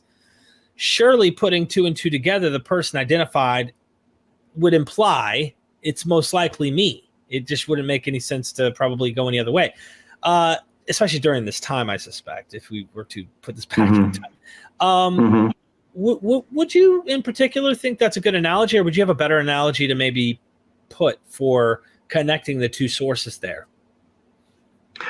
Well, that's what I'm saying. I think they're significant, right? I think the fact that there is this, the way I would look at it as a historian is I would say, well, there's a memory of some guy named Derek having gone to New York to party with some hippies, right? Memory is a tricky thing. The older you get, the more you learn this. And, it could be that they both are dependent on someone's misunderstanding of something, right? I mean, this is always the case. Someone misunderstood the nature of Muhammad, or misremembered the name of this guy who was there with the party and then told two people, and then that's how they told it. Now, this is why, again, this idea of multiple independent attestation is so important. Now, if we had 10 sources that said something like this about Derek and his partying hippies, I would think we'd want to take it seriously. And I guess that's the main thing. Was the main point of Death of a Prophet was you can't ignore this. I don't know if it's true. I really don't. I mean, it's hard to know what happened long ago. These people didn't have an idea of trying to be historically accurate like we did in every case. But I don't see any way to avoid concluding that there was a memory, and it was the earliest memory, and it was from the 7th century, that Muhammad was alive at the time that and leading his followers at the time when they invaded the Near East into the 630s, mid 630s, after he's supposed to have been dead in Medina. If other people want to come up with other interpretations of what that means, or why we would have these two different traditions, I'm all for it. I've given mine, but it was mostly it's the whole point of that book was like, hey, look, you can't just pretend this didn't happen. And all due respect to Robert Hoyland, who I admire a great deal, it was an article of his that largely inspired me to write The Death of a Prophet. The whole story with that book goes back to when I was in graduate school. Probably my best friend at the time was a guy named John Lamoureux, who works on Christian Arabic, and he was doing a PhD in Islam at the time, and he trained a lot in Christian studies before that. And we would always talk about, why isn't there critical discourse on the Quran and on early Islam the way there is on early Judaism and early Christianity? And that's a whole nother kettle of fish, as it were, to talk some about that. But he brought up to me, he made me aware of this book called Hagerism by Patricia Crona and Michael Cook, which is absolutely brilliant work, and it's absolutely flawed. But it just, for the first time, said, hey, look at all the things that the Christian sources are saying, and we can't just keep ignoring those. And in all that, the one that stuck out to me like a diamond was this passage that Muhammad's still alive at the time of the conquest. And, they mention it, and I go back and look at the footnotes, and I'm looking at the sources this is in, and it's like light bulbs are going on over my head, like, wow, multiple independent attestation, because I've been trained in biblical studies. This is good stuff. Why is everyone just ignoring this? And I kind of put it in the back burner and thought, maybe someday I'll write something about that. And then it was Robert wrote a nice article about Life of Muhammad in Christian sources. It was in an edited volume somewhere. This is Robert Hoyland, not Robert Thompson. And then he said, basically, the Christian sources say this, but of course they're all wrong. I mean, it's not a direct quote, but I think it's a pretty accurate paraphrase. Okay, that's out there now. So now something has to be said. I started out to write an article. I was hoping I could just write a quick article that would point this out. Look, here's this evidence. Biblical scholars would take this real seriously. And then it became a very long book, actually, which kind of surprised me, which is The Death of a Prophet. So again, it's a lot of it is about trying to hold things to the same standard, right? Trying to study this. I think this is important for the discourse of religious studies. We're critical of religion. We're critical of things that people hold very dear. As dear as the people they love, their parents. And we're like being critical of people's parents, right? So it's hard. It comes as a hard blow sometimes for people. But one of the things I think is important for someone who is a scholar of the critical study of religion is to be consistent and to say, what, this isn't personal. This isn't your mother. I'm doing the same thing to everyone else's mother. Exactly. Right? I'm going to ask the same critical questions about my tradition, your tradition, everybody's tradition. And this hasn't been being done in the study of Islam. There are exceptions. I'm not, the voice of one crying in the wilderness by any means. But as I think you've realized, and probably some of your viewers have as well, it's a real minority voice, and it is very much marginalized within the academy and study of Islam. I don't know that I could write the kind of things I'm interested in writing if I were an Islamicist rather than a historian of late ancient and early medieval religion.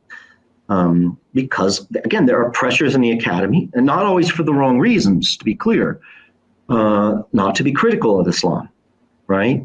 And I'm not trying to be critical of Islam. I'm trying to be a critical historian, right? Simply asking questions using the same frame of mind, the same methods, the same skepticism that I would for any other tradition. It's not any kind of critique of Islam any more than doing it for Christianity is a critique of Christianity or a critique of Judaism or a critique of Buddhism or Hinduism, take your pick. It's just about creating a kind of critical discourse about these traditions for those people who are interested in that approach, right? We scholars of religion, we're not out here trying to, well, most of us, I would say, I certainly speak for myself in this regard, and I know many others, we're not out trying to prove that religion isn't true. We're not trying to show that it's a bad thing. We're just interested in understanding it through this particular lens. And I, for one, am very committed to what we can learn, what even people of faith can learn about their own tradition from, looking at it from this different way. And as one committed to that, it's important to me intellectually. It's also important to me pedagogically in the classroom to have this kind of consistency. If we're going to present our undergraduate students with a very skeptical, critical view of these other religious traditions, I think it's only fair that we also have a discourse about Islam that we teach them that is grounded in the same kind of principles. But anyway, I'm going on too long. No. I love it. I'm glad. I wanted you to do that. I'm glad that you actually are expressing that, because one of the things that happens in the world I live in terms of YouTube world, the internet world, and then you got people on corners that are arguing and debating, is typically the criticism I hear that is trying to be critical of Islam or the tradition and the history and the prophet and stuff are mostly coming from Christian fundamentalists who are trying to say mine is better than yours, okay? And there's this competition where the Muslims are saying mine is better than yours. I've kind of came in this weird little entrance where it's like, I'm going to be critical of all of this, just like I'm critical with Christianity, just like I'm critical with the Hebrew Bible, which in effect, if you're a religious, devout person, you will not like the things that I may say, because I'm looking at this as an anthropologist somewhat, like an anthropological approach where I'm like, in what way did man cleverly or even superstitiously come up with these particular things? And seeing how it's developed, for me, I was impacted negatively by my fundamentalist past. And so many people have been like, wow, this channel is a breath of fresh air because it's actually still enjoying the religious study, still enjoying understanding these people who impacted the world in such a way, and knowing that that was good maybe at the time for them in that particular region, like that was good. Let's not practice what happened in 7th century from anyone. People like to pick on Muhammad and act like he's the only one who had a sword. Get out of my face with that. Everybody was bloodthirsty, but we all should grow and advance and go past that. So there's, in a sense, we're trying to have interfaith dialogue, simultaneously being willing to go in places that the faith bubble doesn't let you go past. That's my... Right. No, I mean, this is an important point. There are real anti-Islamic polemicists out there.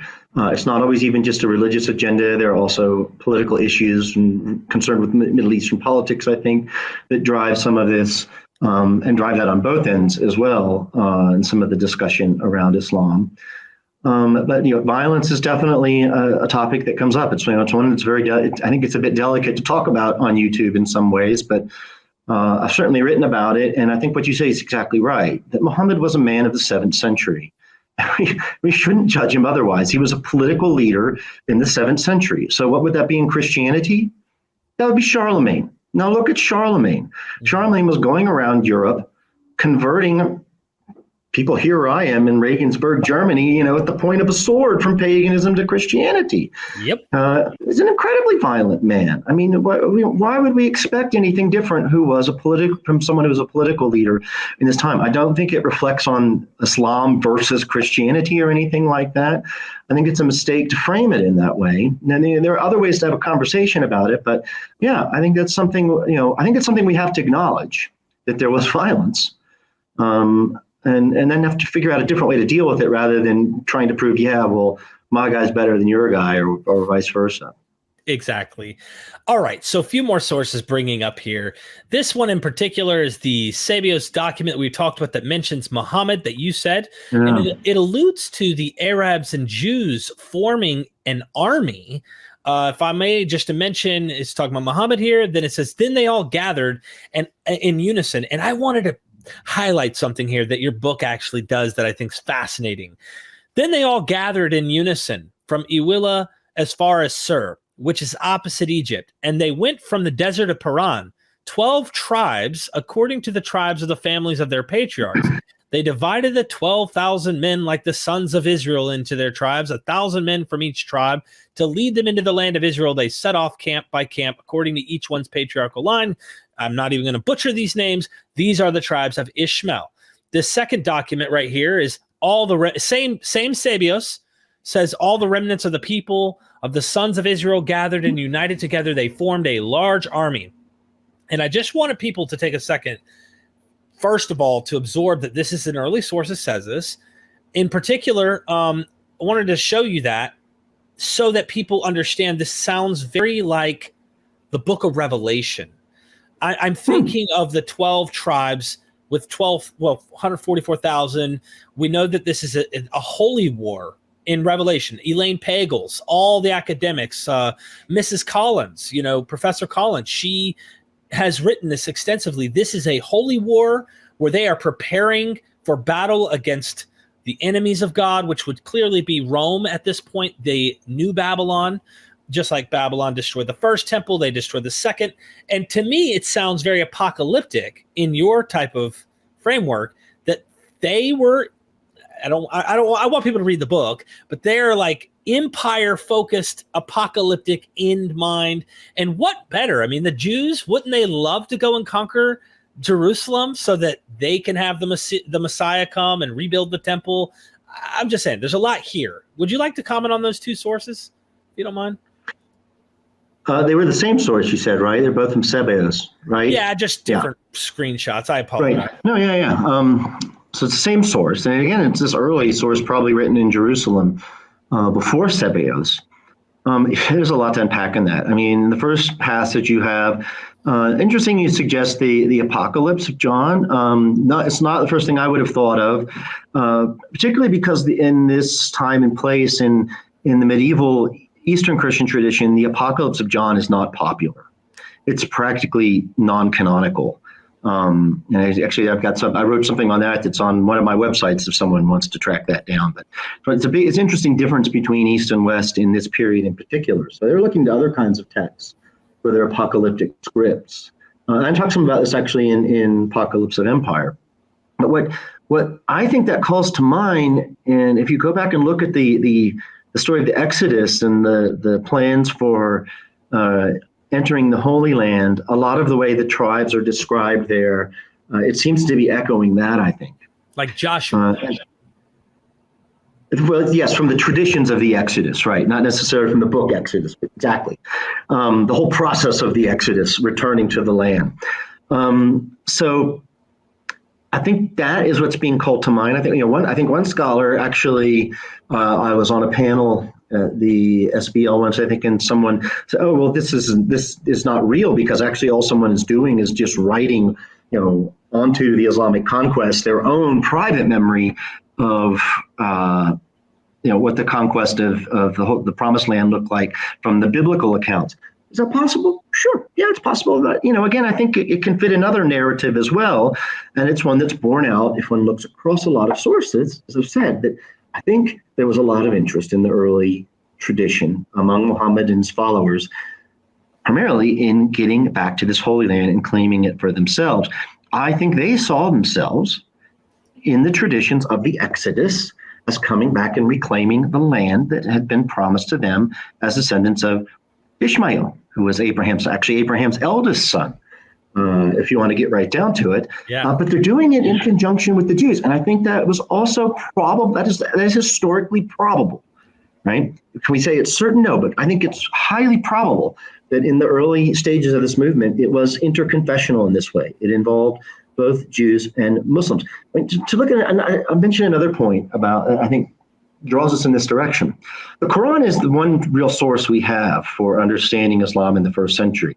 And it's a tricky source. By everyone's agreement, this is a text that preserves traditions from the first century of Islam. Now, when we think the Quran as we have it is collected and authorized and established, there's some debate about that. I have a big book coming out on that. Should be out in the fall. It's going to be open access. Everyone can read it for free. What? Oh, yeah. Creating the Quran, it's called. University of California is publishing it. It argues for a whole lot of reasons that we really have to think of the Quran as a text that's in process longer than most people would think, probably until the end of the 7th century. But in any case, the traditions that are in there, these are traditions from the 600s, right? And some of them are perhaps quite earlier than the Quran's finalization. But if you look at the Quran, well, first of all, the Quran is a problematic text for trying to reconstruct the Islam of the first century, right? Because it's not like the Gospels. It doesn't tell, or the Acts, or even Paul's letters. It doesn't tell us the story of the early community, right? Instead, it's about things long, long time ago. It's not really even about Muhammad. Muhammad's only mentioned very few times by name in the Quran. What it's about is it's about everything that came before Muhammad. It's about Abraham. It's about Moses. It's about Jesus. But if you look to see who is the single most prominent figure in the Quran, certainly not Muhammad. It's not even Abraham, which you might expect, but it's Moses. Why is it Moses? Why? Because they're understanding themselves as, following a new Moses, I think. Right? This is the most important part of their religious identity and their religious convictions in these early decades.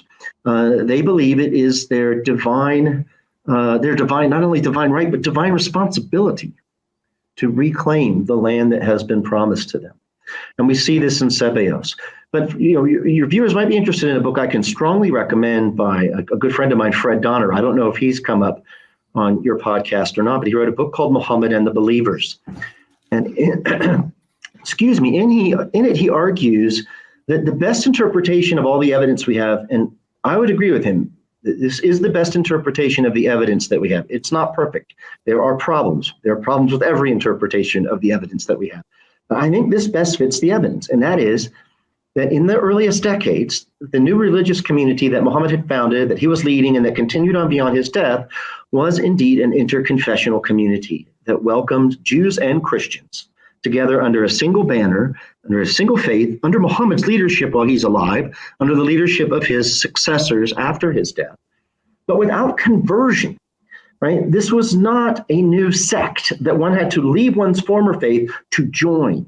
Instead, I think what it was, and I feel pretty confident in this as a hypothesis, that this movement was a kind of monotheist renewal movement that welcomed all Abrahamic monotheists together who were willing to profess belief in the one God of Abraham, Isaac, and Jacob, right, and Ishmael, and also belief in the last day. And one finds this a lot. This is a short sort of creed one finds a lot in the early Islamic tradition.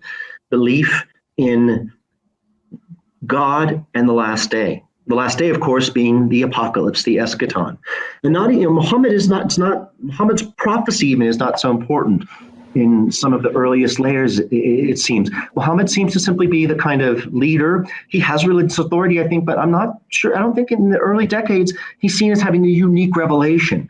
He's kind of a warner. He's been raised up by God at the end of time he's sort of a John the Baptist figure, if you're really looking for an analogy, right? He's raised up by God at the end of time to warn people to repent, but he also wants them to come. He thinks part of this coming apocalypse involves taking back the land that had been promised to them. So I think Sebeos is a really important witness to this. He doesn't include Christians, but there's a lot of other evidence that suggests Christians had some sort of involvement like this. Christians are, of course, the most difficult case because your viewers probably know, the Quran polemicizes on occasions about the Christian belief in the Trinity, right? That is the hard part of this hypothesis, but before continuing on more than with that, though, I would just suggest that they get Fred's book, Fred Donner, Muhammad and the Believers, and check it out for themselves if they haven't already. It's actually a book that's written for a pretty broad audience. It actually leads to the different questions. There's hypotheses that the version of Christianity wasn't, incorporating a Trinitarian concept, maybe like the early Ebionites or something. A version of this might have existed. But one of your colleagues that you worked with, I recently interviewed, Michael Penn, Dr. Penn, came on talking about Syriac Christianity, and he was discussing this and talking about there was different kinds out here, but I wonder if they're polemicizing against Christianity, period. And if that is, then maybe this is, like you said, a development, and they've started taking a stance, which also has them shifting the direction of their focus away from Jerusalem and more into, these Jews and these Christians just aren't getting with the program. We're going to do our own thing. Or Jews rejected going deeper into Muhammad as they started to favor him. Who knows? And they started to say, we need to divorce this. We can't be as close as we were, which causes a lot of issues that maybe historically caused the development here. I don't know. I'm just throwing out speculation here just to get an idea, but So I think something like that is probably the best way to understand it, something like the latter point. As for non-Trinitarian Christians being behind the Quran, I just think that's a non-starter. We don't have good evidence that there are non-Trinitarian Christians around at this time. There were, it's true, in the earlier Christian centuries, but past the 4th century, we don't really have that. And we don't have these kind of so-called Jewish Christians. So I think we have to look for explanations that don't look back to those kinds of hypotheses. Something to add, though, in favor of your interpretation of them collecting 1,000 men from 12 tribes, let's say, as potentially literally not ridiculous to assume that historically happened, is, first of all, look at the conquering they did achieve. You can't do that with 3 guys. You got to have a massive gathering of people to do the kind of accomplishments they did achieve so quickly. The only people who did better than them in terms of achievement would be Mongolians. But that in terms of the quickness and growth that they did in conquering. But the other thing is, I tell this to people all the time who are critical of my New Testament studies and stuff, and they go, oh, that's a myth. All of that is literary. Have you ever met anybody, I ask, that, believed in a text and wanted to formulate their life in compliance to what they believe to be true? It's almost like if, let's say an ancient Hebrew text says something about baptizing to be cleansed from sins, or assume washing away our sins. And here you have Jews in the 1st century washing themselves to cleanse themselves of sins. Oh, is that mythical because you found an ancient text that says it? No, they believe it, and they're mimicking what it is. So it's very likely what you're saying potentially is true. I'm not ruling out the possibility that this is a formulae of some literary, whatever. But it does seem like this could be the case. If I may, I want to bring up this one Doctrina Jacobi here, where it says, Jacob said, and if your brother turns you away, or the Jews who are mixed up with the Saracens, the Arabs, what shall we do? And Justice said, trust in God, Mr. Jacob, that if the Jews and the Saracens impede me or cut my body up, little piece by little piece, I shall not renounce Christ, the Son of God. What do you say of this particular passage here? Do you have any comment? It's an interesting passage. I don't know that I've ever really, I can't remember if I've commented on it before or not. It surprises me that we find a text that like this that would be aware of sort of this Jewish Arab alliance under Muhammad, but certainly one's tempted to read it in that way, that they know that this is kind of an interconfessional movement. I don't know that I've ever advanced that argument, but just sort of looking at it on the surface, it would seem to suggest that there's an awareness even this early of something like that. And the key document for this, just to shift gears a little bit, is we have something within the Islamic tradition itself that we call, for lack of a better term, the Constitution of Medina. And it's something that's preserved within the Islamic tradition. And most skeptical scholars, as well as the most traditional scholars, agree that this is probably a record of a document that was actually produced. Now, is it the actual words of that document? No, but does it transmit with some degree of fidelity a document that Muhammad drew up with the tribes of Yathrib when he got there? And I think everyone would agree that it does. And one of the most interesting things about this document is it says that the Jewish tribes in Medina will remain in their own customs. They will continue to govern themselves according to the Torah. Right? And they will be a people, the Jews, who are a part of this larger group that the document identifies as the believers. Now, the non-Jewish tribes are going to convert to, quote unquote, Islam, convert to Muhammad's new form of monotheism. But there's no sense from this document that the Jewish tribes have to stop being Jewish to be a part of the community that Muhammad's leading. Again, this is from the Islamic tradition. The Islamic tradition itself, I think, will acknowledge that, yes, there was a time when Muhammad got to Medina and he thought he could have this kind of a community that included Jews as Jews. The only question is, how long did this last? Well, the Islamic tradition wants to say, Muhammad was a generous guy and he tried it out for a little while, but, then the Jews were really bad and we get some nice anti-Jewish stuff, or I shouldn't say nice because it's not nice, but we get some pretty typical anti-Jewish stuff. The Jews did this, that, and the other thing, and so Muhammad stopped doing that. So, maybe you have the impression it lasted a couple months or so. But if we take that document and again compare it to a lot of other sources and look for a tendency, is there a tendency that supports that there was something like this in the early years, in the early decades? And it turns out there is. There's a lot of evidence. And again, the best place to see that is going to be Fred Donner's book, Muhammad and the Believers. Thank you. Yeah, just to highlight that again, it's just what really gets me is there's this idea, Justice is saying, like when the Jews and the Arabs come, like, there's this idea at least that even if they cut me up into pieces, this sounds like warfare together, Jews and Saracens. That's the evidence I was trying to point at, and just wondering if this was solid proof that Muhammad may have led an invasion, coupled with everything else you discussed, the fact that there's Muslim and non-Muslim sources. I think that we're getting closer to something probabilistic without going, oh, we know. I don't like absolute certainty, but it seems I just hope we find more evidence. That's all. I'd be interested in seeing more. So let me ask you this, is for reasons, let's get into something here before we go into our just free talk before I let you go. Reason for leaving out Muhammad invasion of Palestine in biographies. There are two interesting things that caught my eye, and the first is this hadith. And this particular hadith, they call it the two-finger hadith, if you will, narrated by Sa bin Sa'd Asadi. I don't know how to pronounce these names very well. But it says, Allah's messenger, holding out his middle finger and index finger, said, my advent and the hours are like this, or like these. Namely, the period between his era and the hour is like the distance between those two fingers, i.e., Right. short. And I don't know. It's like, I don't know how much distance there is, but it's any second now. That's the point. Yeah. Yeah. And I'm like, I see this all over the New Testament. I see this even in Second Temple Judaism.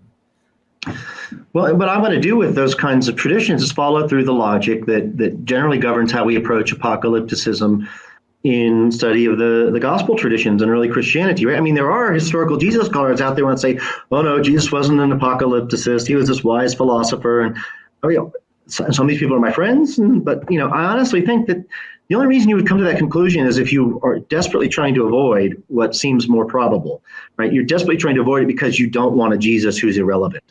You want a Jesus that can somehow be salvaged for some kind of liberal Protestantism or Catholicism as this wise sage figure, rather than someone who was running around telling people, get ready because the world's going to end.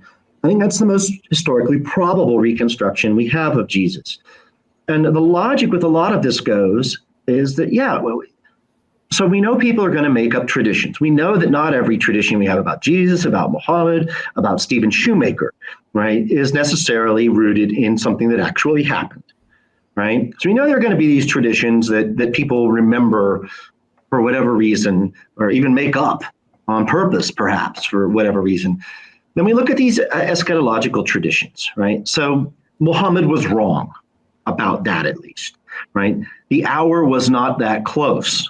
Or you can say, it was a metaphor. It's measuring in God's time, right? In terms of eternity. Right, sure, fine. If you want to go that way. But if you're a historian and you're looking at this, if you're thinking probably how that was understood when he said it to people, it's coming soon. So the question an historian asks is, okay, if we're trying to figure out which traditions are more likely to have been invented later on and which are more likely to go back to something Muhammad said, it's traditions like this that are less likely, one can argue, to have been made up because it's falsified.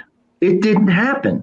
So would someone 100 years after Muhammad's dead make up a tradition that Muhammad said about the hour, it's this close, when it wasn't, right? The more logical understanding, the more probable, I should say, in fairness, the more probable understanding of that tradition, I think, is that it must go back to something that Muhammad really said, because no one would make it up given that it made him look wrong.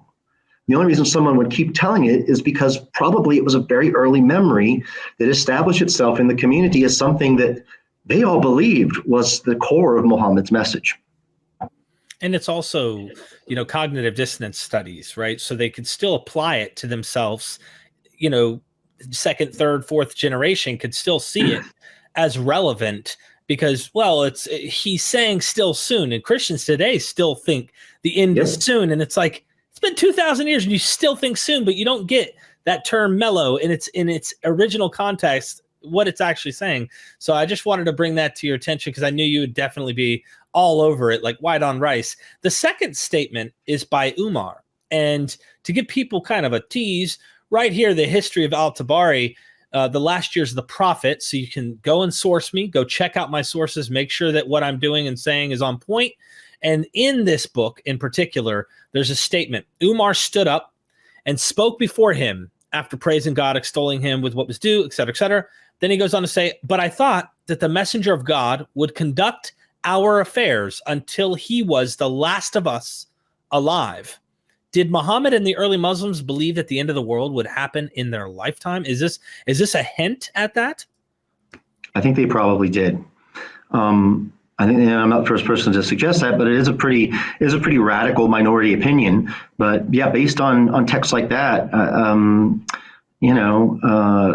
and other hadith that I talk about in the death of a prophet in particular, I think it was their expectation that it was coming so soon that it would come even before Muhammad died. And actually, one of the arguments in favor of that is Muhammad really doesn't seem to have done a very good job of planning for what would happen after he died, right? Because some of your viewers, listeners may know that there was this very bitter struggle after Muhammad died over who would lead the community, right? And it's this struggle, particularly in relation to Ali, his son-in-law, that ultimately split the community fairly early on into Shi'i and Sunni. And another probability one could suggest is if Muhammad had made it very clear, when I die, I want so-and-so to lead the community, I'm not sure he would have had that, although this is actually what the Shi'i tradition would say, that Muhammad did say that. They said it was supposed to be Ali, and then these guys stole it from him. And then they purged it from the Quran so that all the evidence for that has now been destroyed. But I'm more of the case that I think he didn't do this because he really didn't think he was going to die before the end came. And that passage is also interesting too, because in response, a new Quranic verse is introduced to say that Muhammad, well, no, of course you're wrong, because Muhammad said every prophet's going to die, right? And the fascinating thing about this is the text itself, if you continue on a little bit further down from there, it says the people, when they heard this Quranic verse, everyone was shocked. No one had heard it before. I mean, can you imagine if we had early texts like this saying this about a particular verse in the gospel or something like this? There was a controversy in the community, and then, Peter came and said this, and everyone was like, wow, we've never heard that before. Wouldn't that just be like alarm bells going off that here is something that was an interpolation? I think so.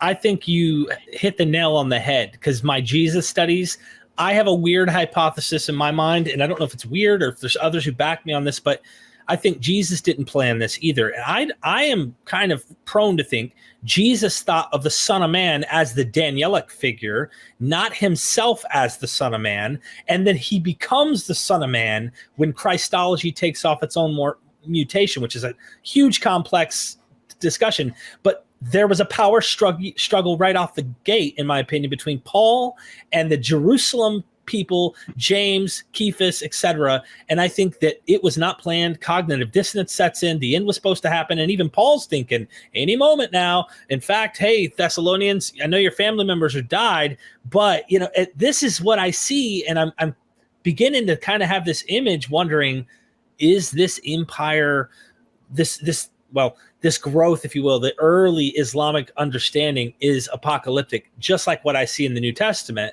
And of course, it doesn't stop it, but it might transform the direction the thinking was, which makes me wonder, going a little further, could it be the reason they wrote him out of going into Palestine and conquering, Jerusalem and whatnot, is because he failed?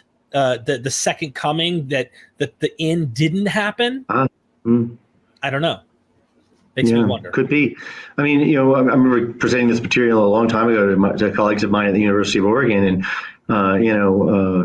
one of them pointed out in sort of comparison to Muhammad and Moses, and this is actually, according to these traditions, Muhammad succeeds where Muhammad succeeds where Moses didn't. Moses didn't get to lead the people into the promised land, but according to some of these sources, Muhammad did.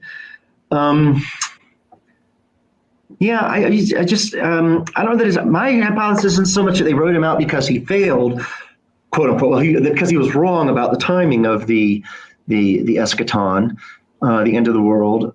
So much as it's not a matter of him being right or wrong. It's a matter of that it didn't happen.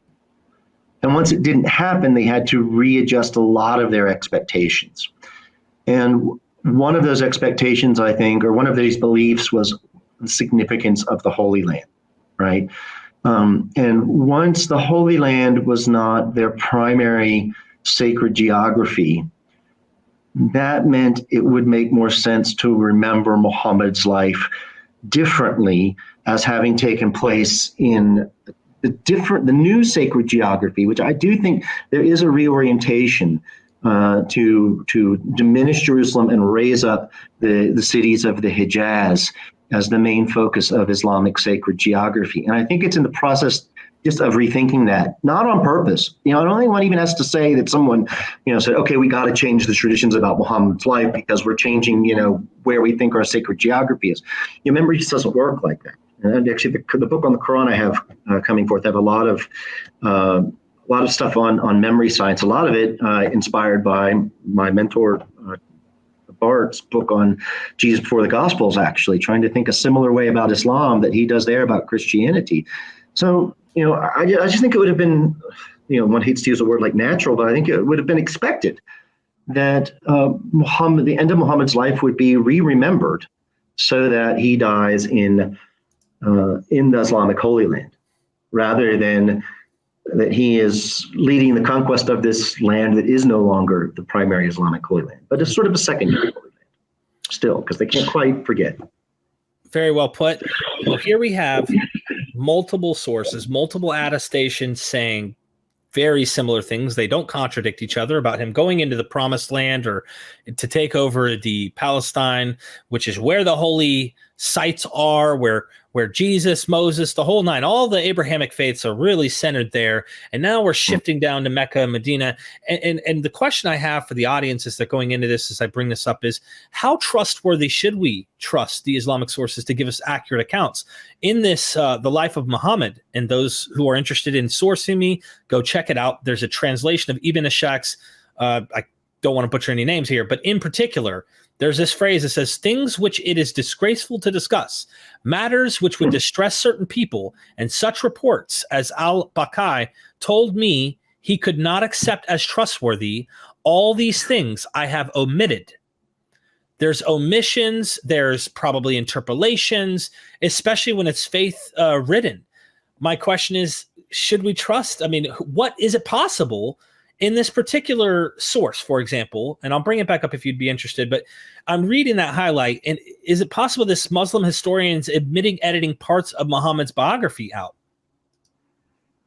Well, everyone does that, right? I mean, everyone is selective in terms of how they bring forward the past into the future. I mean, Christian historians do this, and sometimes they may or may not tell us they're doing it, but the broader question here for me is just generally how reliable should we view these Islamic sources? And I think, again, it can speak from a fairly genuine consensus among scholars of early Islam who are critical that we can't trust them very much. They are highly suspect, and we have to kind of approach them from the perspective of suspicion, and anything we're going to take out of them, we kind of have to then prove, starting from a position of suspicion. And just to sort of simply explain why, well, I mean, for one, it's a more complicated argument of why we might conclude that about these sources. There's a big article I published many years ago called In Search of Urwa's Sira. And again, you can find this on one of my websites if you want, where it's almost a monograph. It's a 100-page article. Wow. Very technical. Most of your audience probably wouldn't care much for the debates in it, but it explains why we really can't trust these sources to accurately reproduce what happened in the 7th century. And the simplest explanation is the first written sources about the life of Muhammad were written down 100 years after he's dead. 100 years, right? Now, they didn't just make it up. Of course not. They're based on memory and oral tradition. But they're based on 100 years of individual memory and oral tradition. And again, as I'll explain in a lot more detail in the forthcoming book on creating the Quran, that's just not accurate. It's been proven not accurate time and time again, especially after 100 years. Memories will change fundamentally. So we have then in the first written source, a source that's based in memories that are going to have changed dramatically. And we also think, and I certainly suspect, that quote unquote Islam 100 years after Muhammad's death is quite different from the new religious movement that he founded in the 620s and into the 630s, right? And so what's remembered about those times is going to be remembered in ways that comport with how Muhammad's followers, the Muslims, understood themselves and their faith 100 years later. But then we don't even have that. We don't have what was written down at that time. That text is lost. Instead, we only have it as other writers, another 100 or so years later, revised it, right? What? Yeah. Oh, yeah. That's really that bad. So it's there are two analogies to give for this, and they're weak in different ways, but they get to the point. So one is, this is Patricia Crona makes this point. It's like if we imagine the first person to write the life of Jesus were, say, Justin Martyr. And we only had an account of what Justin wrote as it had been revised by Origen of Alexandria. I mean, the question I pose after that example in Death of Prophets, do you think that this Jesus would look like an apocalyptic prophet, saying the world's about to end, or do you think he might look a lot like a middle Platonic philosopher? I suspect strongly the latter, right? Yep. To put it another way, and I think this is a less helpful analogy, but it still, I think, can make this hit home. Imagine if for the founding of the United States, we didn't have any real contemporary sources. Maybe we had things that the French and the Spanish were writing about what was going on, but we didn't have any documents from people who were founding the United States. Maybe we had the Constitution, although I think the Quran does not compare favorably to the Constitution in my mind in terms of clarity and as a clear witness to what's going on in events of Muhammad's new religious movement. So say the first actual history of that formation of our great republic was written down only, say, 100 years later in the aftermath of the Civil War. Oh, wow. And that's the first time we had it, right? And actually in Islam, we've been through a couple civil wars by this time, by the way. And splits with Shia and Sunni. And we also have in Islam, too, we have an empire that can control how narratives get written in a way that is distinctive to a lot of how Islamic history is produced. But so we don't even have that. We don't have the history of the founding of the Republic of the United States of America as it was written in the aftermath of the Civil War. Instead, we have that only as it was then revised by the hippies you went to New York with. No, I'm kidding. But we say we had it as revised in, say, the 1960s and 70s, right? And so then it's very much revised to fit that time. Now, that this is I appreciate for all you people out there rolling your eyes at this. Okay, I get it. I hear you. It is a bit of a stretch, this metaphor, but it is a way that I think in our own history, it can give us a sense of the expanse of time in the production of these various stages of the collective memory of Islamic origins, and also the fact that these were produced in different circumstances, right? Maybe not as charged and different as the postbellum period and the 1960s in the United States, but at the same time, if you can maybe give me a little grain of salt with that, you can get a better perspective on why these sources are suspect as they are now. Amazing. I don't think I could say anything better other than just to add to what you said is just use Christianity as an analogy, of course, and imagine we have sources, right? Before Justin Martyr, we have sources that go back before Justin, before Origin. And even with sources, they changed. So Correct. Like the movement itself within the New Testament changes. It seemed to be a Jewish only thing. This is my hunch is he's here for Jews, and it starts to evolve right in front of your eyes. So imagine what we would find if we had the sources. Now you can only, I empathize for, if I can call them Muhammad mythicists, I empathize in understanding why someone would question and doubt historicity. But at the end of the day, people exist. People exist that things aren't written about all the time. And he gets some mentions. So to make it into a title rather than a human, that's a whole nother discussion, I guess, would to have you on. But I'm with you on this. I think that, wow, I can't imagine what we don't have. Right. So the question is... another thing is... sorry, okay. Let's change the topic. Give us something new. I wanted to... Well, as we're exiting, because I want you to come back, you have been... above all, my favorite interviewer when it comes to this particular subject matter. And I really appreciate it. If I were to tell someone to go get one book right now, let's say they're like, I can only afford one. Which one would you recommend first? I would recommend getting A Prophet Has Appeared. I think it's also maybe one of the least expensive. Okay. And it's also, I think, written at the most general level. Like I say, I just thought of it as something that you could use in an undergraduate classroom. And what it'll do is you can read these sources for themselves. This seems to be a real big emphasis in the way you're presenting a lot of things to your audience, right? You want to show them the manuscripts, you want to show them the text. Well, there it is. In that book, it is a selected, I call it a curated collection. I didn't just include every source that mentions anything about Muhammad. What I wanted was sources that are from basically the first century of Islam. We don't really have much in the way of sources from the Islamic tradition, only the Quran. And I wanted sources that said something about the nature of the religious beliefs and practices of this community.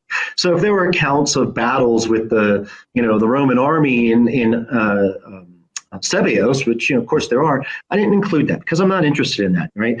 Fred Donner, I mentioned again, wrote a great book on the early Islamic conquest. And then Robert Hoyland, who we mentioned earlier too, right, has In God's Path, a more popular updating of kind of the history of the conquest. That stuff's there. I'm not a military historian. I'm not, I'm a religious historian. So I wanted to focus on texts that were, in my judgment, and again, it is always my judgment.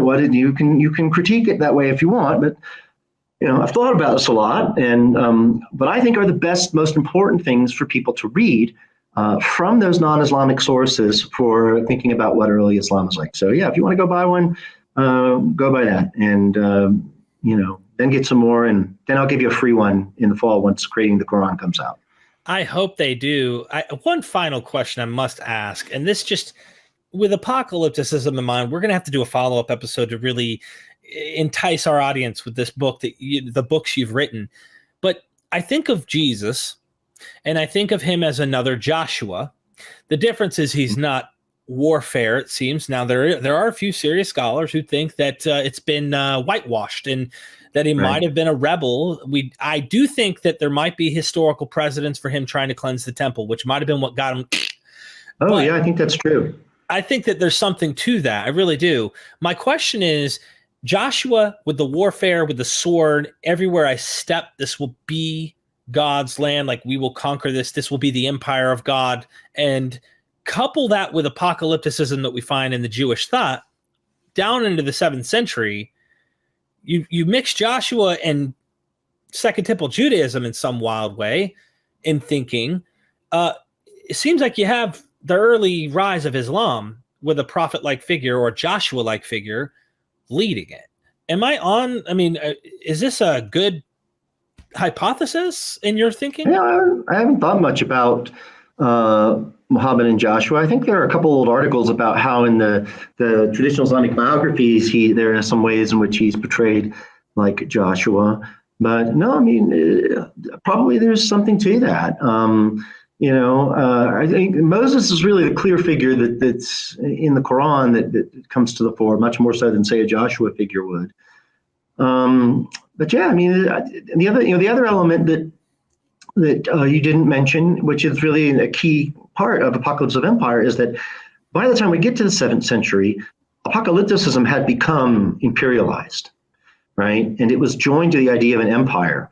And the narrative about Jewish apocalypticism in the 1st century BCE, CE is that it's anti-imperial. Well, by the time we're getting to the end of the 6th, beginning of the 7th century, it's already been deeply imperialized. Thank you. So it's such that the belief is that actually the end is not going to come around by destroying all empires. Actually, there's going to be an empire, a divinely chosen empire, that's going to bring about the end of the world. And I think this is a script that's informing Muhammad and his followers. They think they are going to be this people. The Romans think it's going to be them, right? There's even a way in which the Sasanian Persians have scripts that they're obviously not in a Judeo-Christian Abrahamic line, but they too have scripts about how the Persian Empire is going to be pivotal in the events of bringing about the end of time. One sees this in the Jewish apocalypticism of this period as well, new ideas about empire. So I think, I ended up going on this line because when I said Muhammad was an apocalypticist in more than one context after the death of a prophet, people say, well, that's impossible, right? Why on earth would he bother conquering the world if he thought the world was going to end? And more than once, my response was, but that's how people thought the world was going to end in his time. And people would look at me like, yeah, right. And so I realized, well, I guess I need to write a book that will explain how, indeed, that is how people thought the world was going to end, and how what's going on in the first decades in Muhammad's new religious movement, the first decades of its history, seems to really fit onto that script. I'm reading that book right now. And I'm reading that book, and that's exactly what I'm finding. And what's interesting about what you're saying is, I think I'm reading a book by a lady named Cattell Berthelot, and she wrote a book called Jew and Their Pagan Rivals. And she's really pioneering this idea of how much did pagan Rome impact Jewish thought, not Christian Rome, which we know that happened, but pagan Rome. And even to their conversion law, like they wanted to compete even though they were like calling Rome Esau, the twin brother, but the enemy that God didn't love, they were doing this. They were competing, and to the point where their laws, their ideas impacted and shaped the way the Jews would formulate their own laws. So I imagine here we have these Arabs down in the south who see massive kingdoms, Persia and Rome, combating over and over, and they're the ones who are coming up with this empire type apocalypticism. And sure enough, we're going to do it better, or we're going to jump into this this battle here and take them down while they're weak, and they do. So thank you so much. Is there anything we didn't say that you want to say to our audience? There's so much more to say, but yeah, maybe another time. Seriously, I can't tell you how thrilled I am to get this out there to the public. Ladies and gentlemen, in the description, check out his website, check our sources, go get his books, be on the lookout. I hope we'll have more with him this soon. Fingers crossed. And never forget, we are MythVision.